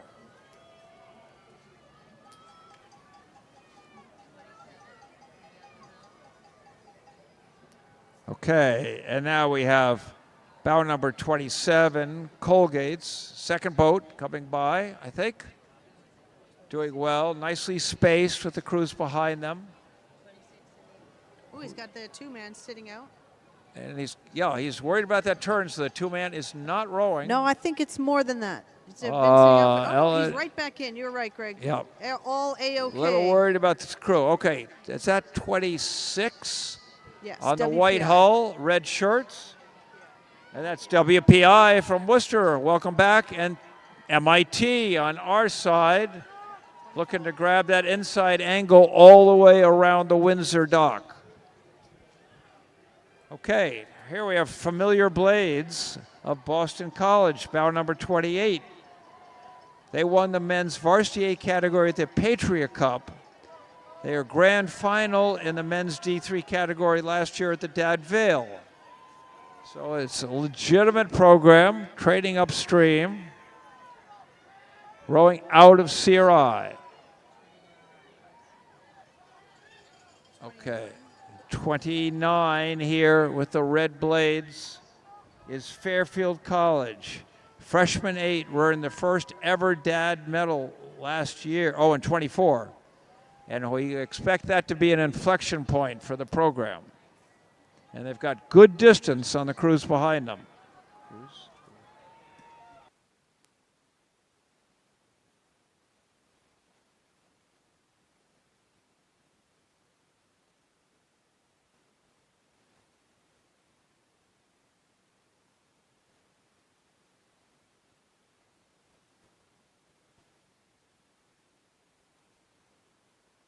Okay, now we have Middlebury, oars so new they're not painted. Middlebury College, Middlebury, Vermont. Going up in white hull, white blades, white shirts. 33 is on the buoy line. And trying to chase them down. Bow number 33 on the buoy line belongs to Trinity. Their second boat, the Trinity Bantams. And that's your Fordham crew, bow 30. And then behind them with the red oars is Fordham. Bow number 30. And coach is Jamie Kopus is the coach. Jamie Kopus is quite a good sculler in his own right. And he's proud of the strength and the depth of this Fordham crew. Fordham.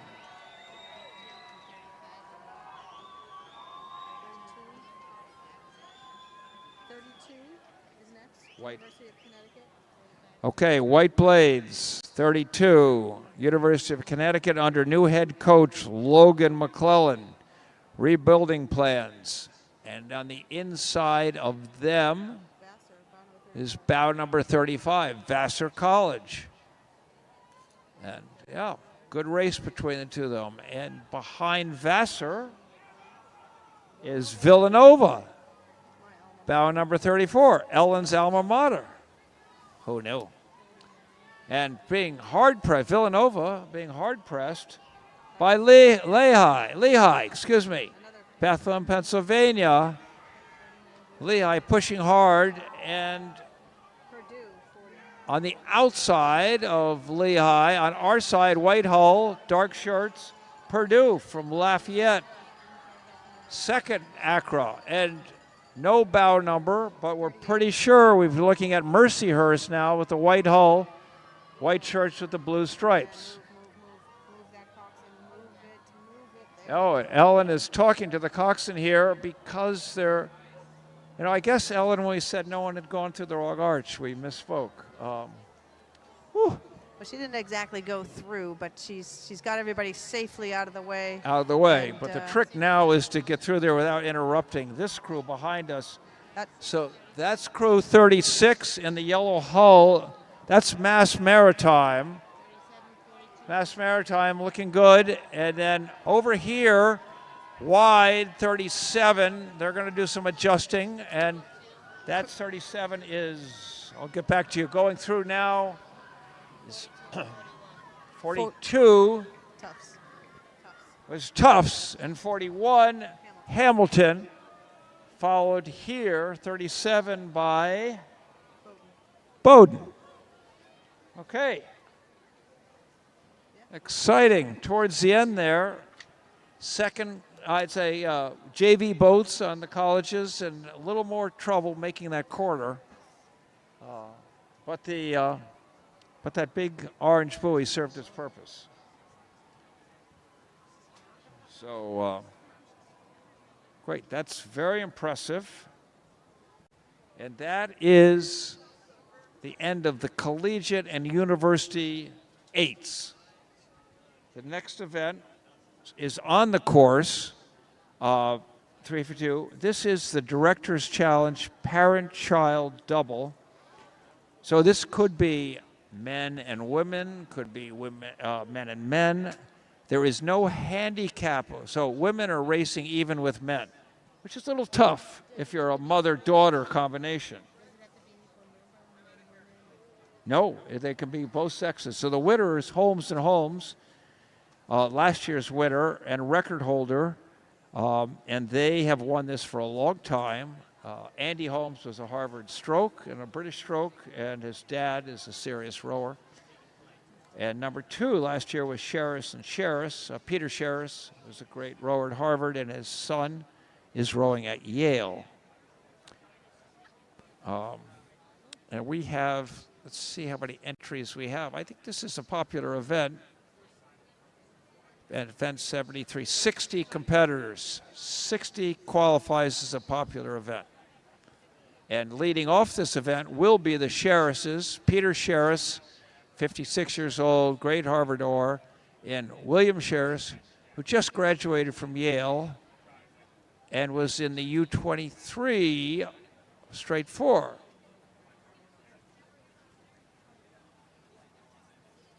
A lot of international crews, USA, Denmark, Great Britain, Ireland, starting us off.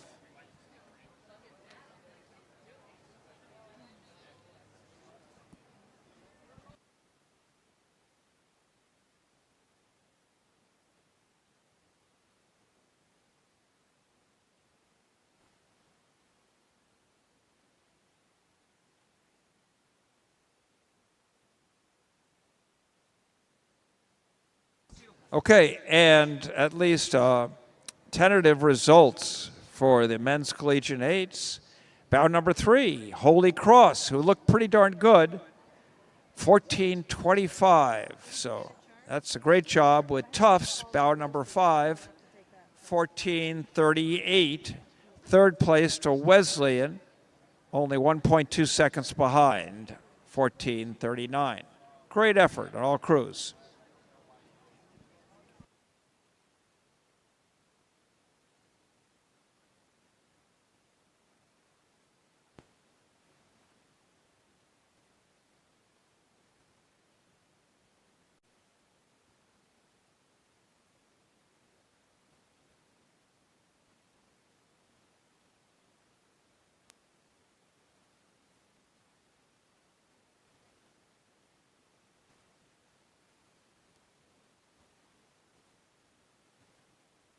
Okay, new sponsor, Rainstorm Energy Drink.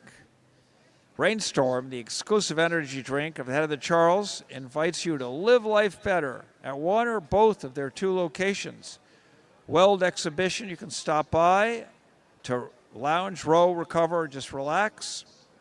Design your own custom painted swag at the Rowing Fitness and Expo location. Either way, Rainstorm is on the house and has clean energy, immunity support, 0 sugar to get you to the excitement of the weekend.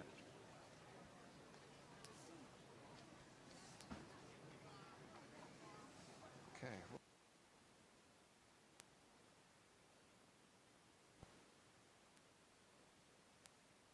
And Gentle Giant. Thanks to our partner, Gentle Giant Moving Company. It's the official logistics partner of the Head of the Charles. Gentle Giant is the force behind operations, transporting and storing 10,000 pounds of gear each year. And Gentle Giant is hiring, and they like rowers. Stop by their booth from the fall bars to learn more. Okay, Ellen, here we go. I've given the intro. Here we are. We've got the Sheriff's father-son started at 1. Let's hear if they are still at 1. Oh, you have your own mic. Go for it. Yeah, that's right. This is a very popular event. We've got 60 competitors in this field. So the parent-child doubles, keeping it all in the family. Bow number 1 is Y-Quad Cities from Moline, Illinois. As we said earlier, the Sharises, Pete and William. Bow number 1, doing a great job on this buoy line. Bow number 4, though, moving up well in the field. This is Molesley.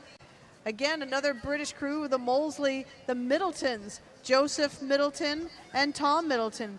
Joseph is a world junior silver medalist in the coxed 4s, and Tom is a world silver medalist in the lightweight 8. Well, those are pretty good credentials for this event, and the Harrises are probably looking them over. But this is age handicapped, so we'll see. But right in the same age range there is another British crew, the Theeds from Wimball. Adrian has competing at the Head of the Charles for the last 15 years. And Hubert is setting off his rowing career right here. Okay, no bow number. But we think it's bow number 2, actually. BU Blades. We're guessing it's from Denmark. Frederik Johansson and Morten Juhl Hansen.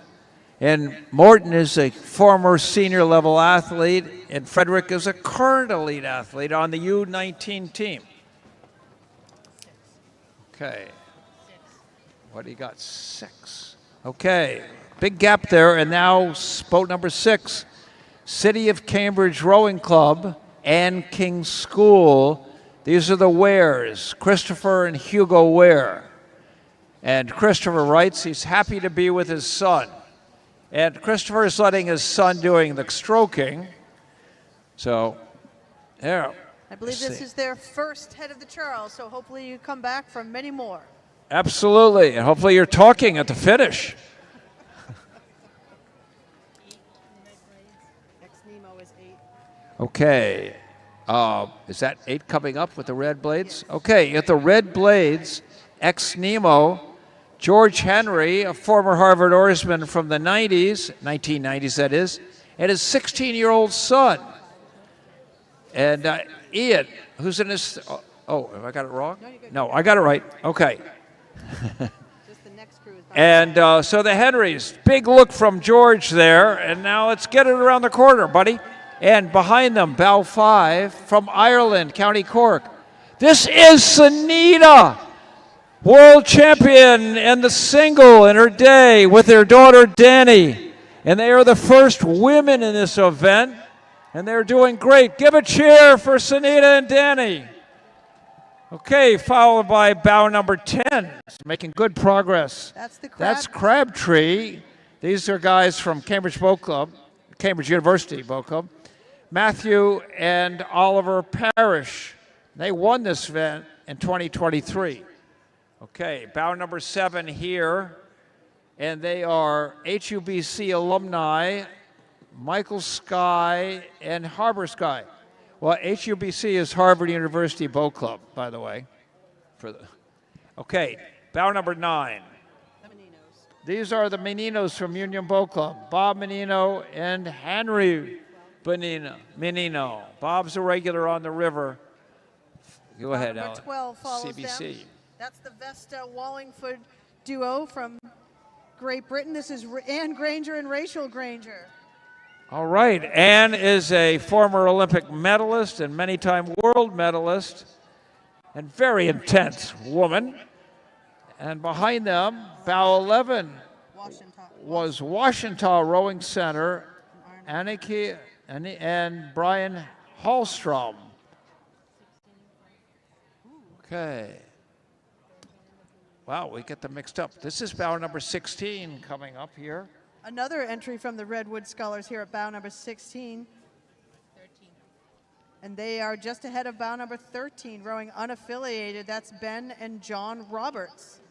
Okay, and now we've got discussions going on, but on the inside is bow number 17 with the Riverside Blade. That's East Bay from Oakland, Stephanie and Max McFadden. And in the red boat, bow number 18 is North Palm Beach, Jock and Ronan Jones. And on the white boat on our side is 17. No. Blew it. 19 going by now. Is that 19? 19 goes by now. Yeah. Okay. 14 was the Fairmount crew that we missed. It could be 19. Who was 19? 19 was another 19 was another Crabtree boat. Sorry about that. Oh, that's Sam Brooks, former Harvard oarsman, and his 15-year-old son, Charlie Brooks. Okay, and this is bow number 15 from Potomac Boat Club. That's Luke and Shaw Bannon. Okay, and now 22 is Twin Donut. 22 here, White Hull, is Twin Donuts from Menlo Park, California. Jason Stenson and Theo Christofferson. Former Stanford rower, Theo's his nephew. 23, Saratoga Springs, is Zooey Goodness and Christine Goodness. Okay, chasing them down.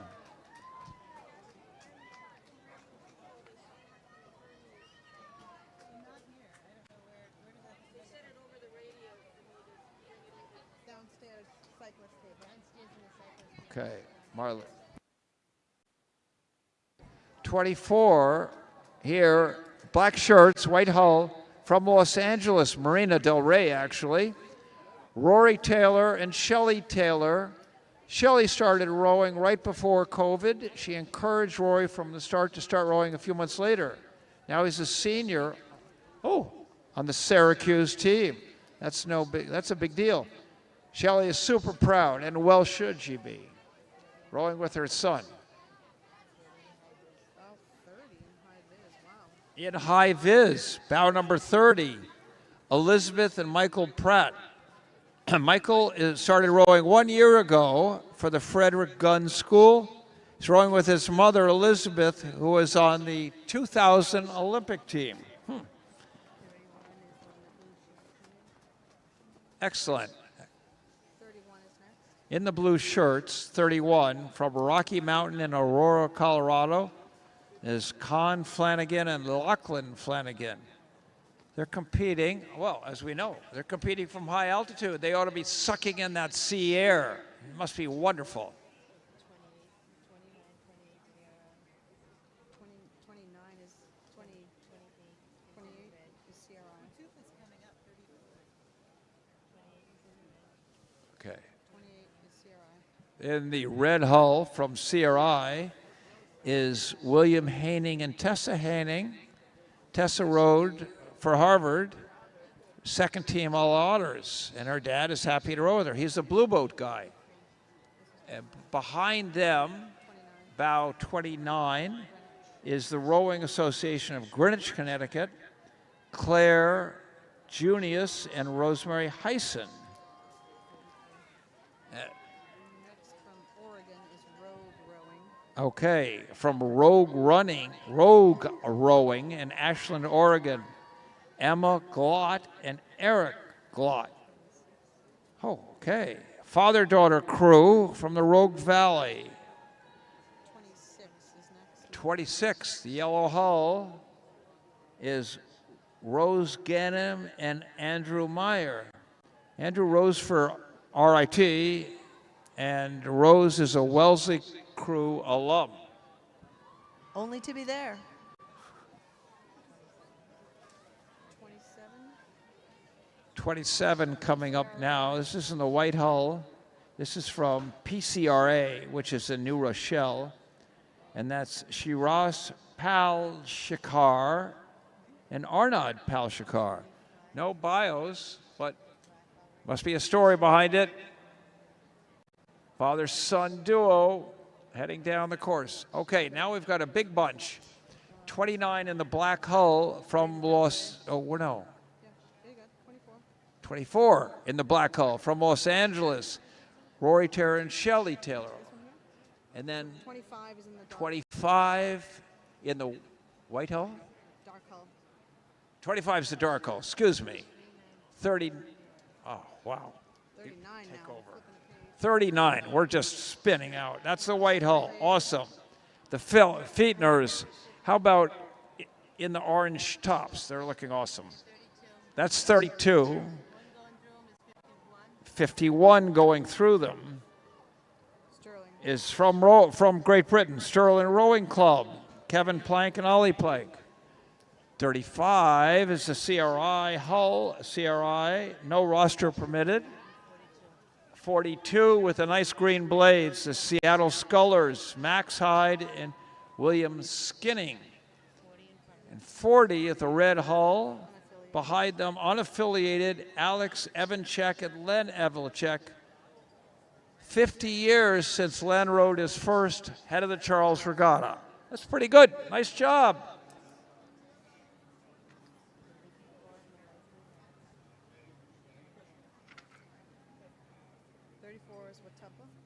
Okay, in this with the white blades, it's from Watuppa Rowing Center in Fall River, Mass., which is a great new community rowing center that's been supported by a lot of CBC people. That's Patricia Brady and Abby Wilhelm. 40 years between them. And in the turquoise green hull, 46 is Marin. Brian Davies and Felix Davies going for row. The CBC blades on the outside, bow number 50, 50, Ellen, 50 is Chad Wolf and Sid Wolf Coggill. All right. 21 on our side with the white and the light blue blades. Bear Hill Rowing Association. Nix Klein and Coleman. 47 in the red hull. It's North Palm Beach. Annabelle Pearson and Lauren Brown. Blue hull. 49 Great Valley crew in Malvern, Pennsylvania. The Calvisions. And then behind them in the gray hull, 44. Yes. CRI and Genesee. John Parker and Deborah Parker. 37 now coming up with the Whitehall red deck, and that is from Potomac, Alexandra Glutz and Barry Glutz. And then on the inside, bow number 45, Ann Arbor, Reed Schuster and Max Schuster. And then now in all white with the dark blue jerseys, 54, are the Saltonstalls, Alex and Ellie from Anywhere USA. Huh. 52. And 52, Row America Rye and the Black Hull. And they look like a mother-daughter, Edith Joan and Emily Abernathy Jones. 48 here, from Northampton, the yellow and black blades, Melissa Selly and Oliver Selly. And 53, white hull, blue shirts. USGB combo. This is the USGB combo. Nicholas and Charlie Ippolito, father-son duo. and they've competed in this event since its inception.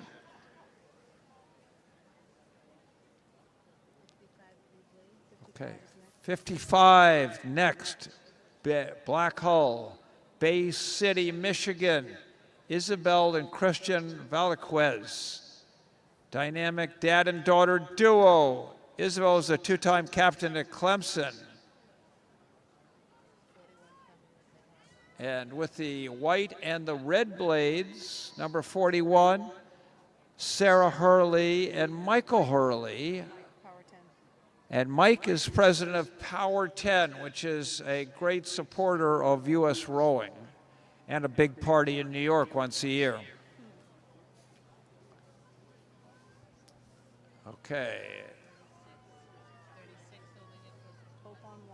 So on the outside here, Hope on Water in Hackensack, New Jersey. Is that a community program, Ellen? It's a mom is a stage 4 cancer warrior. Ah, Myra Inboard is a stage 4 cancer warrior, rowing coach, and founder of Hope on Water, which is a not-for-profit expanding access to the sport.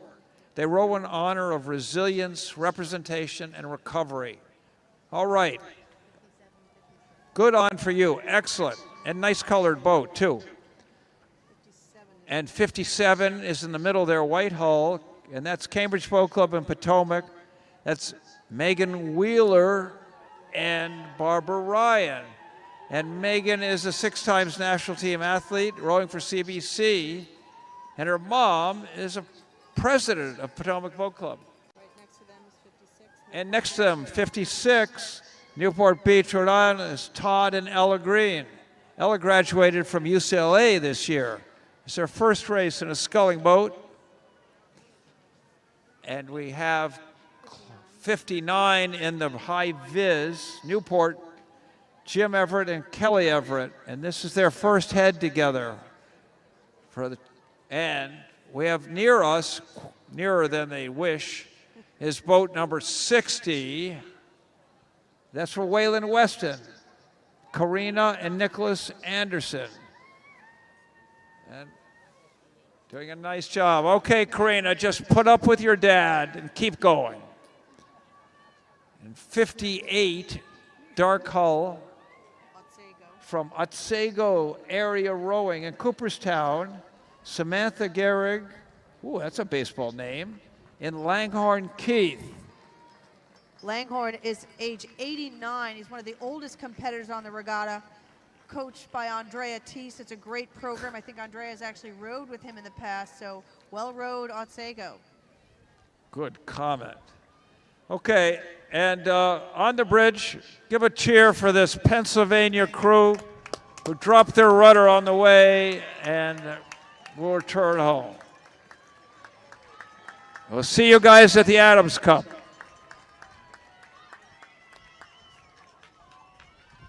What a bummer for them.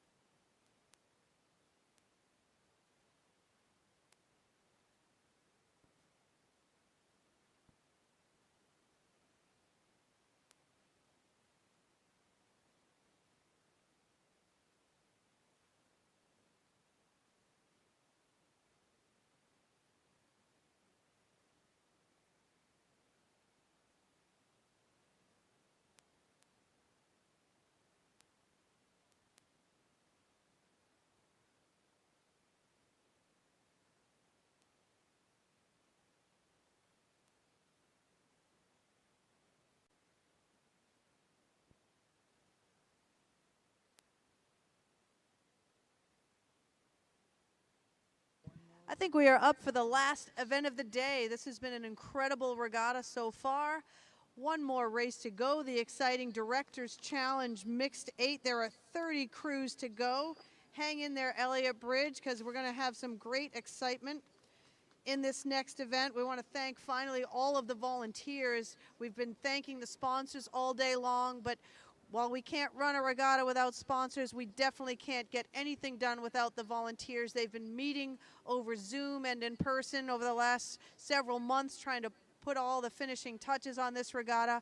I think it's been a fantastic one. I've been down at the competitor area, down at the finish line. I've been further downstream near Harvard Square. It's absolutely incredible. What a great regatta. What a great celebration of 60 years this has been. We've got one more event to go, so hang in there, and thank you all the volunteers who make this possible. And yes, thank you all. Big cheer.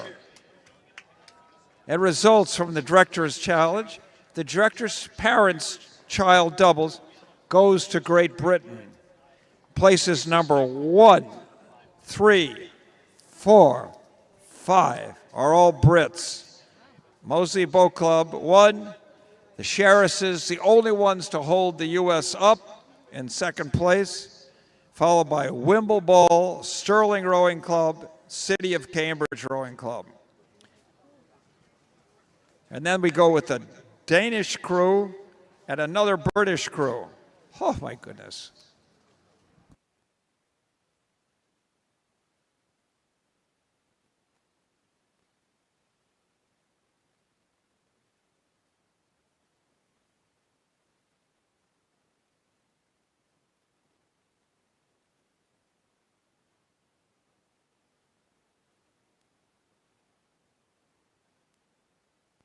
Okay, Director's Challenge mixed dates. They started, Ellen, it says they started at 4. They should be here by now. They must have had a delay, or this program is wrong.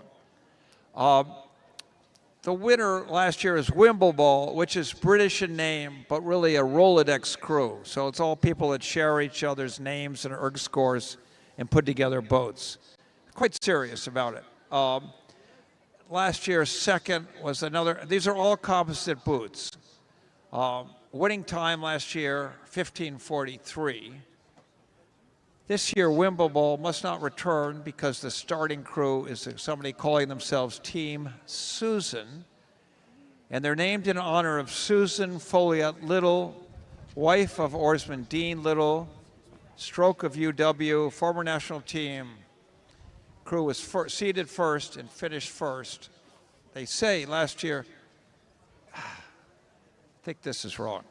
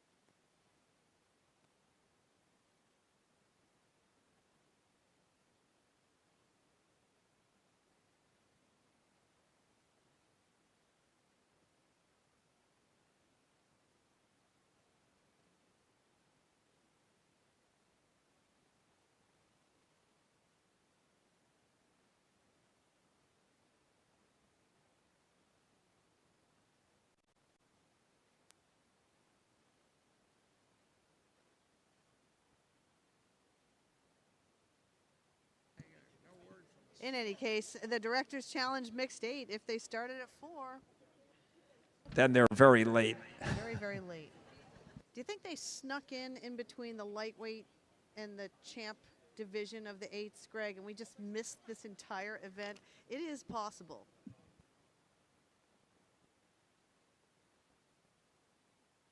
We may have just created a whole new category of boomer announcer bingo, and we're going to get crushed on Instagram if we mess this up. Okay, so an online reference says they started at 4:19. So our written program is wrong. These guys aren't late yet. They should be here in approximately 2 minutes. So sorry to keep everybody waiting, but they're not as late as we thought. And hidden in these boats are some serious rowers. We're noticing that if it's right, bow number 5 has got Simon Den Vorp, the world champion, not world champion, but world medalist sculler, and other people hitting. Bow number 7 is 4 women who all recently had babies and were national teamers, and then a bunch of national team or other men. And how many boats do we have entered in this? 30. 30 boats. Yeah, I mean, because these people all have different clubs when they entered their, like if they were in a single, it would go by that. Okay, we finally have some action. And we're looking at a crew with white shirts and northeastern blades, but that says nothing. Help us out, Marlene. Bow number 3. No way, not with Riverside blades. Bow number 5. Oh, this is the boat of riggers. This calls themselves Team Susan, but on board is Simon van Dorp, who's the Dutch national teamer. Oh, I don't know. I don't even think there's no way where they have a 70-year-old in this boat. Why not? Why not? It's Going this fast? We don't know, but let's give a cheer. Bow number 5, Team Susan. Simon van Dorp somewhere aboard, and he can't be doing it by himself. Got to be other people. Now they're followed by bow number 1, another Team Susan, with a bunch of names in it, and this is all about honoring, I think, a cancer survivor, but it's not complete. Susan Follett Little. So these guys in bow number 2 are having more fun with their headgear, and that's Club Nautico de San Juan. A lot of Union Boat Club people, I think. With Pernay Bose, Belmont Hill, a bunch of Kathy Sheehan, Union Boat Club, Jim Besser, Union Zozels. Yeah, that's where the humor comes from. Bow number 7 is BRF CBC with Chevy Stone at 7. I reckon Stuart Tucker beat in there, and Andrew LaRue, a big engine U.S. team. Nice job. And bow number 3, Riverside. Tina Vanderstill, Olin Huxley. A lot of great former oarsmen on board.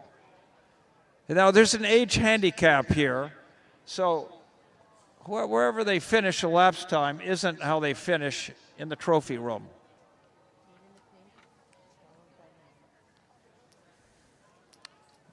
Here you go. Go Bow for number it. Pink 8. shirts. In the pink shirts are the crew from Nashville, Tennessee. Emma Ell, Michelle Bader, Anna Kaplan, Claire Conger, Phil Gilly, Sean Walzak, Madeline Cawley, Steve Grant, and Dietmar Kutwalcher from Tennessee. From Nashville, no bios submitted. Behind them, white hull, red shirts. Bow number 5.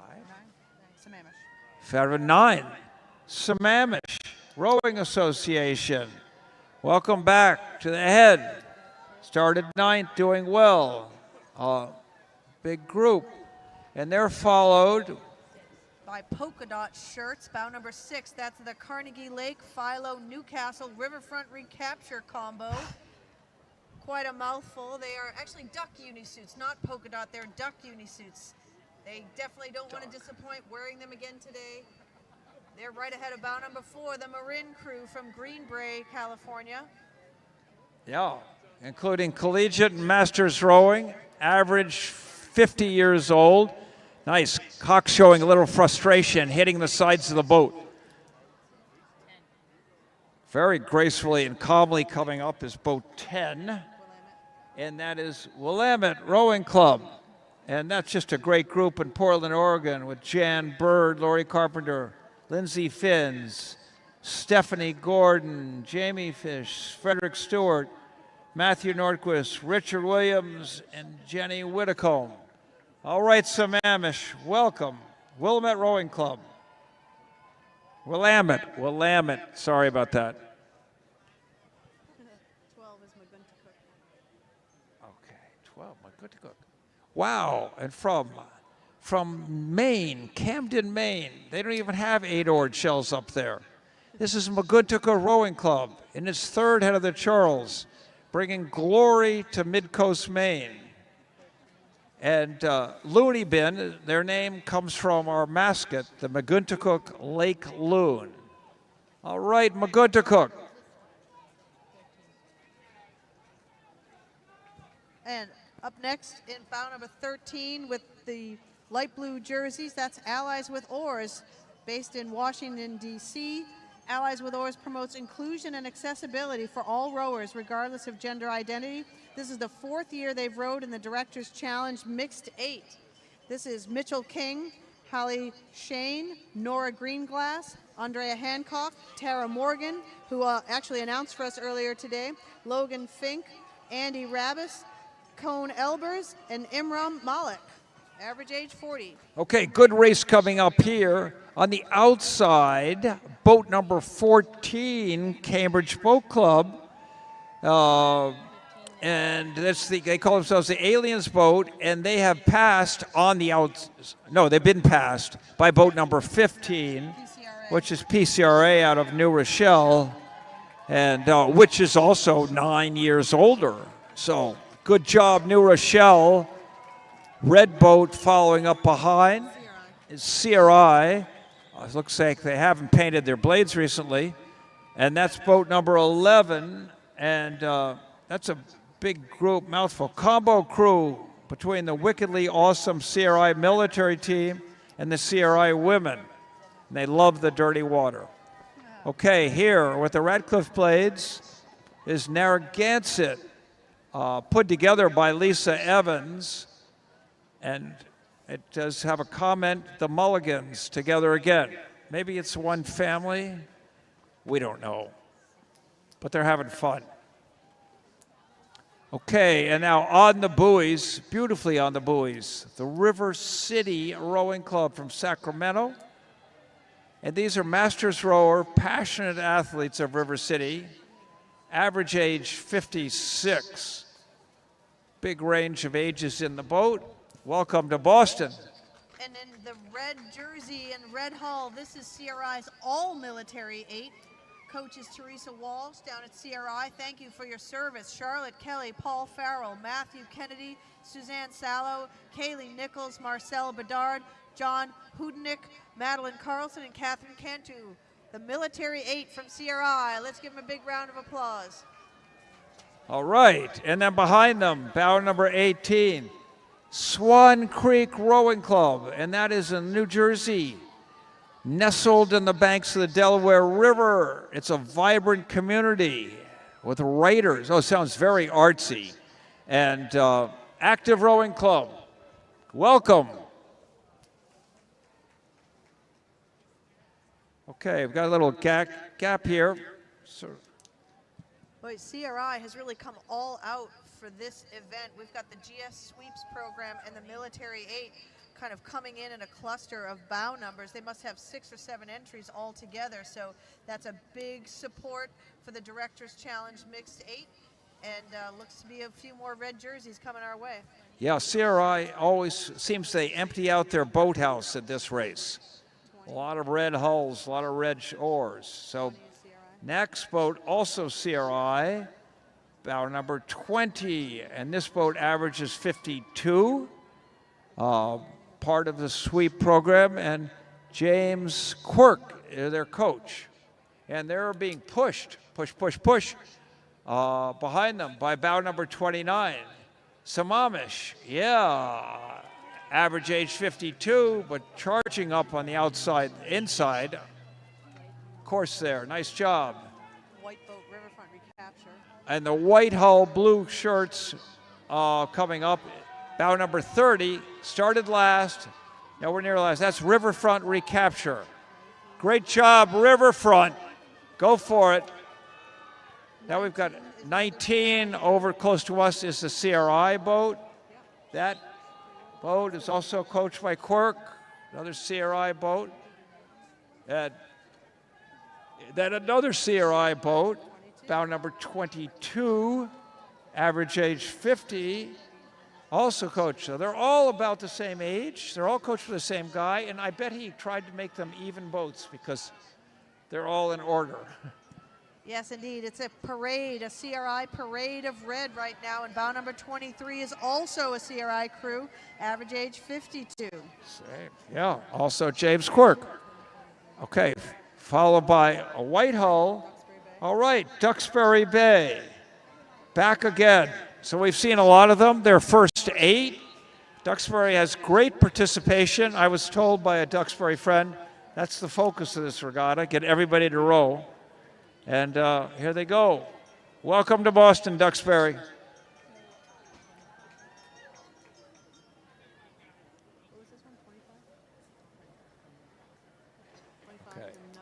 Okay, this boat coming up here is another riverfront recapture. Now, they're another great participant in this event, another community rowing program as well. So great to see.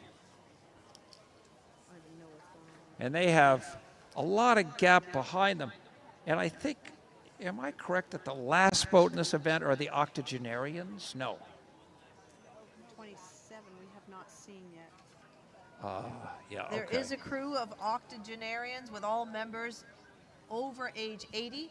That's going to be bow number 27 from CRI, but we haven't seen them yet. We're still looking for 2 crews from community rowing and 1 composite crew from a number of different clubs. From everywhere, 9 different locations. So, all right, and here's bow number 28 now, just rounding the bend and coming into view.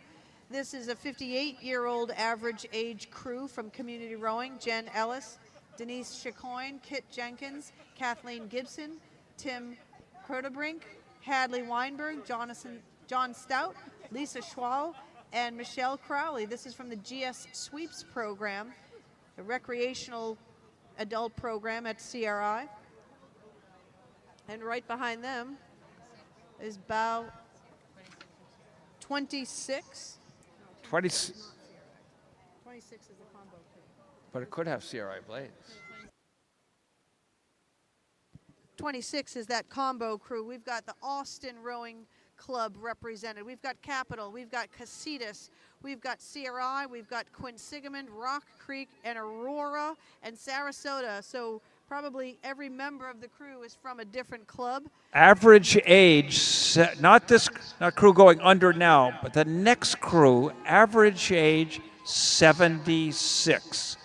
Good on you. Well done. They call themselves the Mixed Nuts.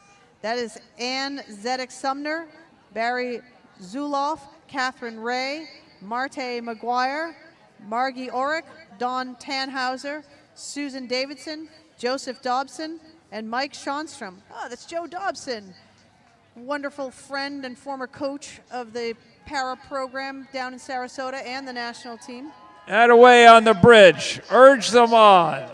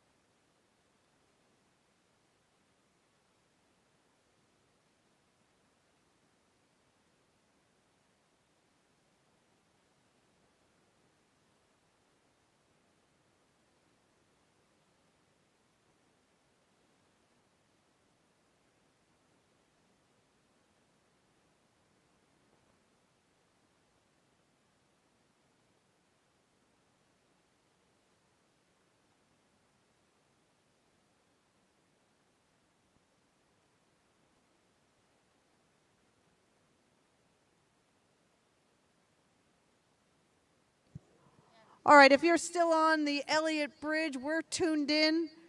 We're going to finish this regatta off in fine fashion.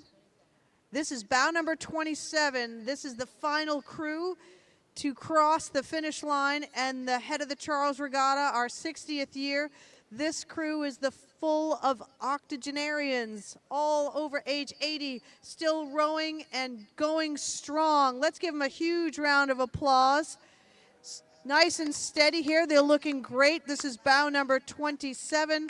Unfortunately, I do not have the names of this crew, but feel free to shout them out from the bridge or from here on the Cambridge dock if you know anyone, because what an amazing accomplishment. We've said all along, part of this event is for combining and trying to win medals and come out on top of the field, but part of it is also for rowing and friendship and longevity, and this crew exemplifies that. Let's give a big round of applause to the CRI Octogenarian 8. Well rowed, CRI. Have a great trip home. Let's not forget they still have a couple miles after the finish line to get their boat back, and so they've got a lot of work ahead of them, but they're doing a great job out here today. Yes, CRI, well done.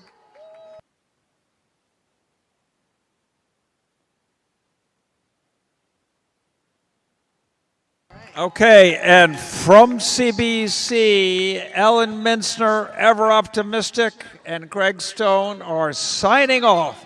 See you next year.